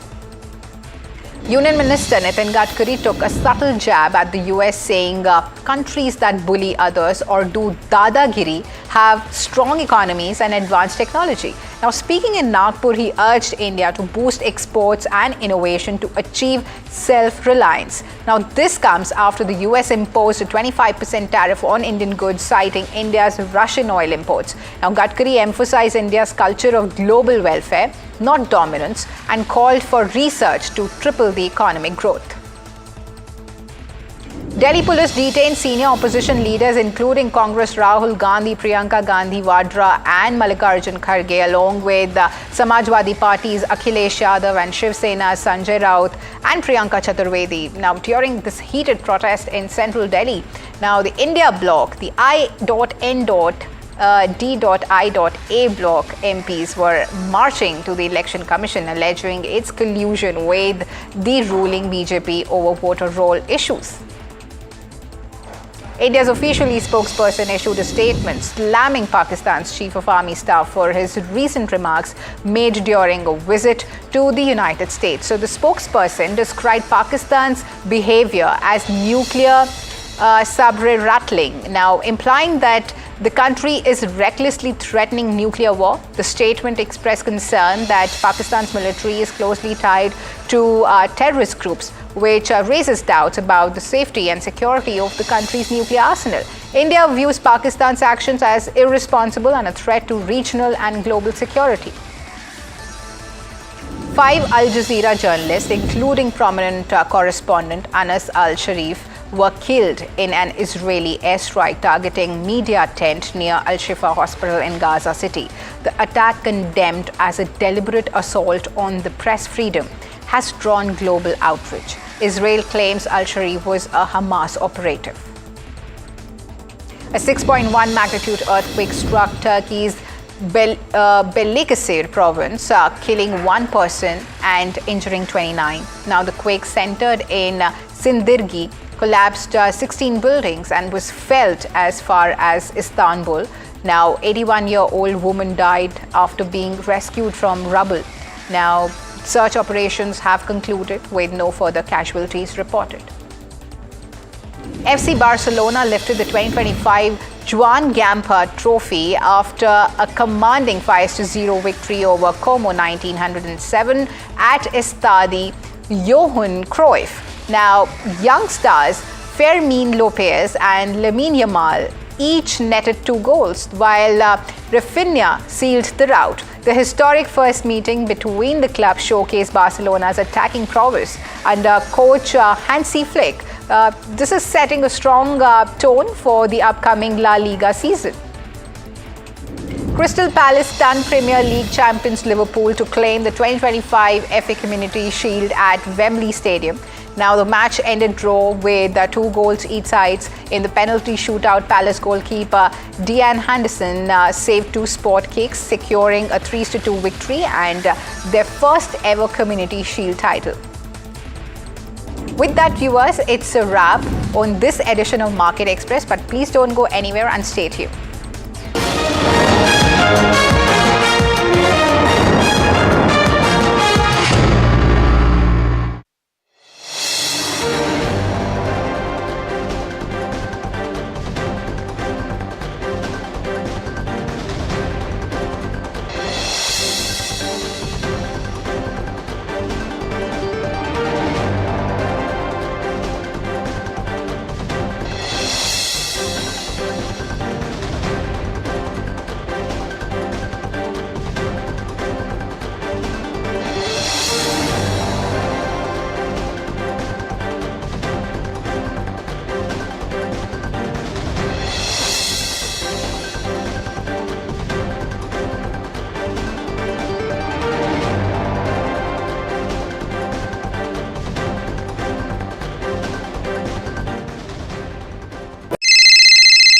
Hello, बोलिए madam. डब्बा trading कब से चल रहा है पता है madam आपको? हम और आप तो जन्म भी नहीं हुआ था हमारा। We investigated a shady advisory firm that has spent big bucks on advertising on the front pages of national dailies. ये आपको बिल्कुल उसका ऐसे हल्का सा भी खौफ नहीं है। मैडम एक बात को खौफ किस लिए रखना चाहिए तो बताओ, कौन सा गलत काम कर रहा हूँ मैं? After our report, we also saw NSE came out with a cautionary circular to the investors. Market Regulator Securities and Exchange Board of India has also come out with a release talking about the actions that it has taken. Cyber complaint has also been filed against the entities involved in this entire Dabba trading scam.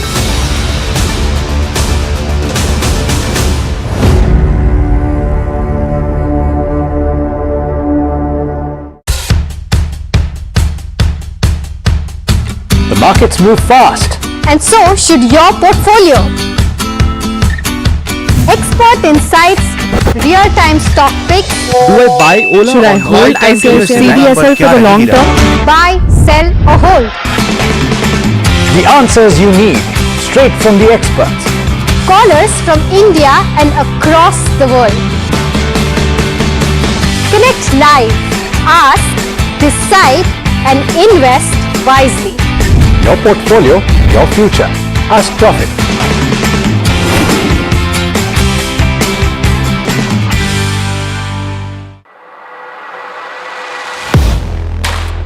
Do you really know the company you invest in? What is the real picture behind presentations and claims? Is the outlook as rosy as the company claims?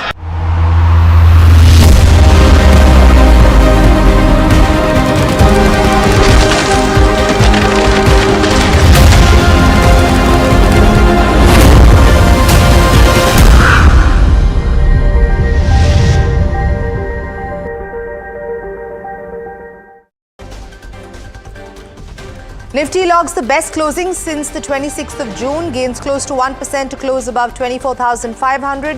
Sensex closes at over 700 points. All sectors end higher, with Nifty PSU Bank as the best performing sector. July sees record SIP inflows of more than 28,400 crore rupees, with thematic mutual funds witnessing the highest influx ever of 9,400 crore. NFOs drive the inflows into actively managed funds. The government continues to defend E20 petrol, claiming reduced CO2 emissions while dismissing car owners' reports of major mileage loss as unsubstantiated and not backed by scientific studies or expert analysis. The Finance Ministry expects 55% of exports to the US that will face reciprocal tariffs, adds that the terms of contract and quality will influence export resilience. The government tables the Taxation Laws Amendment Bill 2025 in Parliament, bringing in big relief for partnership firms and family offices. The latest version proposes to drop adverse alternative minimum tax. FMCG sales show early signs of recovery ahead of festive season. Sales were driven by chocolates and confectionery as retailers prepared for Raksha Bandhan. Rural sales grew by over 10% in July, while urban sales growth remains stable at 6%. The Delhi police detains opposition MPs including Rahul Gandhi, Priyanka Gandhi Vadra and Sanjay Raut while protesting outside the Election Commission's office against the special intensive revision of electoral rolls in Bihar.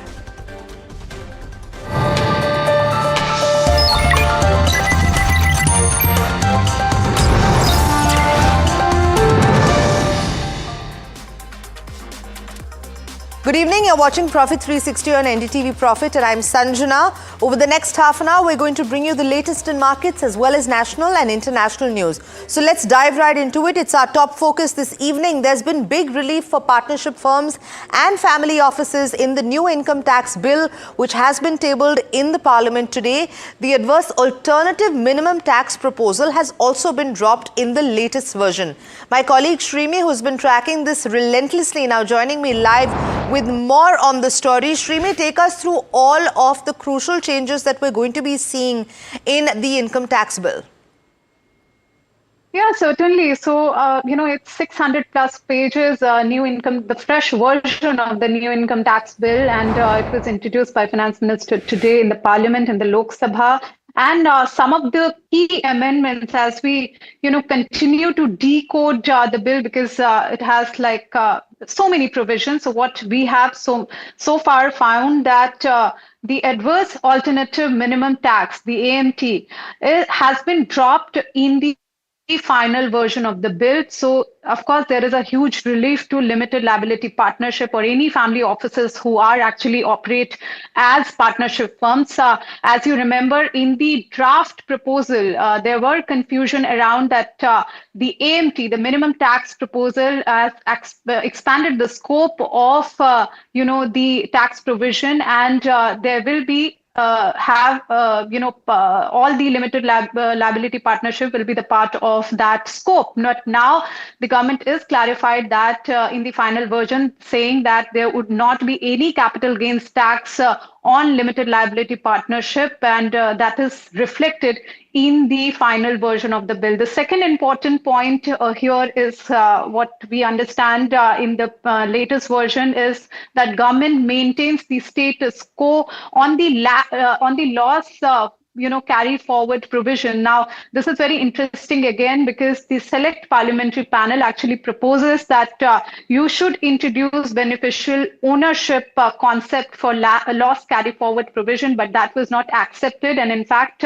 there were no clarity in the final version. The third important aspect is, of course, on the associated enterprises. Now, there were, certain ambiguity on the part that what will be the threshold of the shareholding in terms of associated enterprises. So that clarity has also come in the final version. What the bill is now saying that whatever the shareholding limit must be met at any time during the financial year. Earlier, it was not clear where that requires in the beginning or during the financial year. So that was also clarified. Apart from that, several select panel recommendation has been accepted, including that anonymous donation and the TDS refunds, etc. Right, Shrimi, thank you so much for bringing us that update. We'll continue coming to you for the key developments. Remember, this is as the new income tax bill has in fact been tabled in Parliament. Moving on, let's take a look at how the markets fared today. It appears that there has been no Monday blues for the markets, with the Nifty 50 and the Sensex ending higher, nearly 1%, rebounding sharply from Friday's lows. Broader markets ended higher but underperformed benchmark indices. All sectoral indices ended in the green, with Nifty PSU Bank being the top gainer. My colleague Harsh now joining in for a quick wrap of the market action.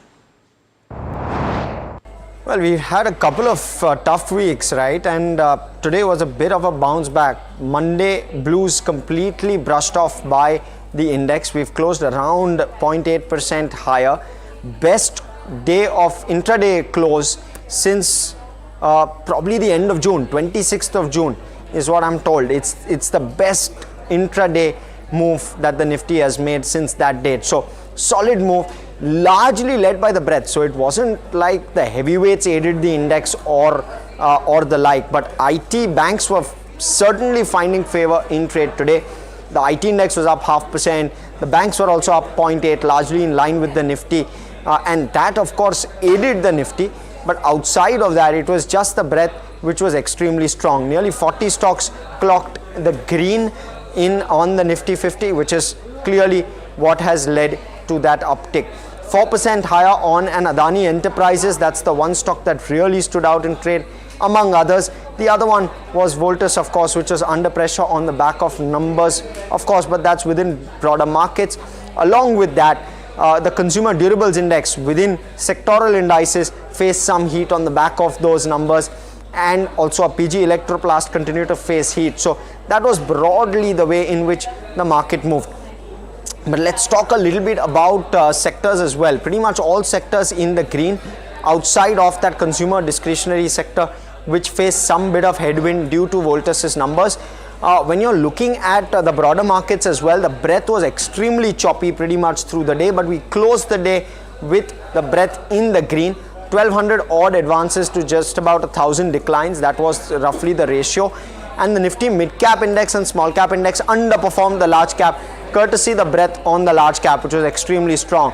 So the mid cap index was up just about 0.6% and the small cap index was up a little less than 0.5% odd in trade. So that's how it played out overall. The BSE 500, of course, plenty of gainers, losers. Amber was one of those within that EMS pack, which faced some amount of heat among the losers, but broadly on the back of numbers, some reactions with regard to those numbers coming through on the BSE 500 in terms of names. Right, Harsh, thanks for that. And moving on, India has introduced E20 petrol, adding 20% ethanol nationwide, 5 years ahead of a schedule. But a wave of drivers is actually pushing back, reporting lower mileage, engine trouble in older vehicles and demanding choice at the pump. Now, the government counters that the claims lack any technical backing, while a minor dip in fuel efficiency around 1 to 2% for newer cars and up to 6% for older ones may occur. It maintains that routine servicing can address it. Let me quickly go across to my colleague Aishwarya for more on this, and she also spoke with customers about their views on E20 petrol. Here in New Delhi at this petrol pump, we have been speaking to a few of the consumers queuing up to fill up their tanks here, and the board behind us, as you saw, says ethanol blended petroleum. Few are aware that 20% ethanol is being blended across petrol pumps across the country. In fact, online what we see is a heated debate brewing. On one camp there are skeptics, and on the other those who are in favor of the E20 petroleum being blended at these retail pumps. In fact, a survey conducted recently which says that E20 should be rolled back. This was a survey involving about 36,000 vehicles across 300 districts, and about 44% of them have demanded a rollback because they've claimed that there's been mileage drop that has affected the performance of vehicles and also impacted the engines. That is one camp. The other side, of course, is the government side, and they are saying that SIAM and ARAI tests have proven that this is economically beneficial and also environmentally friendly. In fact, Union Ministers Hardeep Singh Puri and Nitin Gadkari have both thrown an open challenge, saying that if you spot even one vehicle with any sort of issues being faced as far as the engine is concerned, he would like to be notified about that. So here are two camps, one criticizing it and the other for E20 blended ethanol. Interestingly enough, I'm not seeing any discernible difference. As you can see, 89 mileage, maybe a little bit here and there. Yeah. Although I'm not entirely certain, I think I'll have to use it a couple of more times before I can give you a. अगर engine performance उसमें नहीं अच्छी आएगी या फिर average भी कम आ रहे हैं गाड़ी के सुनने में तो ये भी आ रहा है तो फिर तो बेकार है. लेकिन गवर्नमेंट इज सेइंग समथिंग तो it is better for the public. If it is suitable for the environment, it is good. If it is not suitable for the environment, then it is not good for the car or the car owners. हाँ फ़र्क तो है मतलब average में भी फ़र्क आता है और उसका जल्दी से सर्विस मांग जाता है गाड़ी. जो इंजन खोलता है उस समय पे तो उस समय उसका जो पार्ट्स अंदर जो चलता है तो वो मतलब घिस जाता है. आपको इसके बारे में जानकारी थी कि ये ब्लेंडेड आ रहा है पेट्रोल? जी जी जी. And to give us more insight into this, we have Puneet Gupta, Director, S&P Global Mobility, India and ASEAN. Thank you so much for joining us this evening and welcome to NDTV Profit, Puneet. Puneet, first give us your assessment of the E20 fuel rollout impact on India's automotive market, especially with most vehicles on the road not really being E20 compliant. Great. So thank you, Sanjana. It's great to be here. But first to begin with, E20 is definitely a great initiative by Indian government. Particularly in terms of environmental perspective and also from energy security perspective, right? So, but another thing is that obviously once you blend ethanol with gasoline, so the fuel chemistry changes, right? So, and when your fuel chemistry changes, obviously it will have some impact because ethanol is a low energy density fuel, almost 34% less than gasoline. So it means that you are mixing something, which has a less energy, and basically that will result in reduction of mileage. So I think, there is a feedback from the customers online and, from the surveys, which have been done, so clearly that's a pain point, for the customers today. And that is what we have been hearing. But then another problem is that the vehicles which are on the road, right? So they are not obviously E20 compliant, and the parts which were fitted in them, so obviously because of ethanol, there is always a risk, because ethanol is hygroscopic, right? So there is a risk of, water absorption, which can actually lead to corrosion, and it can also lead to softening of rubber parts, for example, hoses, seals, gaskets, right? So also obviously, on the old vehicles, these were not compatible. The new vehicles which are coming now, specifically after 1st April 2025, are flex fuel compliant, E20 compliant. And so there the validation of the parts have already been done. So there won't be any problem using E20 fuel. But for the older vehicle fleets, yes, there can be cases, which can emerge. So, Puneet, can you comment on the automotive aftermarket? Let's talk about service, maintenance. Oh, we also have Hormuz joining us. Hormuz, let me then pose this question to you. Hormuz Sarabji, welcome to NDTV Profit. And if you could tell us, how is the automotive aftermarket? So, like I was just saying, service, maintenance, parts, how is that adapting to E20, especially regarding the need to replace a rubber fuel system components more often? Yeah, well, I think, firstly, these are genuine concerns of motorists. Sure. I think, obviously, with E20 and ethanol, the corrosive nature is the biggest worry.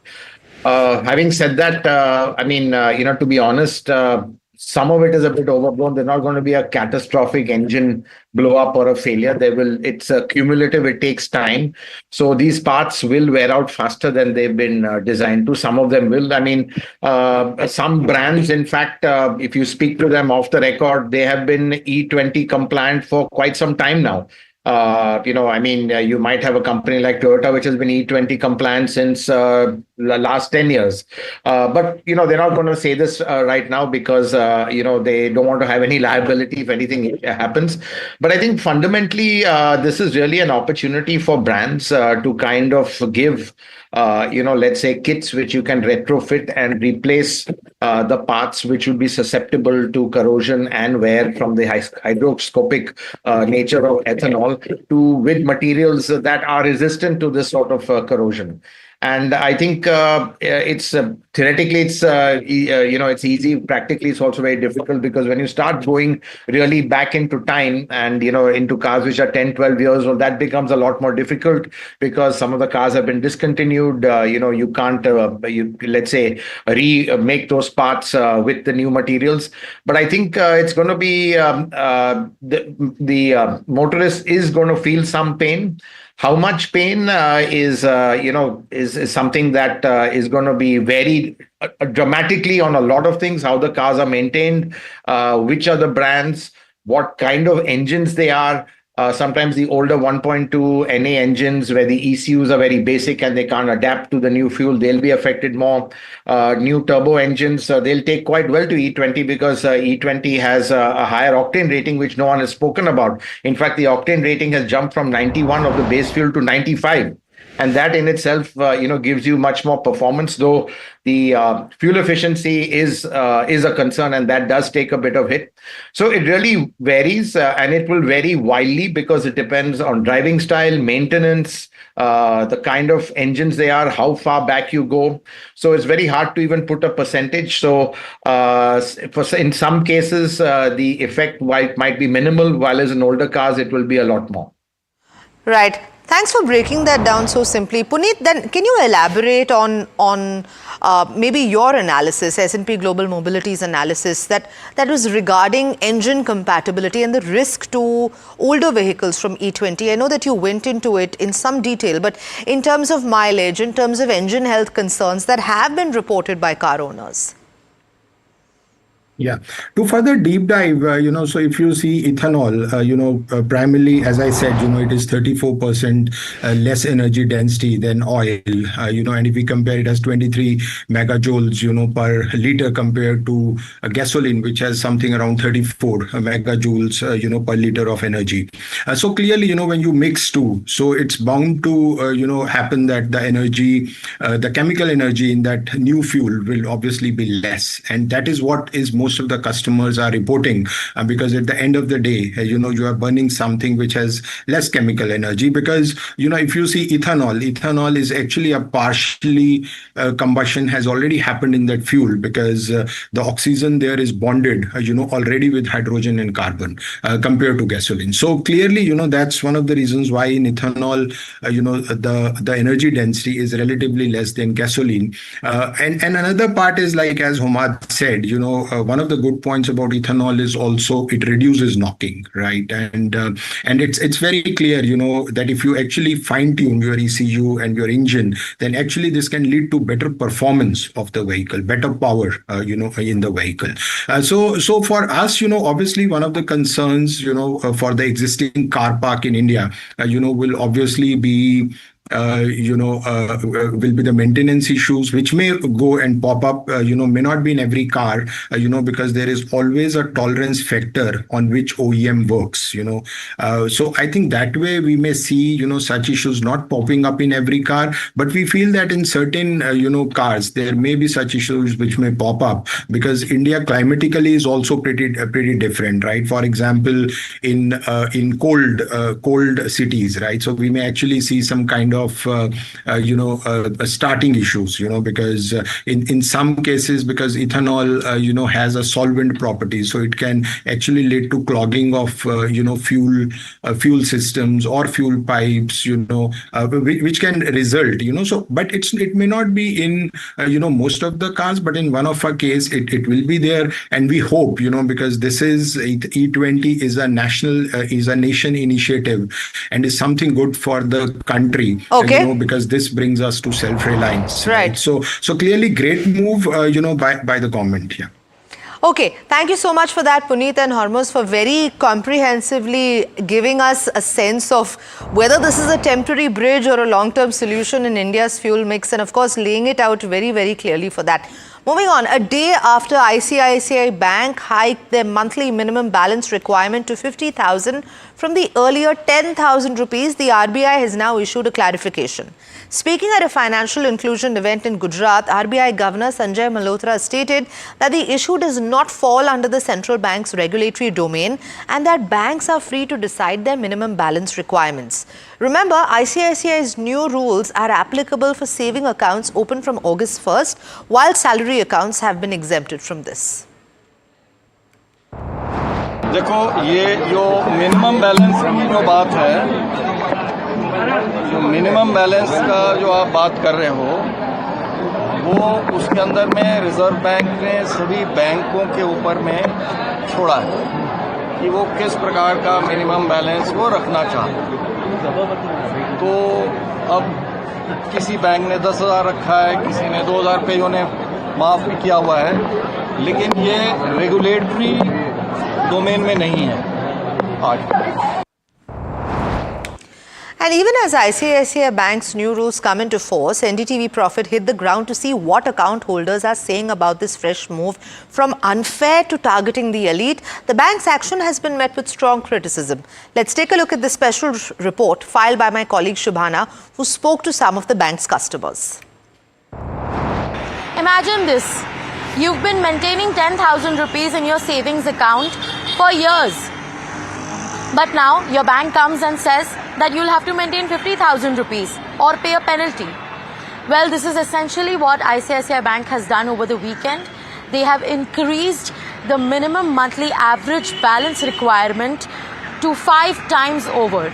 Now, the accounts that are opened with the bank from August 1st will have to maintain 50,000 rupees as minimum balance. These are for urban and metro customers. And also, if you are not able to maintain this balance, you'll have to pay a penalty of 6% of the shortfall. Now, we've hit the streets to ask customers what is their first reaction on the steep hike.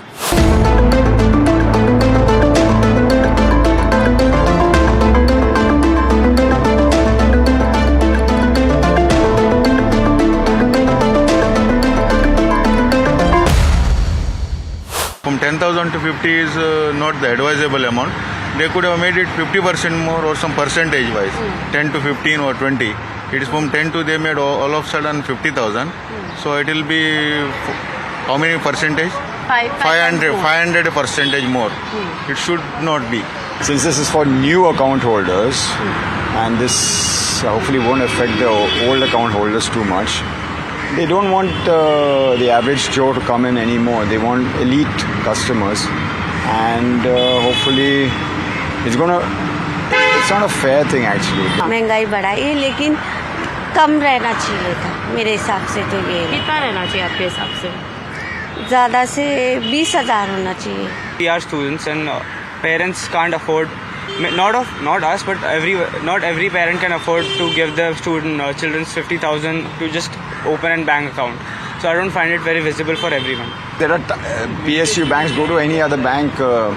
There are so many private banks, so many smaller, thousands of banks. I mean, there plenty of opportunity. These guys probably taking a call that will basically hurt them, I feel. Well, for ICICI Bank, it's a move towards premium banking. But for many customers, it's a push towards finding a new bank. Either way, the 50,000 rupees minimum average balance requirement has stirred a pot in India's savings account space. And a debate over balance has just got more expensive. This is Subhana Sheikh from NDTV Profit with camera person Vijay Sartape. And we will actually take this forward at 6 p.m. this evening on The Big Question, where we have lined up an array of experts who decode if ICICI Bank's move is an attempt to attract the elite or will it exclude the majority. So tune in to NDTV Profit to catch the conversation live. And that's all the time we had on this edition of Profit 360. Stay tuned to NDTV Profit for more news and updates.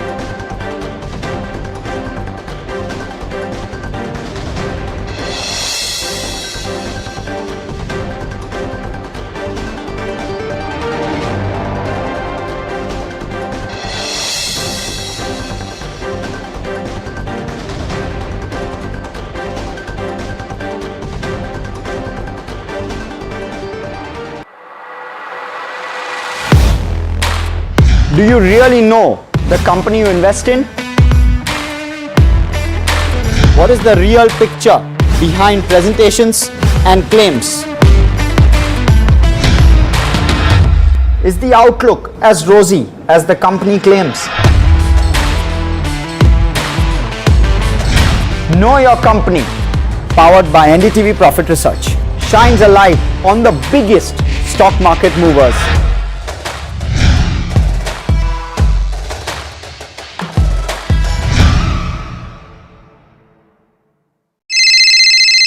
Hello बोलिए madam, डब्बा trading कब से चल रहा है पता है madam आपको? हम और आप तो जन्म भी नहीं हुआ था हमारा. We investigated a shady advisory firm that has spent big bucks on advertising on the front pages of national dailies. ये आपको बिल्कुल उसका ऐसे हल्का सा भी खौफ नहीं है. मैडम एक बात को खौफ किस लिए रखना चाहिए तो बताओ, कौन सा गलत काम कर रहा हूँ मैं? After our report, we also saw NSE came out with a cautionary circular to the investors. Market Regulator Securities and Exchange Board of India has also come out with a release talking about the actions that it has taken. Cyber complaint has also been filed against the entities involved in this entire Dabba trading scam.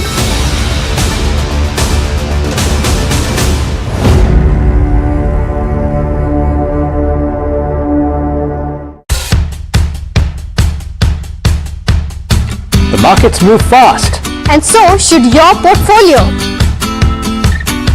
Expert insights, real-time stock picks. Do I buy Ola? Should I hold CDSL for the long term? Buy, sell or hold. The answers you need, straight from the experts. Callers from India and across the world. Connect live, ask, decide and invest wisely. Your portfolio, your future. Ask Profit.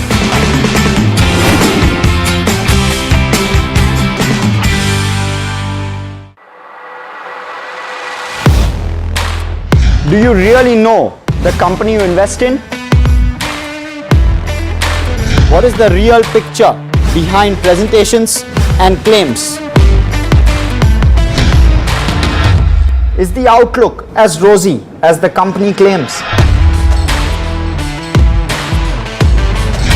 Know your company, powered by NDTV Profit Research, shines a light on the biggest stock market movers.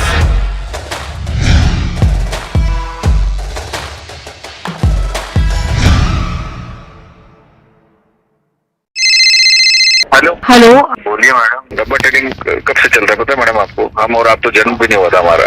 We investigated a shady advisory firm that has spent big bucks on advertising on the front pages of national dailies.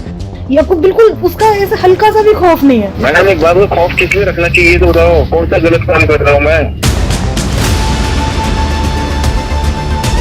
After our report, we also saw NSE came out with a cautionary circular to the investors. Market Regulator Securities and Exchange Board of India has also come out with a release talking about the actions that it has taken. Cyber complaint has also been filed against the entities involved in this entire Dabba trading scam.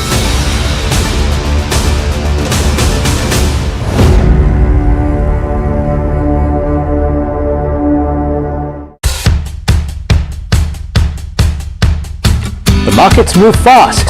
And so should your portfolio. Expert insights, real-time stock picks. Do I buy Ola? Should I hold CDSL for the long term? Buy, sell or hold. The answers you need, straight from the experts. Callers from India and across the world. Connect live, ask, decide and invest wisely. Your portfolio, your future. Ask Profit.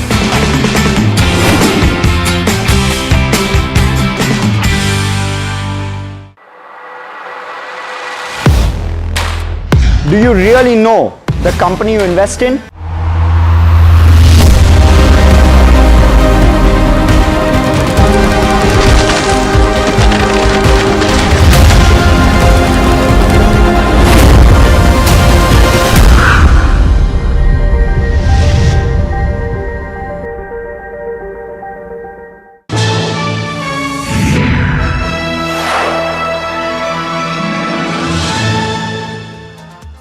Hello and welcome. You're watching NDTV Profit. I am Harsh Saita and you're watching Know Your Company. Now today we're going to try and analyze TVS supply chain. It's an interesting play because one, it has been listed since August of 2023 and has given investors negative 33% growth since that point of time.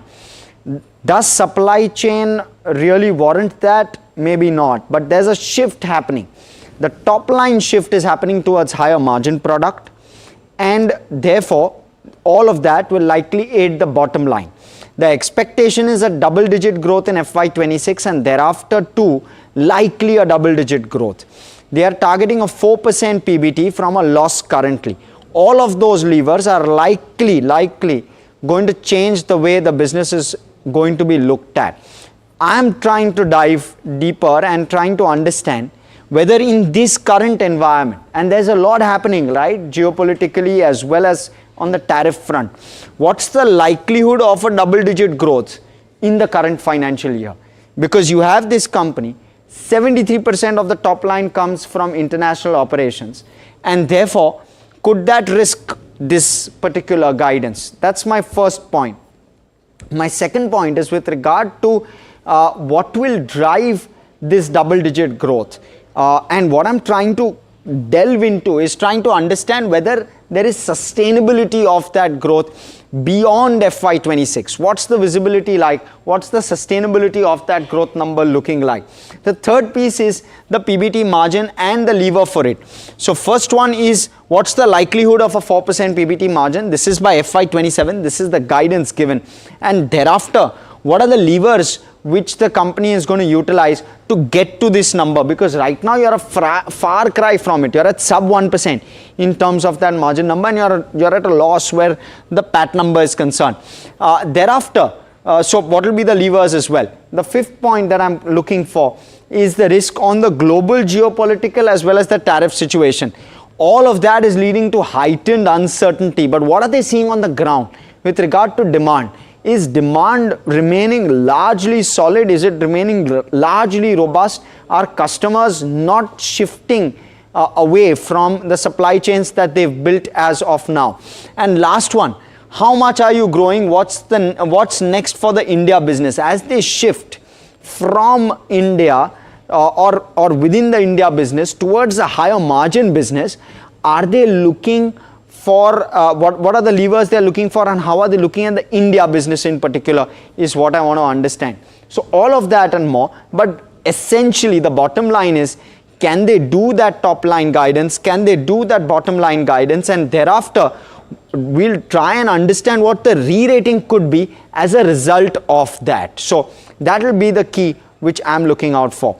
Let me now quickly start off with what the company does. And TVS Supply Chain, it provides logistics and supply chain management services. It's tech-led, asset-light in terms of its business model. It operates in 26 countries with its headquarters in India. 6,200 active customers globally is what it has. And it focuses on long-term contracts with Fortune 500 companies. So it's looking at companies with scale and size, both. And that's what they're really looking for. In terms of its services, and I've tried to keep this as simple as possible in terms of what services it provides. The first set of services is integrated supply chain solutions. Let me simplify this for you. It's simple. You take on a project from a customer. Say, for example, it's a plastic bottle manufacturer. What will they do? They will source plastic from somewhere, right? So the plastic will have to be sourced from a supplier. TVS Supply Chain will do that for the manufacturer, supply the raw material, right? Transport the raw material from the vendor to a warehouse, and thereafter transport the raw material from the warehouse on a need-based or a requirement-based timeline to the factory. Thereafter, take the finished goods from the factory to a distributor warehouse, and thereafter enable the distributor to distribute it further. All of that is currently being done by a TVS Supply Chain, and that's the type of service that they are doing. integrated supply chain solutions. That's what it means. Second one is network solutions, which is moving product efficiently. Now, whether this is from a global shipping standpoint, from one country to another country, or it's moving product efficiently within a factory. In-plant logistics, cold chain logistics, all of that is what network solutions is all about. We'll look at the split in terms of the top line now, and that's the split. 55% is integrated supply chain and 45% is network solutions in terms of the top line. That's the split. Mind you, integrated supply chain is a higher margin business. They're guiding for 9.5-10% margins there. Network solutions, they're guiding for a 7% margin. So that's something you want to keep in mind. Now let's look at the geographic split. They do just 27% of their business from India. 73% is international. The other piece you want to know is the revenue mix, and that becomes important as each sector likely slows down, another sector gears up. That could well influence some of the numbers as well. They have a fairly diversified pie in that sense. Last off, customers. They service 91 out of the Fortune 500 companies. So 91 customers out of the 500 top companies globally is what they have on their customer book. The customer contracts are usually 3 to 7 years. You look at the way in which some of the customer contracts are slated. Europe over UK over North America, NA is North America, and over India. So India in terms of pecking order is probably the last, but Europe is the largest focus, and that's good news given the tariffs coming from here. What you also want to see is the contract duration, which gives you certainty on how long the contract can last for. So the average contract duration is 3.9 years for India, 4.2 years for North America, and 7 years for Europe. So you've got far more certainty coming out of Europe than out of India. But nonetheless, it's a company based out of India, and therefore you're okay with living with that kind of a risk. So broadly, that's all about the company. Now let me quickly take you through the metrics we'll dive into, and we'll dive into it very, very quickly. We'll start off with the income statement, the balance sheet, the cash flow, the return ratios, the shareholding, street cred. Thereafter, we will look at outlook and we'll dive into valuations. And some of this is subjective, so you want to keep and monitor this one if you were to look at this. So let me start off with the income statement. Very, very unimpressive, but they've held on to the top line. They've got a decent order book. They've got decent recurring revenue. We spoke about the contracts which they have as well, 7 years. So therefore, there's some bit of certainty with regard to that top line number, and hence we've given this a neutral, even though it's a very uninspiring set of numbers that you can see on your screen. Nothing at all that really stands out. 3% growth ideally would have been a thumbs down, but for the fact that some of the factors which I've just listed. In terms of Q1, performance was strong, but outside of a one-off, it was largely a subdued performance, just 2% YOY growth seen. Let me talk about margin trajectory now. The margins have largely been very, very range bound, between 6.7 and 7.7. So very, very range bound margins, more so between 6.7 and 6.8. Broadly, that's the take. Let me now look at the balance sheet, and we've given this, of course, a neutral for you to remember. Balance sheet, book value is at 1800 crore, market cap is at 6000 crore. The borrowing number is roughly 860 crore. Now mind you, some of the borrowing number is, or a predominant chunk of it across years, is short term, and that is because the receivables and some of the working capital requirements which the company has to set aside is large, which is why you've got that borrowing number which is elevated, and those receivables are back to back. So as soon as they receive the amount, they pay it off and they close the short-term borrowing number. That's what you want to keep in mind. That's part of the structure of the business. That's just how the business is structured. Balance sheet kind of gives you that. Cash, enough and more cash. 600 crore on an 860 crore borrowing, no concerns at all, and therefore we've given this a thumbs up. So just perspective. Quickly on to cash flow, and this will also reveal some stuff. FY24 was a year where they did not use factoring. What is factoring? They have some receivables, they go to a bank with those receivables, they tell the bank, you keep 2%, give us the balance amount, that frees up cash in my books. That's what they did up to FY23. FY24 post the IPO, they didn't need that cash. Therefore, they said, okay, let it sit in receivables, which is why you're seeing the sudden drop in CFO to EBITDA.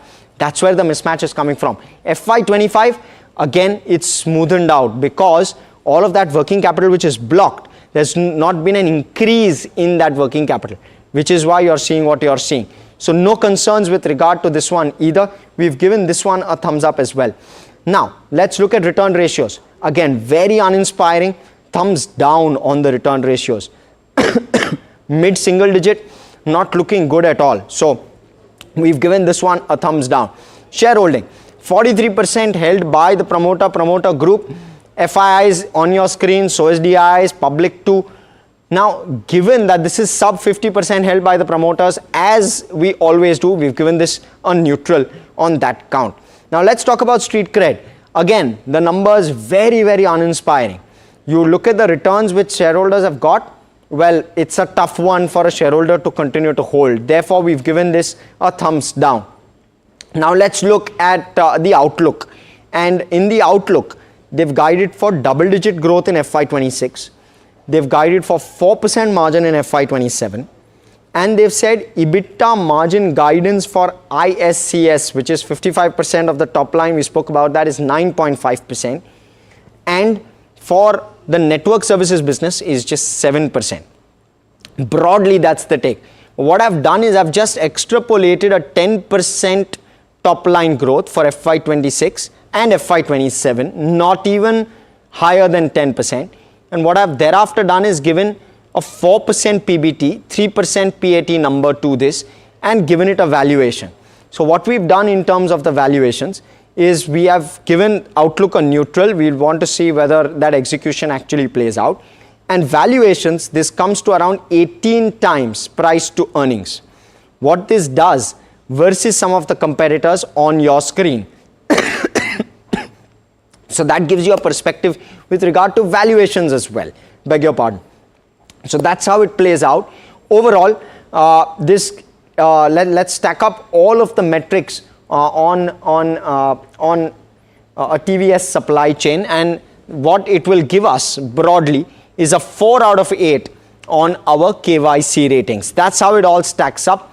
Of course, a tough environment that the company has gone through, but can they turn it around? And we'll speak with the management right off to try and understand that. Let's go across. We have Ravi Vishwanathan, who's the managing director at TVS Supply Chain, who's come in to speak with us today. Sir, let me start off apologies.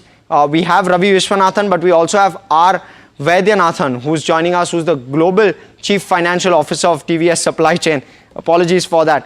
Mr. Vishwanathan, let me start with you first. Let me try and understand, is this 10% growth FY26 possible in this environment? It is this high levels of uncertainty at this point. So give us a perspective on that first off. No, thank you so much for having us, and it was good to see your coverage. Let me start by saying our business has got two components, right? The ISCS segment and the global freight business. Yes. The global freight business definitely has dependency on all of the uncertainty that's going on that we are all talking about on a daily basis, and that's something which is creating a lot of volatility. But if you look at the integrated supply chain business, it's a steady business. It's got large contracts, like you pointed out in your analysis. It is long term, and it gives us sustainable margin growth. So if I look at your question on, is the 10% possible? I look at the lead indicator. The lead indicators are the pipeline. The pipeline is 5,300 crores, and it's continuously been improving. If you look at it from what we've been publishing, and every year we typically have about 10% revenue coming from new business. So this is something which we are comfortable with. Our pipeline gives us good, I would say, confidence getting out of Q1.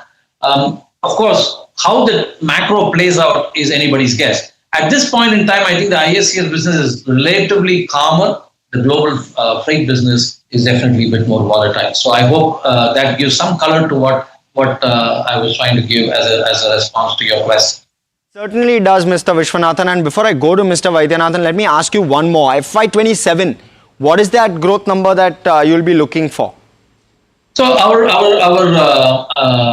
guidance is to double-digit growth. We would like to get to mid-teens, given the pipeline and some of the advanced stages. Some of the large deals are in the pipeline. there is every confidence that in FY27 we should get to early teens, if not mid-teens, in terms of revenue growth. But I think the key for us is the PBT.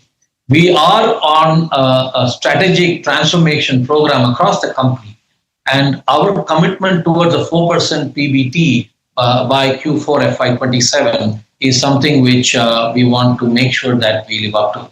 And towards that, we have taken a series of programs which are already on the way, and we clearly have a very, very strong roadmap in terms of managing our cost structures and driving leverage, which Vaidi can throw more color on, to ensure that we hit the 4% PBT target. So we are definitely going after both the revenue engine and the cost engine. A lot of focus right now. The market is what it is from a revenue. We have to live through the uncertainties, but what we can control is the cost much better, and that is where the strategic initiatives are playing out. And I think as we exit FY26, you will clearly see that linearity moving towards an exponential path. Understood. Mr. Vaidyanathan, it's an uncertain environment. We did speak about that. In such an uncertain environment, how do you plan to drive operational efficiency within a business which hasn't done as well in the last 3 years as one would have hoped? So what changes? Yeah. So I think as Ravi mentioned, what is in our control is only the cost, right? Right. I think we have taken a lot of series of actions in order to re-baseline our costs. One of the critical things is the IFM turnaround that we were able to do last year, which is giving results the current year. Similarly, the Project One, the initiative that we have taken to completely transform our UK and Europe business. Again, this is primarily driven at the market, but also there is a lot of cost benefit towards that. So all these things, these are under our control. Irrespective of the market, playing out, I think we will be able to control these to improve the profitability going forward. Understood. So, what could you give us specifics on what will help get you to the 4% PBT? What costs are you planning to control? Give us and our viewers some bit of clarity on that. Sure. For example, right now we are about 0.5%. To reach that 4%, there are three broad levers that is playing out. One is the integrated final mile business in the UK, which should give us an additional 0.4% of profitability improvement.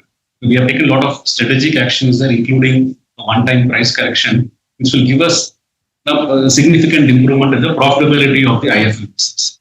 The second big lever is the Project One, which is the integration of our ISCS business and IFM business in the UK and Europe. Again, that is expected to give at least 100 to 120 crores of cost benefit from FY27 onwards on an annualized basis. There will be benefits in the current year as well, but on an annualized basis, the benefits could be about 100 to 120 crores. The third big lever is for us the operating leverage. The cost reduction program that we are running across all the geographies, not only UK and Europe, but also in India, Asia Pacific, as well as in North America market. That will also significantly give us the operating leverage. So all these factors combined together with the double-digit growth which Ravi was mentioning to help us take it to the 4% PBT. And sir, how quickly do you see this translate? So take us through the journey, Mr. Vaidyanathan. Will it be 2% PBT this year? Will it be 3% PBT this year and thereafter 4? Will it be immediate 4 in FY27? Give us that color. Give us the timing. Yeah. So I will not be able to give you specifically in terms of what we expect FY26. Sure. But you can say that sequentially there will be an improvement in the PBT because all the actions that we have taken, when we start setting the benefit, sequentially we'll start seeing the improvement in the PBT. So Harsh, let me just qualify that by saying, look, we don't want to guide the market towards FY26, but we will exit FY27 Q4 at a 4% PBT, so that you can then build that chart. Like Vaidi said, about 0.4% coming from IFM, 1.2% coming from the Project One initiatives, and the rest coming from the leverage to a base of 0.5. And that's and with all of these measures already kicking in, that's why I said we will move from a linear to a slightly more exponential trajectory as we exit FY27. Got it. Mr. Vishwanathan or Mr. Vaidyanathan, whoever this is may be relevant for, working capital, which was there was a one-off there in FY24. There was an adjustment which happened, and we explained that to viewers. Is that a thing of the past, or do you continue to believe that that may be a concern in the future at some point as well? The working capital is at a optimal level, I would say, the business that we are currently in. And it will continue to, as the business grows, the working capital requirement will grow. I think the FY24 was a one-off move because we came out of the factoring. But I think broadly, I think we are from an optimal point of view, I think we are very, very comfortable. Mr. Viswanathan, talk to us about the sustainability of this 4% PBT and talk to us about new order wins that are coming your way. What's the traction looking like in this environment at the current juncture? Right. I think let me first talk about the opportunities and the orders. Sure. Clearly, our pipeline is continuously growing. We are winning large deals in the market. The ISCS segment typically has a longer gestation period in terms of converting those contracts, and we have contracts at multiple stages in the funnel when you look at the pipeline, and therefore the confidence of having a sustainable double-digit revenue growth is pretty high. The key for us, of course, is the execution. We think the first step is to get to the 4% PBT. But as we exit FY27, a lot of things that we are doing today in terms of investment in AI, in agentic AI, all of this should play out, and that should start giving us incremental opportunities to increase our PBT from 4 and beyond.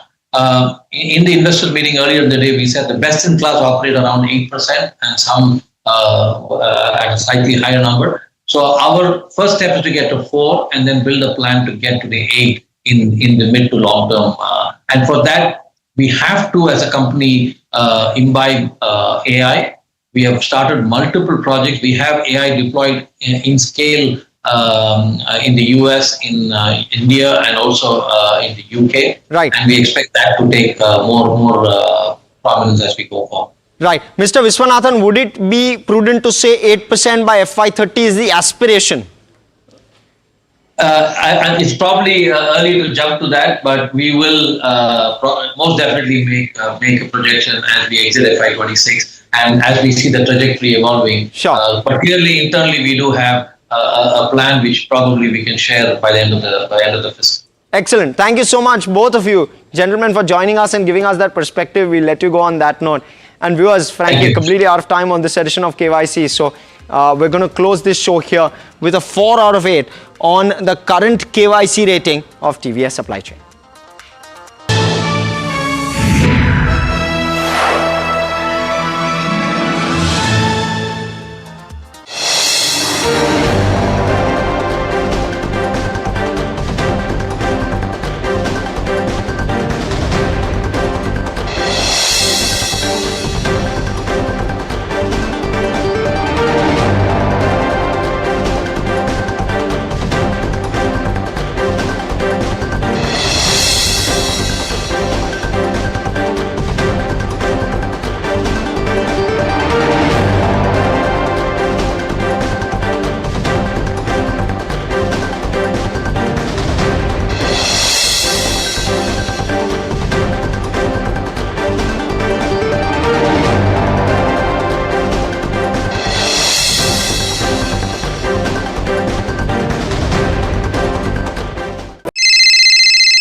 Hello बोलिए madam, डब्बा trading कब से चल रहा है पता है madam आपको? हम और आप तो जन्म भी नहीं हुआ था हमारा.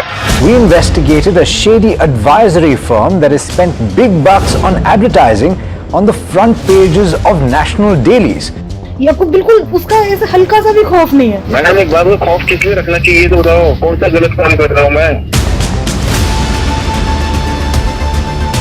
After our report, we also saw NSE came out with a cautionary circular to the investors. Market Regulator Securities and Exchange Board of India has also come out with a release talking about the actions that it has taken. Cyber complaint has also been filed against the entities involved in this entire Dabba trading scam.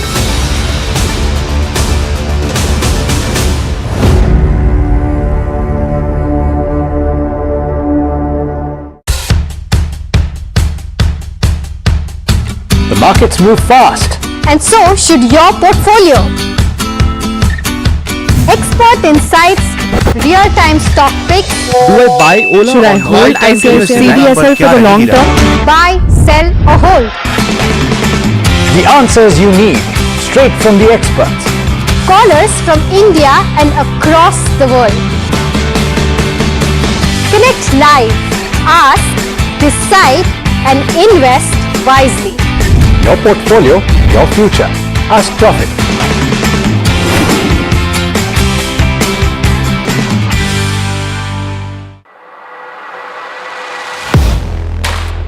Do you really know the company you invest in?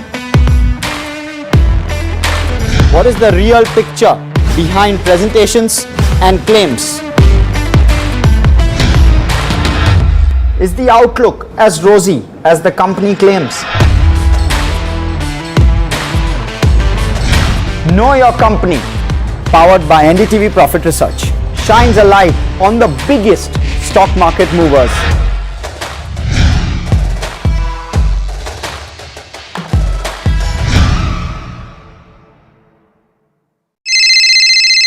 Hello बोलिए madam, डब्बा trading कब से चल रहा है पता है madam आपको? हम और आप तो जन्म भी नहीं हुआ था हमारा।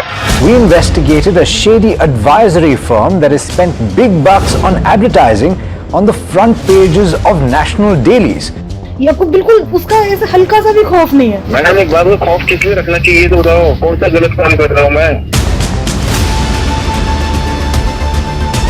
After our report, we also saw NSE came out with a cautionary circular to the investors. Market Regulator Securities and Exchange Board of India has also come out with a release talking about the actions that it has taken. Cyber complaint has also been filed against the entities involved in this entire Dabba trading scam.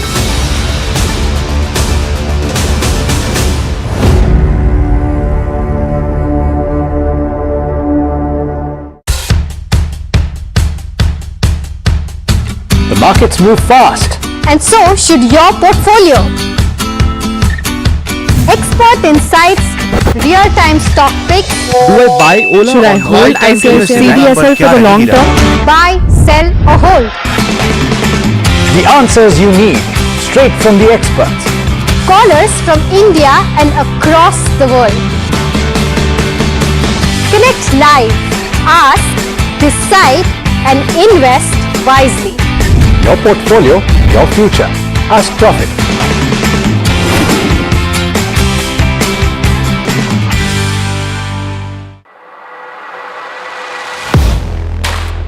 Do you really know the company you invest in? What is the real picture behind presentations and claims? Is the outlook as rosy as the company claims? Know Your Company, powered by NDTV Profit Research, shines a light on the biggest stock market movers.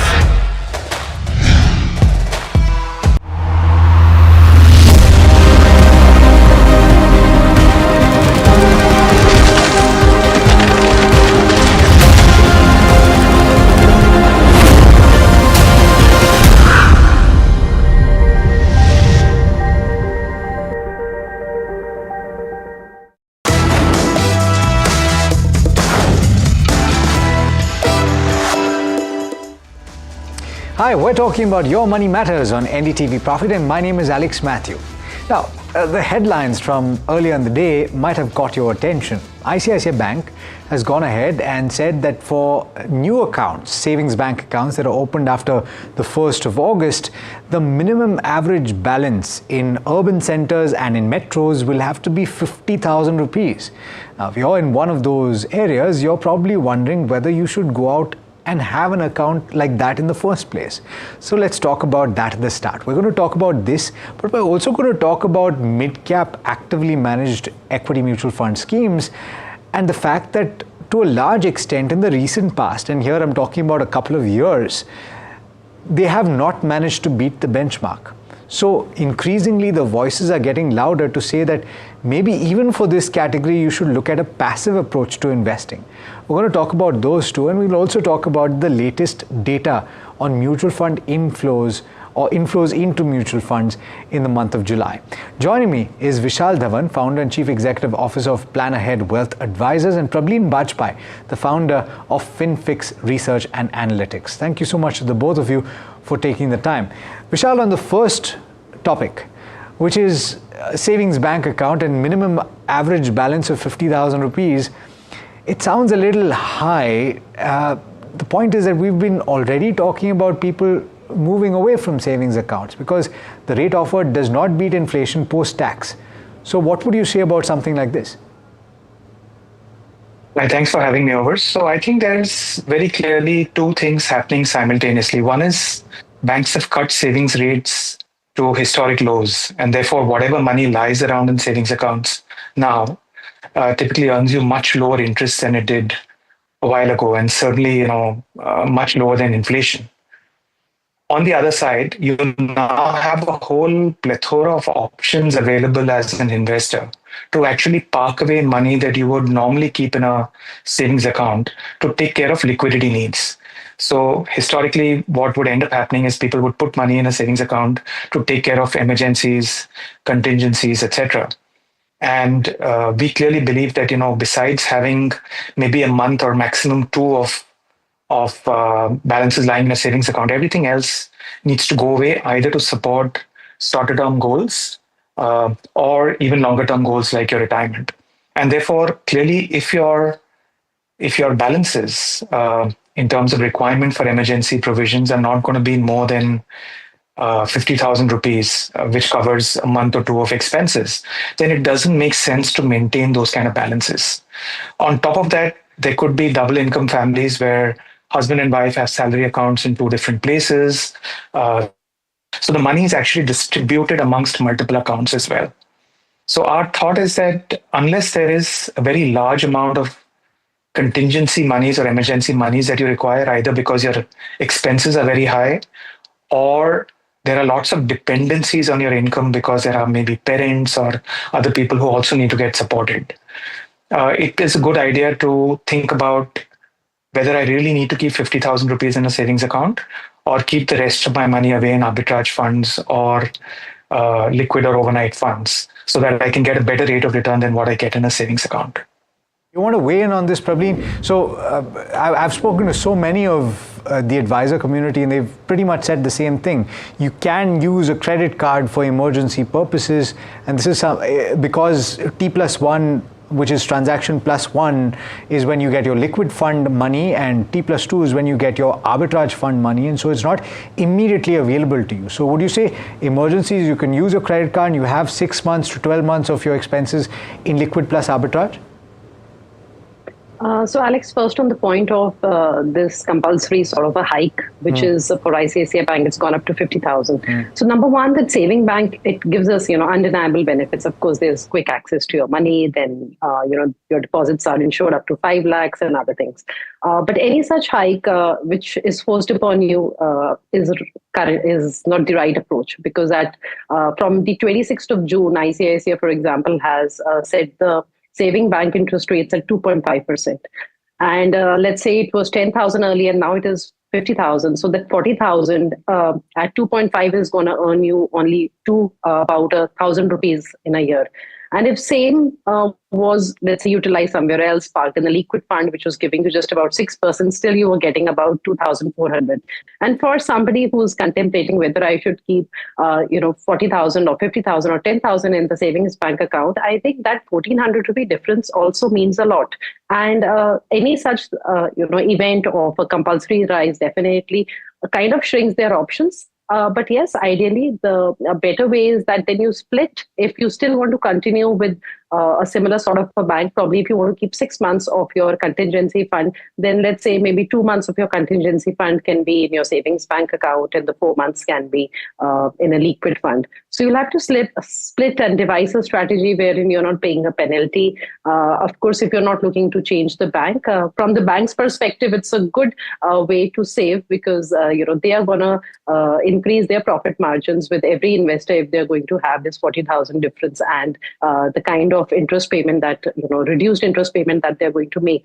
So from the bank's point of view, it's great. But I think for investors, definitely for contingencies, I think liquid funds and arbitrage funds make a lot more sense. I mean, the argument for the bank can be several, and we've discussed that through the day. I want to focus on what the individual should do, and both of you have pretty well summed up what the approach should be. Just one last point, Vishal, in the event that you do want to have this 50,000 rupees, one, of course, you've already stipulated if your expenses are to that extent, nothing changes for you. But if you're making that choice, would it be because the bank is giving you something that nobody else is offering you, maybe a better rate on a loan, or maybe a credit card product that is more beneficial? So it needs to make sense for you, right? Absolutely. I think, there has to be a very strong reason, because unless we see the entire banking industry start to raise minimum balances where you're sort of not able to make a choice, you do want to be very clear that the reason why you're giving away that potential higher return on your liquidity is coming because there's something else that's offered to you by the bank, which is very unique. And, obviously for different people, that what is unique can vary. But I think it needs to be well thought through. It can't be the default decision saying that, anyway, I maintain 50,000 rupees in my bank account. Maybe this will sort of trigger people to think a little bit more deeply about the balances also that they maintain, and whether it's really sensible to maintain those kind of balances when you have so many other instruments available for yourself. And of course, you did make the very important point as well, Alex, that, for emergencies, typically now credit cards become very, very good tools because they give you instant access to emergency money, and it gives you time to take your money out from other places in the interim. Jay Kotak had an important point that he made on social media platform X, where he said that 90% of India continues to earn less than 25,000 rupees. And by the way, that 25,000 rupees is the minimum average balance that will have to be maintained in semi-urban areas, 10,000 rupees in rural areas. So it's a pretty clear statement that the bank is making. Let us know what you think about that in the comment section, but we have to move on to the next conversation, which has to do with mid-cap actively managed funds. And it continues to be a category that receives a large amount of money, but the question we're asking is, have these schemes really performed better than the benchmark? The answer is no to a large extent. Isn't that right, Prableen? Yes, Alex. I think we currently have roughly 30 schemes, out of which 29 have a track record. At least year to date, one is a very recent one, only launched in March. And we've seen that actively managed mid-cap schemes have struggled to beat the mid-cap 150 TRI, the Nifty index. And of course, it is because of a number of reasons. In terms of trailing returns, Alex, probably the difference won't be that much. So if we just see, year to date, it will be kind of a 1.49% fall for the index. And at the same time, we have seen schemes which have given returns, let's say positive 2.88%, 3%. But overall, the index funds, the performance has oscillated, at least the year to date has oscillated between negative 11.37% to positive 2.88%. So with that kind of an oscillation that we see, and the difference in the returns within the actively managed mid caps, with the drying up of alpha generation, which is happening, I think it makes a lot of sense to move towards actively managed passive funds, from actively managed to passive funds. And I think this is something that I have been, saying for the last many years, that I think your core can be a large cap passive as well as a mid cap passive, and then complemented with the other schemes in the portfolio overall. But so I know that you've been saying this, and we've had similar conversations, but even if you look at the last 7 years or so, Vishal, we've seen ups and downs for the broader markets. But I've heard 7 years back or 8 years back, it was very clear even then that for your large cap requirements, index funds are a no-brainer. I'm actually now quite enamored with this idea that it's extended beyond that, and now people are increasingly talking about mid-cap schemes. Is it only because of the performance of the last 2-3 years, or is it increasingly getting more difficult for fund managers to generate that alpha, Vishal, in the mid-cap category? So I do think it's getting hard for alpha generation because of a variety of reasons. One is that, as more and more research happens, and clearly India has become a much more popular investment destination than what it used to be. The research across mid-sized companies has also expanded, and therefore the ability to generate alpha coming from superior research, superior information has automatically reduced. The second thing that you do end up seeing very clearly is that when when funds get very large, it does create its own challenges in terms of being able to identify businesses that can actually, sort of continue to generate alpha for the portfolio. And we've seen a recent SEBI sort of suggestion that for fund sizes above 50,000 crores or scheme sizes above 50,000 crores, there could be a second scheme that could be brought in by an AMC as well. I think part of it is a reflection on the fact that it gets harder to generate alpha, especially when you're in the mid-size and small-size segment, if your fund becomes really, really large. The other thing that does tend to happen is that inflows and outflows of money can also have their own challenges to deal with. And when you have very strong inflows coming in, which is what we've seen in both mid-cap and small-cap funds over the last few quarters, I think it automatically makes the job that much harder for an active fund manager because he has to continue to identify businesses that can generate alpha over the index. And often we are also seeing that part of that money is going to other market caps because as an active manager, you can take a part of that money, take it to small caps, take a part of that money to large caps also if you need to, as long as you remain with at least 65% in mid-sized businesses. So there are a plethora of different things happening, making it harder for alpha generation to happen by mid-cap managers who are actively managing portfolios. Okay, let's discuss this a little deeply with data. And probably you've shared some interesting data points on the downturns in the mid-cap total return index over the course of the last 5 years. And this is in the context of the question that I had, which is, what is the kind of volatility that you've seen in this space? And how does a passive approach compare with an active approach?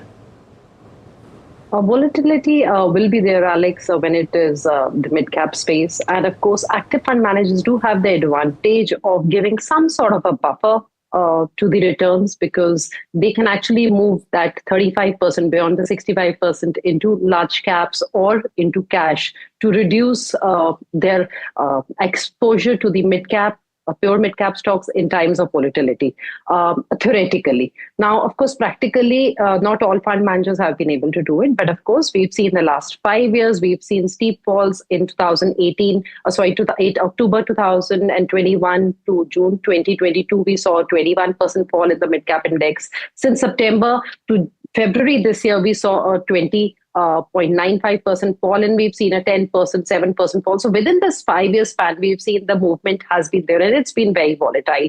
And if we just look a little closely from September 24th, 2024, till now, we are down by about 6.88% overall on the index. But actually from September till February, the index went down by 20%. Then it moved up till about 4th of April, it moved up by 5-6%. Then 7th April, the tariffs were announced. It again fell.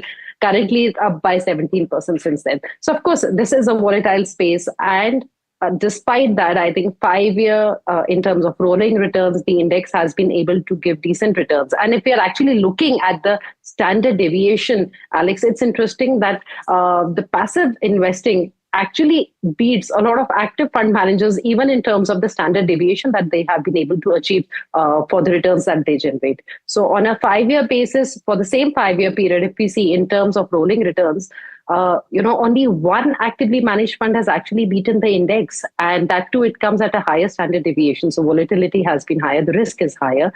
And if you're looking at a 10-year period, then of course, out of the 20 schemes which we have with a track record of 10 years, 4 have been able to beat the index. 1 has given returns equivalent to the index and 15 are lesser than the index. And the standard deviation is not, the same, that it's always lesser than the index. The volatility has been there. So I think clearly passive investing is here to stay in the mid-cap space. And I think valid points shared by Vishal earlier, why it is happening. And I think it has to be the core, mid-caps have to be the core of your portfolio. And I think passive investing, given the fund selection risk, given the kind of volatility, of course, it brings in. So we, of course, recommend, 7+ year horizon. But what we've taken is 5 years. But overall, it is here to stay. And I think a passive investing is definitely one of the better ways to go about it. Just a quick point on the standard deviation. We've spoken about this in past episodes, but it bears repeating what Prableen was just speaking about. let's take a very simple example. If we're talking about a time frame of 5 years and you're saying that a scheme has given you 10% compounded over the course of that 5 years, with a standard deviation of 15, what that means is that in any one of those years, you could either have been 25% positive or you might have been minus 5%.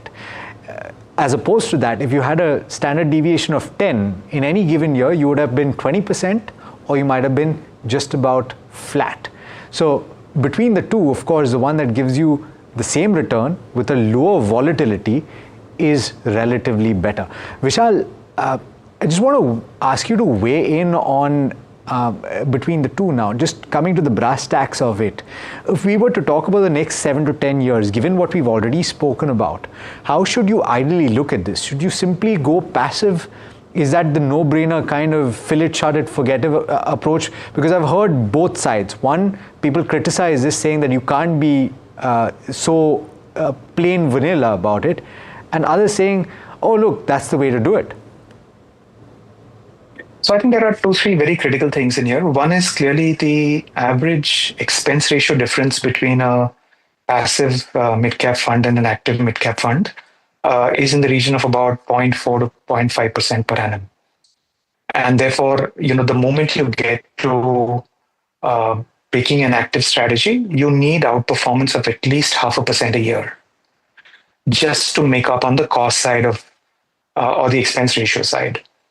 The second thing that we need to keep in mind is that for a lot of investors, how downsides are managed, and both Praveen and you spoke about standard deviation. I think downside capture ratio is a very, very important element here, because what you do end up finding very often with good active managers, including on the mid-cap side, is that they could end up doing about a 75 to 85% downside capture, which means that when the markets fall, they could end up falling much lesser than the markets do. And that is very useful in terms of preventing investors from panicking. Because what we found very often happens with mid-caps is that when they do well, investors are very calm and comfortable with it. But when the falls really are sharp and rapid, the downside capture actually keeps them invested if it's well managed. And therefore, our sort of take around the strategy is going to end up being that investors may end up having a combination of an active fund, especially if it manages downside capture well, and a passive fund which will keep the expense ratios down and give you market returns.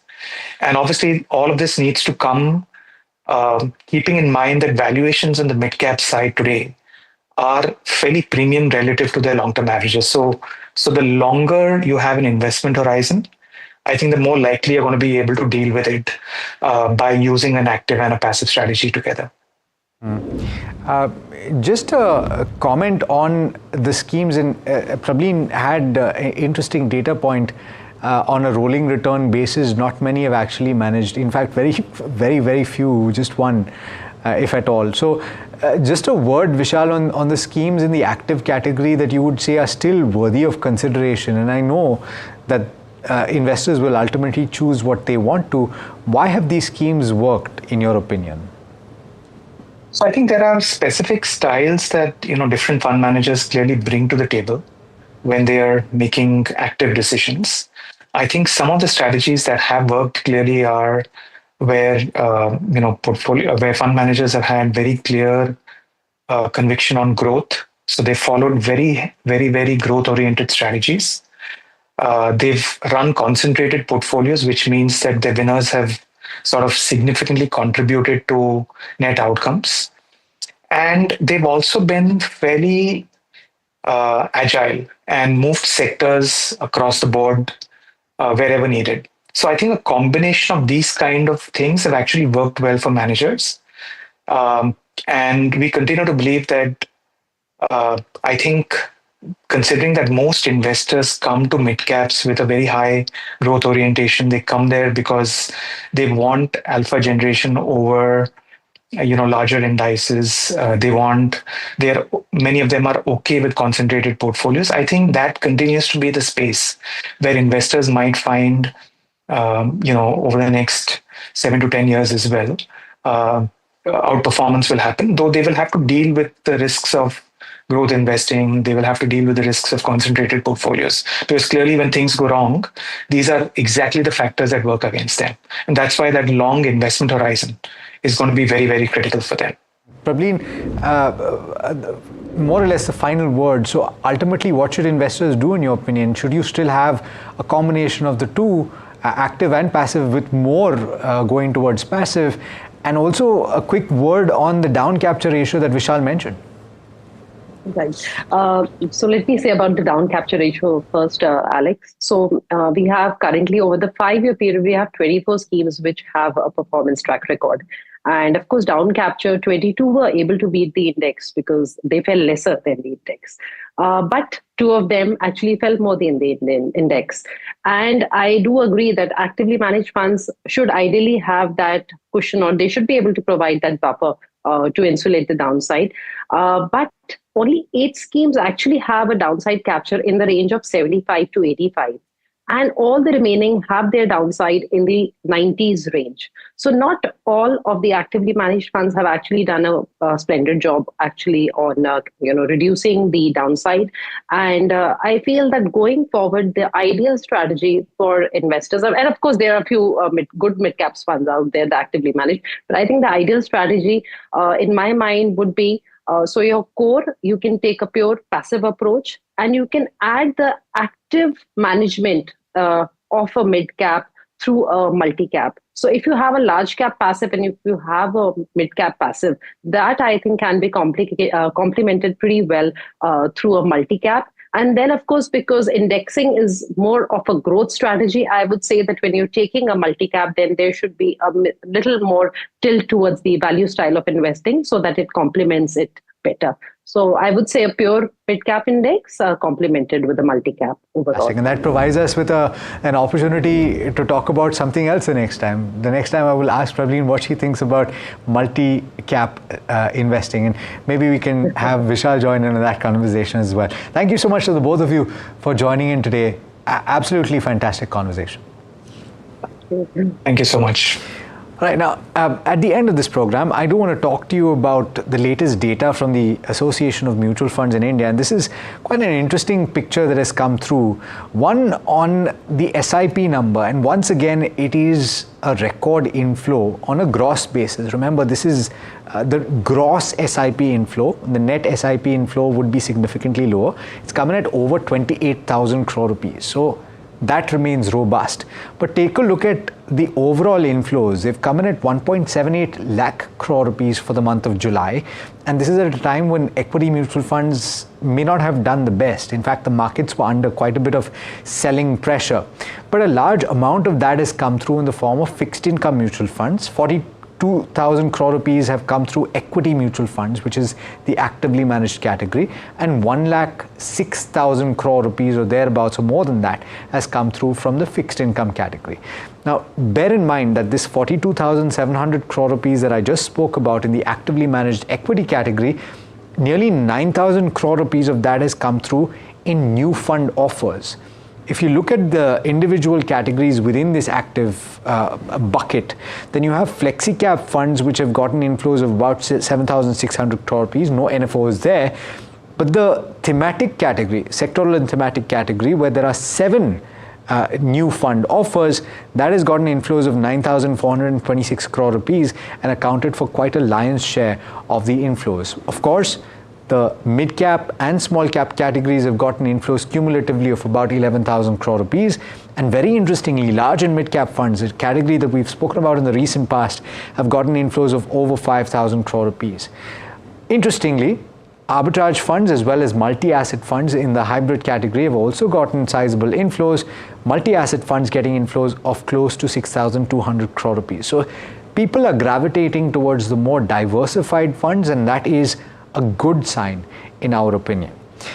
That brings us to the end of this particular edition of Your Money Matters. It's been an absolute pleasure speaking to you. Let us know what you'd like to hear on this program in the comment section, and do stay tuned. This is NDTV Profit.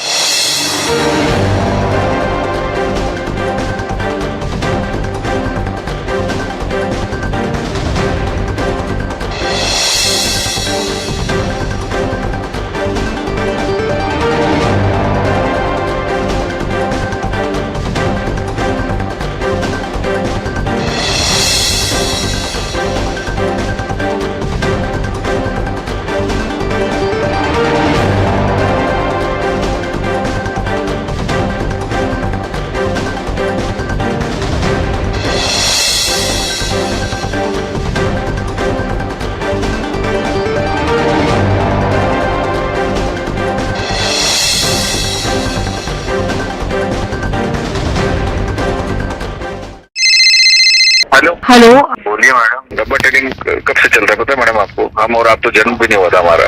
We investigated a shady advisory firm that has spent big bucks on advertising on the front pages of national dailies. ये आपको बिल्कुल उसका ऐसा हल्का सा भी खौफ नहीं है। मैडम एक बात को खौफ किस लिए रखना चाहिए तो बताओ, कौन सा गलत काम कर रहा हूँ मैं? After our report, we also saw NSE came out with a cautionary circular to the investors. Market Regulator Securities and Exchange Board of India has also come out with a release talking about the actions that it has taken. Cyber complaint has also been filed against the entities involved in this entire Dabba trading scam.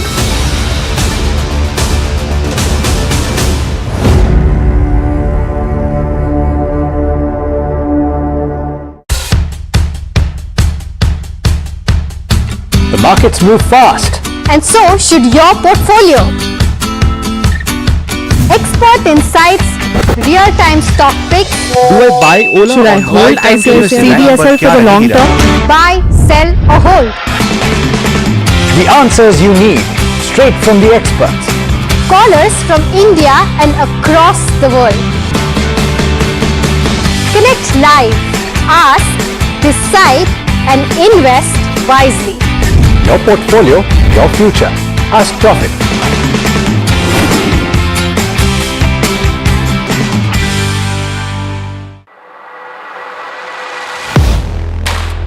Do you really know the company you invest in? What is the real picture behind presentations and claims? Is the outlook as rosy as the company claims? Know Your Company, powered by NDTV Profit Research, shines a light on the biggest stock market movers.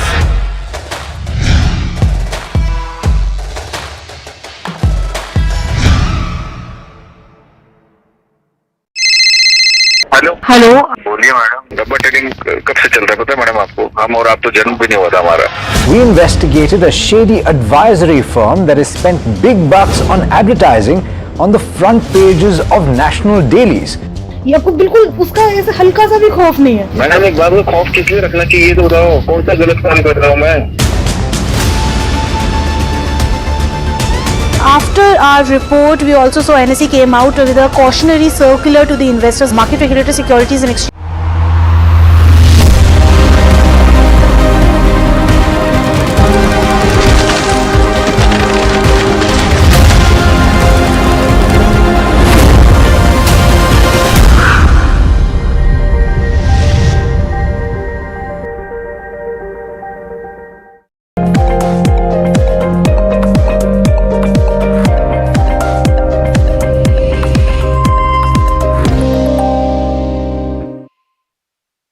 Chief India and Indonesia economist at HSBC joins us right now on the show. Pranjul, great having you. Thanks so much for joining in. My question is exactly what you wrote in the note. What's next? Yes, thank you very much for having me as always. But listen, I think we need to just take a step back and see where the economy was when the 25 plus 25 tariff was actually announced. I think we were in a backdrop in which growth was already quite uncertain. There have been a lot of changes this year. For the last few years, growth was driven more by the formal sector, large companies, high-tech industries, GCCs, drugs, mobile phone manufacturing, exports. Mass consumption had been weak. This year, all of that turned on its head. I think the formal sector started to weaken, but the informal sector was starting to strengthen on the back of lower inflation, better agriculture.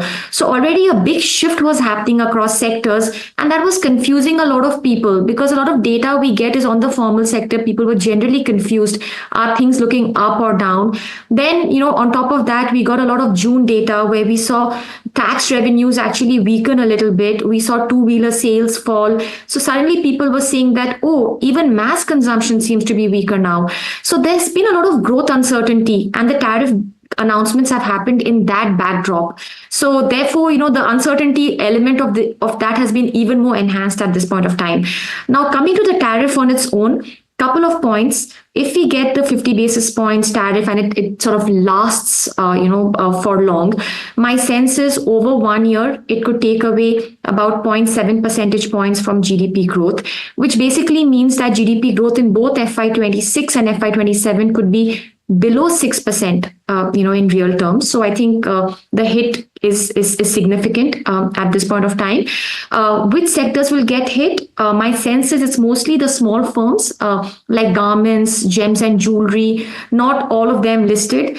They will get most hit, because the truth is that there are still a lot of exempted firms from these tariffs. Still for pharmaceuticals, mobile phones, the tariff rate is not applicable, the 50%, because they are under exempted sectors so far. So the large firms may still remain a little cushioned, but I think the small firms will take the brunt of this tariff announcement. A couple of thoughts more going ahead. What can happen? Look, why did we fall into this in the first place? I think a few things changed in the last few months. One was Russian oil became a big deal at this point of time. Second, there was a general sense that India was not giving enough in the trade negotiation with the US. And I think the path ahead depends on how these two paths unfold.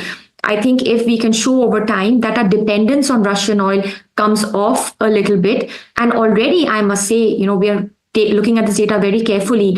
Until June, we were buying about 35% of our oil from Russia, but from July, it has fallen closer to about 20%. So already the share is falling a little bit. If we can show a path that over time we'll reduce it even more, I think that could be to our benefit.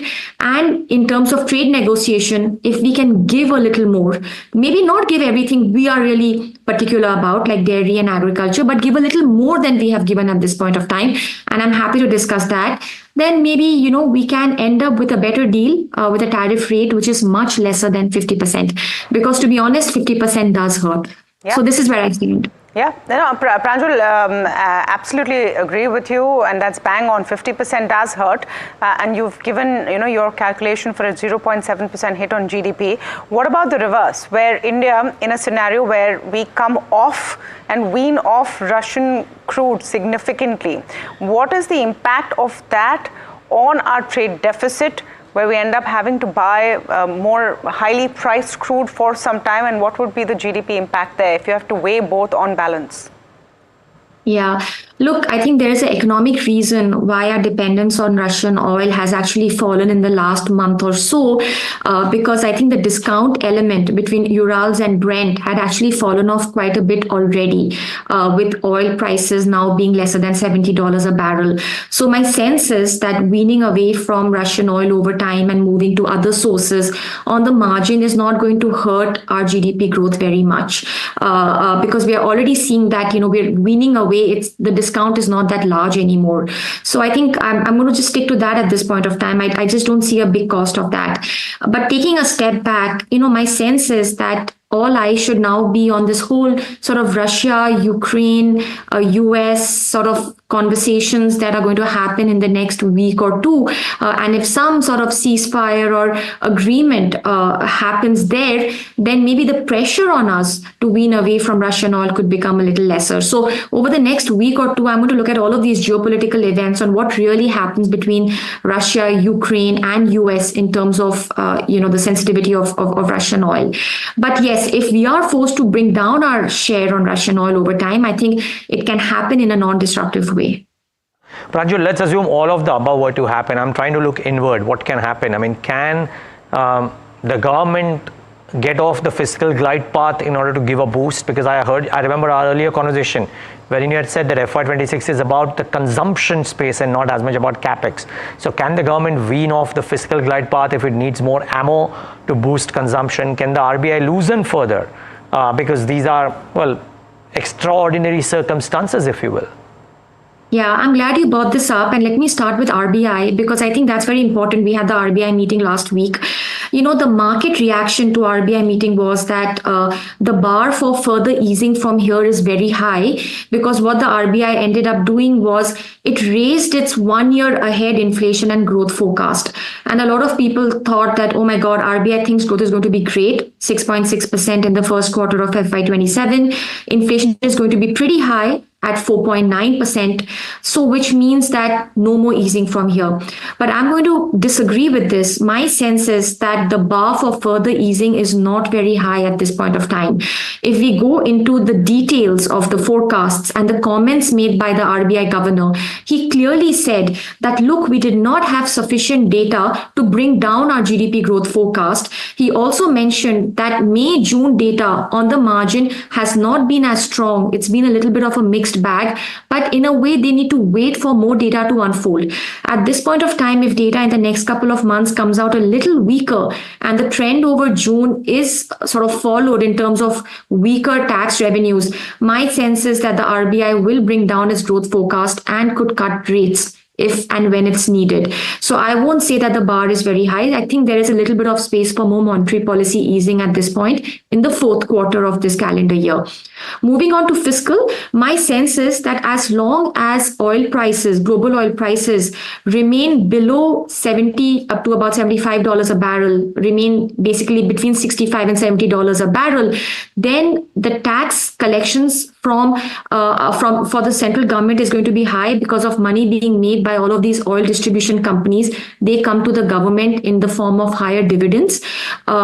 What the government can then do is use this money to give some sort of subsidy to exporters. So I think we can still provide some subsidy to exporters of about 0.3% of GDP without breaking our fiscal deficit consolidation path. So the space for monetary policy and fiscal stimulus at this point is there, but a little bit. But I think it's still there. Eventually, for a multi-year impact, I think we need to get back to reforms, structural reforms. I think that will be very important at this point of time. Yeah, and beautifully put, Pranjul. Thank you so much for speaking with us. Always great to have you on NDTV Profit. Just ahead of the start of the conference season, if you can call it, or conference season 2.0, because nowadays there are a clutch of investor conferences happening, but one which is very large, and we are pleased to have in the MK think tank Nirav Sheth, CEO of Institutional Equities, and Sheshadri Sen, Head of Research and Strategist Institutional Equities at MK Global, ahead of the MK Confluence, which is their trademark flagship investor conference. Gentlemen, both of you, thanks so much for joining in. Interesting times to have a conference, considering the fact that all that's happening. So tell us a bit about what are the kind of companies coming in, fine, but what is the predominant question from your global and local clients about what they expect out of this conference? Well, it's the way you want to look at India is that it's always been a structural story, and then you got this kind of obstacles that keep on coming in, and that sort of distorts the near-term view on the market. And it's a serious stuff in terms of what is happening on the trade war and all that. And therefore people are looking at questions, and it's not that, and the answers are not easy because the companies are not aware, right? So there is this big gentleman, and we have no idea in terms of what is his ultimate objective, right? So how do you negotiate with a guy where you don't know what the end objectives are? So it's a tough time, but I assume that, so we are blessed with a large domestic market. It takes time to try and re-pivot to something else, finding new geographies and all that. But I suspect that this will last for a while. I'm just getting that, it's a gut feel. This tariff problem will last for a while? It doesn't seem to be a Russian oil sort of a scenario. It's something more than that. That I'm hoping that we sort it out before 27 August. But I suspect that we should brace ourselves for a longish battle. I'm just getting that gut feel more than anything else. No, I mean, I think you're not off, Nirav, considering that he's not taking the same action. Trump, the big man, like you said, has not taken the same action against China, which is even a larger consumer of Russian crude. Maybe this has to do with that 35-minute call which was reported over the weekend or whatever it may be. Having said that, then what are you saying to clients? What are the kind of companies that they should look at? Because you can't really, in this world of globalization, look at companies that have nothing to do with global trade. You'll be very, fenced in then in your choices. No, I think you'll be surprised. So my sense is that you have a lot of companies which are largely domestic oriented. Let me, for example, tell you that if you look at the next 5 and 10 years and where you believe large addressable opportunities that come up, right? Platform companies. So, and this has absolutely nothing to do with what happens in other parts of the world, right? So, or you talk about largely infrastructure and B2B businesses. B2B business in some form obviously will get impacted. So that is one segment of the market gets impacted. But consumption story, a lot of them is India focused.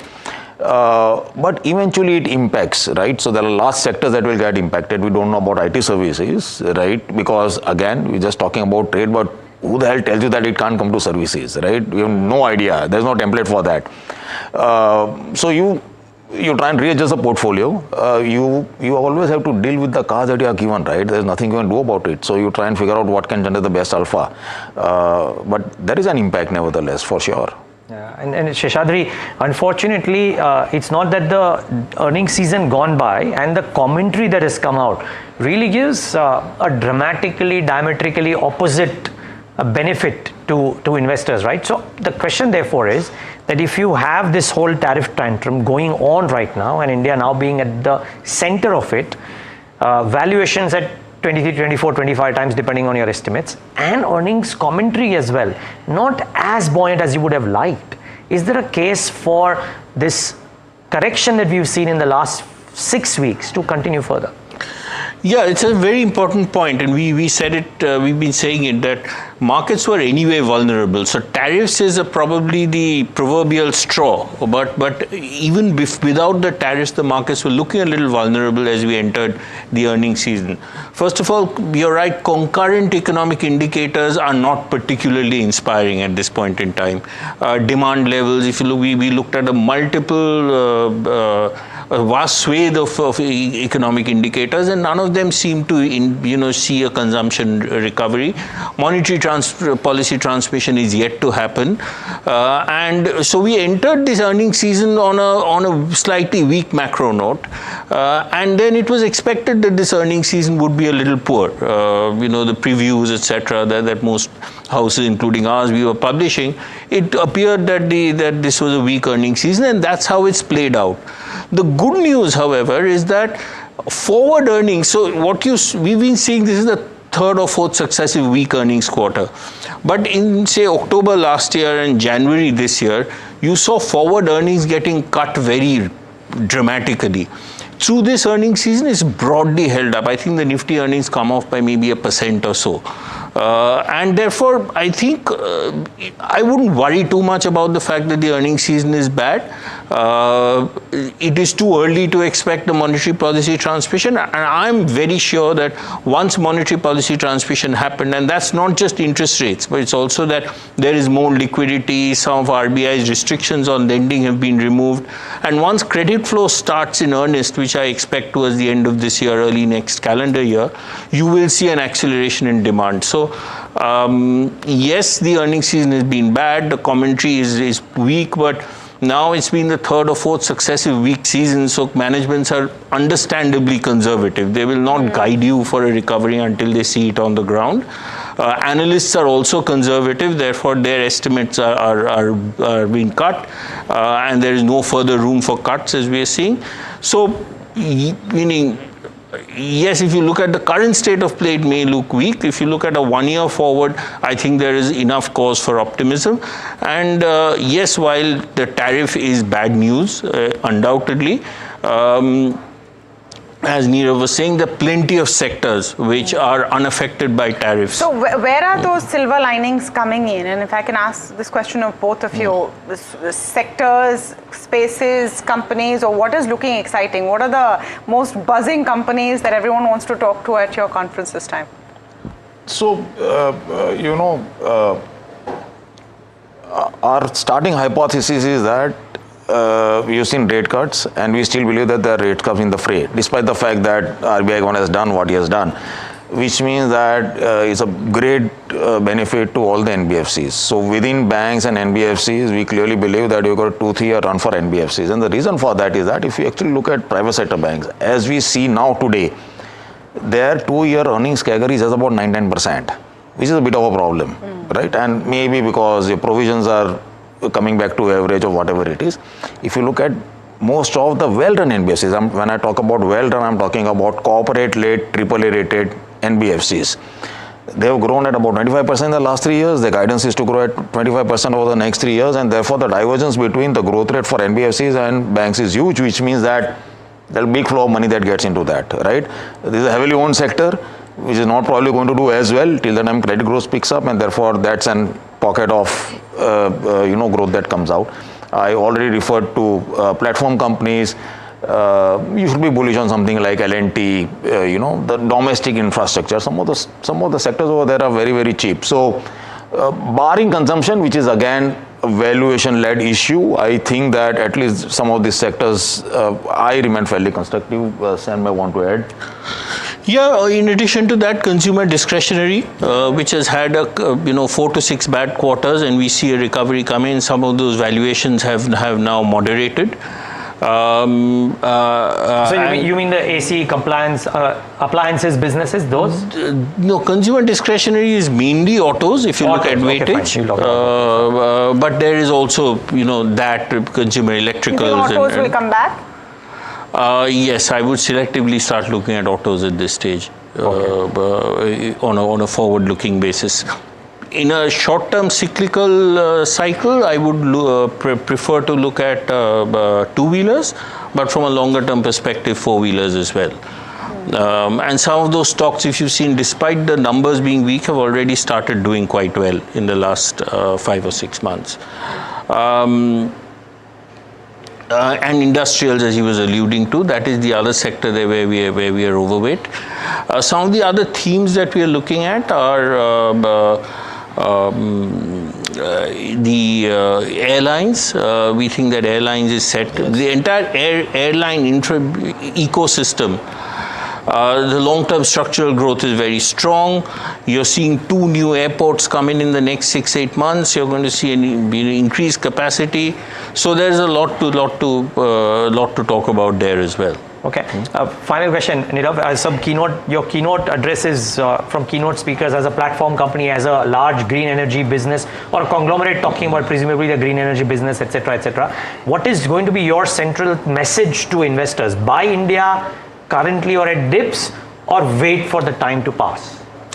No. See, I mean, we're not talking about someone trying to create a personal portfolio who can hopefully, wait for some time and then put in a few crores here and there. If we're talking about, institutional investors, deploy billions of dollars. Even they can time the market.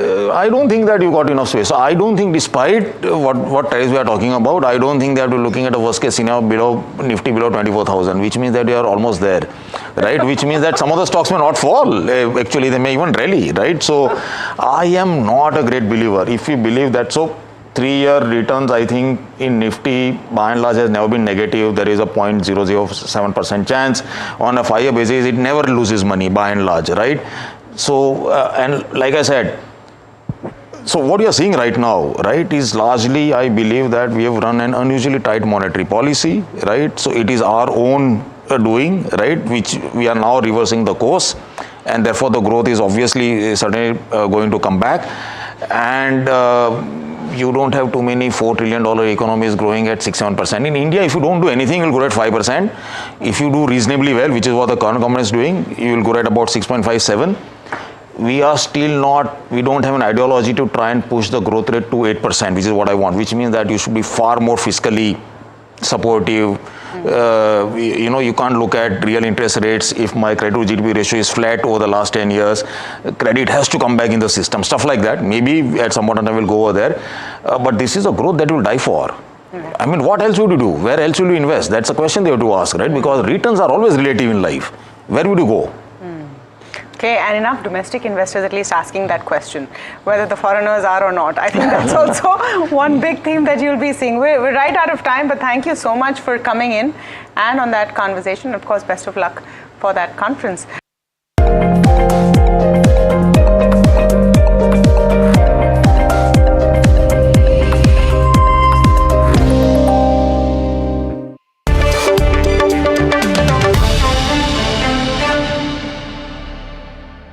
One stock that is making significant moves in trade today is Yatra Online, and the stock is up and how 20% locked in upper circuit as we speak, and this is on the back of its earnings. Overall revenue up 108%, net profit up 3x, EBITDA up almost 4x, and margins also improved significantly to that 11% mark versus that of 4.6% mark. And to discuss as to what's worked for the company, we're joined by Dhruv Shringi, CEO and whole-time director of Yatra Online, joining us now. Dhruv, hi, a very good morning to you. Always a pleasure speaking with you.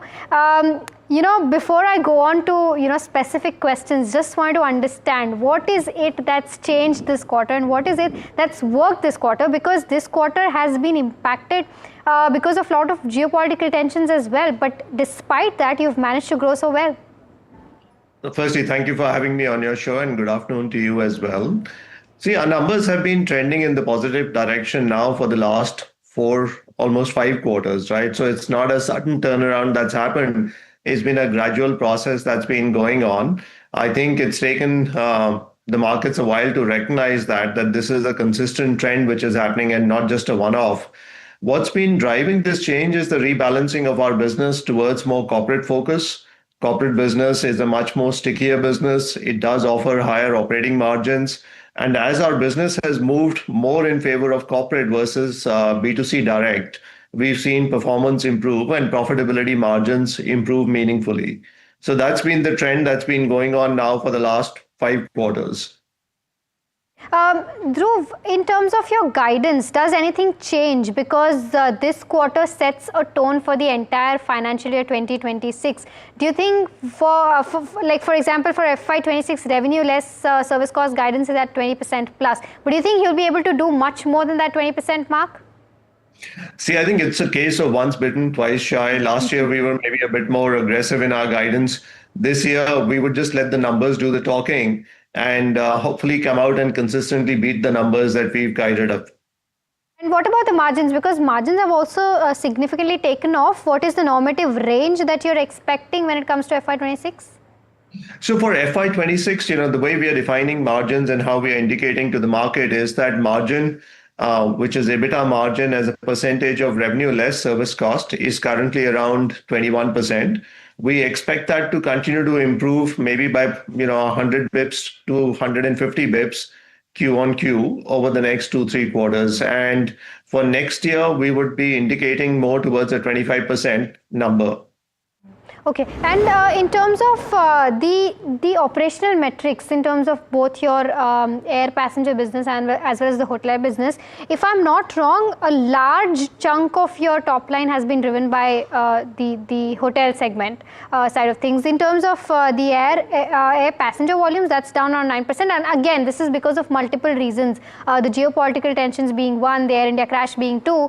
Just want to understand as to now, what is the trend that you're observing? Because, it's been time since the Air India crash has happened. Do you think there's still fear in the minds of people who are traveling through flights, or that's not the case and air passenger volumes are actually bouncing back? I think volumes have bounced back for sure. We've seen this in the month of July and also trending into August, that volumes continue to improve. There was obviously a meaningful setback in the month of June on account of the incident that you mentioned. I think what's happening is that there is a lot more consumer awareness at this point of time. I've seen customers, writing in to figure out what kind of aircraft will they be flying. So those kinds of things are great from a customer awareness point of view. But I think overall customers are still fairly confident about aviation as it being one of the safest means for transportation. So we do think numbers anyways are trending positively overall from an industry point of view, and that growth rate will remain steady. Okay, Dhruv, thank you so much for giving us those insights, and all the best for a stronger FY26.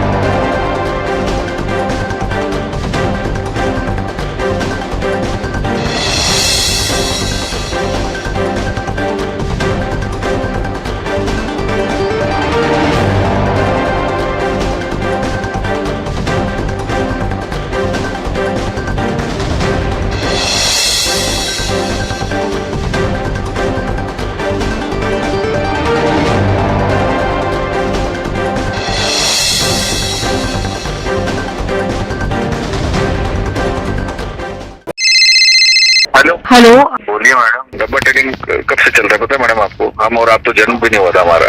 We investigated a shady advisory firm that has spent big bucks on advertising on the front pages of national dailies.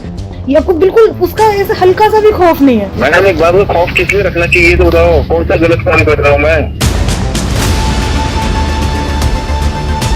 After our report, we also saw NSE came out with a cautionary circular to the investors. Market Regulator Securities and Exchange Board of India has also come out with a release talking about the actions that it has taken. Cyber complaint has also been filed against the entities involved in this entire Dabba trading scam.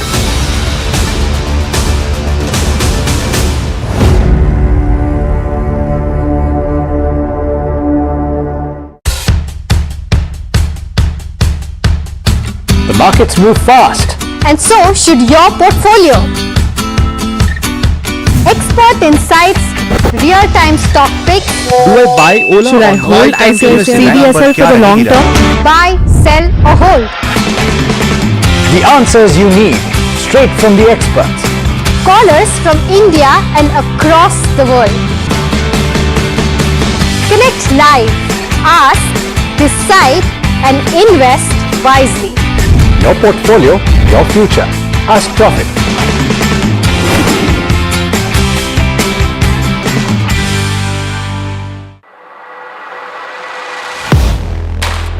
Do you really know the company you invest in? What is the real picture behind presentations and claims? Is the outlook as rosy as the company claims? Know Your Company, powered by NDTV Profit Research, shines a light on the biggest stock market movers.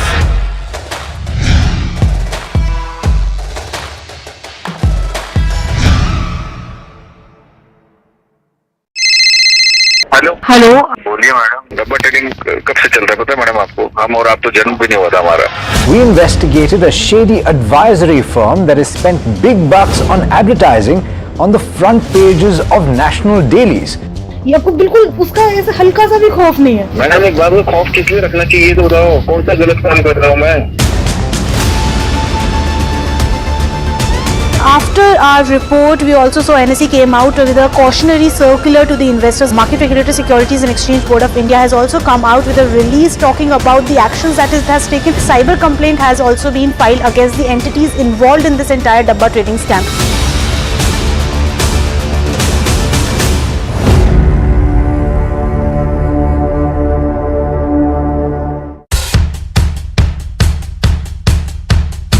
The markets move fast.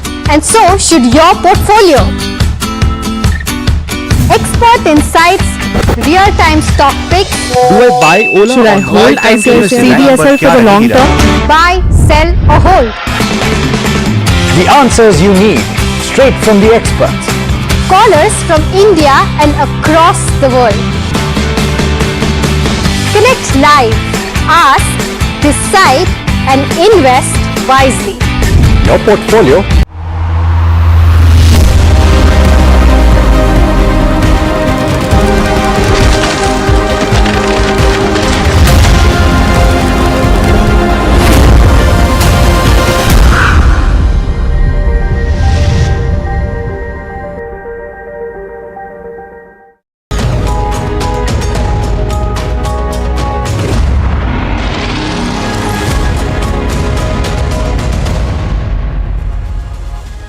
Good evening, you're watching The Big Question. I'm Sanjana. For most of us, a savings account is the first step into the world of banking. It's where our salary lands, where our emergency fund sits, and where we trust our bank to keep our hard-earned money safe. But now, for many Metro customers, that trust just got a price tag. 50,000 rupees. That's the new minimum balance ICICI Bank will require for new savings accounts. For lakhs of ordinary Indians, for you and me, that's not spare change. It's more than some earn in a month. Is this simply a smart business decision in a competitive banking landscape, or are we seeing the quiet creation of an elite banking club? And most importantly, what does this mean for you, the customer? Joining me to break this down this evening, I have going to be joined by DK Mittal, former banking secretary, who will give us the inside view of bank and industry thinking. Karthik Javeri, Director of Investments at Transcend Capital, with practical advice on how customers can respond to this. Aditya Shah, founder of Hercules Advisors, whose market commentary on this has sparked a debate online and maybe offline as well. And Khushbu Jain, partner at Arc Legal, to weigh in on what this means for consumer rights and legal recourse. So let's get right into it. Mr. Mittal, you've seen the inner workings of policy and banking. Does this steep jump to 50,000 rupees minimum balance reflect an unavoidable cost pressure and a strategic shift?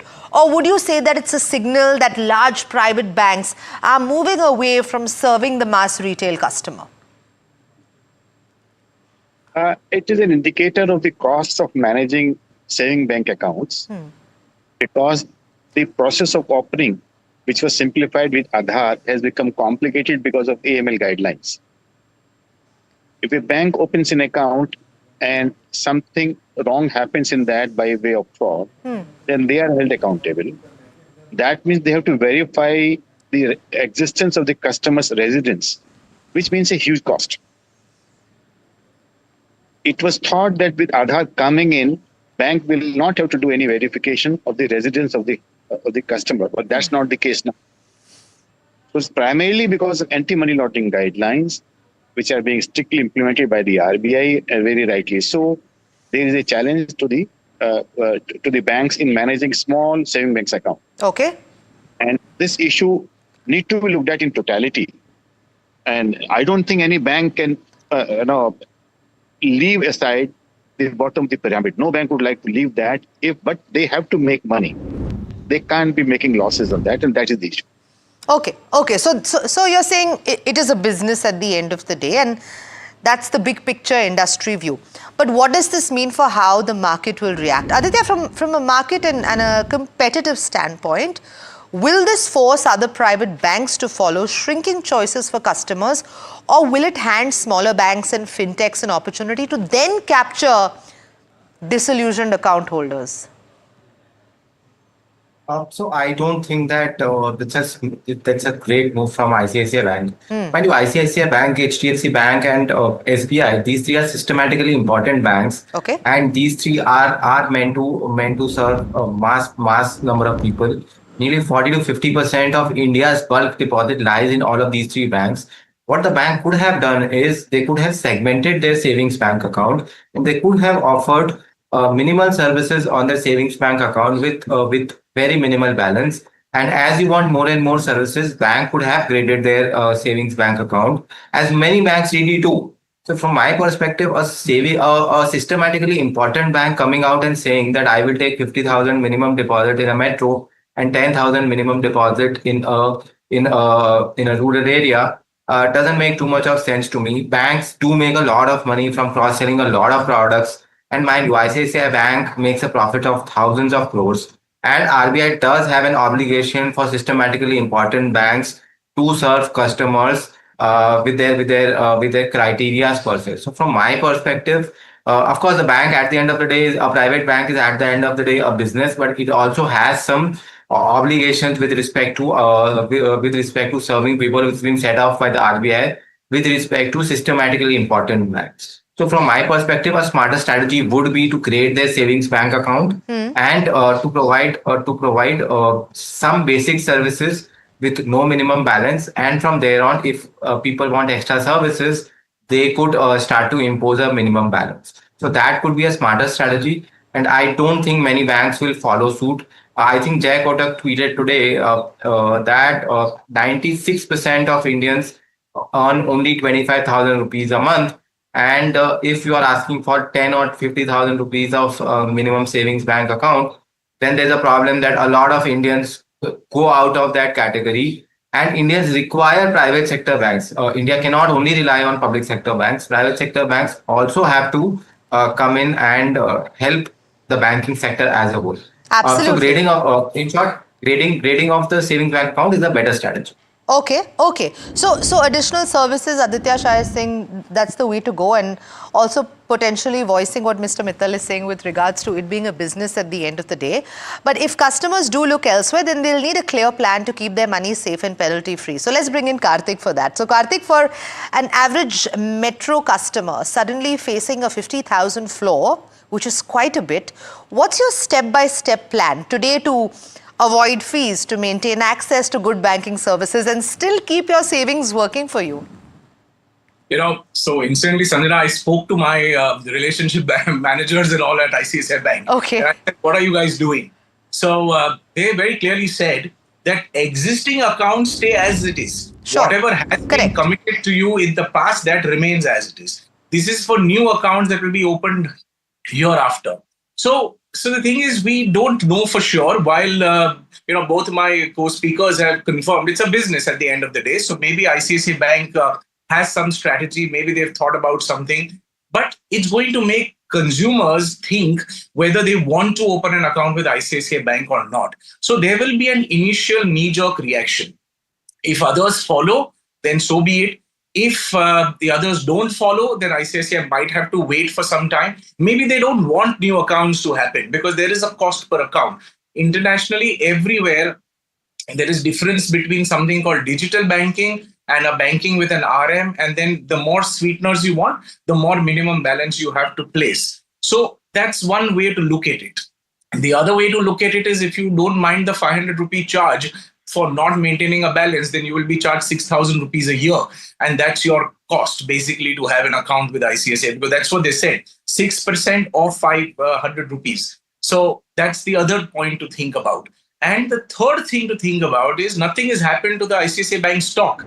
So if institutions and if larger players thought that this is going to dent their business, the stock would have also suffered a little bit. From a retail point of view, I think it's very, very clear that people who want to open an account will think about it.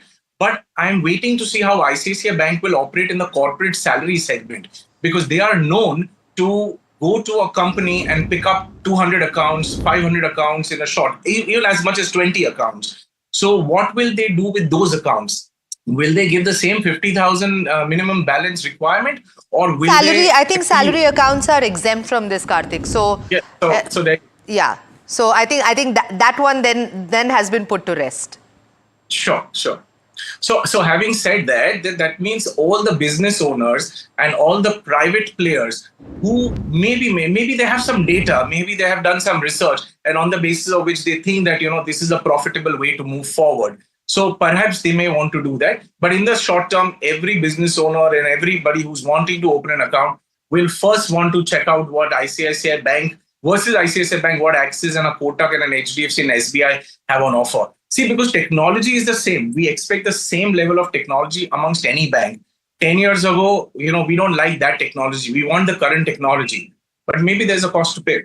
And ICICI probably spends about 9 to 10% of its operating expenses on technology, as much as employee costs. So I think there might be something. We'll wait and see what the bank has to say.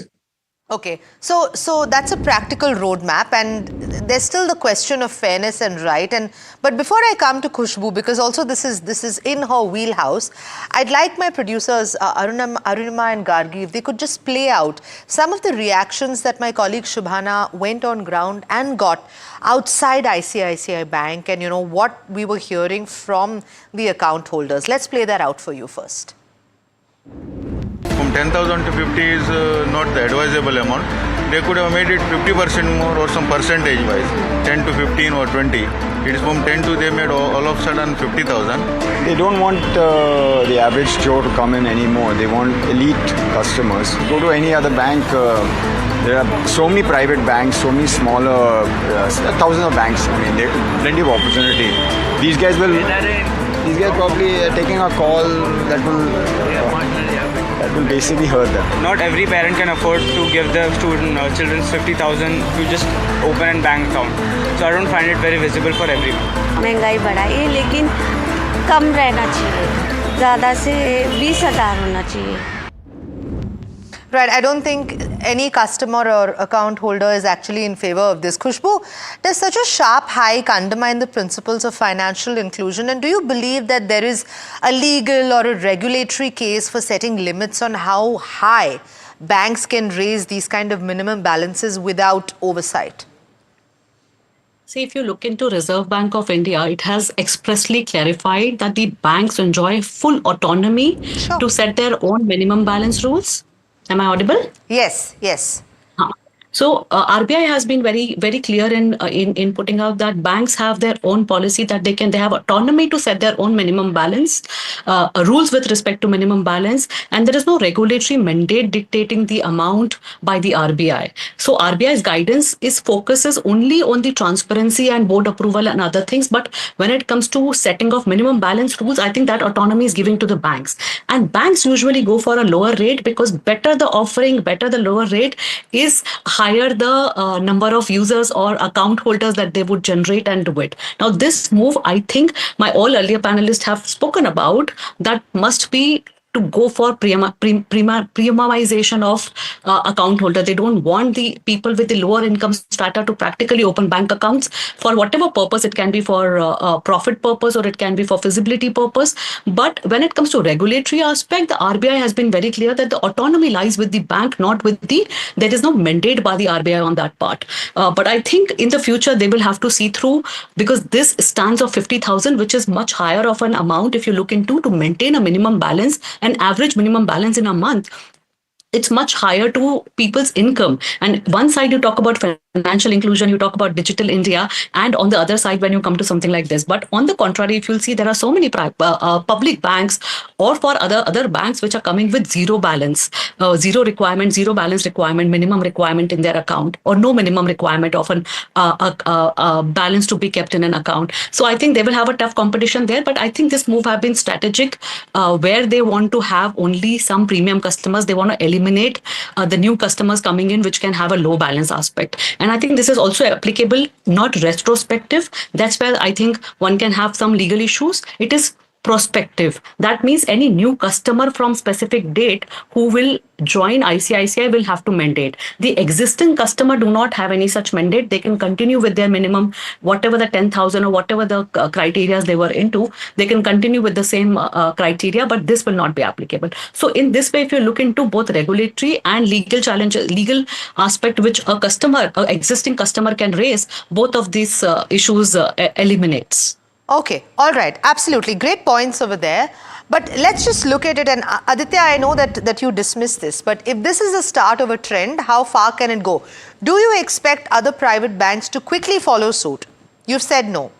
But what does that do to competition in the savings account market? One thing is very clear that if one needs to understand is, even though ICICI Bank is a business, it is a systematically important bank, and ICICI Bank, HDFC Bank, and SBI, they hold nearly about 60% of total India's deposit. Wow. ICICI Bank, HDFC Bank, and SBI, they reach places where no other bank practically reaches, right? Financial inclusion is at the top priority of RBI.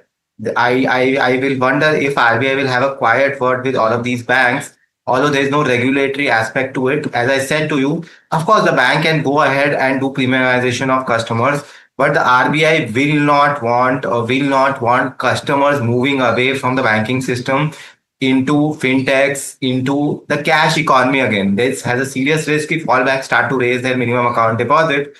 We don't want to go into a situation where the cash economy comes back again. So I wonder, there will be a quiet word from the RBI. They will say, okay, you have the liberty to do this, but you keep in mind the financial inclusion aspect of it. You try to give some basic services to customers at a lower minimum account balance, or you try to waive out the balance and say that these are the only basic services that we will do, so that the cost of acquisition of customers is far lower on a zero account balance. There, the bank could say that we'll only give you an online banking platform, we'll not give you a relationship manager, and you manage on your own. So from my perspective, it raises a challenge that financial inclusion will get defeated. And I have, in my opinion, I have followed all banks. I don't think any other smaller private sector banks or even likes of SBI or HDFC Bank, they have any plans to do this. It is strange why ICICI Bank has done it, and I think there will be a quiet word within the system to try to tweak this system so that financial inclusion purpose is not different. Okay. So you're of the opinion that this could potentially have some kind of backroom channel discussion, and then maybe that could be a tweak. But let's shift focus now. Mr. Mittal, could public sector banks or small finance banks now gain significant market share if they keep lower balance requirements? Before that, let me say one thing. As per the mandate of the RBI, every bank has to provide a facility of a zero balance account. Yeah. That is mandatory. So the financial inclusion aspect is never lost sight of. That is there. But the only thing is this account has limited facilities available. So that is a mandate from the RBI, and every bank has to do that. I don't think so financial inclusion will be compromised. But we must appreciate that this is a trend visible to us. We may choose not to recognize it. The cost of managing a bank account, because the compliance cost has become very high. And it has to be looked at by, RBI is not only responsible for that. There are other government departments which are responsible for increasing the cost of, managing the accounts and opening the accounts. Thirdly, because of digital economy, it has become very easy to transfer money and to put in money and then to take it out. So digital frauds have started happening. When these accounts were being opened through Aadhaar, the digital economy was not that strong. Now digital economy is very strong. And because of that, the frauds which are happening through these accounts, where full verification is not happening, is very high. And therefore, the risk to a bank is very high. Now, coming to your question, yes, public sector bank will be doing that. You look at the penalties being imposed on them because of violations which will keep on happening when you open accounts without doing full verification. And full verification is not possible. It is a huge cost. If I have to visit a customer's house, I need to put an executive on job for it, and he can't do more than 2 or 3 accounts per day. So that means a cost of 200, 300 rupees, 400 rupees per account. Who is going to pay for that? So it's not viable to do that. So I think it has to be looked at from that perspective. What we should be discussing is what are these compliance costs, how they can be better managed, how we can reduce the cost of governing by managing bank accounts. That is the serious issue.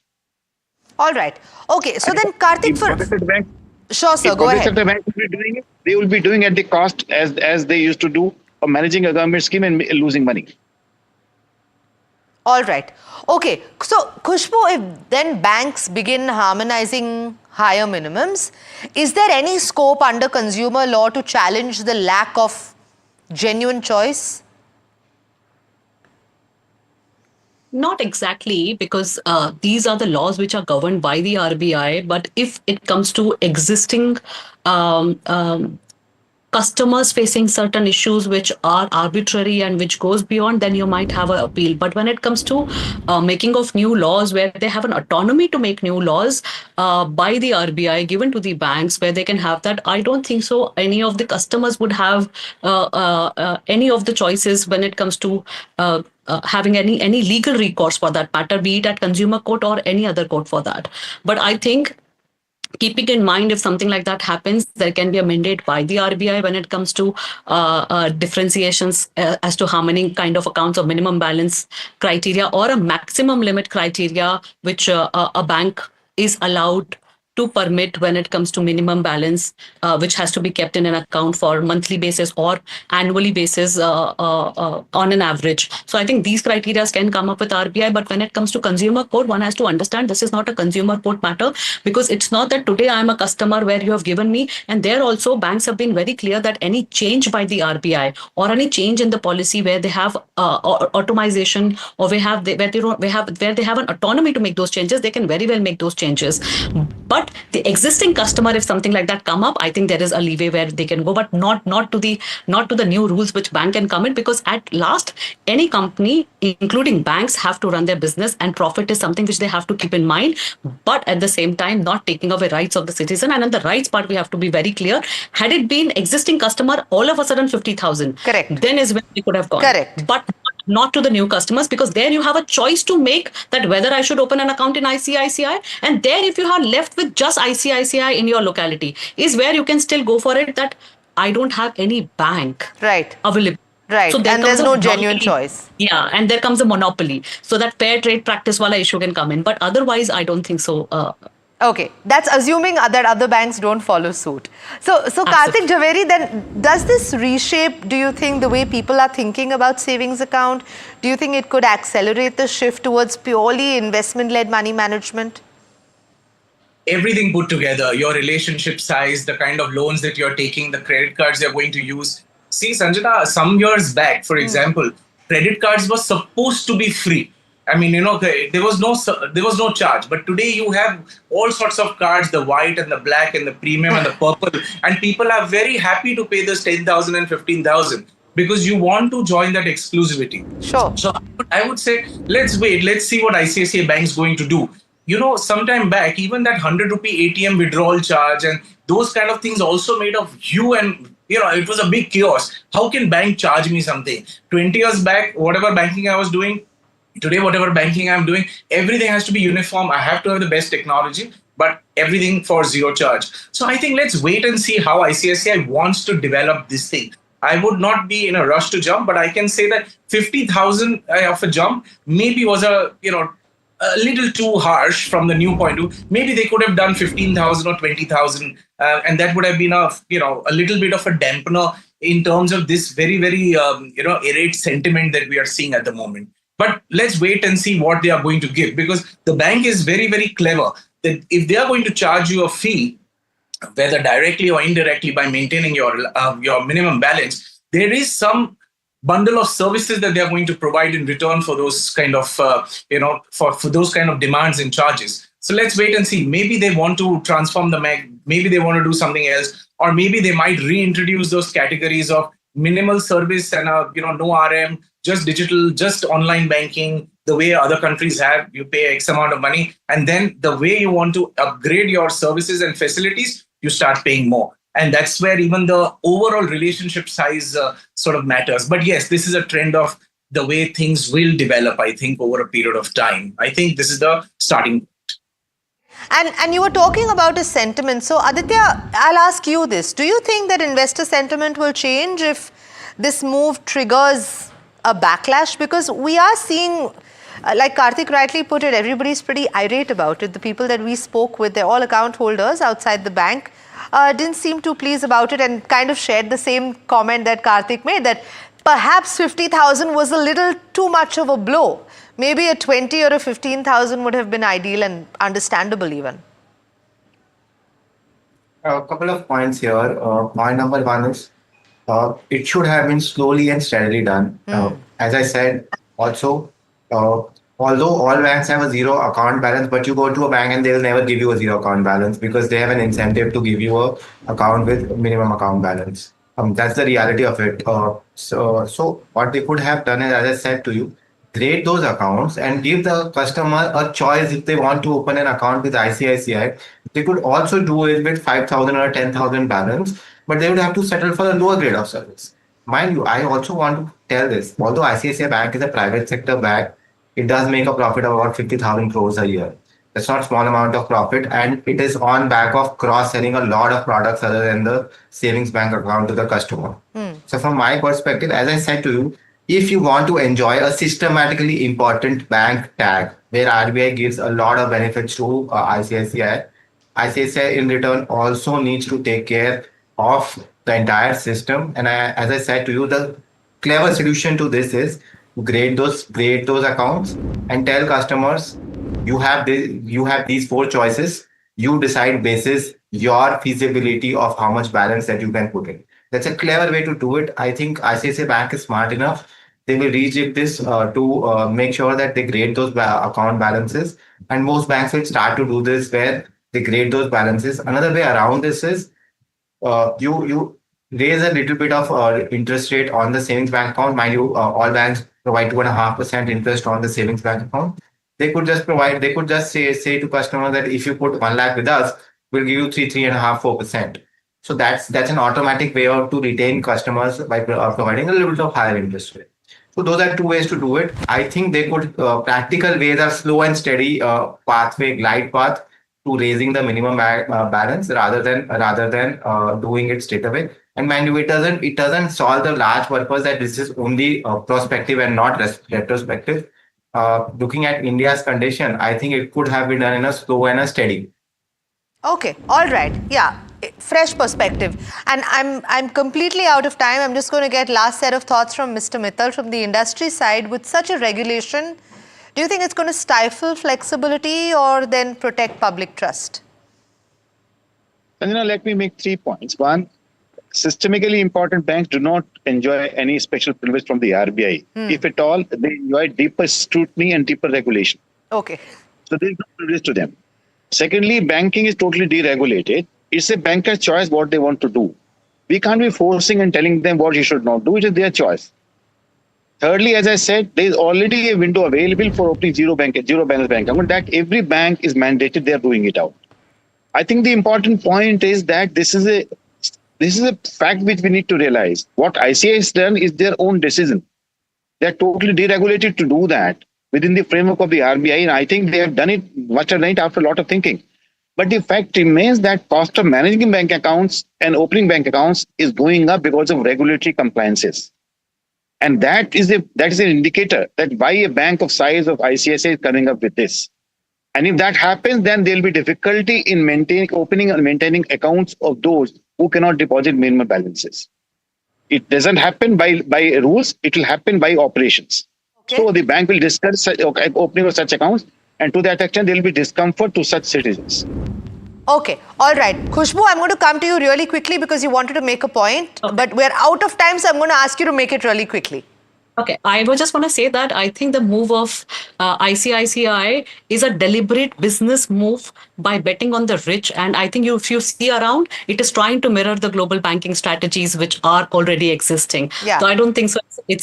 It should have gone slowly. I think it's a strategic move that they have done it. Yeah, I think should have gone slowly was probably Aditya's ideal situation for looking out for the rest of the customers. But we all know that in the real world, things actually function very, very differently. Thank you so much to everybody for joining me this evening. Yes. DK Mittal, Aditya Shah, Khushbu Jain, Karthik Jhaveri, it's been a pleasure. Thanks so much for your time. Tonight's discussion has made one thing clear. Banking isn't just about numbers. It's about access. Banks have every right to manage their business, but when the cost of simply having an account starts excluding millions, the question becomes, who is banking really for? As customers, your best defense is knowing your options and making choices that work for you. Because in the end, it's not just your balance that matters, it's your right to bank with dignity. This is The Big Question. Thanks so much for watching.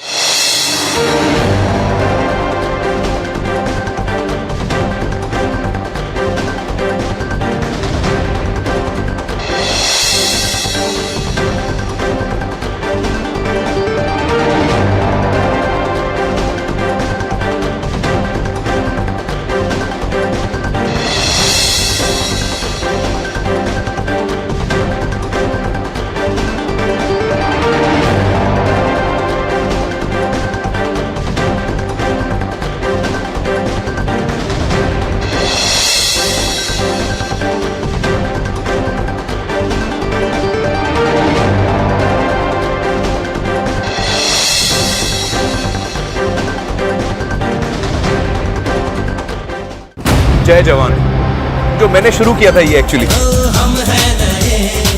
मैं दोबारा आया हूँ आप लोग से मिलने के लिए मुझे बड़ी खुशी है आप देख रहे हैं YouTube पे मेरी फिल्म वाह क्या बात है क्या बात है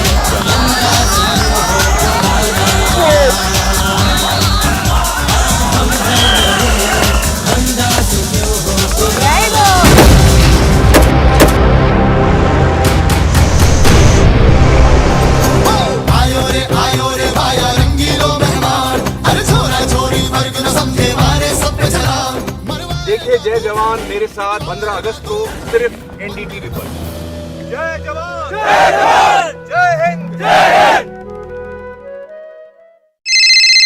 हेलो बोलिए मैडम डब्बा ट्रेडिंग कब से चल रहा है पता है मैडम आपको हम और आप तो जन्म भी नहीं हुआ था हमारा We investigated a shady advisory firm that has spent big bucks on advertising on the front pages of national dailies. ये आपको बिल्कुल उसका ऐसे हल्का सा भी खौफ नहीं है। मैडम एक बार खौफ किस लिए रखना चाहिए तो बताओ, कौन सा गलत काम कर रहा हूँ मैं?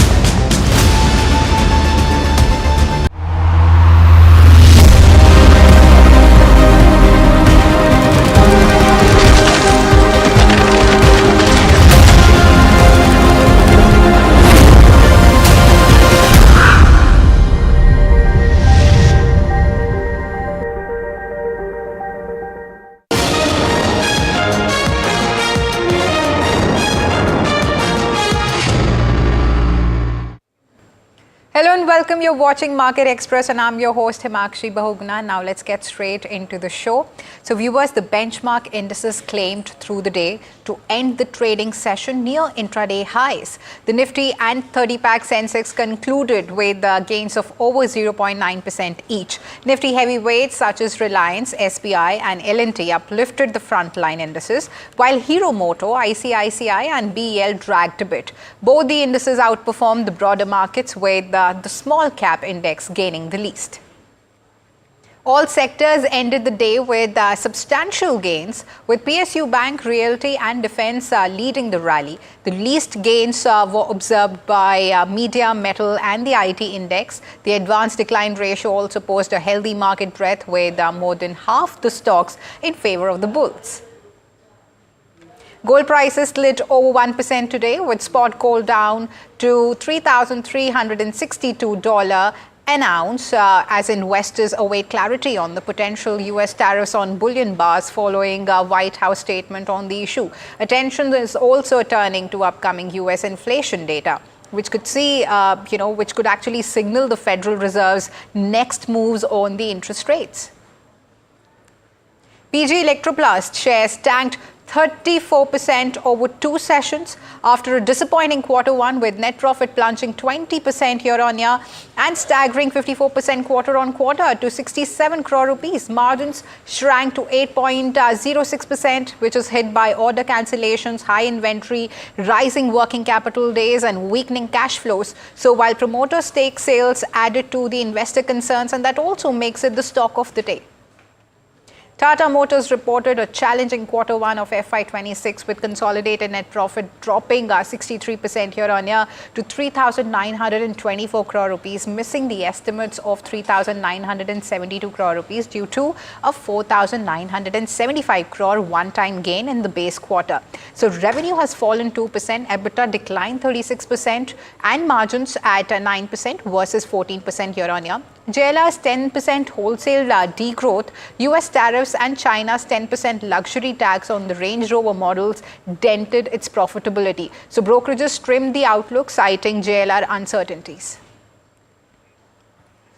Voltas reported a disappointing Q1 of FY26, with consolidated net profit crashing 58% year-on-year to 140 crore rupees, missing the 160 crore estimate. Revenue has fallen 20% below the 4,100 crore forecast due to unseasonal rains and high channel inventory.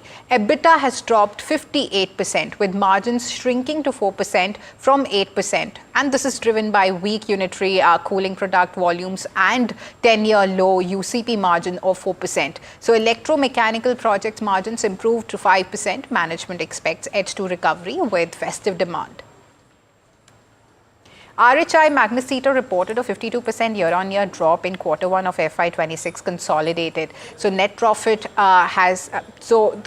FY26 consolidated net profit to 35 crore rupees, missing, and they have actually missed the estimates of 50 crore rupees. So this is due to rising raw material costs, and revenue has grown 9% to 960 crore rupees, which is in line with 965 crore expectations, and this is driven by cement and iron making demand. So EBITDA fell 33% to 102 crore rupees, with margins shrinking to 10% from 17%, as material costs rose to 63% of sales from 55%. So the refractory market remains competitive, with pressure from the Chinese imports.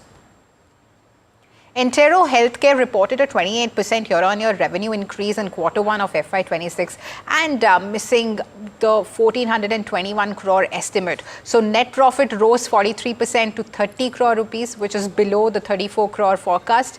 And this is aided by lower tax expenses. EBITDA has surged 66% to 50 crore rupees, with the margins expanding to 4% from 3%, driven by value-added services like specialty pharma and diagnostics. So management reaffirmed a 30% FY26 revenue growth target. This is supported by acquisitions and market share gains as well. HBL Engineering delivered a stellar Q1 of FY26 with consolidated net profit soaring 79% year-on-year to 143 crore rupees, and they've beaten the estimates of 120 crore rupees. Revenue rose 16% to 602 crore rupees, which is in line with 600 crore expectation. So this is driven by a 106% surge in the electronics segment. So EBITDA has jumped 74% to 192 crore rupees, with margins expanding to 32% from 21%. And this is fueled by operating leverage and cost efficiencies. And other income also surged 260%, though employee costs rose 36%. So defense segment sales also dipped, while work in progress inventory fell. State Bank of India reported a 12.5% year-on-year rise in the Q1 of FY26 standalone net profit to 19,160 crore rupees, which is beating the estimates of 17,095 crore rupees, primarily due to 6,320 crores in the treasury gains. So revenue fell 0.3% to 1.18 lakh crore rupees, and they've missed the estimates, while EBITDA grew 15.5% to 30,544 crore rupees. Margins faced pressure, with domestic NIM down 33 basis points year-on-year to 3.02%. Asset quality has improved, with gross NPA at 1.83%, and brokerages are mixed. Jefferies and Morgan Stanley are positive, while Macquarie sees limited upside due to margin and treasury challenges. BEML, a state-owned company under India's Ministry of Defence, has clinched its first international rail and metro contract from Malaysia, valued at $1 million, awarded on August 9 of 2025. The contract involves retrofitting and reconditioning Malaysia's mass rapid transport system, marking BEML's global debut in the rail metro segment. So the deal aligns with BEML's strategy to expand internationally, leveraging its expertise in rail, defense, and aerospace. Meanwhile, BEML also reported its Q1 earnings, with the revenue holding steady at 634 crore rupees, which is matching the last year's figure. However, the company has posted an EBITDA loss of 49.3 crore rupees, which is slightly improved from a 50.1 crore loss year-on-year. So the net loss narrowed to 64.1 crore rupees from 70.5 crore rupees. But BEML remains in the red amid challenges, aligning with market expectations. Shilpa Medicare has received Central Drug Standard Control Organization approval for Norutka tablets, making it the first company globally to launch a treatment for non-alcoholic fatty liver disease in India. So the approval announced on August 9 follows successful phase 3 trials showing 83% liver fibrosis reversal and 90% alt normalization in 165 patients. So NAFLD affects 188 million Indians. The company plans immediate India launch and global regulatory outreach. Edgy Infra Engineering, in a joint venture with DEC Infrastructure and Projects, has been awarded 2,100 crore rupees of contract by the Rail Land Development Authority for redevelopment of New Delhi railway station. Announced on February 6 with appointed date set as August 6, the 45-month EPC project aims to modernize the station into a world-class transport hub with a multimodal integration and transit-oriented development. Now, Goodyear India's Q1 of 2025 earnings show a tough quarter. Revenue has dropped 5.1% to 656 crore rupees from 691 crore rupees year-on-year.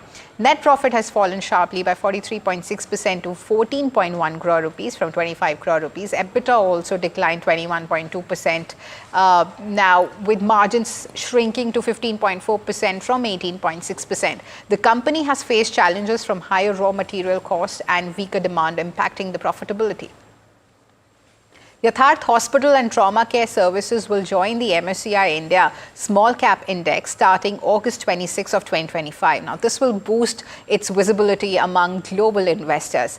The stock rose over 1% to 715 after the announcement, hitting a record high of 738.2 rupees. Now, Yatharth operates 7 super specialty hospitals in North India with over 2,300 beds. Now, the hospital player reported a 38.4% profit increase to 42 crore rupees and 21.7% sales growth to 258 crore rupees in Q1 of 2025. Eureka Forbes Q1 revenue increased by nearly 10% to 608 crore rupees, which is up from 553 crore rupees in the same quarter last year. So the companies increased by over 9% to 61.5 crore rupees. Now, despite there's growth in the revenue and EBITDA, the company's margin has remained flat at 10.1%. So the company's net profit saw a significant jump of over 20% to 38.7 crore rupees. Therefore, overall, Eureka Forbes reported a strong Q1 performance, which is driven by revenue growth and improved profitability. Ipca Laboratories delivered a robust Q1 with consolidated net profit surging 21.3%.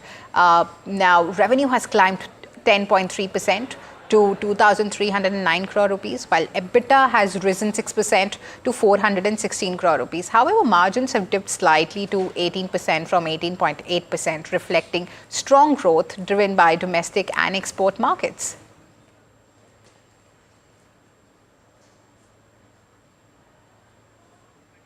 Bajaj Consumer reported a solid Q1 with revenue up 8.4% at 267 crore rupees compared to 246 crore last year. EBITDA grew 10.5% to 40.5 crore rupees, boosting the margin slightly to 15.2% from 14.9%. Net profit saw a modest 2.2% rise to 37.9 crore rupees, reflecting a steady performance in a competitive market.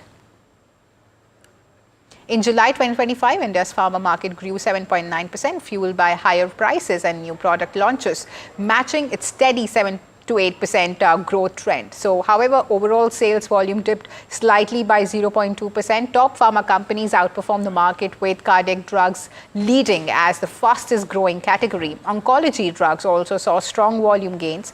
Older top 40 brands lagged behind the market's growth, while the newer GLP-1 drugs like RYBEL, SAS gained significant traction.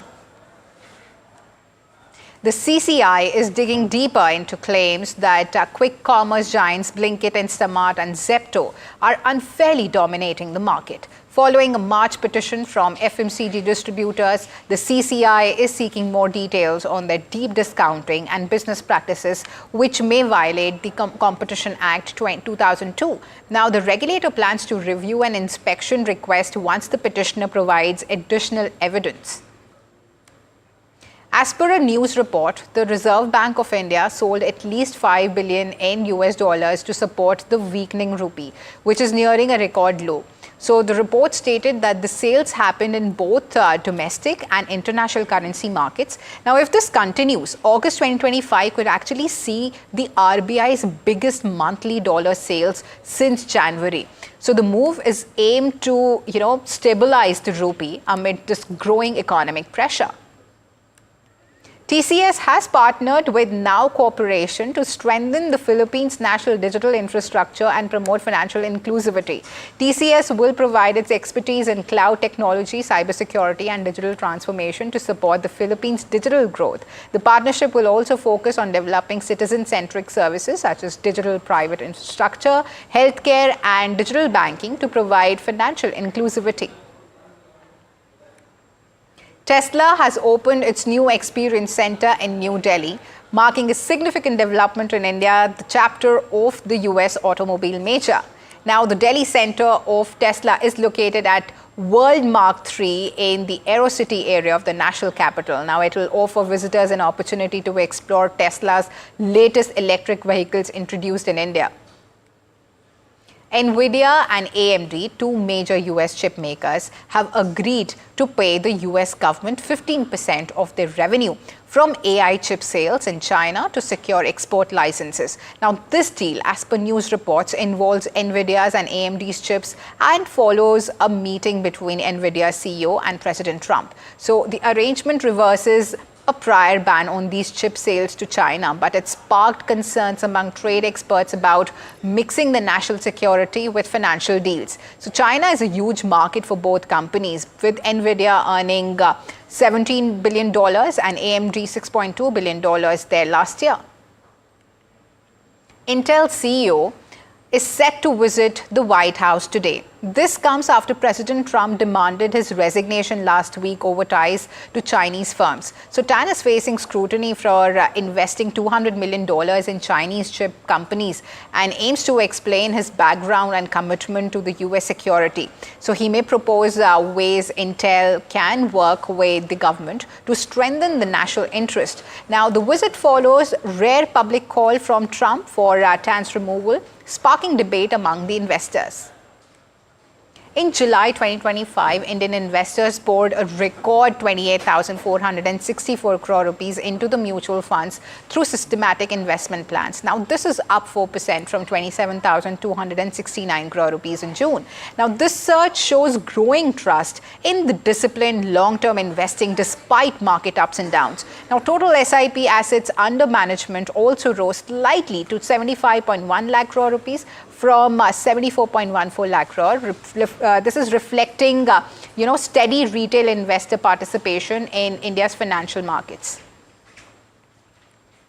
President Donald Trump took to Truth Social late Sunday, urging China to quadruple its US soybean purchases to address its shortage and reduce the trade deficit just before a critical tariff truce deadline. So the call has spiked Chicago soybean prices by over 2%, but experts doubt China, the world's top soybean buyer, can shift so heavily from Brazilian imports.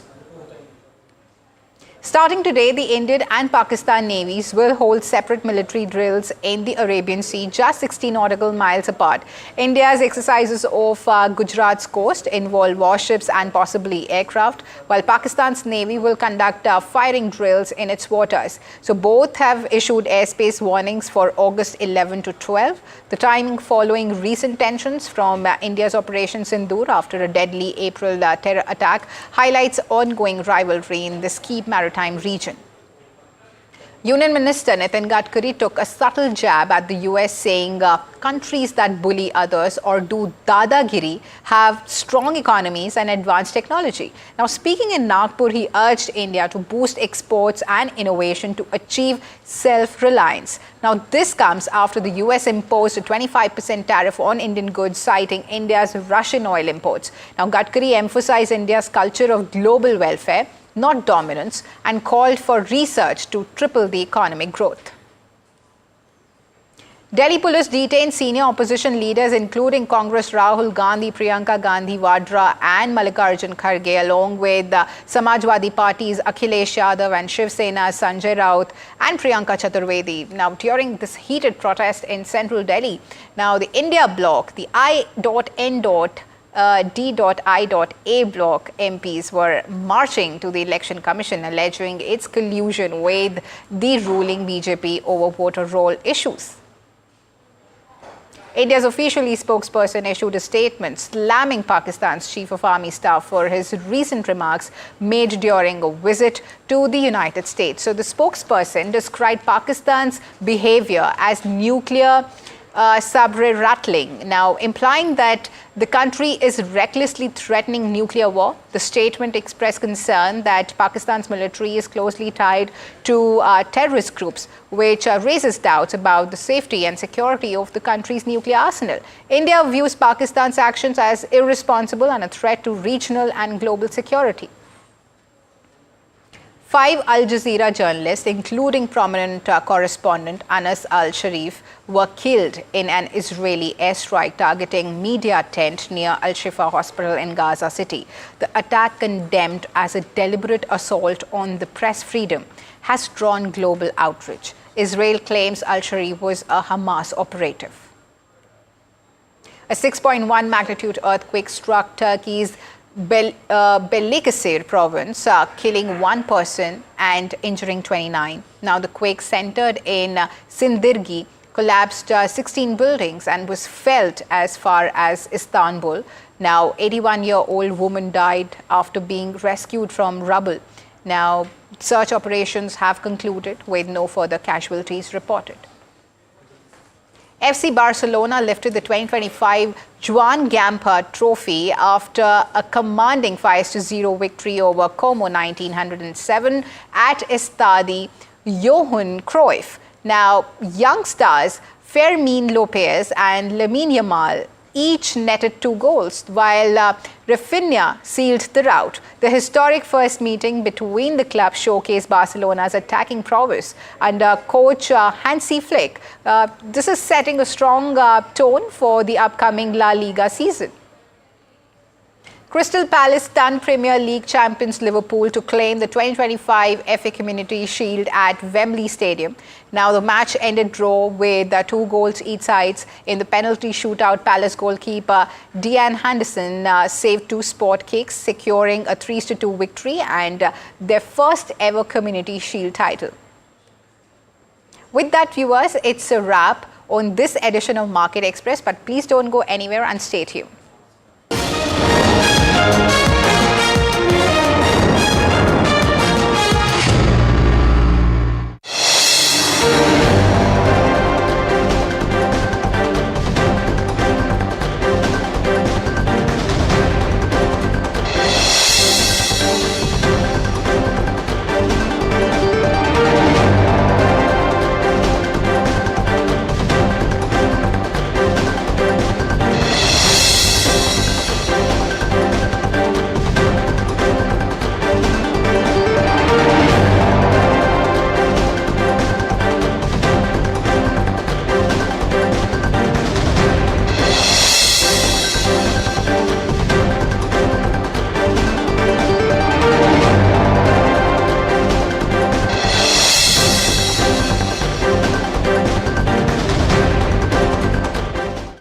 जय जवान जो मैंने शुरू किया था ये actually मैं दोबारा आया हूँ आप लोग से मिलने के लिए मुझे बड़ी खुशी है आप देख रहे हैं YouTube पे मेरी फिल्म वाह क्या बात है क्या बात है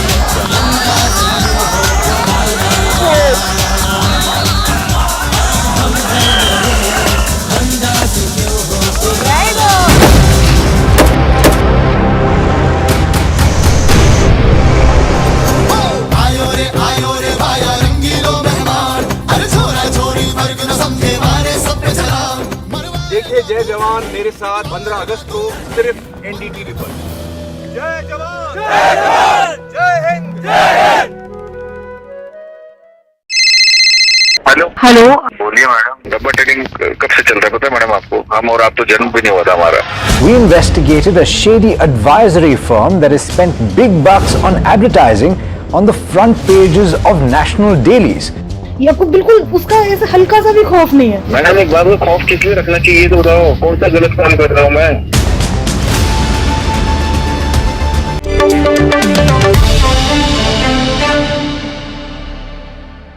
One stock that is making significant moves in trade today is Yatra Online, and the stock is up and how 20% locked in upper circuit as we speak, and this is on the back of its earnings.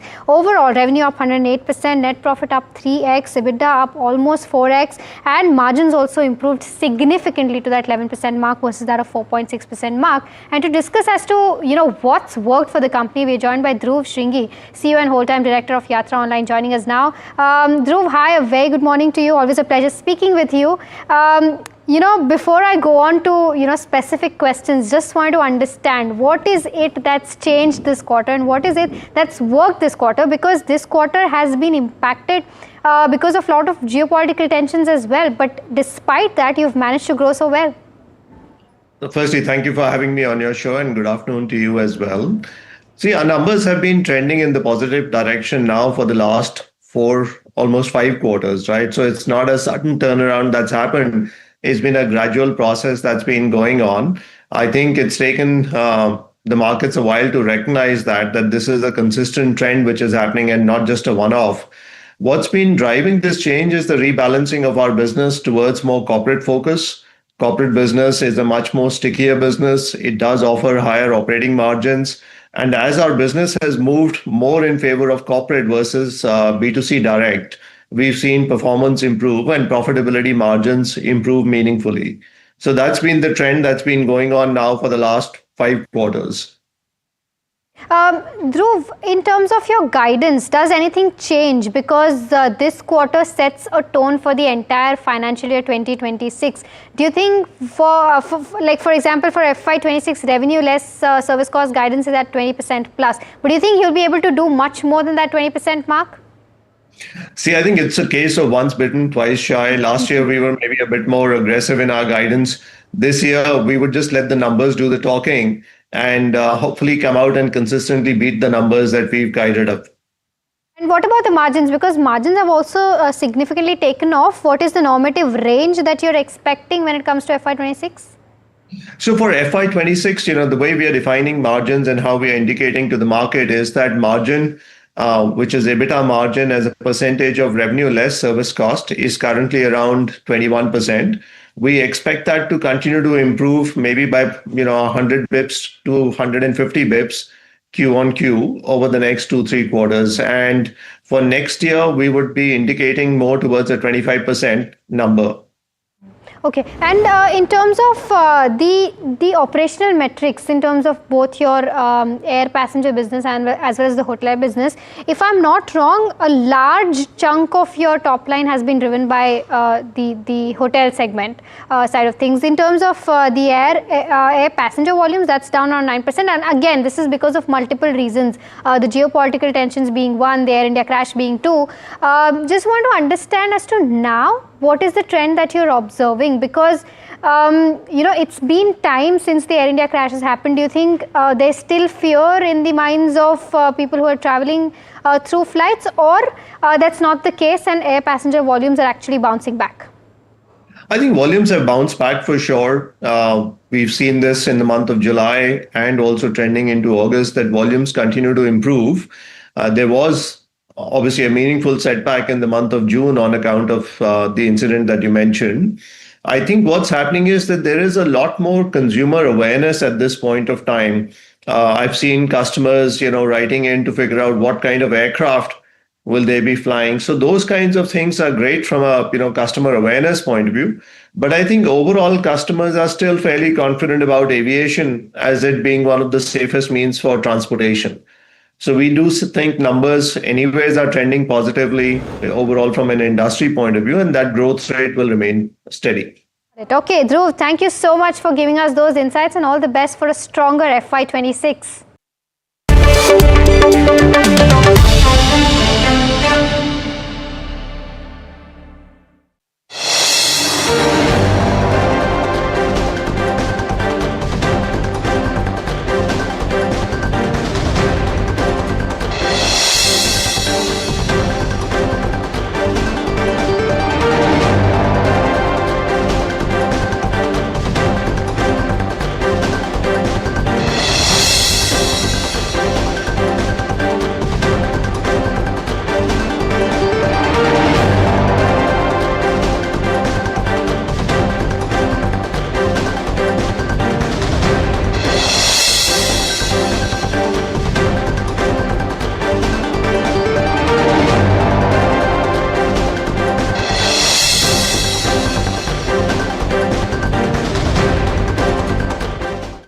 जय जवान, जो मैंने शुरू किया था ये actually,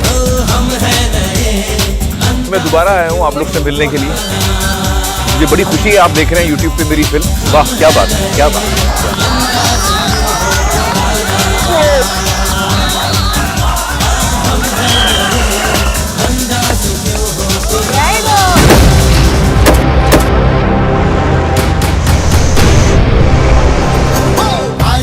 आयो रे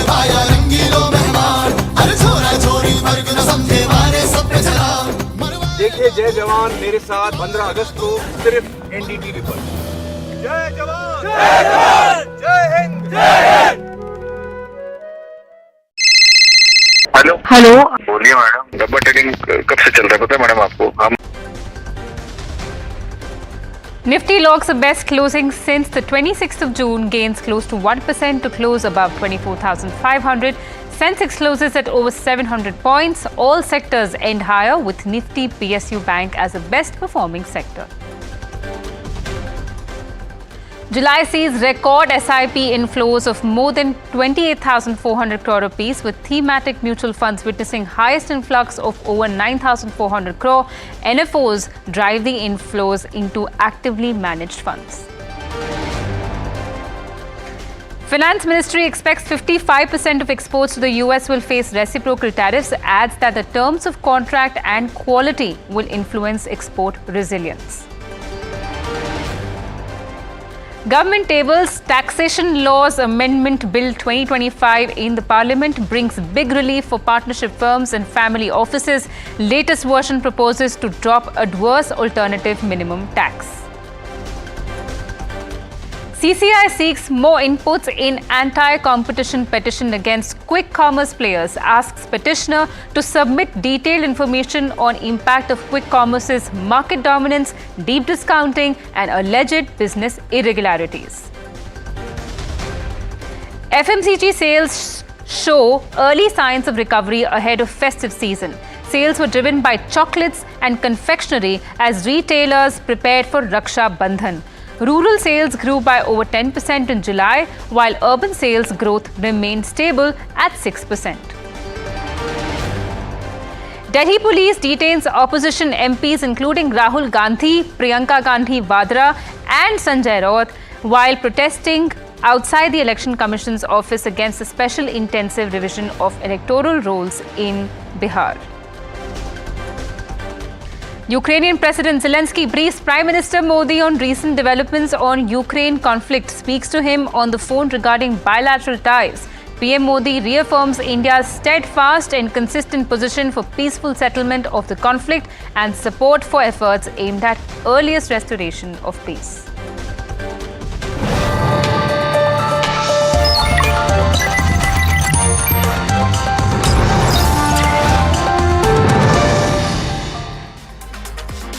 Hello and welcome. A very good evening. This is Profit 360 on NDTV Profit and I'm your host Malika Mishra. Along the next half an hour, we will be bringing you the latest on markets as well as national and international news, so follow along. To begin with, no Monday blues for the markets. Nifty and the Sensex ended nearly 1% higher, rebounding sharply from Friday's lows. Mid and small cap indices ended higher but underperformed the benchmarks. All sectoral indices closed in the green, with Nifty PSU Bank as a top gainer of the day. My colleague Harsh now joins in with a quick wrap of the market action. Well, we had a couple of tough weeks, right? And today was a bit of a bounce back. Monday blues completely brushed off by the index. We've closed around 0.8% higher. Best day of intraday close since probably the end of June, 26th of June is what I'm told. It's the best intraday move that the Nifty has made since that date. So solid move, largely led by the breadth. So it wasn't like the heavyweights aided the index or the like, but IT banks were certainly finding favor in trade today. The IT index was up 0.5%. The banks were also up 0.8, largely in line with the Nifty. And that of course aided the Nifty. But outside of that, it was just the breadth which was extremely strong. Nearly 40 stocks clocked the green on the Nifty 50, which is clearly what has led to that uptick. 4% higher on an Adani Enterprises. That's the one stock that really stood out in trade among others. The other one was Voltas, of course, which was under pressure on the back of numbers, of course, but that's within broader markets. Along with that, the consumer durables index within sectoral indices faced some heat on the back of those numbers, and also a PG Electroplast continued to face heat. So that was broadly the way in which the market moved. But let's talk a little bit about sectors as well. Pretty much all sectors in the green, outside of that consumer discretionary sector, which faced some bit of headwind due to Voltas's numbers. when you're looking at the broader markets as well, the breadth was extremely choppy pretty much through the day, but we closed the day with the breadth in the green. 1200 odd advances to just about 1000 declines. That was roughly the ratio. And the Nifty mid cap index and small cap index underperformed the large cap, courtesy the breadth on the large cap, which was extremely strong. So the mid cap index was up just about 0.6% and the small cap index was up a little less than 0.5% odd in trade. So that's how it played out overall. The BSE 500, of course, plenty of gainers, losers. Amber was one of those within that EMS pack, which faced some amount of heat among the losers, but broadly on the back of numbers, some reactions with regard to those numbers coming through on the BSE 500 in terms of names. Right, and today was definitely a strong day for the Indian markets, and as it was reflective in the AMFI data as well, Indian investors poured a record 28,464 crore into mutual funds through SIPs in July. This is 4% higher versus June. Surge shows steady retail investor participation in India's financial markets. Let's now go across to my colleague Alex for a detailed analysis of this month's SIP data. Strong inflows into mutual funds in July despite a pretty torrid time for the equity markets. Let's talk about the headline though, and it's once again a record number for the SIP inflows, that is the systematic investment plan inflows. This is gross inflows and that stands at 28,464 crore rupees. But there's also a very sizable amount of money all told that has come through into actively managed equity mutual fund schemes. That's also a big talking point. As much as 42,700 crore rupees coming through. Of course, that's a very pretty number, but 9,000 crore rupees approximately of that coming through in the form of new fund offers.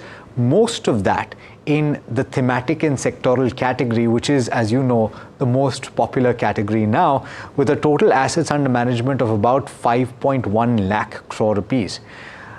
Now, there has been sizable inflow in multiple categories. You have flexi-cap funds that have gotten 7,650 crore rupees, small cap and mid cap, which has cumulatively got about 11,000 crore rupees, large and mid cap, which has gotten over 5,000 crore rupees, and even multi-cap, which has gotten close to 4,000 crore rupees. So pretty even spread, but there is a gravitation towards the diversified funds.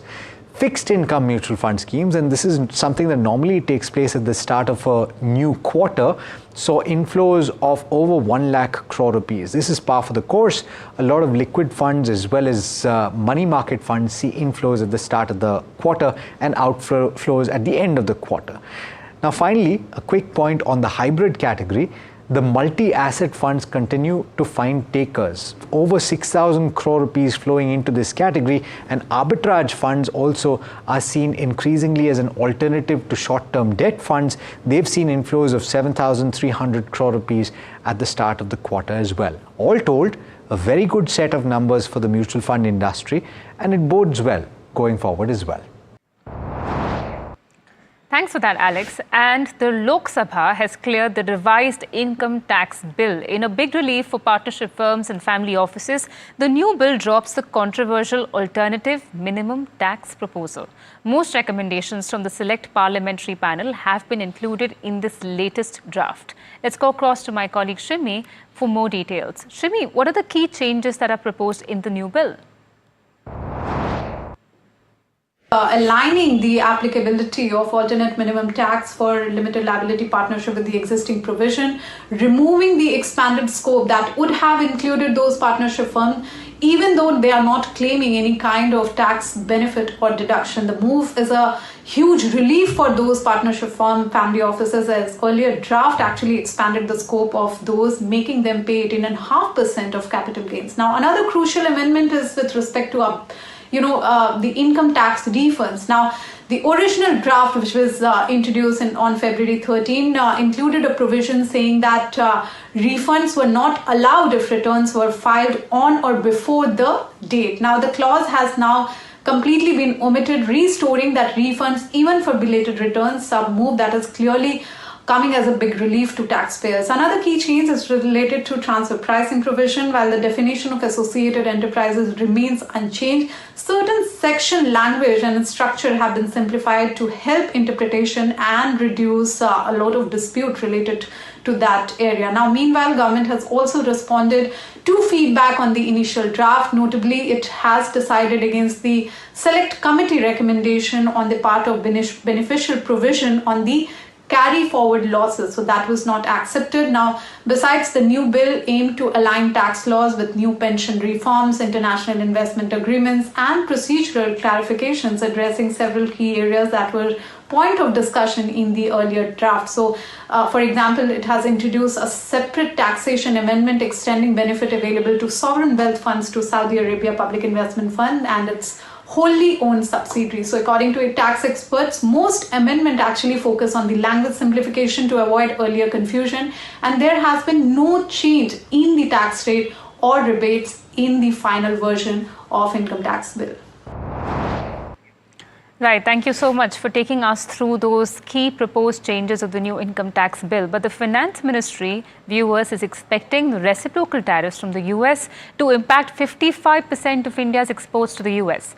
In its response to the tariffs levied by America, the ministry said that the exporters may face cost pressure and added that the Commerce Department is actively engaging with exporters and the industry.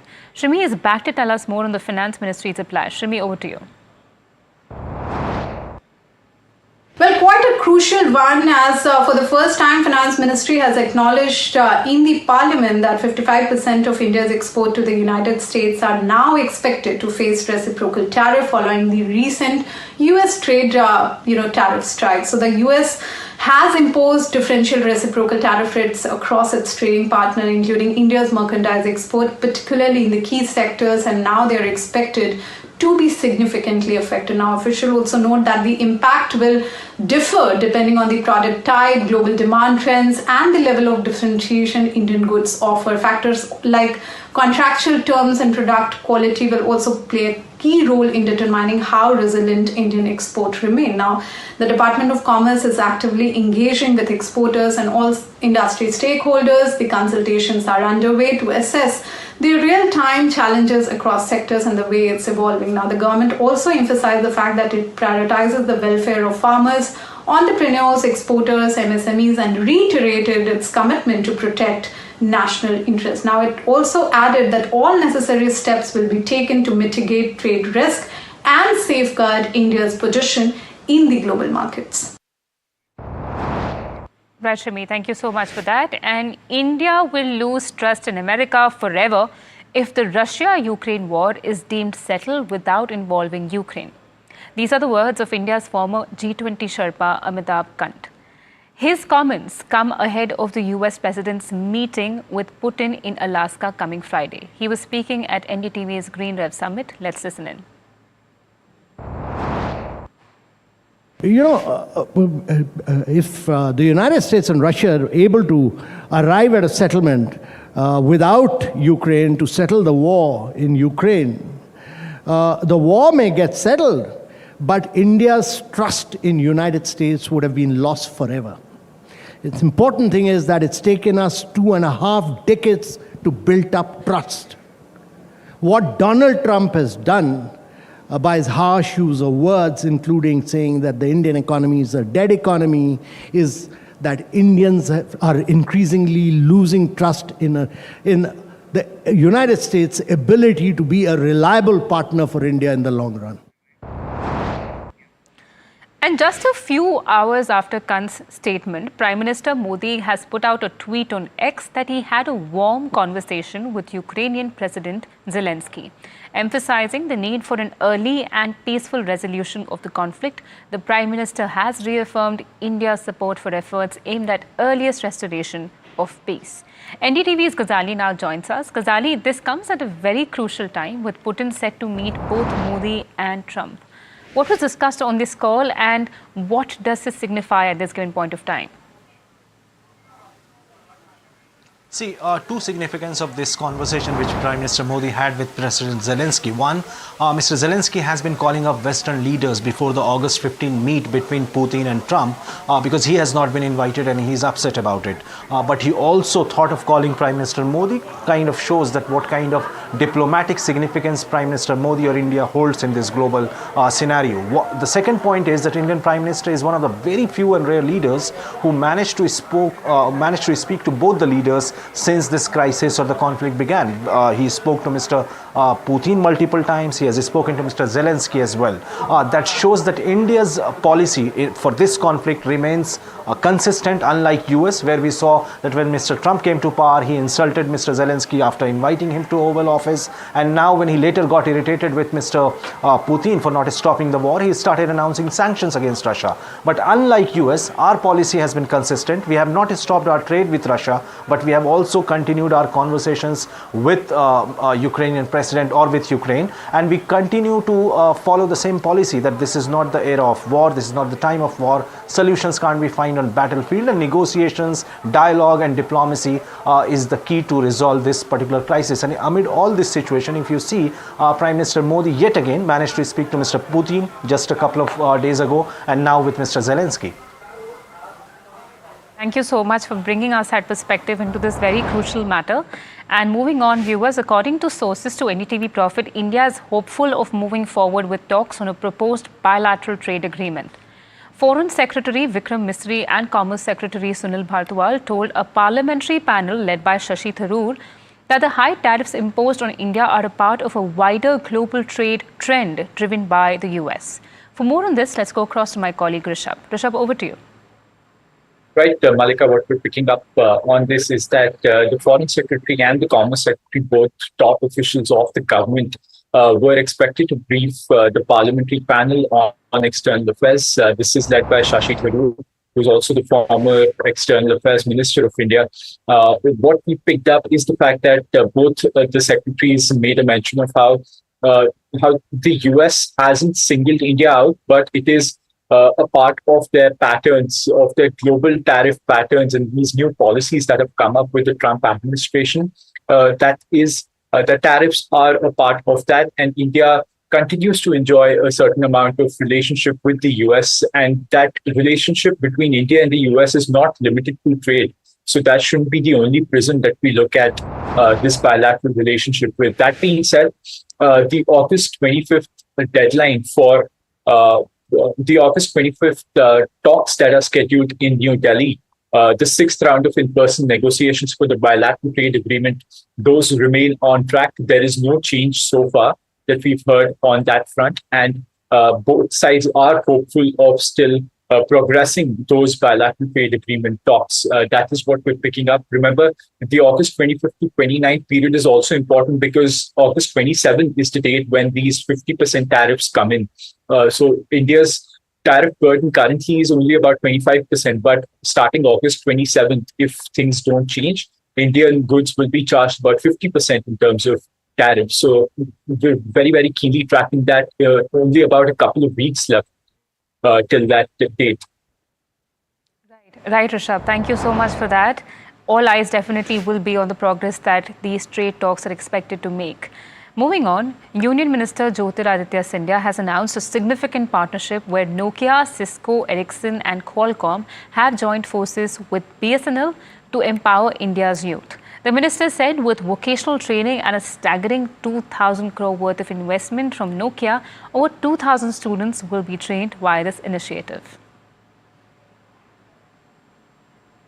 आज बहुत महत्वपूर्ण दिवस है मध्य प्रदेश के लिए, जबलपुर के लिए, पूरे भारतवर्ष के लिए। प्रधानमंत्री नरेंद्र मोदी जी के नेतृत्व में जो एक नया सूर्योदय, जहां देश के मानव संसाधन को नया प्रशिक्षण विश्व स्तरीय कंपनीज के द्वारा दिया जा रहा है, चाहे वो क्वालकॉम हो, सिस्को हो, नोकिया हो, अनेक कंपनीज हो, एरिक्सन हो, और ये शुरुआत जबलपुर में की जा रही है बाबा Saheb Bhimrao Ambedkar telecom training institute के अंतर्गत। और इसके आधार पर हमारे देश के नौजवानों को विश्व के अनुसंधान, नवाचार का भाग होने का केवल मौका नहीं मिलेगा, पर इसका नेतृत्व करने का मौका मिलेगा। And let's get you an NDTV Profit exclusive. Sources have told NDTV Profit that the CCI is intensifying its scrutiny of quick commerce platforms like Swiggy, Instamart, Zomato's, Blinkit and Zepto following a March 2025 petition by the All India Consumer Products Distributors Federation. My colleague Agni Dev now joins in to tell us more information on this particular development. So latest development coming in from the petition filed with the Competition Commission of India against quick commerce players Zomato, Swiggy and Zepto. So the Competition Commission of India, which is the competition watchdog of the country, is seeking additional information from the petitioner against Instamart, Blinkit and Zepto. Now remember that the CCI is seeking detailed information from the petitioner into the impact of quick commerce, market dominance, deep discounting and alleged business irregularities. Now these details are being sought to assess how distributors on ground have been affected by this. The CCI is looking into contravention of certain provisions which are allegedly against the Competitions Act of 2002 by the quick commerce companies. Now the CCI will relist the inspection application against Zepto, Instamart and Blinkit upon reviewing additional information that is submitted by the petitioner.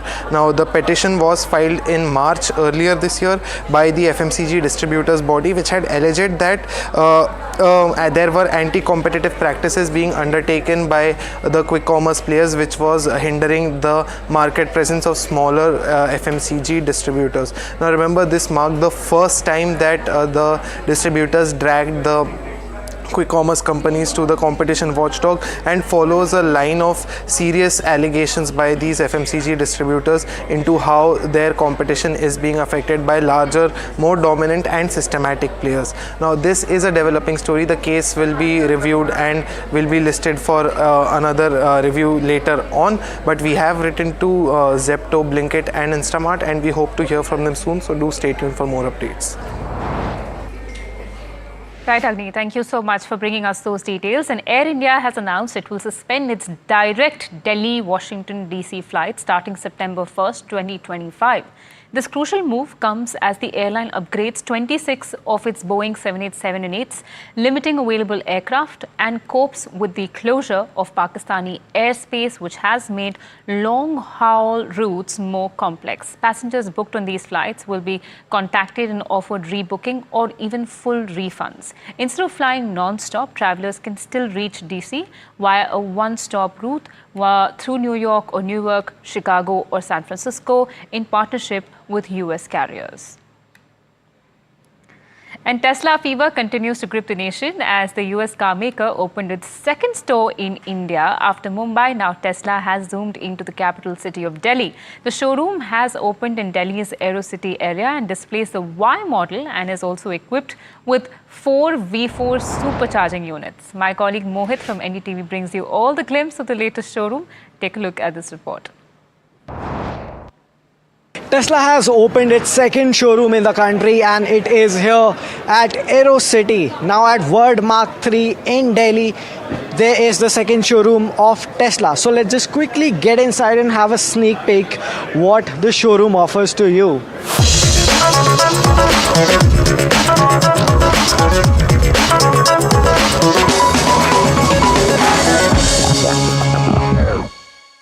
Now we are inside the Tesla of Delhi showroom and it spreads across 8,200 square feet.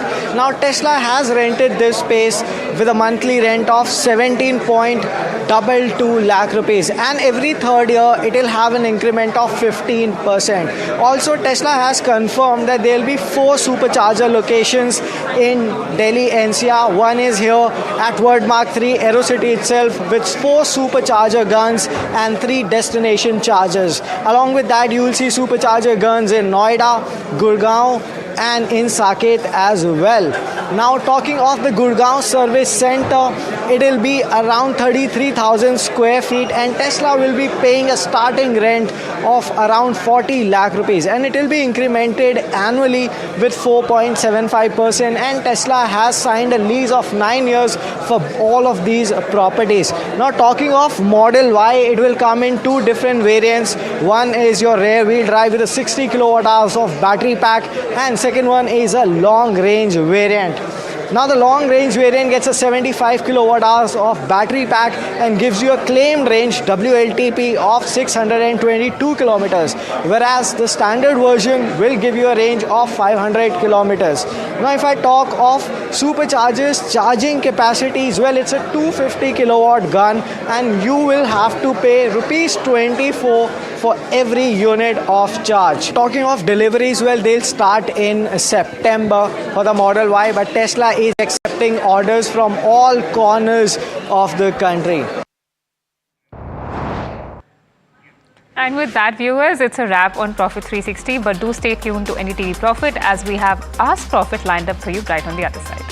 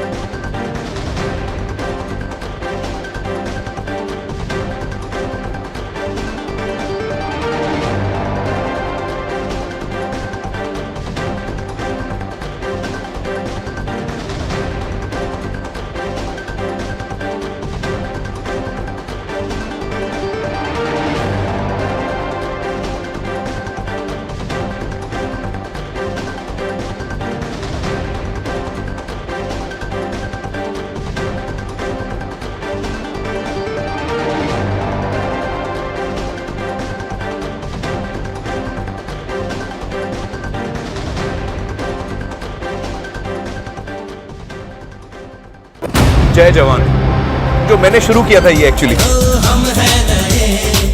मैं दोबारा आया हूँ आप लोग से मिलने के लिए। मुझे बड़ी खुशी है आप देख रहे हैं YouTube पे मेरी फिल्म। वाह क्या बात है, क्या बात है।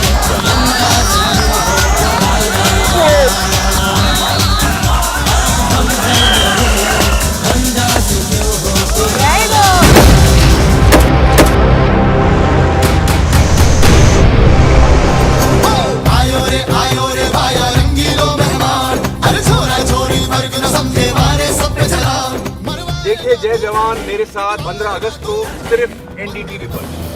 जय जवान, जय जवान, जय हिंद, जय हिंद। हेलो बोलिए मैडम, डब्बा ट्रेडिंग कब से चल रहा है पता है मैडम आपको? हम और आप तो जन्म भी नहीं हुआ था हमारा। We investigated a shady advisory firm that has spent big bucks on advertising on the front pages of national dailies. ये आपको बिल्कुल उसका ऐसे हल्का सा भी खौफ नहीं है। मैडम एक बात को खौफ किस लिए रखना चाहिए तो बताओ, कौन सा गलत काम कर रहा हूँ मैं?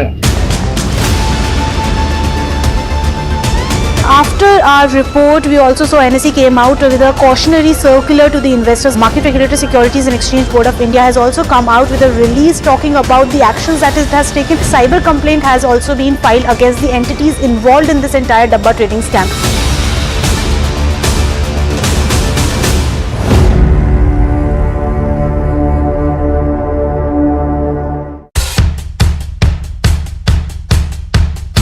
The markets move fast. And so should your portfolio.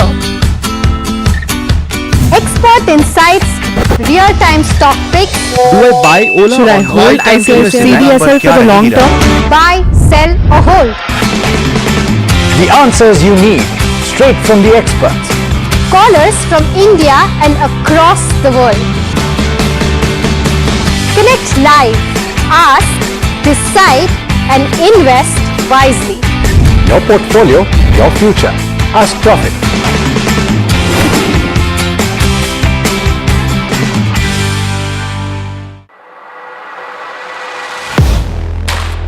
Do you really know the company you invest in? What is the real picture behind presentations and claims? Is the outlook as rosy as the company claims? Know Your Company, powered by NDTV Profit Research, shines a light on the biggest stock market movers.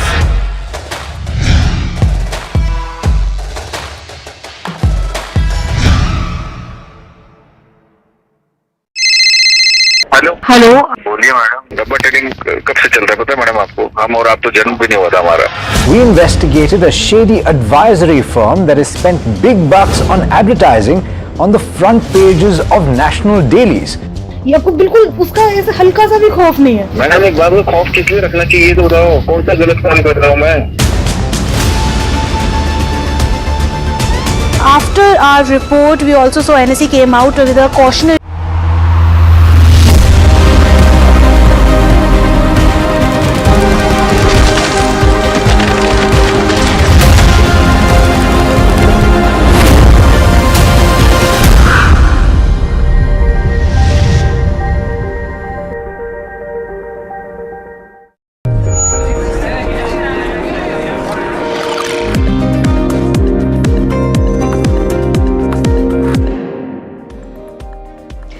Welcome, you're watching Ask Profit on NDTV Profit and I'm your host Himakshi Bahuguna, and along the next half an hour, I'll be taking up all your stock related queries. So don't forget to call us or WhatsApp us. The numbers are there flashing on your screens right now.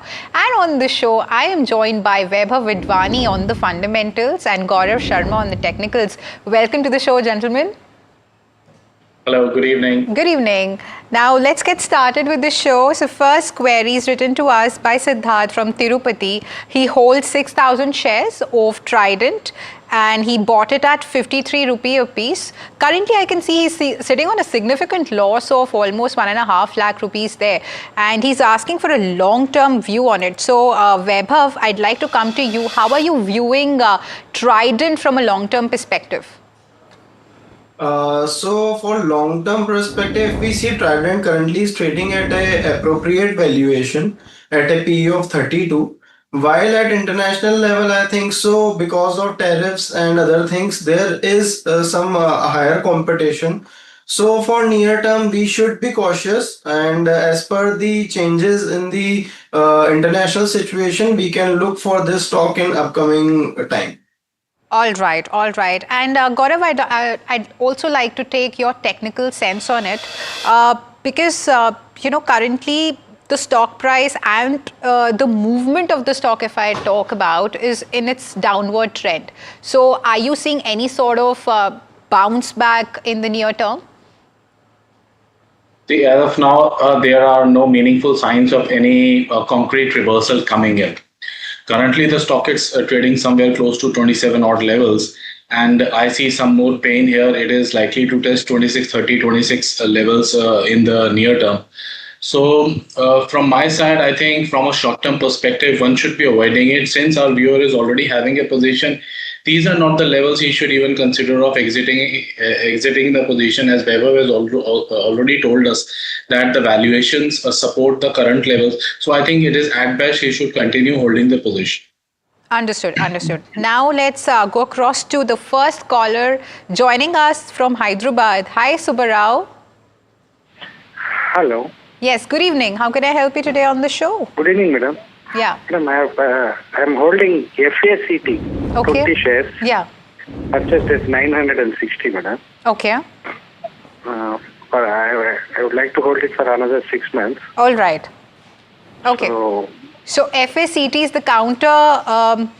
Gaurav, if I look at the charts, after like recovering in the month of April, but now if we look at the trend, the stock is kind of in its downward trend. So what's your sense? And for another 6 months, are you optimistic on the counter with respect to the technicals of it?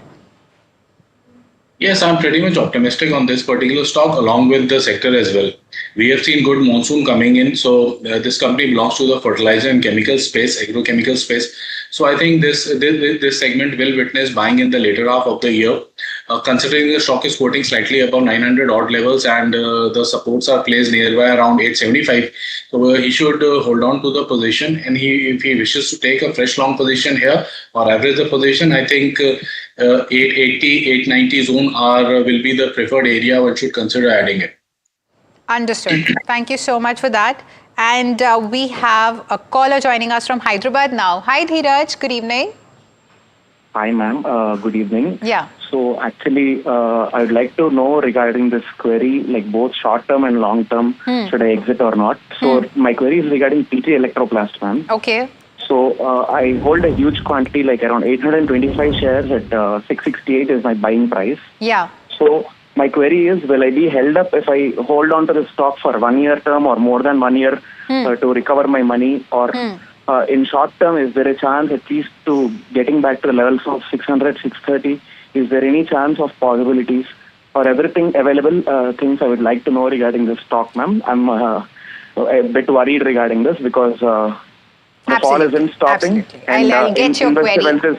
Yes, ma'am. Investor wealth is like going down a lot. Yeah. And one more query is I think, Dheeraj, I'm afraid that I'll be able to cater. I'm not asking any other query. Actually, Okay. market, Regarding this only. Yeah. Regarding market. So the companies are posting good results only during only regarding the Trump tariffs. Why are all the companies underperforming? Not even a single sector is an uptrend. So is this a bear phase or will there be a pullback rally? That's it, ma'am. All right. So firstly, I'd like to, cater to PG Electroplast, in which you have made some significant losses there. So Vaibhav, in its Q1 results also, so they were, weak results, whereas the net profit was down 20%, EBITDA was also down 7.2%. So considering this factor also in mind, so is it still advisable for Dheeraj to stay put with this investment for another 1 year so that he can probably, recover his losses? Vaibhav? I think... Yes, please go ahead. I think there's some network issue happening there, but I'd like to switch to Gaurav for the meanwhile. Gaurav, you've heard the query. So what's your sense on PG Electroplast, like if you have to holistically view this counter? So firstly, I'll address the specific question on SPG Electroplast that is hurting him the most.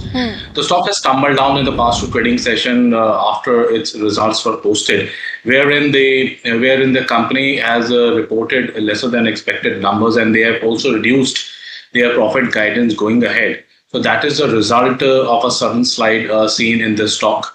Post the numbers, Nomura also came out with its coverage on this stock, and they have reduced the target price, if I'm not wrong, by 35 odd percentage points here.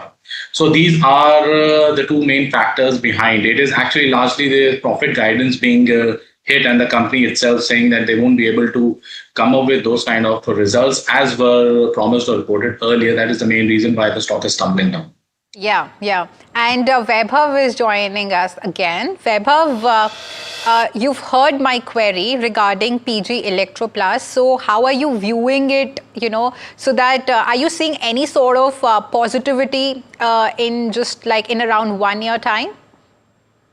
First of all, if we see stock is already trading at a higher PE than industry, and things will take time. I will say we should look for those stocks which are more dependent towards the demography of India and higher exposure towards India. So in future, there is a probability we can expect minor stress in the revenue growth. So my view is for near term is quite pessimistic, but we should observe the market at this point of time. What will be the new government initiatives and policies to protect our domestic market, and as per that we should take our positions.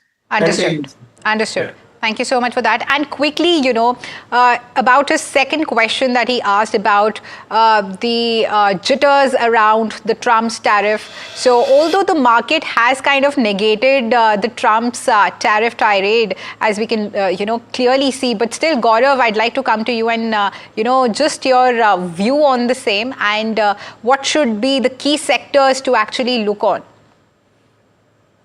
Firstly, I would prefer to, share some data with the viewer and all the viewers actually.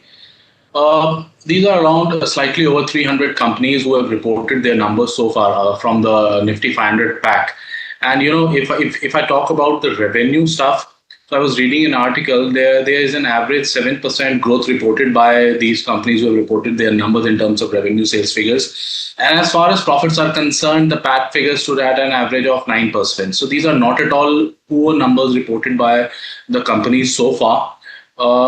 So definitely we are not into recession or anywhere close to it. So the viewers should not worry at all about these. The Trump-related, the tariff-related issues are something which will be sorted out soon. It's almost 6 months gone by. Half of the year is behind us. I think in the next 1 or 2 months, these things will be settled and things should start normally. Okay. Thank you so much for that. Now let's go across to Shankar joining us from Chennai on the phone line. Hi, Shankar. Good evening. Good evening. Hello. How are you? I'm very well. Please go ahead with your query. Thank you. In past April, I bought 1,300 IDFC First Bank shares at the rate of 53 rupees 60 paise. Okay. My plan is 3 to 6 months holding time. Yeah. Already 3 months left. Okay. So what can I do? Shall I wait for another 3 months or exit at current levels? Because last 1 month, trading choppy. Understood. So Gaurav, coming to you quickly, because he has made some profits there, around 8,000 rupees. So should he be booking his profits at this particular juncture or should he stay put for another 3 months? I think he should hold on to his position. Considering another 3 months, he can hold on to his position. The stock is likely to test somewhat around 74 to 76 range sometime soon. I'll advise him a small stop loss here. He should take a stop at 66. So that's kind of a 5% here. Okay, thank you so much for that. Now let's go across to Snigdha joining us on the phone line from Hyderabad. Hi Snigdha, good evening. Hi, this is Snigdha from Hyderabad. So yes. My query is regarding HAL. Okay. HAL? So yes, HAL. Okay. So I've purchased 44 shares at 4460 today morning. Yeah. So my query is regarding this short-term perspective for 2 to 3 months. Okay, so a trading perspective. Yeah. Yes. A trading perspective on HAL. Gaurav, without wasting much time, I'll quickly come to you. So what are you picking up from the charts? Chart formation is pretty good. It is just that it is spending some more time here. I'll advise her to take a stop at 4,400, hold on to her position, wait for some time.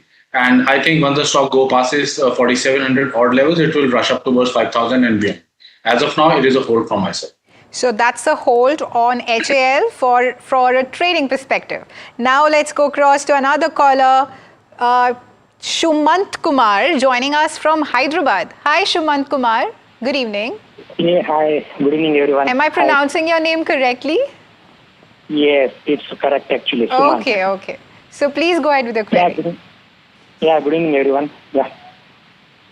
See, actually, I'm holding Colgate 200 quantity at the price of 2450. Yeah. Even I have acquired at very low price, but still stop trading. I'm moving to the 50-week lows and even though 1.5 year lows. So I can hold the stock for the next 1 year, for the next 3 to 4 quarters. Okay. I want to know the good fundamental company only, but it's not performing up to the mark. Can you provide your view on the next 1 year, how would be the Colgate can perform? Okay, so Shumant Kumar, you're asking whether you want to actually switch from Colgate to some other counter. No. I'm holding it's a 10% nearly to last the current price. Yeah. I can able to hold the stock from the next 1 year. I can able to hold the stock. Okay, understood. So, Vaibhav, now I'd come to you. Colgate is the counter in which he is incurring a loss currently. But, talking about the fundamentals of the company, and so do you advise Shumant Kumar to stay invested in it for another 1 year? First of all, if we see on trailing 12-month basis, Colgate revenue growth is not that much robust, and stock is trading at an appropriate valuation. But if we will consider the overall market conditions, so we can expect a sideways revenue growth in this particular company. So my view is that if holding duration is more than 1 year, then surely we can hold this stock, because for near 1 to 2 quarters, we can expect a very sideways trend in this particular stock. Okay. Thank you so much for that. Now let's go across to another caller joining us from Bengaluru. Hi, Krishnan. Good evening. Krishnan, are you there? Good evening. Yeah, I'm there. Yes, I please want go to ahead ask with the about query. Kalyan Jewellers. Yeah. Yes, Krishnan. I'm holding. Yeah, I'm asking about Kalyan Jewellers. I'm holding 176 shares at the rate of 231 rupees. I purchased. Okay. Okay. Yeah.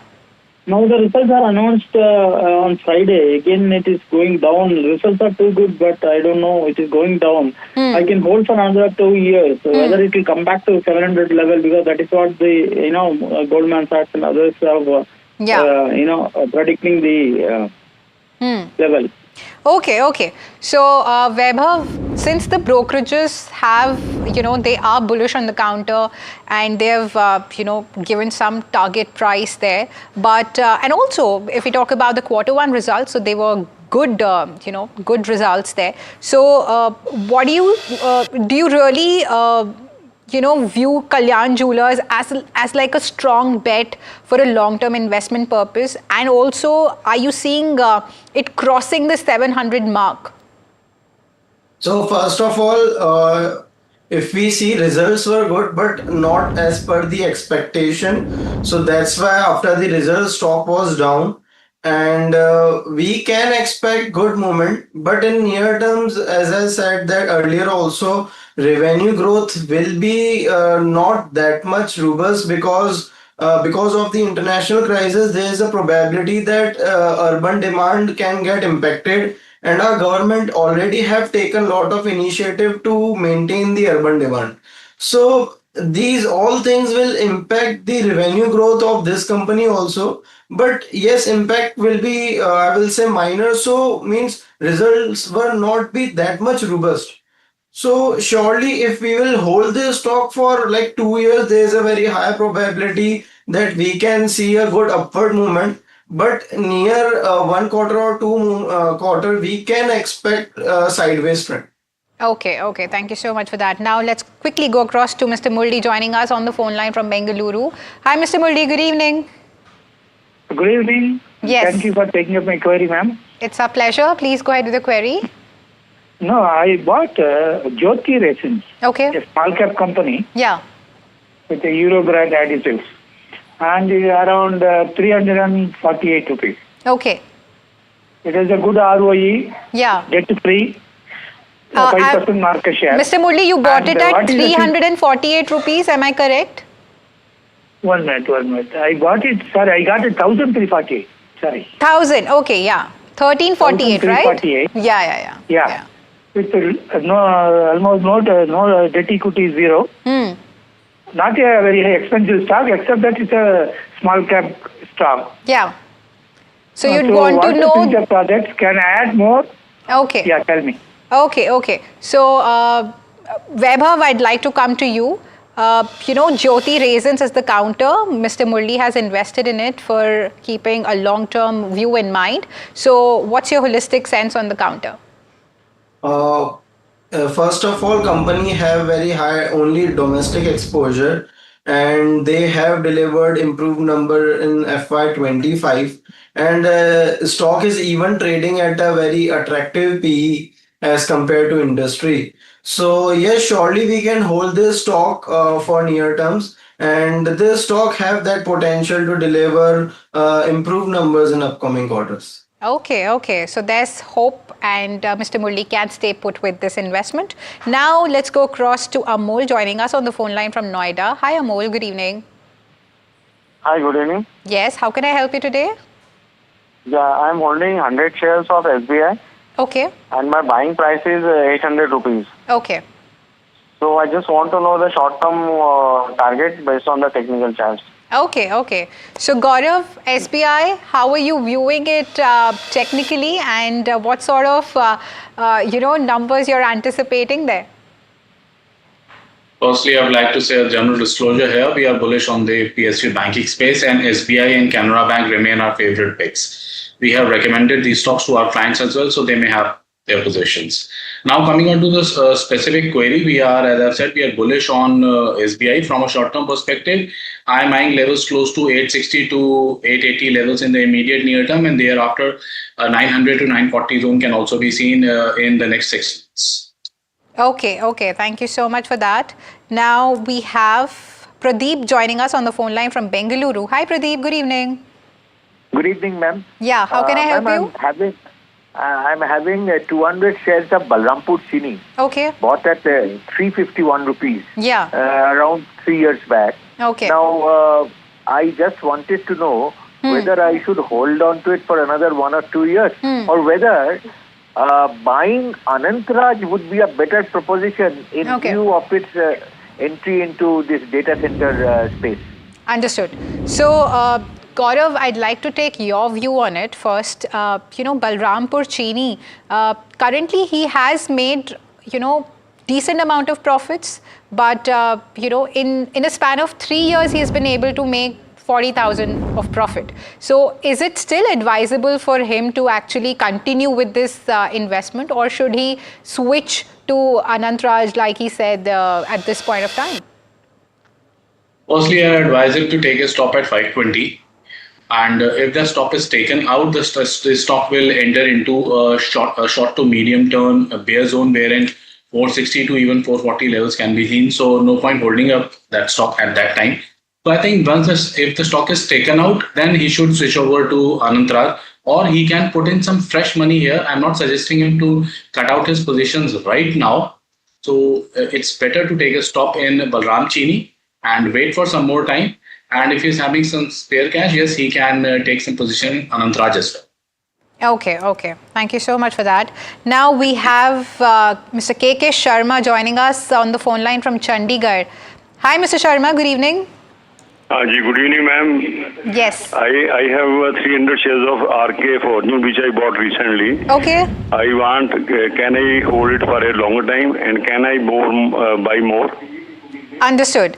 So, Vaibhav, Ramkrishna Forging is the counter. So he has recently purchased it, but should he be accumulating more? Are you seeing it as a strong, counter for a long-term investment purpose?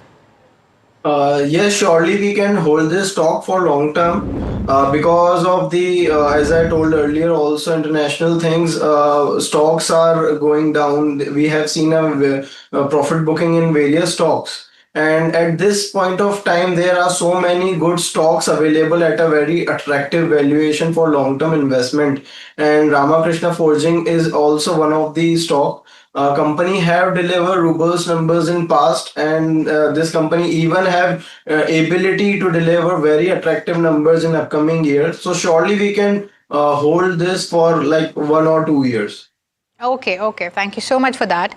Now, let's go across to Srinivasan, who's joining us from Vellore on the phone line. Hi, Srinivasan. Good evening. Srinivasan, are you there on the phone line? I think we've lost the line there. But we have his query. He actually has 1 lakh rupee of corpus with him, and he wants to enter. He's asking whether it's the right time to enter Tata Tech. So, Gaurav, I'd like to come to you on this. It's currently trading at 660 rupee.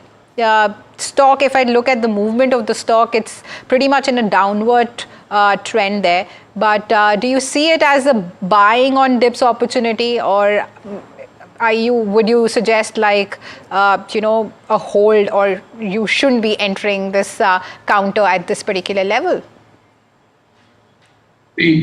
Firstly, there are no signs at all of any kind of reversal coming in.